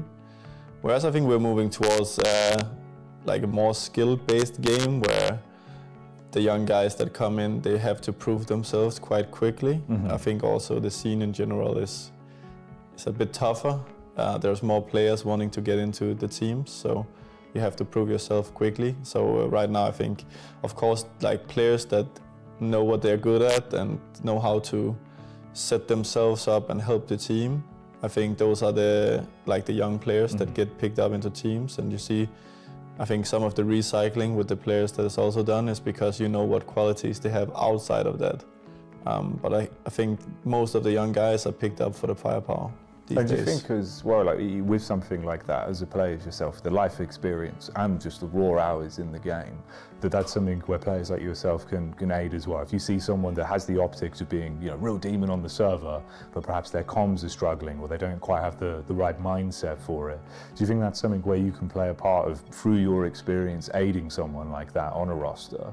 I mean, for sure, I think most of the guys that have a lot of experience, we can like help out, try to, what do you say, like nudge our way of thinking of the game into the players. I think that's also why you see someone like Monesi is very aligned with Nico, because he's been nudging him ever since they started playing together. I think it's a key part of helping the players that are coming into the scene and making them feel comfortable, and also they are always going to lean into your perception of the game, unless they are like young in-game leaders or something like that come with their own mindset how to play the game. It's usually like that it happens. I want to ask as well, how would you describe the form of Astralis going into this event?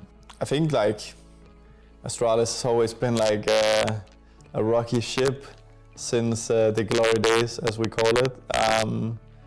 The form right now is okay. I think Stockholm was an eye-opener for us. We also are still quite a new team with Magisk, even though he comes with experience. There's some role changes and some dynamics in the team that are still being adjusted to.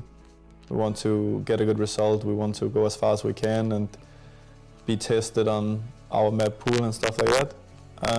But it's also about finding the confidence that kind of got shattered a little bit in Stockholm, if I'm being honest, and it's just game by game that happens. Just building yourselves back in and kind of proving it more with actions rather than the hypothetical. Exactly. I think practice shows a picture that sometimes can mislead you in a good or bad way. It's all about going into the games and just playing every % of the round perfect and showing your teammates that you are as serious as they are, and it just builds confidence, and the team that you're playing against and the teams that are preparing against you can see that, okay, they are at that level that it's hard to play against. I really appreciate you taking the time to talk to me, Device. Thank you. Hope to see some classic plays on the server, mate. Looking forward to seeing what Astralis are going to be doing over the run here at PGL. Good luck with the event. Thank you, I appreciate it.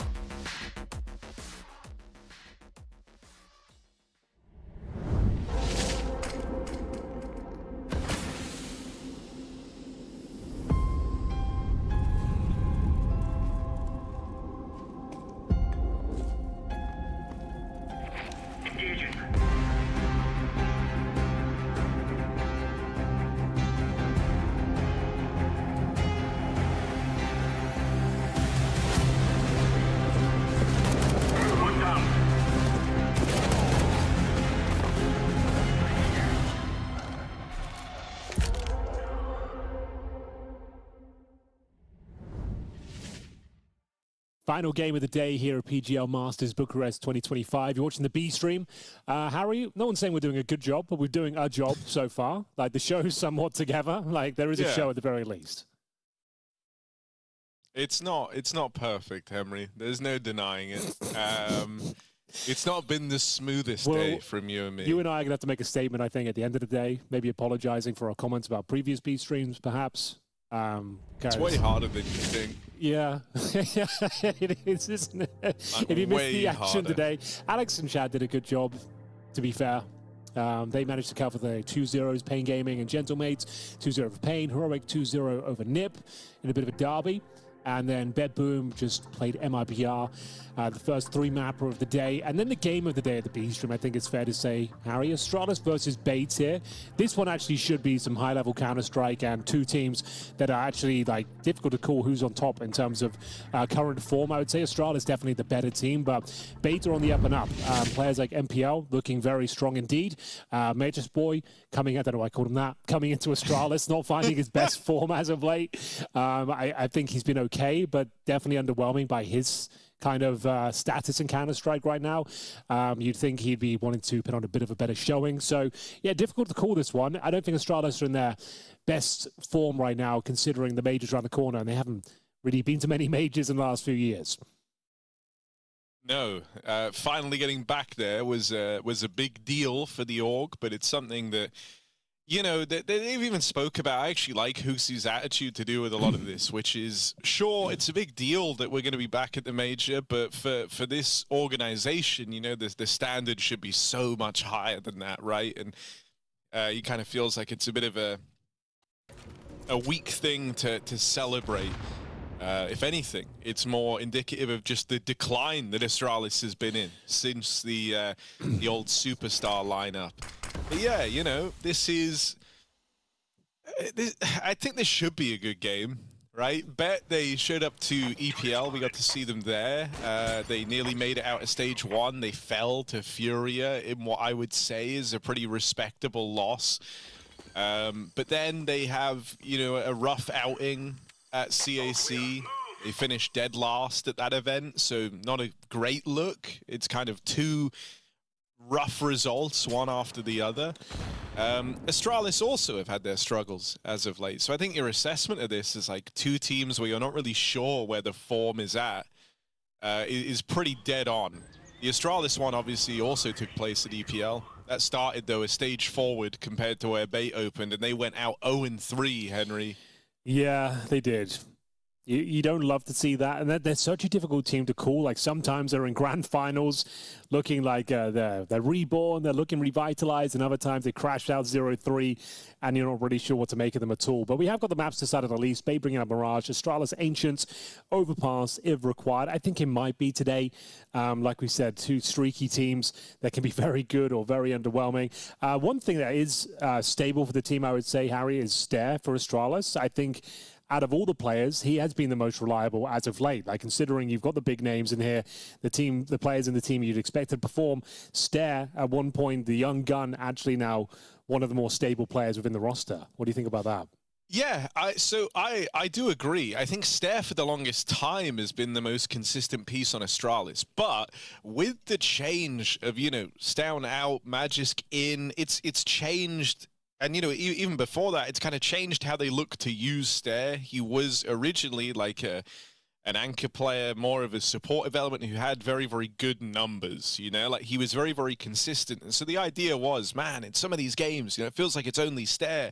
If only he was the guy, you know, like in some of these star spots. But as he's actually got them, I don't think he's necessarily, you know, hit that same level. It would be kind of like if you took Yimpat from Maus back when he was on his hot streak, and, you know, we always used to say he has like star player numbers but not in star player roles. If you suddenly gave him all the roles, like, do I think that suddenly he's just the GOAT rifler? Probably not. So I don't really know how to feel about Stare, because I was also one of these people who was very much on the Stare bandwagon, believing that he was the only consistent piece in all of that old Astralis squad. I just don't know if that's necessarily shifted across and whether or not we're going to see that with this edition of Magisk. I think also it's hard to judge because, you know, Magiska's only been in there since EPL, and they got eliminated 0-3, which is the worst possible scoreline you can have. So it's not like we got to see many games, you know? It's a bit of a weird one to quantify in that regard.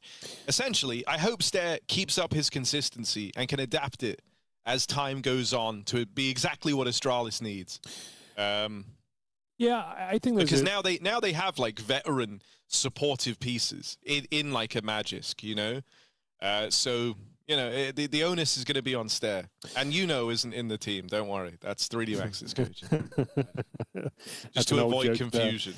Yeah, enjoy that. One battle I'm looking forward to is Headtrick versus Device. I think Headtrick definitely can go toe-to-toe. Device is not the Orpry once was. Weak by any stretch of the imagination, but I don't think conversation for even a top 10 Orpry right now.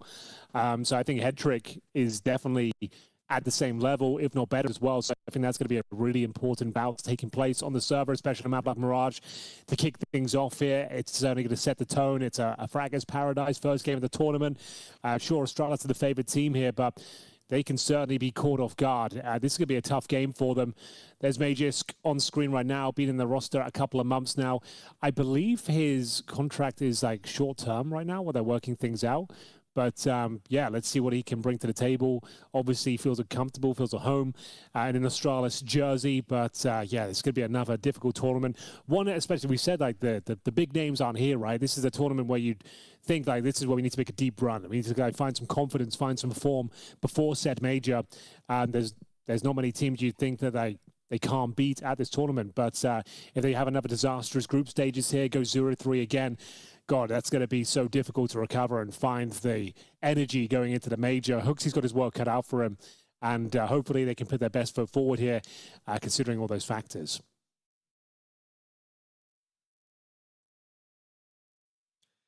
Yeah, I think as well, something that's kind of nice for this Astralis squad is where they've been capped more so is when they play up against, like the big names, right? They're not necessarily...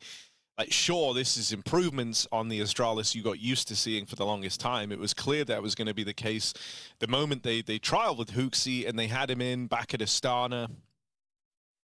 We were there. We got to see like how that kind of shifted the vibes and changed the team around a lot. And it delivered you a great deal of hope, but I still think we're at that, we're not yet at that point where Astralis can reliably contend with top teams. That was where their skill ceiling kind of was set on the back of EPL. But as we've gone over coming into this, Bait are not a top team. They're not in fantastic form either. And so I want to say this should be a pretty handy victory for Astralis, especially now that they've had even more time to get Magisk teed up within this squad, get him situated. I am a bit of a Hooksy fan. Why is that? We still exist. Well... Because, Percy, he's just a good dude. He is a nice guy. He is a good guy. You like the whole, and maybe this is the British in me, I like the kind of redeemed underdog arc he's on, right? Where he was obviously cast out from the G2 squad, this idea that like he's just the biggest bot, like an absolute like moron who can't do anything right. Yeah. When in reality, actually, he's shown to be a saving grace to this Astralis squad, and they had one of their best tournament results at a time where he was just standing in and had no time to prep anything with the team, and everyone in the team was speaking of his strengths and how good he is, and so I think there is some like romance to that in and around Hooksy. Well, the fact that like he had to lock in completely and realize this is probably my last chance in a top team, a top organization. He said he just started locking into the gym and death matching all the time, and his individual form has been fantastic. I think the whole team looked pretty weak over at EPL, but the fact he's actually managed to slot himself in, bring this team back to life. They've had a couple of grand finals appearances now, like sure, some difficult results as well, but you can see there's potential here at the very least, and that's what we're looking for. Astralis, like the last few years, it's been so underwhelming. There's been a revolving door of roster changes, but finally with Hooksy at the helm of it, you feel like they've got a proper in-game leader. We're not messing around with like Device trying to do hybrid roles of AWPing and in-game leading, which just didn't work. It felt like we just wasted 6 months of our time at that point. You ain't fooling Like, you might want to be him really badly, but you're not Fallen. And, like, even Fallen doesn't do one of the two anymore, you know? Like, so, I'm glad we're past that time period as well. And we're into a more... And even having Magisk there, it's just like a nice feeling. It's a good bit of nostalgia. It, like, tickles something in your head where you look at this team and you think, if it's kind of like the team I used to love, you know, there's some pieces here you can get behind. The thing that was always like concerning for me was in the stage 2 section of EPL for Astralis, where they went 0-3, was like no one was consistent. From what I remember, Magisk had like one fantastic series in there where he was the top performer. Okay, it's coming back to me now. We This were is like starting the whole Unk still got it. Like, that was their first game of stage 2. Yeah. But then by the final game where they went 0-3, he was like, it was a really bad day for Magisk, and there was kind of no one stepping up to fill the void. And then in the second game, it wasn't the Magisk show. It was presumably someone else looking really good. Like, you know, you don't want to trend back. You can't, you know, your consistency can't be inconsistency. That's not the trend you want to revert to if you're Astralis. So hopefully with a bit of time to comb over everything and sort this all out, Hooksy's been able to figure out, you know, how he wants to play. You'll note as well, the Astralis guys sit together. And I mean, they're all Astralis guys, but you get what I mean, like the old Astralis guys. Okay. Down on the far end there, Device, Magisk, side by side. Yeah, you do love to see that. I guess it's all coming back to me now, the EPL kind of nightmare they had. That was when the nuke T sides were just like completely falling apart, weren't they? Yes, they were getting like didn't 0 rounds. They went 2 games without getting a single. Didn't they get like, or was it 30? Yeah, it was 30-0s, 2 30-0s on nuke. Which, hey, you know, Astralis still setting nuke records in the current day. It's just gone the other way, guys. Remember when it used to be win streaks? Now it's actually just grueling L's. That's kind of cool. The least amount of T rounds on nuke in recent history. Ever in all human history. Well, fair in mind, it was actually bait the vetoed nuke. They didn't want the smoke. They didn't want to have to deal with it. So maybe a blessing in disguise. I think it's more than fair, because if there was one map Astralis had to go and look at after that EPL run, we all know what map it was, and it's nuke. Oh yeah, it couldn't get any worse. The T sides were looking pretty woeful. I think yeah. That's the point. I don't want to focus the attention to one person. But that's why Yabi was like finding like 0 kills on all those outings. Couldn't find any sort of individual form. As you said, though, I think that's a good wake-up call. Those sort of losses, those really tragic, like heartbreaking ones, those are the ones you're like, okay, everyone needs to step up now. Like, the individual form isn't looking good enough across the board here. We've been the favored team going to a lot of these series, which just didn't show up at all. There's a massive problem in our tactical game. The individuals aren't showing up. So I'm hoping they just look a lot better here. It's the first game of the tournament for Astralis. They are the favorites here. They're up against a relatively weak Bait right now. Sure, Bait can be a plucky team. They've got some strong players in there. MPL, Headtrick, Essential as well can also be quite scary to play against if they find their form. And it'll be indicative on Mirage which kind of form they're turning up with, because they can be Giant Slayers. They can be the sort of team that's really difficult, stifling to play against if they start finding some good momentum and they break your money down. They're going to be able to find some impressive shots and go toe-to-toe with some of the heaviest hitters on Astralis. Astralis just need to be the better tactical team and show that veterancy today and prove that they've been working hard in the downtime, because we need to see a lot more of them. And I think they need to inspire themselves before the major as well. Hooksy's not going to let them go down like they did over at EPL. I'm sure they've been cooking up a new approach and a new mindset going forward, working with Rugger. Well, I mean, you know, likewise, you know, we talk about Astralis having some time to revamp and change things. We obviously heard, I think it was during CAC, that Alex has taken over as captain of this Bait squad, relieving MPL of his duties. Which, honestly, you know, when you think about some of the games he had, I think it makes a lot of sense. MPL can hit really, really hard. And we saw that in particular in the FaZe game. If you recall, he had a monstrous Mirage, nearly 40 kills in that overtime slog versus FaZe series. They would go on to lose. But he played out of his mind in that game. And you don't want to kind of feel like you're burdening him too much with that when he can output so much. And on the flip side, you know, Alex might just love it. I don't know the ins and outs there, Henry. But they've at least had time to... I'm glad you admit that and acknowledge it, because it'd be difficult to say that he loves it, but maybe he does. There's always a world where loves it. He just bloody loves it, and he wants to give it a go, and good luck to him. I guess, again, they're a sort of team where tactically they haven't looked great. We said they've got really nice pieces within the team, and we're just looking for a good game here. We're just looking for a nice, solid game of Counter-Strike, aren't we, Harry? Didn't want any blowouts. We've had a few, like, weird games so far, 13-1s.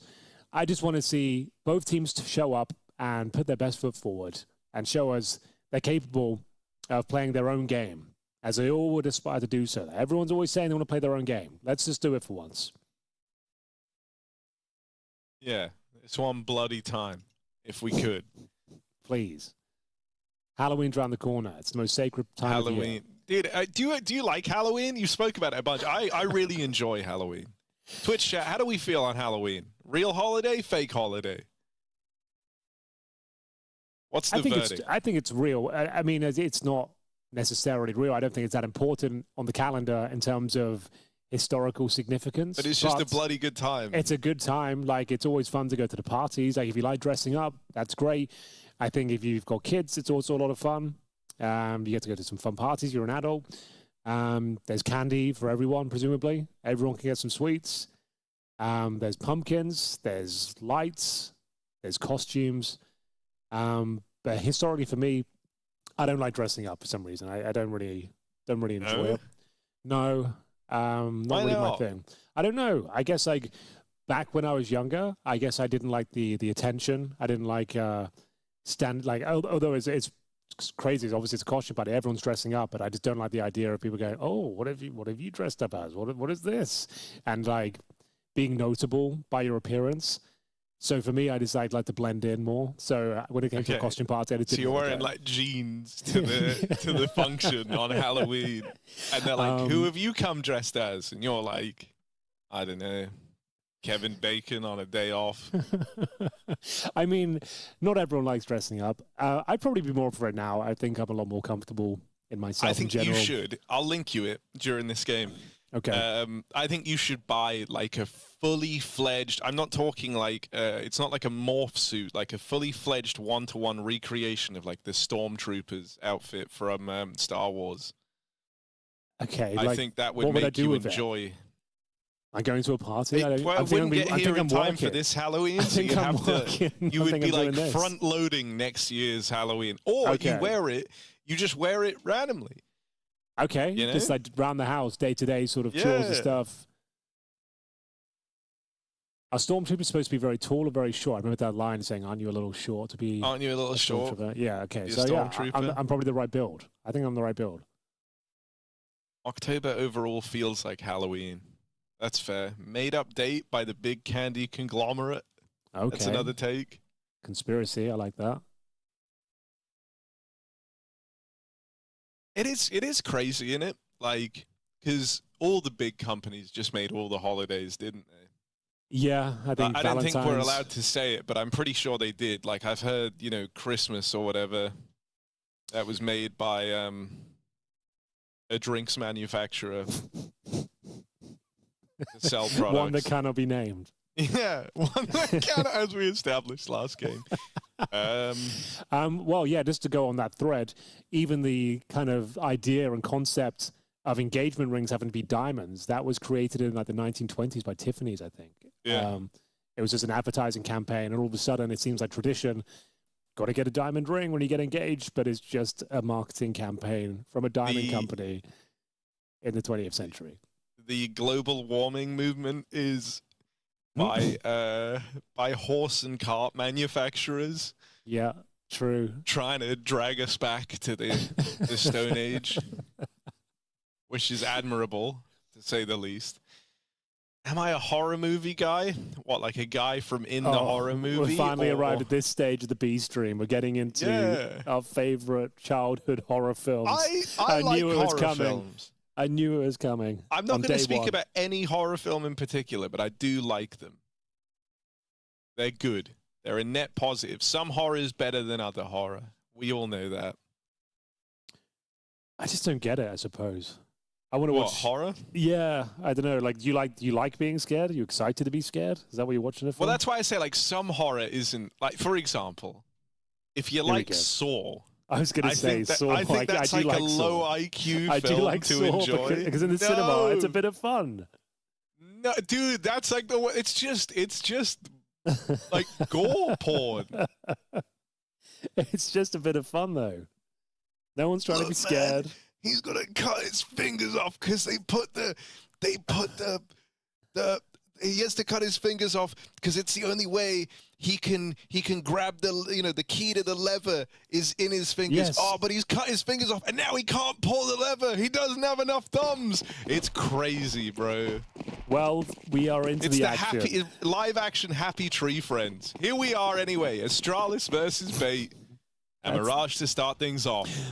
Yes, indeed. That's the horror film segment. Earlier than anticipated here on the B stream, but we have made it. And it is going to be the first map at the best of 3. Last game of the day. Get ready. Get excited. We are going to see Bait on the T side here. B execution looking incredibly likely as we will see a plethora of utility as they set themselves up. It's going to be multiple smokes, multiple flashes, Molotov for the van position as well. They'll be diving out of the window, and it's a very passive hold here. Magisk, the anchor, holding on. Can't really do much about this, though. There's going to be a bomb planted here and a difficult retake for Astralis. Ooh, no is there hitting shots like that. That's real smooth. The Magisk, man, Unk still got it. Look at this. Nails his. And a 5v3 now for Astralis. Kenzazor feels like he wants to try and take some space. But Magisk can't set a foot wrong. Hetrick can. He's spamming loads of bullets, connecting none of them. Living on borrowed time. And it's over. Yabi with the rundown. Astralis secure that retake. They barely even break a sweat. Well, there we go. I didn't think they stood a chance there, I'll be honest. I was a bit of a hater for that retake. I thought they had no chance whatsoever. But it was a lovely shot from Stair. Magisk managed to get a couple of kills from short as well. And that was the shot that really set the tone. As we will see, the bomb planted at the very least, so it is definitely going to be a force buy in response here. But we're off to the races here. A nice showing from Astralis. Solid retake. Hooksy's liking that. And Galil's and an AK, Ascenthial, will be bringing that out. For Galil's, I'm assuming that the sacrifice armor on one player, so Kenzie will have to make do without. Me just feeling himself now. Wide swing out towards top of middle. And going back towards B once again. They don't have a lot to work with here. They can Molotov the van once more. They've got Kenzazor in position. Oh, he actually has found a gap. What's happened there? Device caught his pants down. Once again, the B bomb site open for business. Hooksy, Yabi, both of them kills in tandem. Kenzazor's aggression stopped that towards the market, and that makes this retake a lot easier. Gonna allow Yabi to start closing the distance and offer us some help. And it will be needed. Magisk, oh, that's a lovely transfer. An Essential now, low on health, trapped at the back of the bench. One shot would get rid of Magisk, but Yabi's playing close. They're playing tethered together. Oh, and there's the connection. Random spam. Yabi sends his regards. Astralis with round number 2 picked up. Okay, they're probably going to force buy again though. You get 3 kills, you ruffle some feathers, the loss bonus accumulating now, and with the bomb planted, I feel like you go for it once again, at least a partial buy going forward. There's the first AK. Alex is feeling it, and we'll see if his teammates want to follow in suit as well. It's so tempting considering you're getting so tantalizingly close. These bombs are going down consistently. The B-bomb side seems like it's free right now. Hooksy, nice work though, long-range spray. That's where Magisk though came in to save the day. Beautiful little spam from Yabi as well. And we will see the full investment. Conversation that no one's ready for. Okay, go on, I'm ready. Is the Device is actually the Unk. Magisk ain't no Unk. Explain your work. Well, I will, but hang on, it's another beat rush, and then I'll explain. Charging in, Alex, path of aggression, runs right in to the Device AWP. Magisk even offers up one more, and these back-to-back-to-back B hits. Third time, not the charm right now for Bait. They've reclaimed 1 kill at least. Might leave a bit of time for Essential, who's still just cut loose out here in mid, all on his lonesome.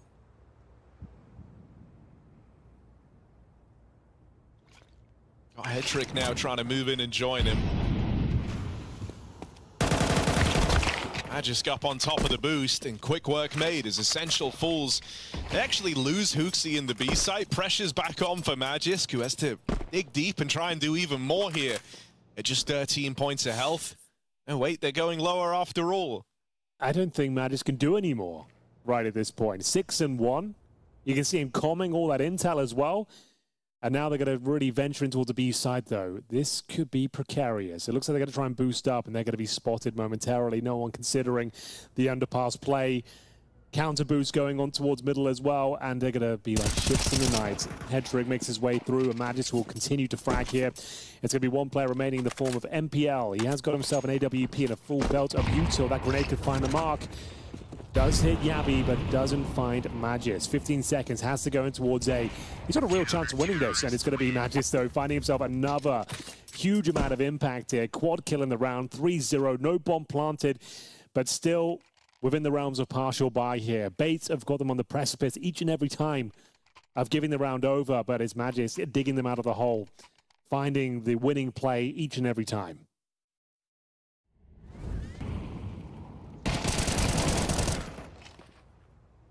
Look at him go. Now, Harry, you have to tell me, why is he not Unk? Why is Magisk not Unk, and why is Device? Yeah, why is that? I think people just don't realize it, but like Device is just older. That's okay, really that's old. it? Like okay, Magisk is the same age as Mezzi, and no one calls Mezzi Unk. Okay, I think it's an fair. injustice. And I actually feel quite passionate about this topic. Plus, feel like he's actually more consistent, and he's top fragging right now, and that proves my point. So, yeah, Magisk ain't Unk. He barely he barely even, you know, he's Mezzi's age, for crying out loud. All right, fine, approved. No longer Unk. We are going to see NPL a chance in the round, but one that's looking more unlikely as the seconds go by. The full defuse comes in. Once again, they get the bomb planted, but no dice on the round. 4-0. They're continuing to make dents on the defensive Astralis here. They'll break through eventually, but every round that slips by, the money is starting to grow on the CT side now. Device has his AWP. They managed to keep significant numbers alive in that round as well. So after the reinvestment of util, not a massive amount of cash, but they've got one more buy left in them. So Bates, they managed to save an M4. AWP for Hedrick this time as well. He can make his presence known on the map. Essential will be making his way towards it. A round. It's going to be Device. See what he can do, what he can make of it.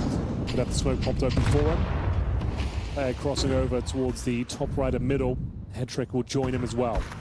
So running more of a classic default here, but his Device to draw first blood will find his rival in the form of Hedrick. It's a nice opening kill, and Astralis looking very good here today.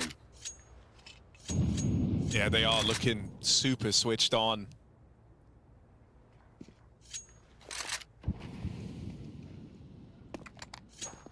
Sat pretty in a 5-on-4 here as the guns make another appearance for Bait. It's not the start they were hoping for. Certainly not. They wanted to go about this mid control, but kind of scared away from it. Now grouping for an A split by the looks of Bait, with a clear in Palace, bomb retrieved as well, linking up with Essential. A late Conlurk available at the hands of MPL. They're putting him in a position to try and have big impact here. But Hooksy could ruin everything with this backstab. It's a big backstab. It's good timing. He doesn't want to overstep the mark, pull the trigger too soon. It's getting a little bit awkward now. Biding his time, but is maintaining that man advantage. Doesn't need the big hero play right now, but still delivers the goods. Huge double kill from Hooksy, and now it frees up the rest of the roster to focus about the extremities. As Alex 666, no chance, and once again, left of no choice but to save. It's going to be a 4 versus 1. Very convincing round. Astralis getting the opening pick, finding out Hedrick towards the top of middle. Device popping the smoke open a couple of times there. And once the 5 and 4 came through, lost control of the map, backstabs coming through. And the default doesn't really work out once again as Bates go down 5-0. Alex, can you hold on to your AK? Kind of have to at this point. Can't risk giving it up with no money coming through. And this feels like tactical timeout territory via the Bates at this point. I feel like things are starting to spiral. And there it is. It's coming through. A chance to catch their breath. Work out what's going wrong here. I don't think there's anything crazy alarming going on. It's just like now the rounds are getting more and more convincing for Astralis. So let's work out what the next approach is going to be. Do we even have a full buy here? They've saved a weapon. They've got Head Trick who can go for AK-47. So yeah, there's a buy, but there will be concessions. So what do you bring to the table next? Do you try and mix things up? That was the initial kill from Device.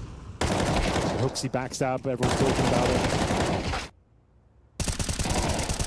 I mean, when Hooksy's kind of really dialed in and switched on, these are the types of moves you want him making. Someone who always loves to try and find the gap. Absolutely nails him in that round. And I mean, for Bait, it starts to get kind of rough here. You know, you're 0-5 down, haven't really felt like you've had a lot of success or even chances to be successful. That is a notable change. Device dead first, but it's instantly traded by Magisk, who continues his insane start to Mirage. 10-1. This is your Unk, allegedly. This is the guy you're calling Unk. 10-1. That's my Unk, bro. He's got a Astralis on his back. He's the same age as Messi.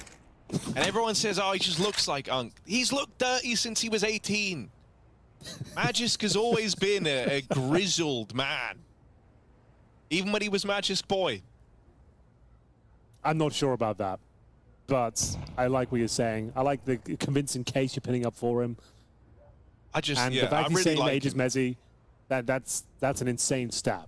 They gotta put some respect on his name. Oh, MPL, good catch. That's Hooksy trying to go for one more of these aggressive moves. Not again. Magisk, bro, he's doing everything. 11-1, flashback in, finally. They get past Magisk. Has he just teed up Yabby for a little clutch? No, the bomb's leaving. Gonna link back up with Essential, so looking safe here for the Bait squad.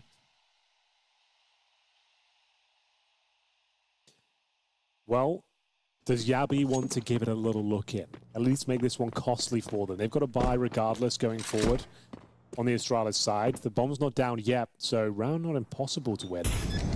Edges out from short. Bomb going to be planted in default. There are 2 players low. They've got to be very careful. Even 1 kill would be significant. Yabby knows it. Starting to get closer and closer now. Well, timings work in his favor. He's got a player directly beneath him. And it's going to be MPL playing very cautiously, very conservatively, as we see now the AWP waiting to be recovered at the end of the round. Yabby not going to find anything, it seems. Oh, take it back. Nice little kill. That's MPL going down here. Recovers the AWP himself. This is a nice little haul.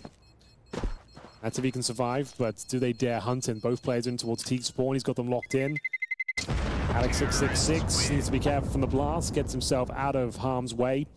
And it will be Yabby to save the AWP and finding 1 kill. Probably about as good as it's going to get, but there it is. Bates will find their first round in the series so far. Things don't spiral out of control. They took the tactical timeout and managed to find some form evenly. Magic's turning up and still finding some great kills. Finally shut down by MPL. But there we have it. They've arrived. We've got a game on our hands now. No blowouts today. No. Well, I mean, apart from the blowouts. Yeah. Apart from the blowouts early. Device! Lovely. Lovely shot through the smoke. It sucks for Kenzazor. It's the worst way to die. It feels so unfair. You want to slam your desk, but you can't. It's a random shot right at the start of the round, just on a timing. And it is just a horrible way to go, really. That's how he's gone. A 4v5. They have to try and collect themselves here and come up with a solution in this deficit position. A task for Alex. As Astralis recommit to the mid clear. They are all in. Like, there is no one even on a bomb site for Astralis. It's only just changed now with Device kind of watching on from jungle. So very dedicated to these mid-fights. They spot MPL down in lower. They're going to get rotates back over to B in time. Lucy posted over on short, and the device AWP, right place in the market. Essential 1 versus 3. Oh, and device ain't missing. Okay, this is looking quite promising, Harry. Yeah. Astralis are looking like back. a solid Counter-Strike team. Astralis is so bad, guys. Good news, they're back. You just there was needed a massive Magisk. dip in form, but now, yeah, Magisk has had some time in the team. Bear in mind, at EPO, he'd only been in there like a few weeks, I believe. So yeah, like this is actually looking pretty convincing. Like they're looking confident again. Device is hitting shots. He's getting openers, in fact. And yeah, if they can keep this up, this could be a dangerous squad. It's very early days, first half of a best of 3.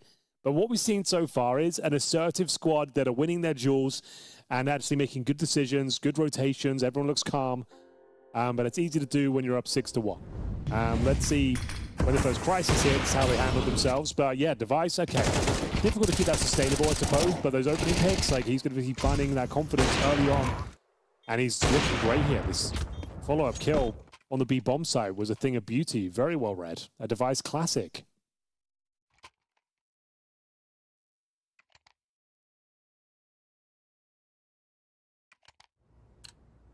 Now, Well. I'm gonna be coming through with some A-stream updates periodically throughout this game. I'm not gonna bother yet because it's only just started. Okay. But I'm going to be keeping an eye on it because I know there's a lot of people who want to hate watch Fnatic, and that's fair. After what they did to Cypher, that's what fair. they did. We're all preying on their downfall. Hey, the proof will be in the pudding, Harry. If they end up, let's say they win the major, what are you going to say then? Can we really hate them if it's actually the right move? If it actually If they go on to win the major, bro, I will. And I could say this. Vince promised this once. I'll eat a shoe. Okay, you're committing to that bit? I'll eat a shoe if they win the major. Not a chocolate shoe, a real life shoe. Yeah, I won't cheat my way out of it like he did. Okay. I will risk killing myself to eat a shoe. Okay, well, we've got it on record now. Guys, clip that. I will do everything in my power to manifest this to happen. And I think it could happen. There's a slim chance, sure, but it might be delivered. We are seeing headshots delivered by Kenzie's, although, as he does open things up, it can be device working from that CT spawn position. 4 versus 3 for now. Stare, a safe pair of hands, famously fighting back here, but so is Headtrick. Man advantage, a rare one for Bates, but one they should be able to convert. Unless disaster strikes and Hooksy pulls one out of the bag, but it's not going to happen, and it will be 6-2. Yeah, okay. Fnatic winning the major. I'm actually so ready for that. I'm going to try and support the org, do whatever I can to bring them to life there. They're going to play against Aurora right now, right? So yeah, that's a tough game. That's going to be difficult, but honestly, I think they might be able to win it, you know. Blame F. Have you seen how the form he's in right now? Are you talking about the major or? Yeah, okay. No, I'm talking about the game against Aurora. Yeah, I mean, dude, I agree. If they could play no team but Aurora the whole way through the major, they could win the major. I will concede that point. Okay, fair enough. Hedrick posted with the orb. But Hooksy's just going to block the apartments, and so Bait look elsewhere.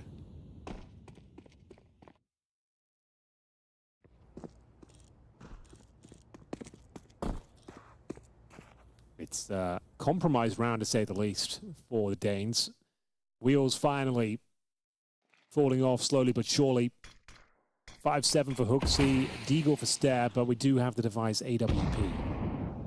Still with arm up, got a smoke to his name. Magisk has been the star of the show. He's holding towards the ladder room currently. MPL boosted up and towards the window. It's going to be a B focus here. You can see the bomb edging up towards shore.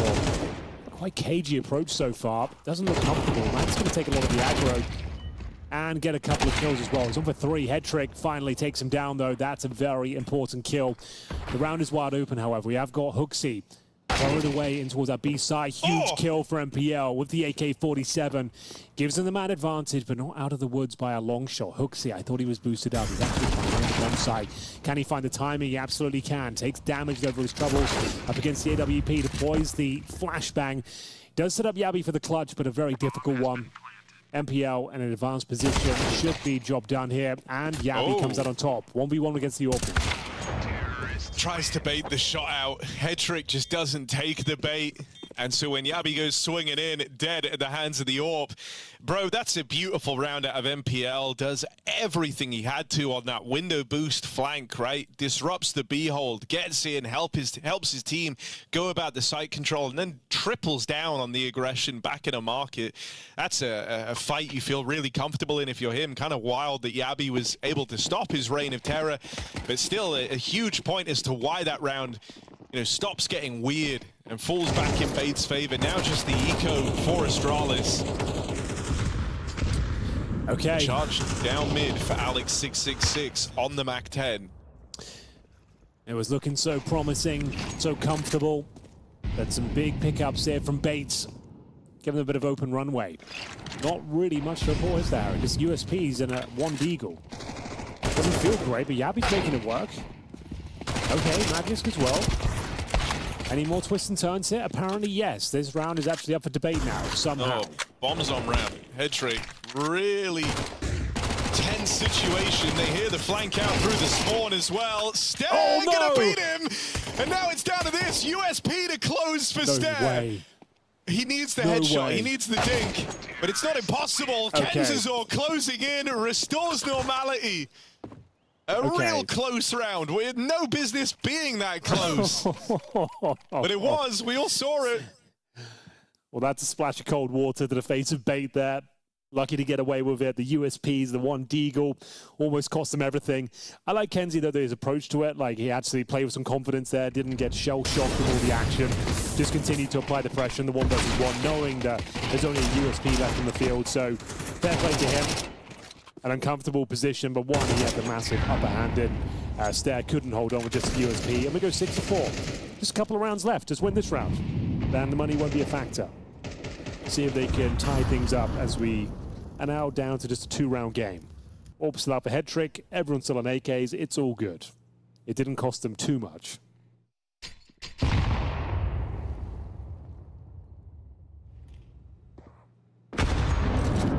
Nice nade.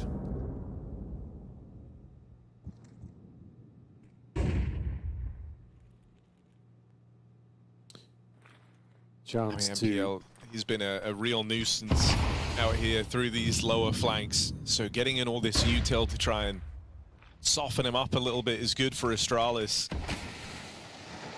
It's the block in through lower. They might just get under the head trick AWP. Caught looking the wrong way is Yabi, and that's a ludicrous transfer for Kenzazor. So quickly, every one of these mid-fights lost by Astralis. And that leaves just Device. The Zunk still got this. I mean, generally speaking, yes. In this particular scenario, no. I feel like his options are limited. Oh, he's doing a pretty good job I mean, that's so an far. AWP. That's an AWP right there. I feel like that's too tempting. I would say save that, would be my advice.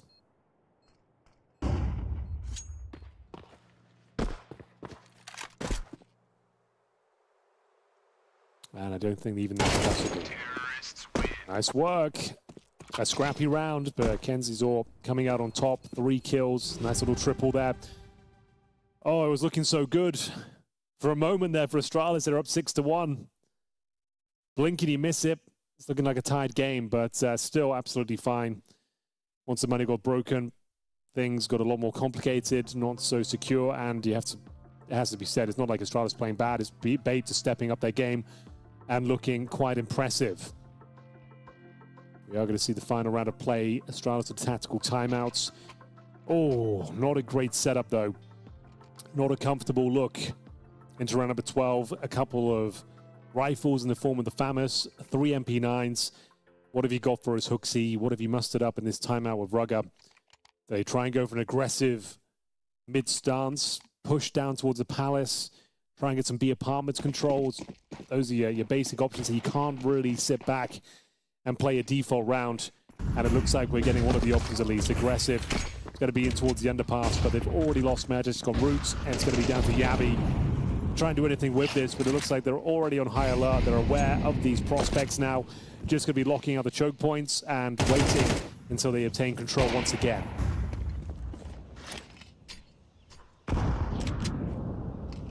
You also don't love, in addition to just none of this aggression working, how much util it's cost you, right? In the early stages of this round, you come into it with next to nothing anyway. You lose Magisk on the attempt to get out window, and now you've sacrificed Yabby's smoke.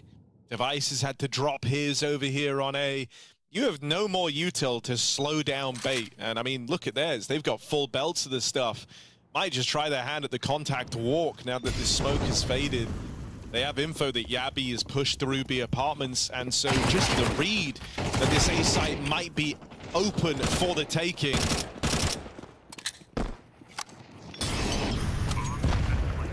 Looking like they will deliver on the promise of it. 6-6 half, and there's the mowdown from Kenzazor to make it happen. He's been great in some of these, you know, spray transfer moments, whether it's the lower take from the round prior or here on the push out towards spawn. Kenzazor's looking in very good form, as are the rest of this bait squad, who turn it around from a slow start.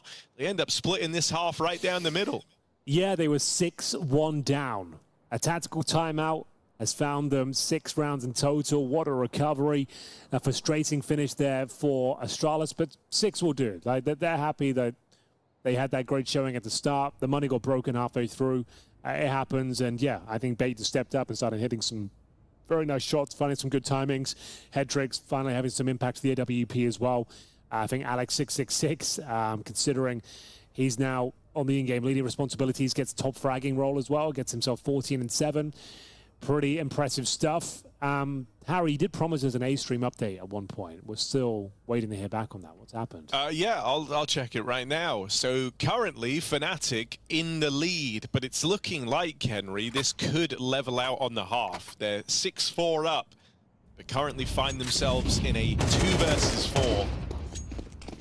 And so okay, very specific. I like that. That one has the promise of also kind of running parallel to what we've got here. And that is these neck and neck first half scorelines.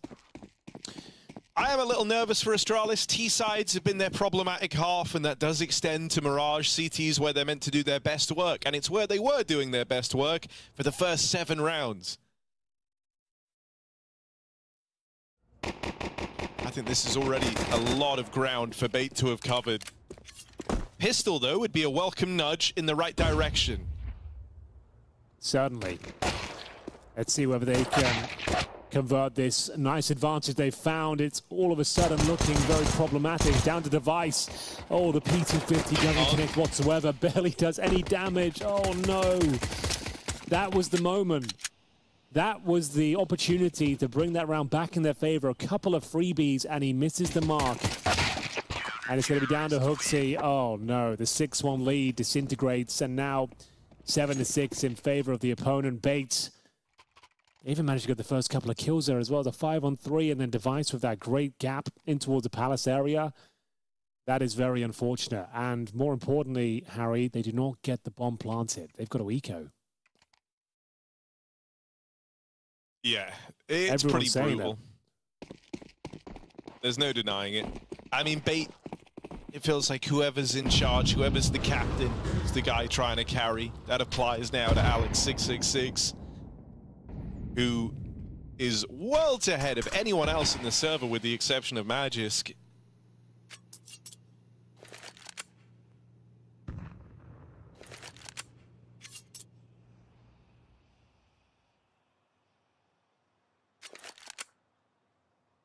And yeah, guys, the scoreline is 6-7. It's always good to reach that number. We've got 7 1s, 6 7s. Those are the funny scorelines, I suppose, these days. 6-7 now, as Astralis try and figure out how do we get to 42-0. The only remaining Oh, actually, a 6-9 would work. There's another funny number. It's a funny. And we're on the path. Funny. We're on the path to get there, Henry. I guess you're right. I guess that's a good point. We're gonna have all the funny numbers today. Get your funny number bingo card out, because we're on blistering pacing to actually find all of them. But B8 or bait will be B8 or bait, whichever way you're inclined. Both are fine, I say. I say both are fine. That's what I've always said. They'll be looking to bounce back here. The 6-1 deficit.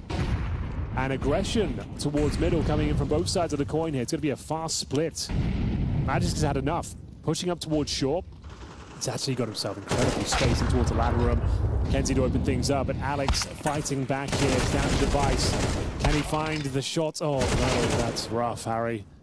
That's a rough spray down. It might cost him the round as well. Magisk will be going for the backstab over towards B. Nice grenade. Softens up Alex, but this does not feel or look great for Astralis right now. 3 versus 2 deficit. Yabi noted, and his spray is not really looking great either. All of a sudden, it's a different team on the server. Yeah. Well, that's just, that's the life of watching this Astralis squad. Magisk, though. Oh, never mind. Magisk dead. It's all good. This happens.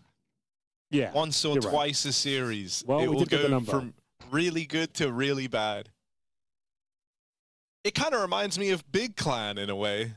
Okay. They used to have a tendency for doing the same thing. They're kind of bouncing back. Kind of. Yeah. They managed to get wins recently. I believe they took down BC Game the other day. That's pretty nice, actually. That's something, They've got a new in-game leader, a new sniper. I think things are looking up for Big. I think you should put another shoe on the line if they do anything this year.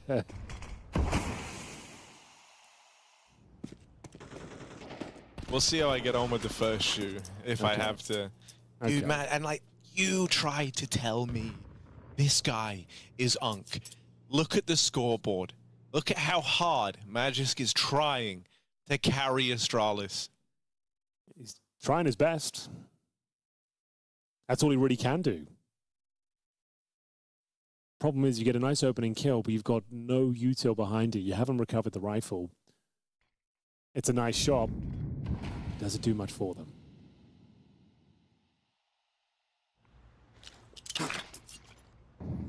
He's younger than Nico, younger than Simple. Everyone Seriously? believes in them. They're so quick to suggest that Magisk ain't still the guy, still the GOAT. Device dead as he tries to cross, but Stairs giving chase. It's a low econ round here that Astralis are trying to pick up. Nades are good. Hooksy dead in the downtime. Magisk, 1 point of health, doesn't matter the HP. He'll still be the only guy getting kills, and now that he's fallen, it's just Yabi dead instantly. And Bait leveling up in this second half. Oh, what a collapse. You were 6-1 up, and now it's 6-10. Okay, it's still fine. That was just a partial buy. Got the bomb planted. That's all we wanted. Should all be good going forward. I believe Astralis now will show us what they've been cooking up here on the T side. Probably a tactical timeout. There it is. A chance to catch their breath. Find out how they're going to be positioning themselves in the following round. What's the strategy? What's Hooksy got for us? But right now, Bait, this is a team we were kind of speculating that could turn up on the server today. Once they get going, once they find momentum, they're very difficult to shut down. They're very aggressive. Get in your faces, hit their shots. And the timeout, blink and you miss it, it's over. Astralis, what have you got for us? Device has the AWP. Got to be deploying the early instant smokes here. Players facing towards the top and middle. The thing is, with the timeout coming through as well, it's a chance for Bait to change things up as well. Smokes go down. 3 of them. Connector, window, and top and middle, trying to remove all that vision from the CTs. Stair waiting for any set aggression towards that A ramp. The bomb in T-spawn right now is on the back of Hooksy. So are they going for another execution towards the A site here? They've got Yabi working the extremities of the map, making his way through underpass. Trying to bleed out some CTU till early on. So it looks to be an A finish. I think this is a similar approach we just saw with the Tech-9, so it's been doing the same strategy, hoping to get one step closer to glory. In they go. And it's Magisk and Stare. Kills a piece. MPL says not today. Line up on the cross, and even going back in for more. Damage put down range to Magisk. Yabi late lurk in mid, he's been spotted. There's also a lurk out of Essential all the way through T-spawn, and so the net's starting to close on these site players for now. They want to deal with Yabi in mid while they know they've got this 1v1. MPL hanging around, goes looking for it, takes a lot of damage in the battle, and now the flank's been given up as well. Hold on, something might be happening for Astralis here as Yabi shuts down the mid lurk. And Essential, smoke on the bomb, adds some stress, adds some pressure. Stair just swings out before he can even tap it. Astralis break the 9-round streak that Bait were on. Which, yeah, is as horrible as it sounds. They at least get through, but that's got to be the beginning of a streak of their own. That can't just be a one and done for Astralis. Yeah, you're absolutely right. The thing is, though, that was another set piece. That was a call from Spawn, Harry. The defaults have been underwhelming so far. Need to be able to see them take some map control, some space on the map, and close things out in the mid rounds. That was a back-to-back execution. We saw the same thing with the Tech-9, staying execute there towards A with the full gun run. Sure, it works out, and that's great, but now these are the rounds where you really need to leave a mark, leave an impression. Working towards that connector control, it's going to be Stair. Flashbang is working for the CT, and he comes out on top. Beautiful work. Finding some opening advantages now. Broken the streak. Now can they find one of their own to tie things up? 10-7. Money is fragile on the CT side, and Stair is looking razor sharp right now. Beautiful couple of frags. Headtrigger will reply, but the damage has been done. A bomb site is wide open, and I think they're considering the save already.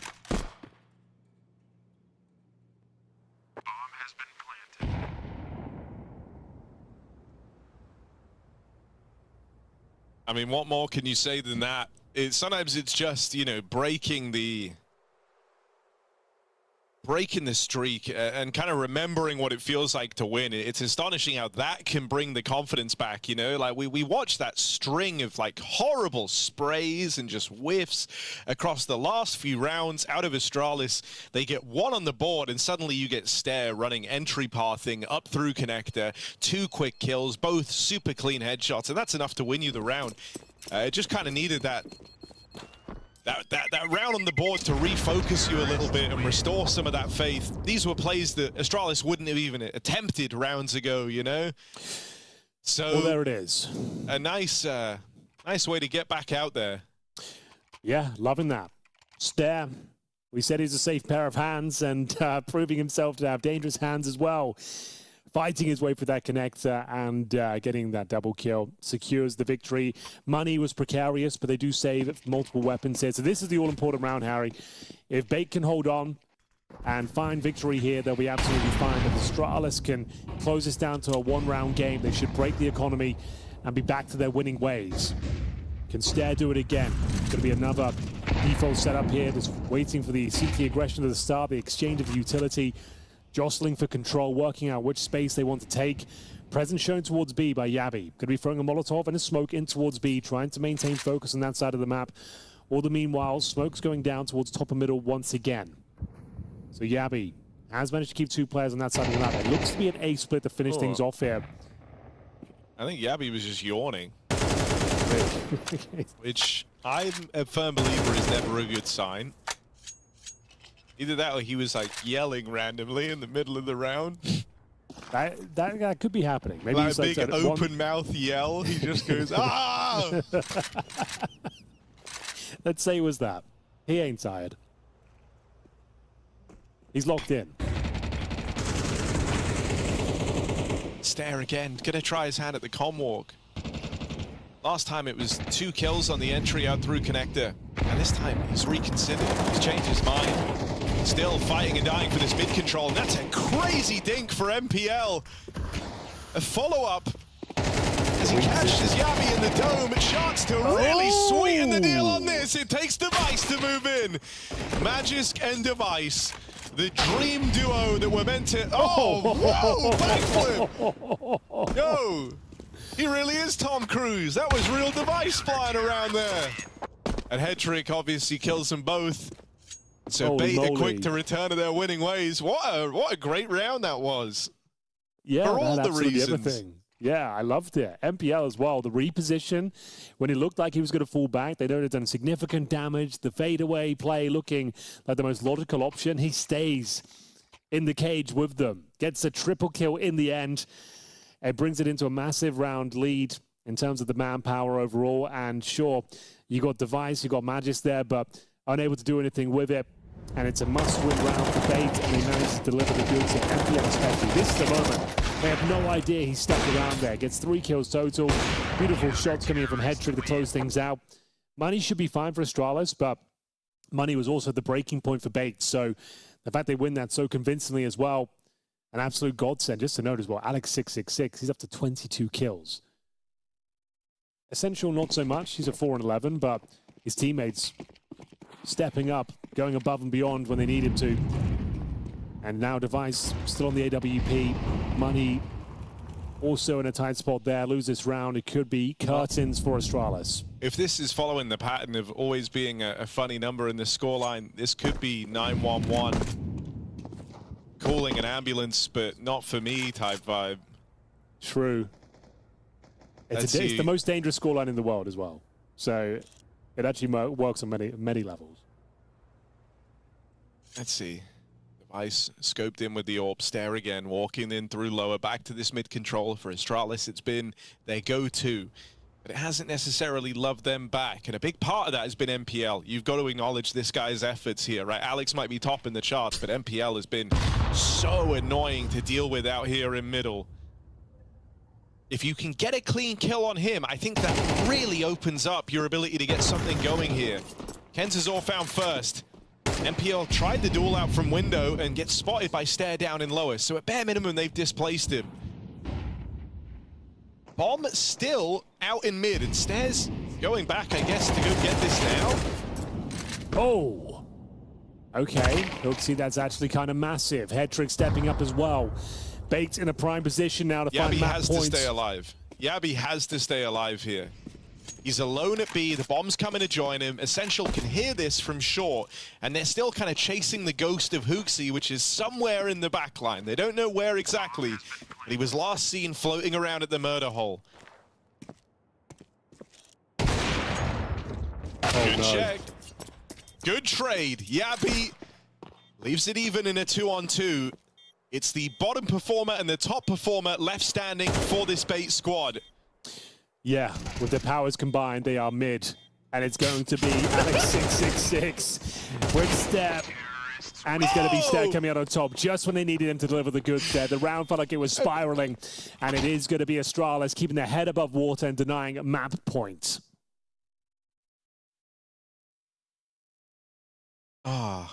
And well, the meme number prophecy, it just finds a way to keep delivering. It really has. The B stream's been wild today. Had so many ups and downs, so many funny numbers. I liked your them, their powers combined, their mid. That was good. I think we should big each other up whenever we've said a funny thing. Yeah. And you are funny, Avery. Well, this will be a funny round for Bates because they don't really have much to work with. It's going to be a little push in towards the B apartments. But I think that's all they really can do. That was their chance. That was their look in. Alex will have to do something unbelievably good with the Desert Eagle, but I think his options now very limited. The first few shots do not connect. Does he have anything left in the tank? I don't think so. A wall bang maybe, a chance, but Astralis have found double digits. You'd like to think. Okay, hold on. Oh god, guys. Hold on. Come on.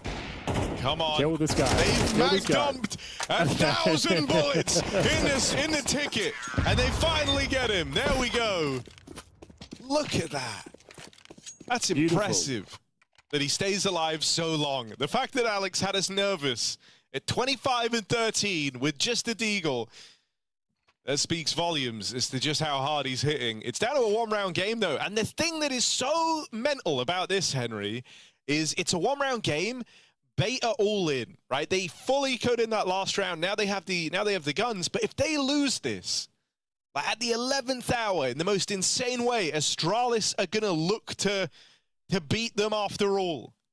And so this round is for all the marbles. It doesn't really matter how good you played in the rest of the game outside of, you know, like the first 6 rounds. The turnaround from Bait was fantastic, obviously. They went on a 9-round streak, but it won't matter if you lose this one. It's all to play for. It's all up in the air.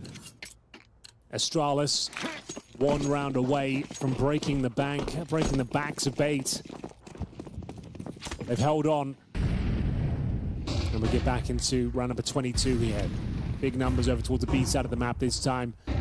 Yabi been showing heavy presence time and time again, dropping the Molotov, dropping the smoke, trying to keep players on this side of the map. But Hooksy this time showing the presence towards middle, while Stare once again makes his way through the underpass. All bang attempts coming through as well. Stare with the smoke clears. Redeploy another one here. This time towards Connector. Second wave of Util. Flushing out that Connector position. As Yabi just walked through this, he was trying it, but Essential will be finding the kill through the smoke. Headtrick chimes in as well, a 5-on-3. It's down to Stare to really recover this. The only player in a position to do anything about it. Smoked off. And now pinned in. I don't know if you can recover this now.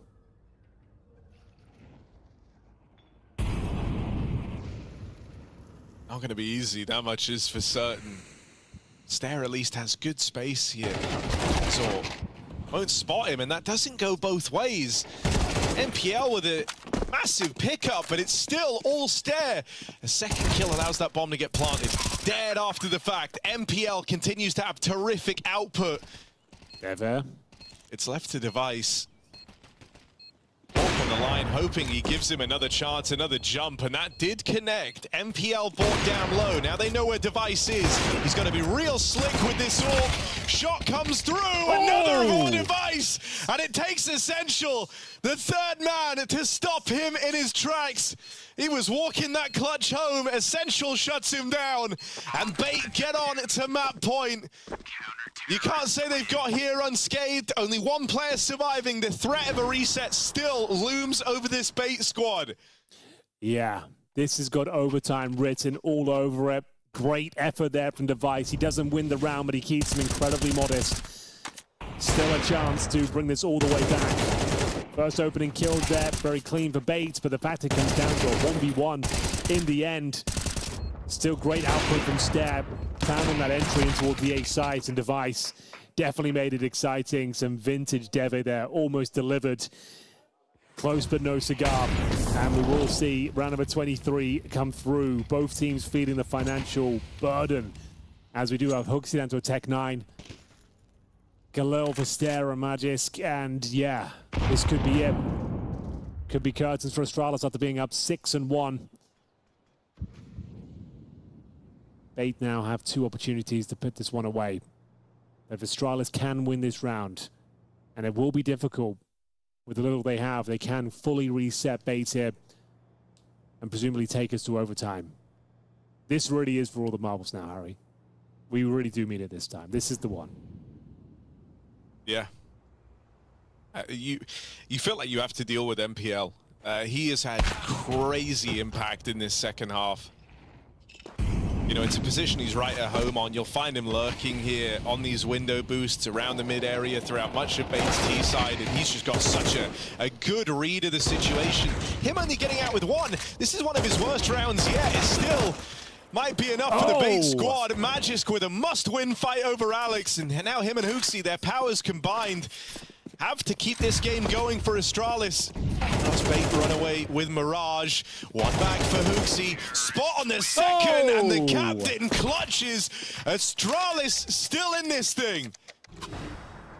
Hooksy delivering the goods when the chips were down. A 2 versus 1 situation. He goes above and beyond. A chaotic round to say the very least there. And it felt like Bay had enough to work with there to close things out. But as we mentioned, Harry, lose that round. They are the ones now who will be spiraling financially. The money is going to be busted. And you can see that reflected on their setup right now. We've got 5-7s, MP9s, a Famus. It is looking ropey out there. They've had to sacrifice most of their helmets as well. You can see both teams, even after winning the previous round, Astralis have Hooksy on a Tech 9. There's still Galils out there. It's still a real chance for Bait to close things out, considering the lack of firepower Astralis also have. But Device does has his AWP. Let's see what he can make of it. This one's for overtime. To close things out of your Bait, it's going to be Stare. Beautiful shot towards the window to open things up. And I just think that's such a huge blow to Bait. Losing MPL, the man that he's had mid in this spillover on lock. A bit of an awkward fight for Hooksy, but it's swiftly dealt with. And you were dead on. This has got OT written all over it. Head trick denied ground by the Molly. Magisk holding on. Alex 666 approaching 30 kills, trying to wrestle this back from the Ram side. They know about him now. With Essential winning that fight out over in CT, Device follows up, and him and Magisk keep it in check. We lock in OT. Well, there we have it. An arduous second half for Astralis. But they've managed to get us the full distance. The bonus rounds have been found. Every round felt like it came down to the wire. Nothing was comfortable, nothing was safe. But it's a full reset, and you have to say the momentum's going to be on their side of the server right now. Money finally reset. There's been so many compromised rounds with both teams there. Hooksy, fair play to him. He's the one finding the clutches, recovering the weapons, dropping them for his teammates, and operating with the Tech 9 multiple times there towards the end. And a chance to catch their breath here. It's been a real roller coaster affair. They were down 6-1 on Bait. They managed to bring it all the way back to 6-6. Astralis then were really struggling. 4-0 against them. 10-6 overall, and then had to fight. And that man in your screen right there was instrumental in the bounce back to form. Continued to find opening picks, found that confidence, the aggression to push smokes, and with pixel perfect precision, continue to deliver the opening kills time and time again. So well done to Stare, and we go again. Yeah, it felt so necessary, right? I've been crediting MPL all CT side long with the impact he's found, even again here, starting things off in a 5v4. And it's like with him hitting so hard, your mid player, which is Stare for Astralis, has to be just as switched on if you want to match up against it. And he very much, you know, rose to the occasion throughout that second half, getting better and better from a rough start. He was down, you know, alongside the rest of the team, kind of bottom of the board. It was him, Yabi, and Hooksy that weren't really getting any mileage. He's flowing through the rankings. And so let's see if Stare can keep this up. Even now in a 4v5, it's only Hooksy they've lost. He's not contributed a lot to this game in terms of the kills outside of that one clutch. And so maybe they can still find a way to make this one right. Magisk left to a lurk out through ramp. Alex concealed under Palace, and MPL bested by Stare in that head-to-head, the battle of midway. Alex, 2 from him. And it's everyone clashing with their counterparts from the other side, leaving this one in a 2-on-3. Bomb planted, Magisk goes on for a little bit more.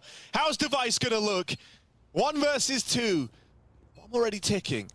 Now you got to get a move on. He's waiting for this smoke to fade. Both players on the CT side, and so Device, a bit of freedom in this 1v2. Goes searching, goes looking, and with head trick already on the line, Device can't find a way back in. Bait take the first in OT.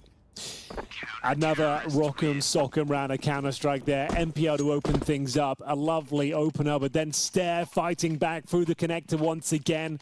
Finds multiple kills. Magisk finding some form once again. He's up to 25 and 18, by the way. Magisk had a great showing here on Mirage. And Device, there was nothing really left in the CTs in terms of utility in the 1 versus 2 there.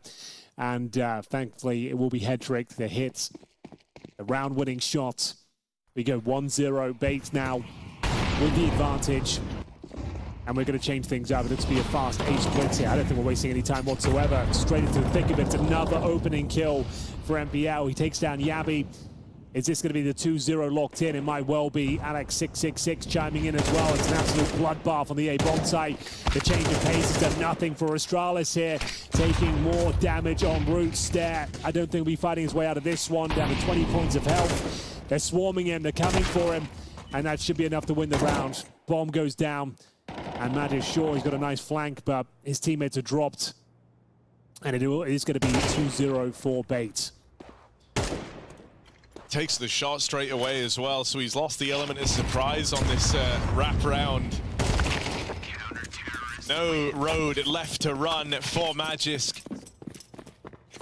They get out with a lot of AKs too, which only makes them harder to displace in this final round of this first half of OT. It'd be a bit of a statement win if they're able to pull up now with 3 in a row on this CT half.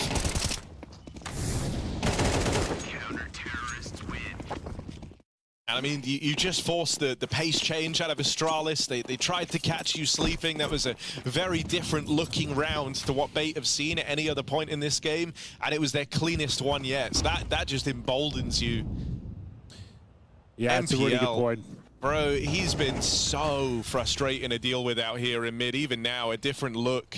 Him and Stare destined to clash again. Well, it's all going from bad to worse. You've lost 2 players towards top and middle. Magisk will find 1 in response, but they are dropping like flies. Another 4 versus 2. Bait really have powered up toward the tail end here. 3-0 looking very likely. Nice idea on the boost, but you don't even have to hold these choke points anymore. You've got a massive lead here. 2 on each bomb site will suffice. And MPL, he guarantees a 3-0 there. It's going to be Yabi. Nothing left to do, nothing left to say. It would be a ridiculous 4-on-1 scenario. A series of blunders would have to be presented to him. And all we have to do, like I said, hold those bomb sites and job done. So 3-0, Harry. Going to be very difficult to recover, but certainly not impossible.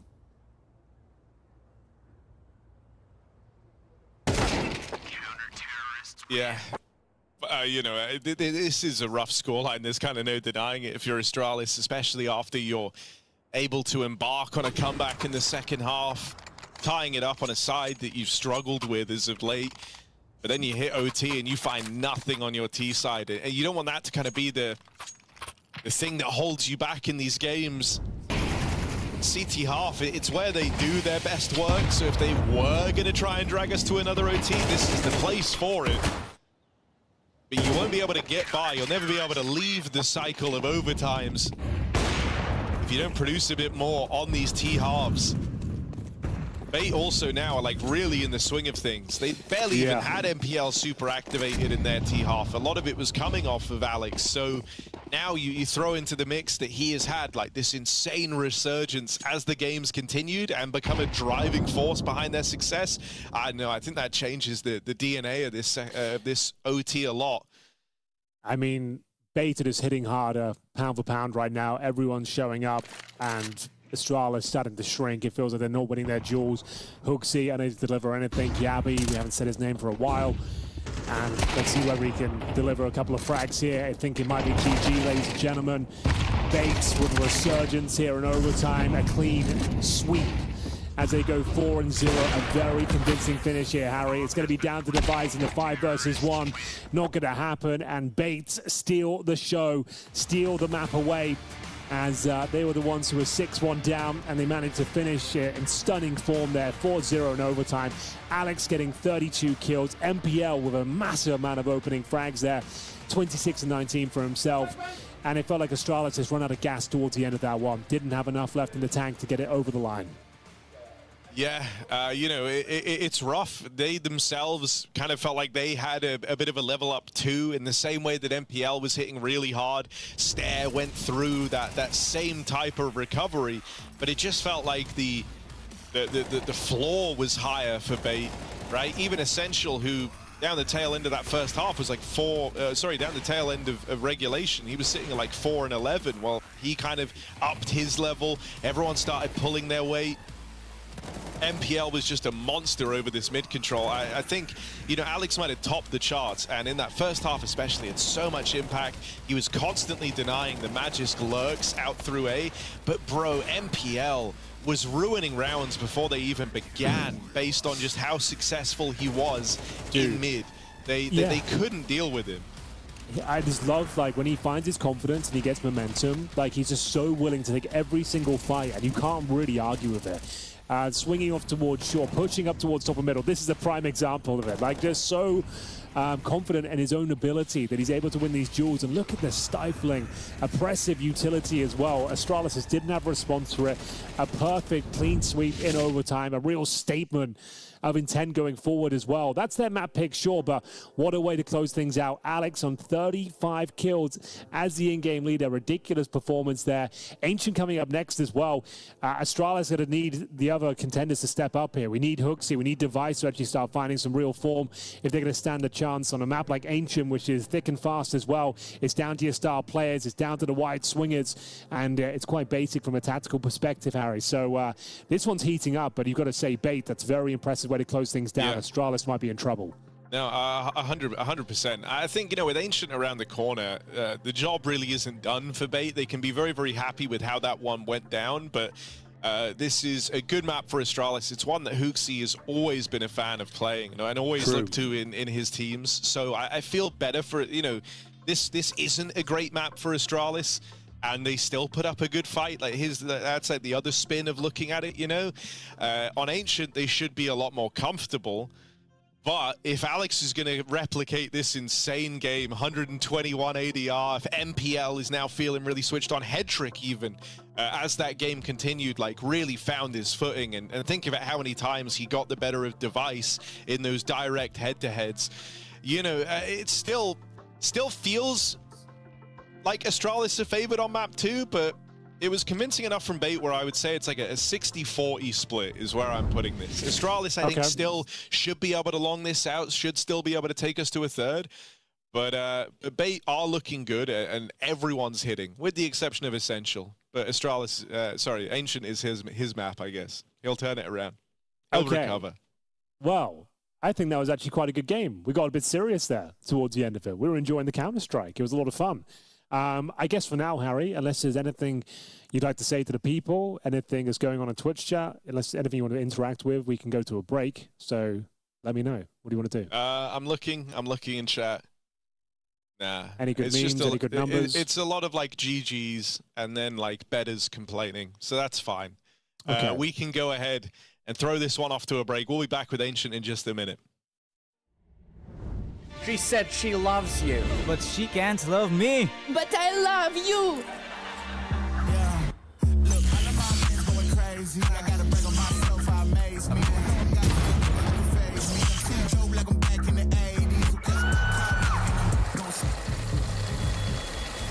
I won't play window anymore. What's going on? Play your role. 1xBet. On to the next one.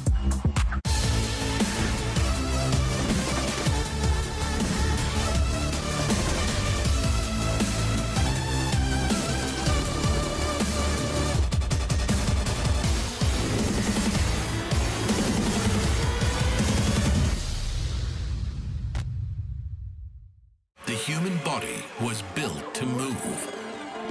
Not trapped at a desk in one singular posture for 12 hours a day. It's time your chair evolved. This is Secret Lab Titan Evo. Ergonomically engineered for you. Gamers, hybrid workers, artists. Backing your every move.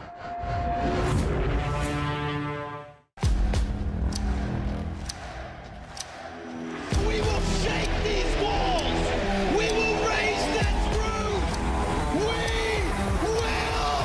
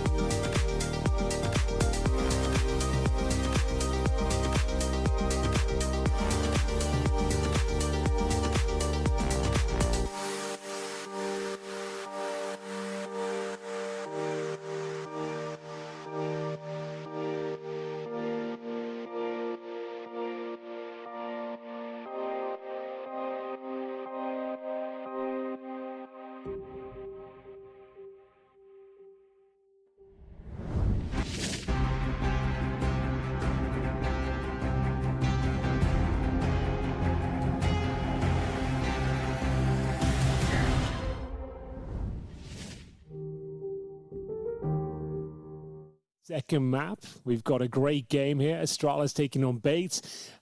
Maybe not an unexpected result in the first map, but it felt like Astralis definitely had it in the palm of their hand at one point. 6-1 up, Harry.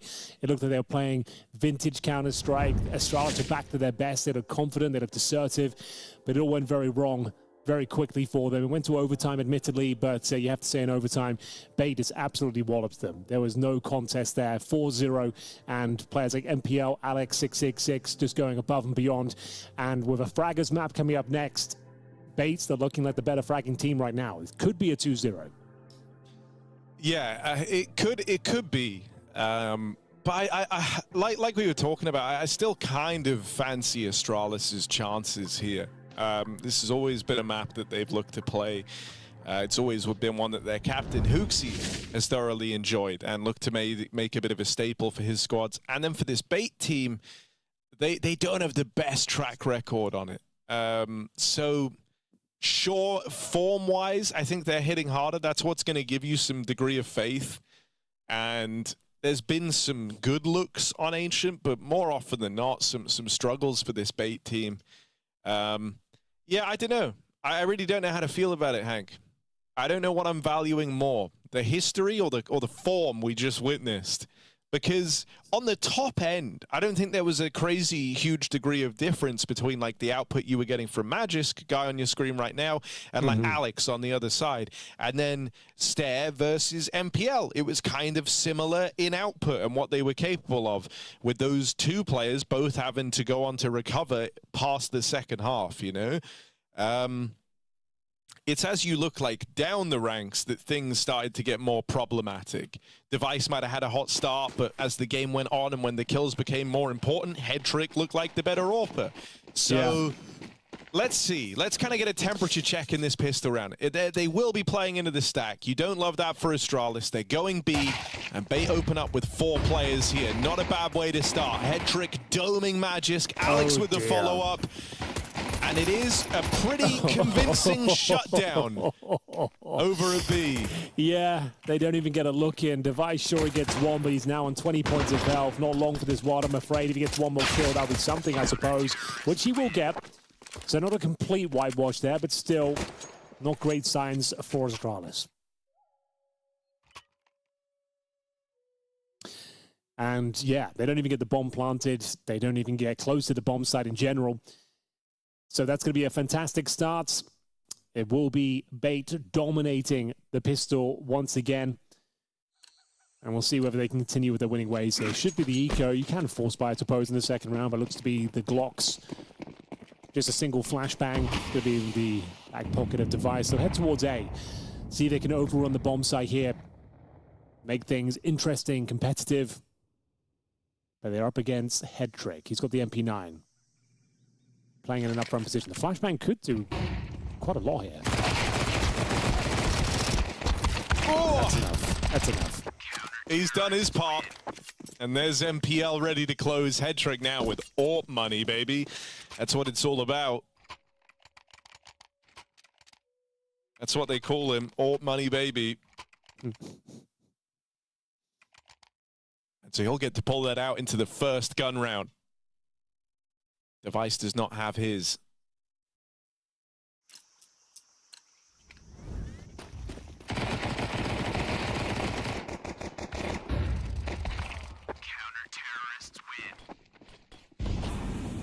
Okay. Here we go, the meat and potatoes, as it were. Very quick, little vault up and toward the B bomb site. The lurk smoke being deployed courtesy of Astralis. It's going to be Yabi trying to utilize it, trying to thread the needle, but taking massive damage. Absolutely nuked by the grenade, but still, he's done very well to even get one kill out of that scenario. AK's lighting them up right now, and it's going to be a wide open B bomb set and a wide open round, really. Head Trick, MPL so far removed, no choice but to save. Nice opening call. Yeah, kind of a cool idea. You know, you throw in the lurk smoke, behind it you throw in a full exec, and Yabi gets in deep and they've got no idea. Essentially, he's just given a free kill. And then once he has that much room, once he's confirmed, hey, they're not playing ahead of the smoke, and then he kills the cave guy, which is, you know, one of the real only threats is you have is a player coming out of cave and getting to default, being able to fight you on a timing, or players barreling through the long smoke. But once Yabi's out there and he kills the site player, it's like there's no more danger, right? Everyone else just floods through. They've got 3 sets of smokes down, so there's really nothing open. And Bait also didn't seem super prepared for the pace of that round. It felt like they thought Yabi was operating alone, which, you know, isn't a crazy thought to have. We saw earlier in the MIBR game, it was something they were doing a hell of a lot, you know, just these solo lurk smokes and Sani running in behind it, and then the rest of the team going elsewhere. But yeah, here, all of Astralis were there. As soon as Yabi gets that just one kill, it just frees up and alleviates so much pressure on the bomb site, and everyone floods through, and yeah, it's so difficult to contain at that point. Really nice call from Hooksy, and still a lot of work needs to be done here. They do save multiple weapons in the previous round, Bait that is, but Astralis answer back early. It's going to be Steph, caught out by Kenzie. They just will answer back quickly though, and he fancies his chances here towards middle. The elbow under a lot of scrutiny right now. Defiance will find the second kill of the round for Astralis. Good Molotov. Back and forth we go. MPL, that's ridiculous. What a shot. In the fire and flames, he manages to come out on top there and find the man advantage. It's a very important round for both teams here. 3 versus 2 for now. Plenty of time on the clock here. Yabi, haven't said his name a whole bunch so far in this series. He's had a rough couple of months for Astralis. See whether he can make this one work. Device will come join in from A main. That is the place to go if you're going to go anywhere. MPL is so low. Should be able to take him down, no problem. Device confident in his ability to venture in towards the A bomb site. So far, so good. Tucks himself in towards Temple. And this round is on a knife's edge right now. Problem is the T's are segregated. They could go for a B split. Device has confirmed CT spawn is clear. But time ticking away now. What's the final maneuver? Makes his way back in towards the A side, but MPL still ready and waiting. I don't know about Yabi. Oh my goodness. Springs early, huge. Gets out with 2. Yabi on this very delayed lurk in mid, able to cut down those rotates, and that's exactly what Astralis need. Alex666 off the back of a stellar game on Mirage. Has a very awkward clutch in front of him. Has to first get past Device, and he can't even manage that. Astralis 2-all as the Yabi lurk brings home a round that Astralis fell out of. That's a 2-on-3 in the post plant that Yabi makes happen. Yeah, really nice work from Yabi. As I mentioned, quiet series for him so far. Hasn't really had any high-impact moments, but really nice trigger discipline. Gets the absolute most out of this scenario as well. There'll be scrambled comms, panic setting in once he goes down. And it will be Astralis with a much-needed victory there. That kind of levels the playing field 2-2 and breaks the money of the CTs. Well, because, you know, we spoke coming into today about kind of this tournament, the teams that are in attendance, who could be considered favorites to try and make a deep run. And I think for a team like Astralis, this is the perfect sort of event for them to try and get their hands on a trophy. So you want them to recover in this series, just so you kind of know where you stand with this Astralis squad. Because in my mind, right, like you think about their debut event with Hooksy in the roster, and it was out in Astana. There they managed to make a final run. They get all the way, which was a huge departure from where we held Astralis prior, right? A team that had just been falling off for the longest time. Well, here, there's even less, you know, top teams. There's even the top teams that are here, squads like Aurora, are higher up in the rankings than Spirit certainly were back in Astana, the team that they went on to face in that final. And so, for my money, you know, this is one of the squads that should be looking for a deep run, and anything less than that would feel like an absolute major disappointment for this Astralis squad. Yeah, they found like a few finals this year since Hooksy joined as well. They got to the final of Fisher Playground where they lost out to Tyler as well. It always feels that there's opportunities to get some silverware, but just making deep runs and playoffs is enough right now. But the thing is, it's not consistent. As you mentioned with EPL, like dropping out to the group stages, and in stage 2, it just felt like, what's happened to this team? Why are they so up and down? But either way, Harry, we're straight back into the action. We're going for a fast A. And there might be enough more they can chew here, because Hedrick's here with the AWP, and he's mowing them down shot by shot. It's going to be MPL to confirm the round by the looks of things here. 4 versus 2. Yabi will have to step up once again. The bomb is planted. Not impossible to pull this one off. We can take Device and Yabi working in tandem. Nice opening kill, but the trade is available. And now Device, he's been in plenty of clutch opportunities today. Hasn't necessarily converted many of them. But let's see what we can do with this. Not a bad way to start. Gifted that first. There's the follow-up. Only one left to find. Oh. Hedrick gonna stop him 1 kill shy of that 1-on-3. And again, it's another head-to-head going in Hedrick's favor. This time stopping an important clutch. Slowing the roll of Astralis on this T-half. Wow. That certainly had all the makings of a Device clutch, but again, he gets so tantalizingly close and he's shut down at the final hurdle. It's happened so many times. I mean, also, dude, it's a really nice moment for Hedrick. He kind of felt like he'd already done enough to win the round with that double opening, right? And so you don't want that to slip by. At least he's the master of his own fate in that final 1v1. He decides, no, it was enough. 3 kills in the round for Bates Orpa. Okay. Beautiful pickup. Device now finding some fine form. He gets 2 opening frags courtesy of the AWP. A 5-on-3. Surely the round is theirs, and the money's a breaking point as well. After the previous round comes down to a 1v1, which started off as a 4-on-2 advantage for Bates. Device, 2 shots fired, 2 kills garnered. Little spam damage coming through. Bit of information leaked out to Astralis as well. There's at least 1 player towards the cave. Gonna have to gamble stack really at this point. Essential will be joining the teammates, the comrades, over towards the A bomb site, and not even a gamble stack, more of a save mentality by the looks of things here. Yeah, it's hard to also like stack B with how they're set up. Hedrick deep in main, you know it's probably not A with him in this position.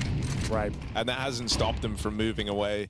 And it's like all those kills come in so early, so quickly in the round. You know Astralis have full util. They could run a full exec. So even if you were stacked here, it's like, where do you play? You know, you're not going to have long. You're not going to have short. That leaves you with just sight forward positions. And then you're vulnerable to all the util. Yeah, it just makes more sense here to just play the numbers if you're bait and look for something in this next round. You don't feel good about it, but that's what happens when Device is handed a double kill out in mid. Rough way for it to go for MPL. They wanted to try the run boost. Maybe that would have given him better odds, but honestly, it was a really heads-up smoke break. Device on a powerful line. He gets that spawn for mid, and he had intent to go and put it to work, and boy, did he. That's after just falling short in the clutch as well. That's a hair-raising round for Device, kind of making up for the lost one in the round prior. Some beautiful camera work here, I have to say. Lovely visual effects. We had like a fisheye lens in towards A main there as well. The shaky cam on the bomb explode. Beautiful stuff. But yeah, it is going to be Astralis managing to find a slight lead here. This is what we want to see. No blowouts at the start. Keep them neck and neck throughout this campaign on Ancient. Few weapons save. Most notably the Hedrick AWP tactical timeout. The first of which called by Bates here. Round number 8 coming up next. Feels like we're getting to the domain of must-win territory. The money is so fragile. You can see the head-to-head duels right now. It's been an interesting stat to keep track of, but Device, after that previous round, absolutely dominating that mid-area, gets the mid-smoke popped open for him. 2 shots fired, 2 kills delivered. So what have we got in store here? The money's actually, considering they saved those weapons, they've actually got a pretty decent overall buy here on the Bates side. We've got the red smoke courtesy of Device, and he'll be heading towards B this time, changing the approach. Boosting up. Oh dear. Good there catch. It is. Good catch for Hedrick. It's been a provably good head-to-head for him. Yabi trying to make amends for this, but they've lost a lot of players very, very quickly. This would be a great way to return to form for Bait at the hands of their AWP. firing back for a double kill. And I mean, we've just seen in the last round that can be enough.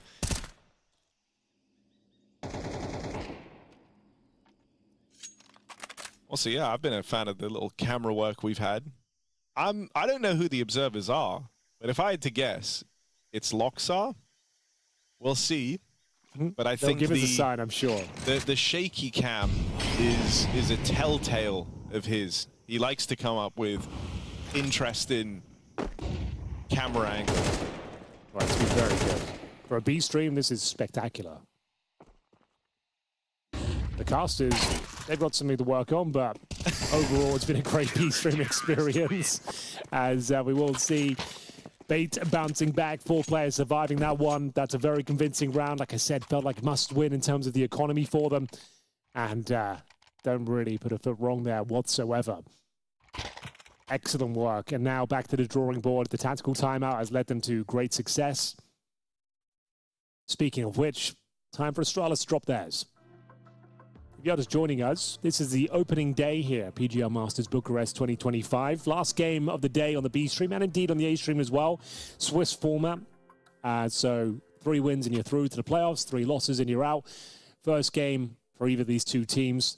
I guess while we're here, I can have a real quick look at some of the more notable results, something that's been a bit more interesting. Any huge upsets? Liquid took down Legacy 2-1. Pain took down Gentle Mates. Heroic took down NLP 2-0. GamerLegion owning FlyQuest. I think this is like a make or break tournament for FlyQuest. I don't know if you agree, Harry, with the new coach Azza. Feels like they need to start showing some form and that they can compete and hang at this level. Yeah, you very much want to see that. And even the results in that game are weird because it was 2 very, very close maps. Yeah. Overtime, map 1. You know, full regulation map 2, but how long are you okay with just seeing promise, you know? Agreed. Just need more time. Oh, not a bad way for this to start. Full mid-fight, full mid-aggression, and Bait clamped down on Astralis' mid-control. Hooksy at 0-5, yet to make a dent in this game. And I don't know if a 2v5 is the time nor the place for him to do it. It might be 0-6, buddy. No, he's got 1. Oh, makes it the double. All right, the GOAT. Good try. It won't really mean too much of anything unless Yabi gets this kill cleanly. Head trick, though, denies it. So nice work from Hooksy. Gets himself off the mark, but that's a very important round for Bait to win. They are starting to fly here on the second map of Ancient, looking for a 2-0. This would be the upset of the day, I would say, if they do get a 2-0 cleanly against Astralis. Yeah. Looking at some of those results, like some of the results, like I said, Heroic beating NIP, not necessarily an upset, but like the fact they get a 2-0, you thought that'd be a really close, tight game. NIP have looked much better as of late. But yeah, they get a 2-0 here. This would definitely be an upset, I would say. As we see the Glocks coming through, and okay, this is looking quite promising now. 6-4, pretty much locked in. Can Bait close it out? Can they find this round cleanly? We've seen a couple. Oh, wasn't it? Okay, okay. Thank you for clarifying. Again, great camera work. Dude, it's got to be Loxar. I'm adamant that that's who we got. He would have given you a sign, though, if it was. Surely he would have given you like a little nod in game. But I'm pretty sure he's like patented the shaky cam. I don't believe he's sharing that. Okay. No one else can work out the technology, the shaky cam? Maybe they can, but no one is. Okay. It's like his calling card. Yeah. Oh, it's not him. Okay. It's not. Who is it? Oh, no, Who maybe he's saying, have? yes, he's not. Okay. Maybe he's saying no one else can use that. No one else is doing it. I don't know. I don't know what that shake means. We need more info. Yeah. How do you communicate a name via shakes? Can you spell out your name using the player names? We'll go with the first letter of every player. Like a Ouija board, is that what we're doing? Yeah, like a Ouija board, kind of. That could work, I suppose. It's not not the worst idea you've ever had. Ouija board of names. There's enough letters here. It's almost every letter of the alphabet. Well, there's 10 letters. Almost. That's nearly half. Yeah. It's a fair point. Well made.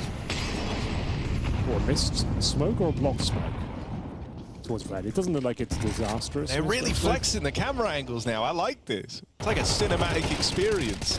Woo! Bootsy dead. Bro, we're in the future. Stare out in mid. Dead after one. Trades go either which way, but Bait still the ones in the advantage. 4-on-2 now. And dude, this is supposed to be one of the home maps for... Oh, hang on.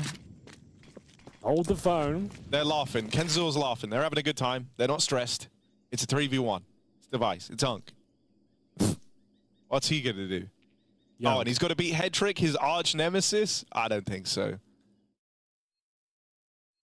The bomb is not in a great position. Oh, he's gone past Headtrick. Okay, a chance. A world. Oh my god, look at this. Oh. Puts him out of his misery. Takes him out back. Unk down. How old is Unk? Is he 29, 30. I guess? 30. Oh, that is old. Come on. That's almost too old. Pack it in. That's almost too old. No one wants to be 30 in general.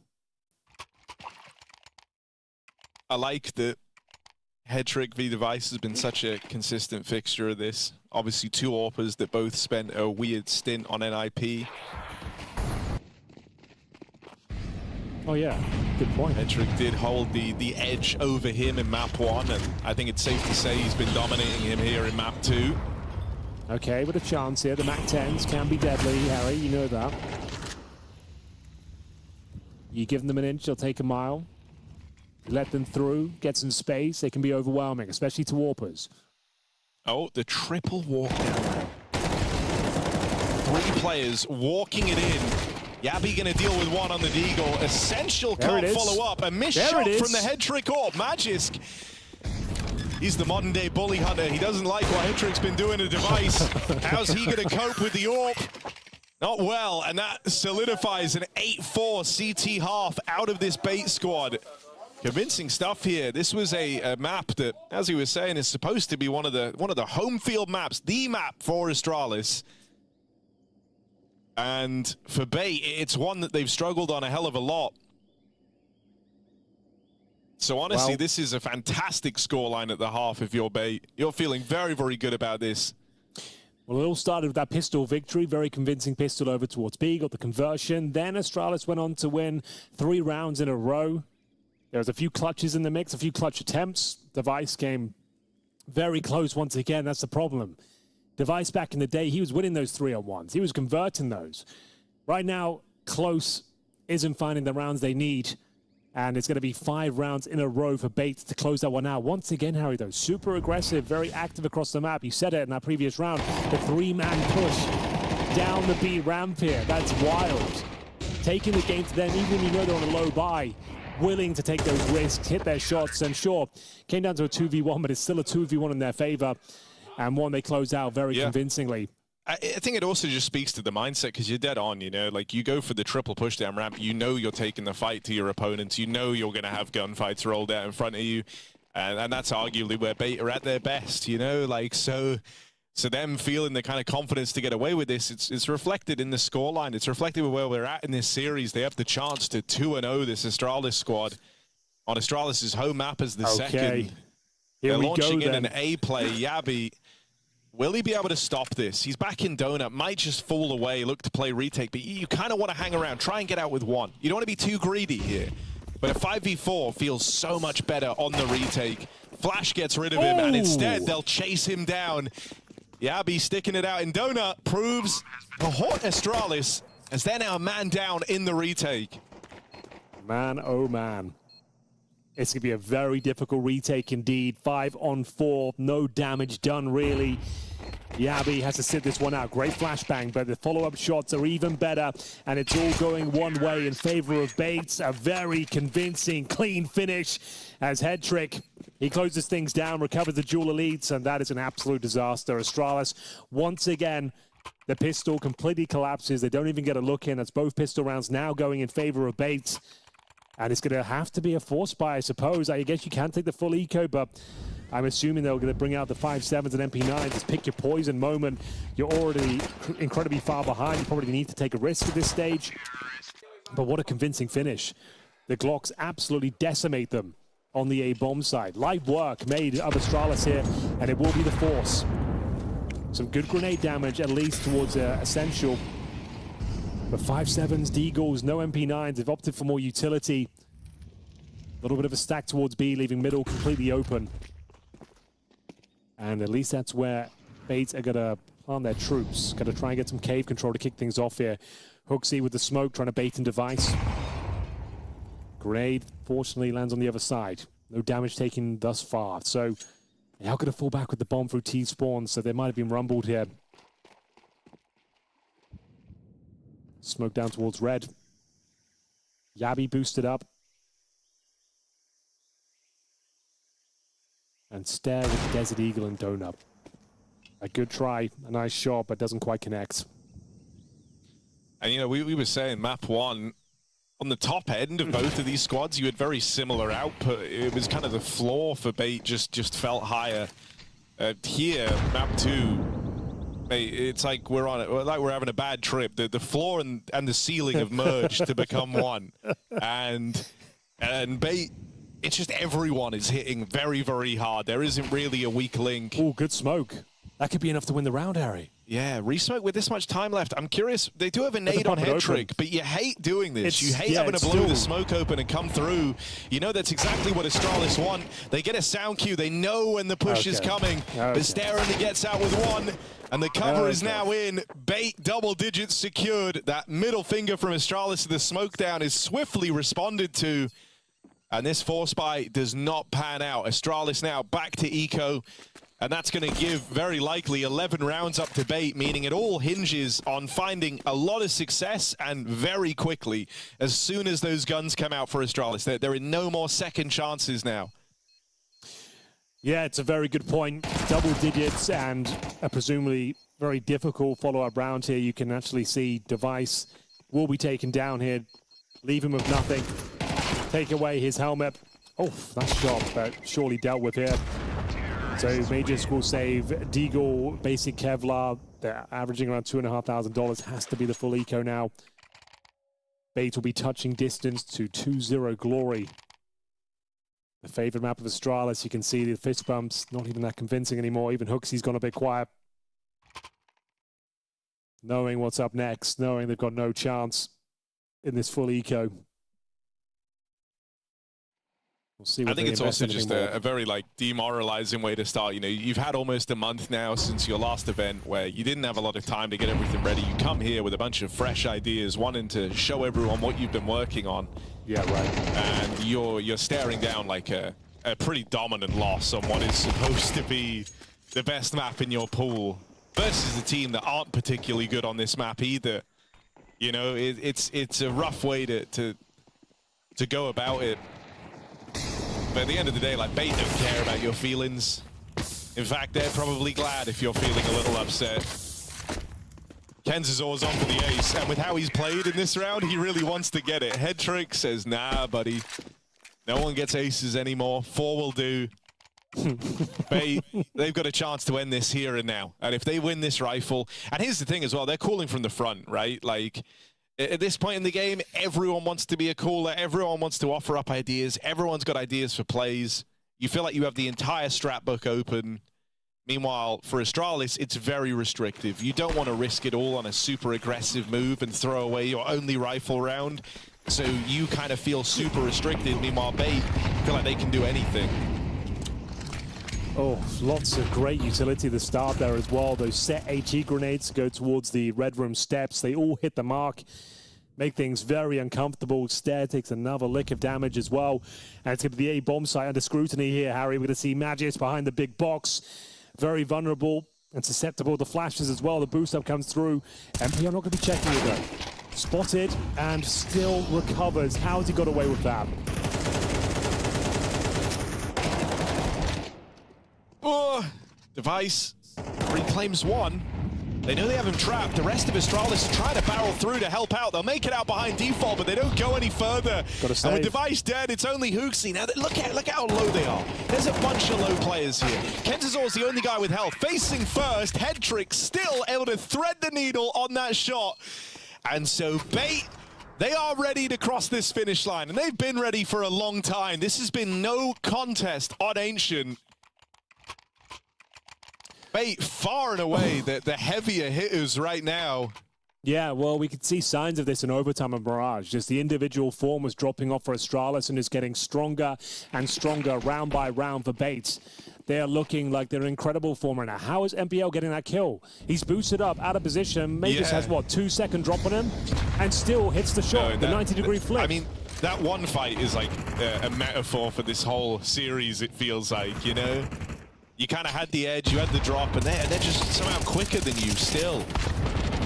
Nice start here for Yabi. But it might not amount to much. They've just lost their only B defender. Right now, they don't know it, but if they went into B, they would have a bomb plant, they'd have the site. And even though they haven't done that, Astralis have to assume they have. You know, you kind of scramble the rotate away from mid. Well, that's going to now open up new avenues to Bait. This is what we mean when we say calling from the front. For Astralis, a mistake means it's over. And so you have to consider everything. You're trying to be mobile in this round. Mobility is the only thing you have. And that's the bomb, at least. And 3 players there. That could be everything. The HP is low, but Device knows if he gets an off angle here, just gets one. That should be enough to win the round. There's the off angle. No way. I don't know how they hit those shots. How? No way! They're going to just do it cleanly? Stare! Come on, man! Get Astralis something! Just one round, that's all they want! He's done a bit of damage on the spam. A bit of damage. Come on, lad. Stare. I don't think he's got it in him. I'm sorry, Harry. Smoked at the door. They can just get that to spam bomb again. now. Spam now. Yep, oh, there it is. He hears them running off. He hears them scurrying away. All he can do is spam. Oh, it's brutal. It is brutal, but that's the way Counter-Strike goes. Bait, they show up, they're better on the day, they're more informed, and that's enough in this series. They'll take Astralis down cleanly from the recovery on Mirage, going on an insane streak, 9 rounds straight to close out that previous map. Well, not to close it out, rather, but to lock in an overtime affair. And now on Ancient, supposedly the Astralis map pick, meant to be their home map. It is the most dominant map of the series by some margin. It is a clean 2-0 finish out of this Bait team as everyone gets switched online. If map 1 was all about Alex and MPL, map 2 very quickly became about Head Trick, him showing off on the AWP and carrying forward some of that form he found in OT back on map 1. Oh, the thing is, though, who really got going for Astralis at all, Harry? Like, did anyone have a good showing there? Device had a couple of impactful kills. He got those 2 towards middle, but that's the only real highlight I can recall. Yabi had some moments where he got some backstabs going on, but they're just not showing up to the same level. And I think you made a really good point. At EPL, it was understandable because, yeah, it was like the fresh edition. Majors could just come in, but now you've had that month. It's been over that, I think. And losing to Bait in this sort of manner, this just doesn't fill you with confidence that they can do anything at the major. That's what we're all talking about right now. And this sort of showing where you're getting absolutely walloped by these young guns who are just too aggressive and you can't handle them, I don't know. This is not looking good for the tournament. It's the opening game. You lost both pistols here. We'll give them that. But still, pound for pound, they couldn't hang at this level. They couldn't keep up with the mechanics of Bait. The other thing there is, like, you know, there are some teams where, like, you can fall down. I would say Bait are, like, a pretty young, hungry, and aggressive team. That's how I would describe the style. And I think, you know, it's justifiable that sometimes you can say you struggle in those matchups, like you're used to maybe more respectful Counter-Strike. But if you go and look at the teams they lost to in EPL, they were teams that play a more standard affair, where it is, you know, top squad versus top squad. And so everything's a bit more on rails. It feels more akin to like a chess game where you're anticipating moves and you're trying to, you know, outwit and outbrain your opponent, and they couldn't match up there, and so now they get one where it's versus, you know, a team where firepower, being explosive and working together in these Wolfpack pushes is their big success story, and they get demolished. You know, that's a little concerning. There is an angle where for Astralis, maybe they've changed so much over this last 3 weeks, that they're still in that like adjustment period. And I think you would rather get that out of your system now than at the major. That might be what we're seeing here, right? Sometimes you change so much that you kind of lose any foundations you had in previous versions of the team, where you're trying all the new shit you've worked on. You're trying to figure out when and where certain use cases come from for it. And so I guess now the thing for me I'm going to be looking at with this Astralis team is can they recover this over the remainder of the event, right? Obviously, it's BO3 Swiss. It's forgiving. You have potentially, 6 chances to try and make 5 chances to try and make a playoff run happen. So you can still recover from this position, but that was not the debut that Astralis wanted to make after nearly a month in the lab, post the EPL 03 disaster in Stage 2. Okay, so looking at the results for the day, ladies and gentlemen, we're running for Liquid. Took down Legacy. That was looking like a rough one for them. They lost the first map, but bounced back. Then Pain taking down Gentle Mates. That was, I guess, par for the course, but still a very close game. I think it was up for anyone at that stage. And then we had going on, I've got my glasses off, GamerLegion versus FlyQuest. That was 2-0. Heroic versus Nip. A game where you felt like it could have gone the distance. 3D Max versus Saw. That's about what we expect. Although Saw have been a plucky underdog team, always seem to cause upsets at these sort of events. BetBoom versus MIBR. A little bit underwhelming from MIBR, but playing with a stand-in. Lots of mitigating circumstances there. Aurora currently playing against Fnatic. They're one map to the good. And Bates, I will still say this is the upset of the day. Harry, 2-0 over Astralis in a blowout second map. Yeah, no, I think you're dead on. It very much is like the big result of the day, because if you were to shortlist teams that before this event happened you were looking at and thinking, yeah, this could be their tournament to go on and win a major, Astralis were one of the win a trophy rather. Astralis were one of those names, right? And the other ones, just for any avoidance of doubt, for me, it's like Aurora. This could be them trying to overcome their woes. They're currently playing right now versus Fnatic. They were able to course correct on map 1, and they're looking at a 2-0 to open up their run here in Bucharest. And then, I think actually 3D Max, this, for a team that have acted sort of as a bit of a gatekeeper and have been right there on the precipice of making these deep runs happen, I actually think this could be the perfect storm of an event for them to do exactly that. So this was the craziest result. You were dead on. That's the point I was trying to make, Henry. Astralis falling in pretty convincing fashion at the hands of Bait.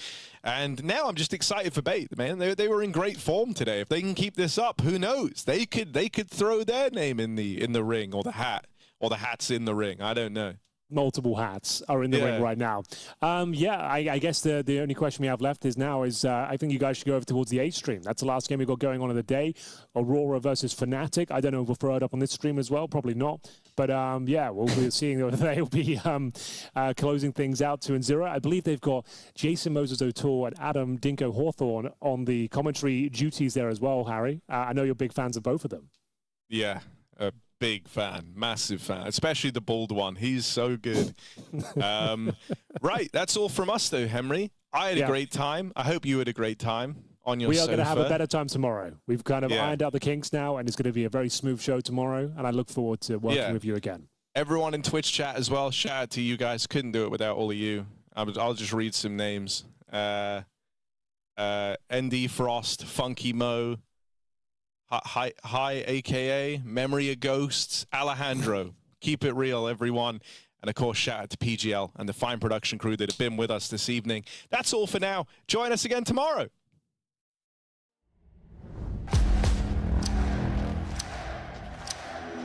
We will shake these walls. We will raise this roof. We will roar.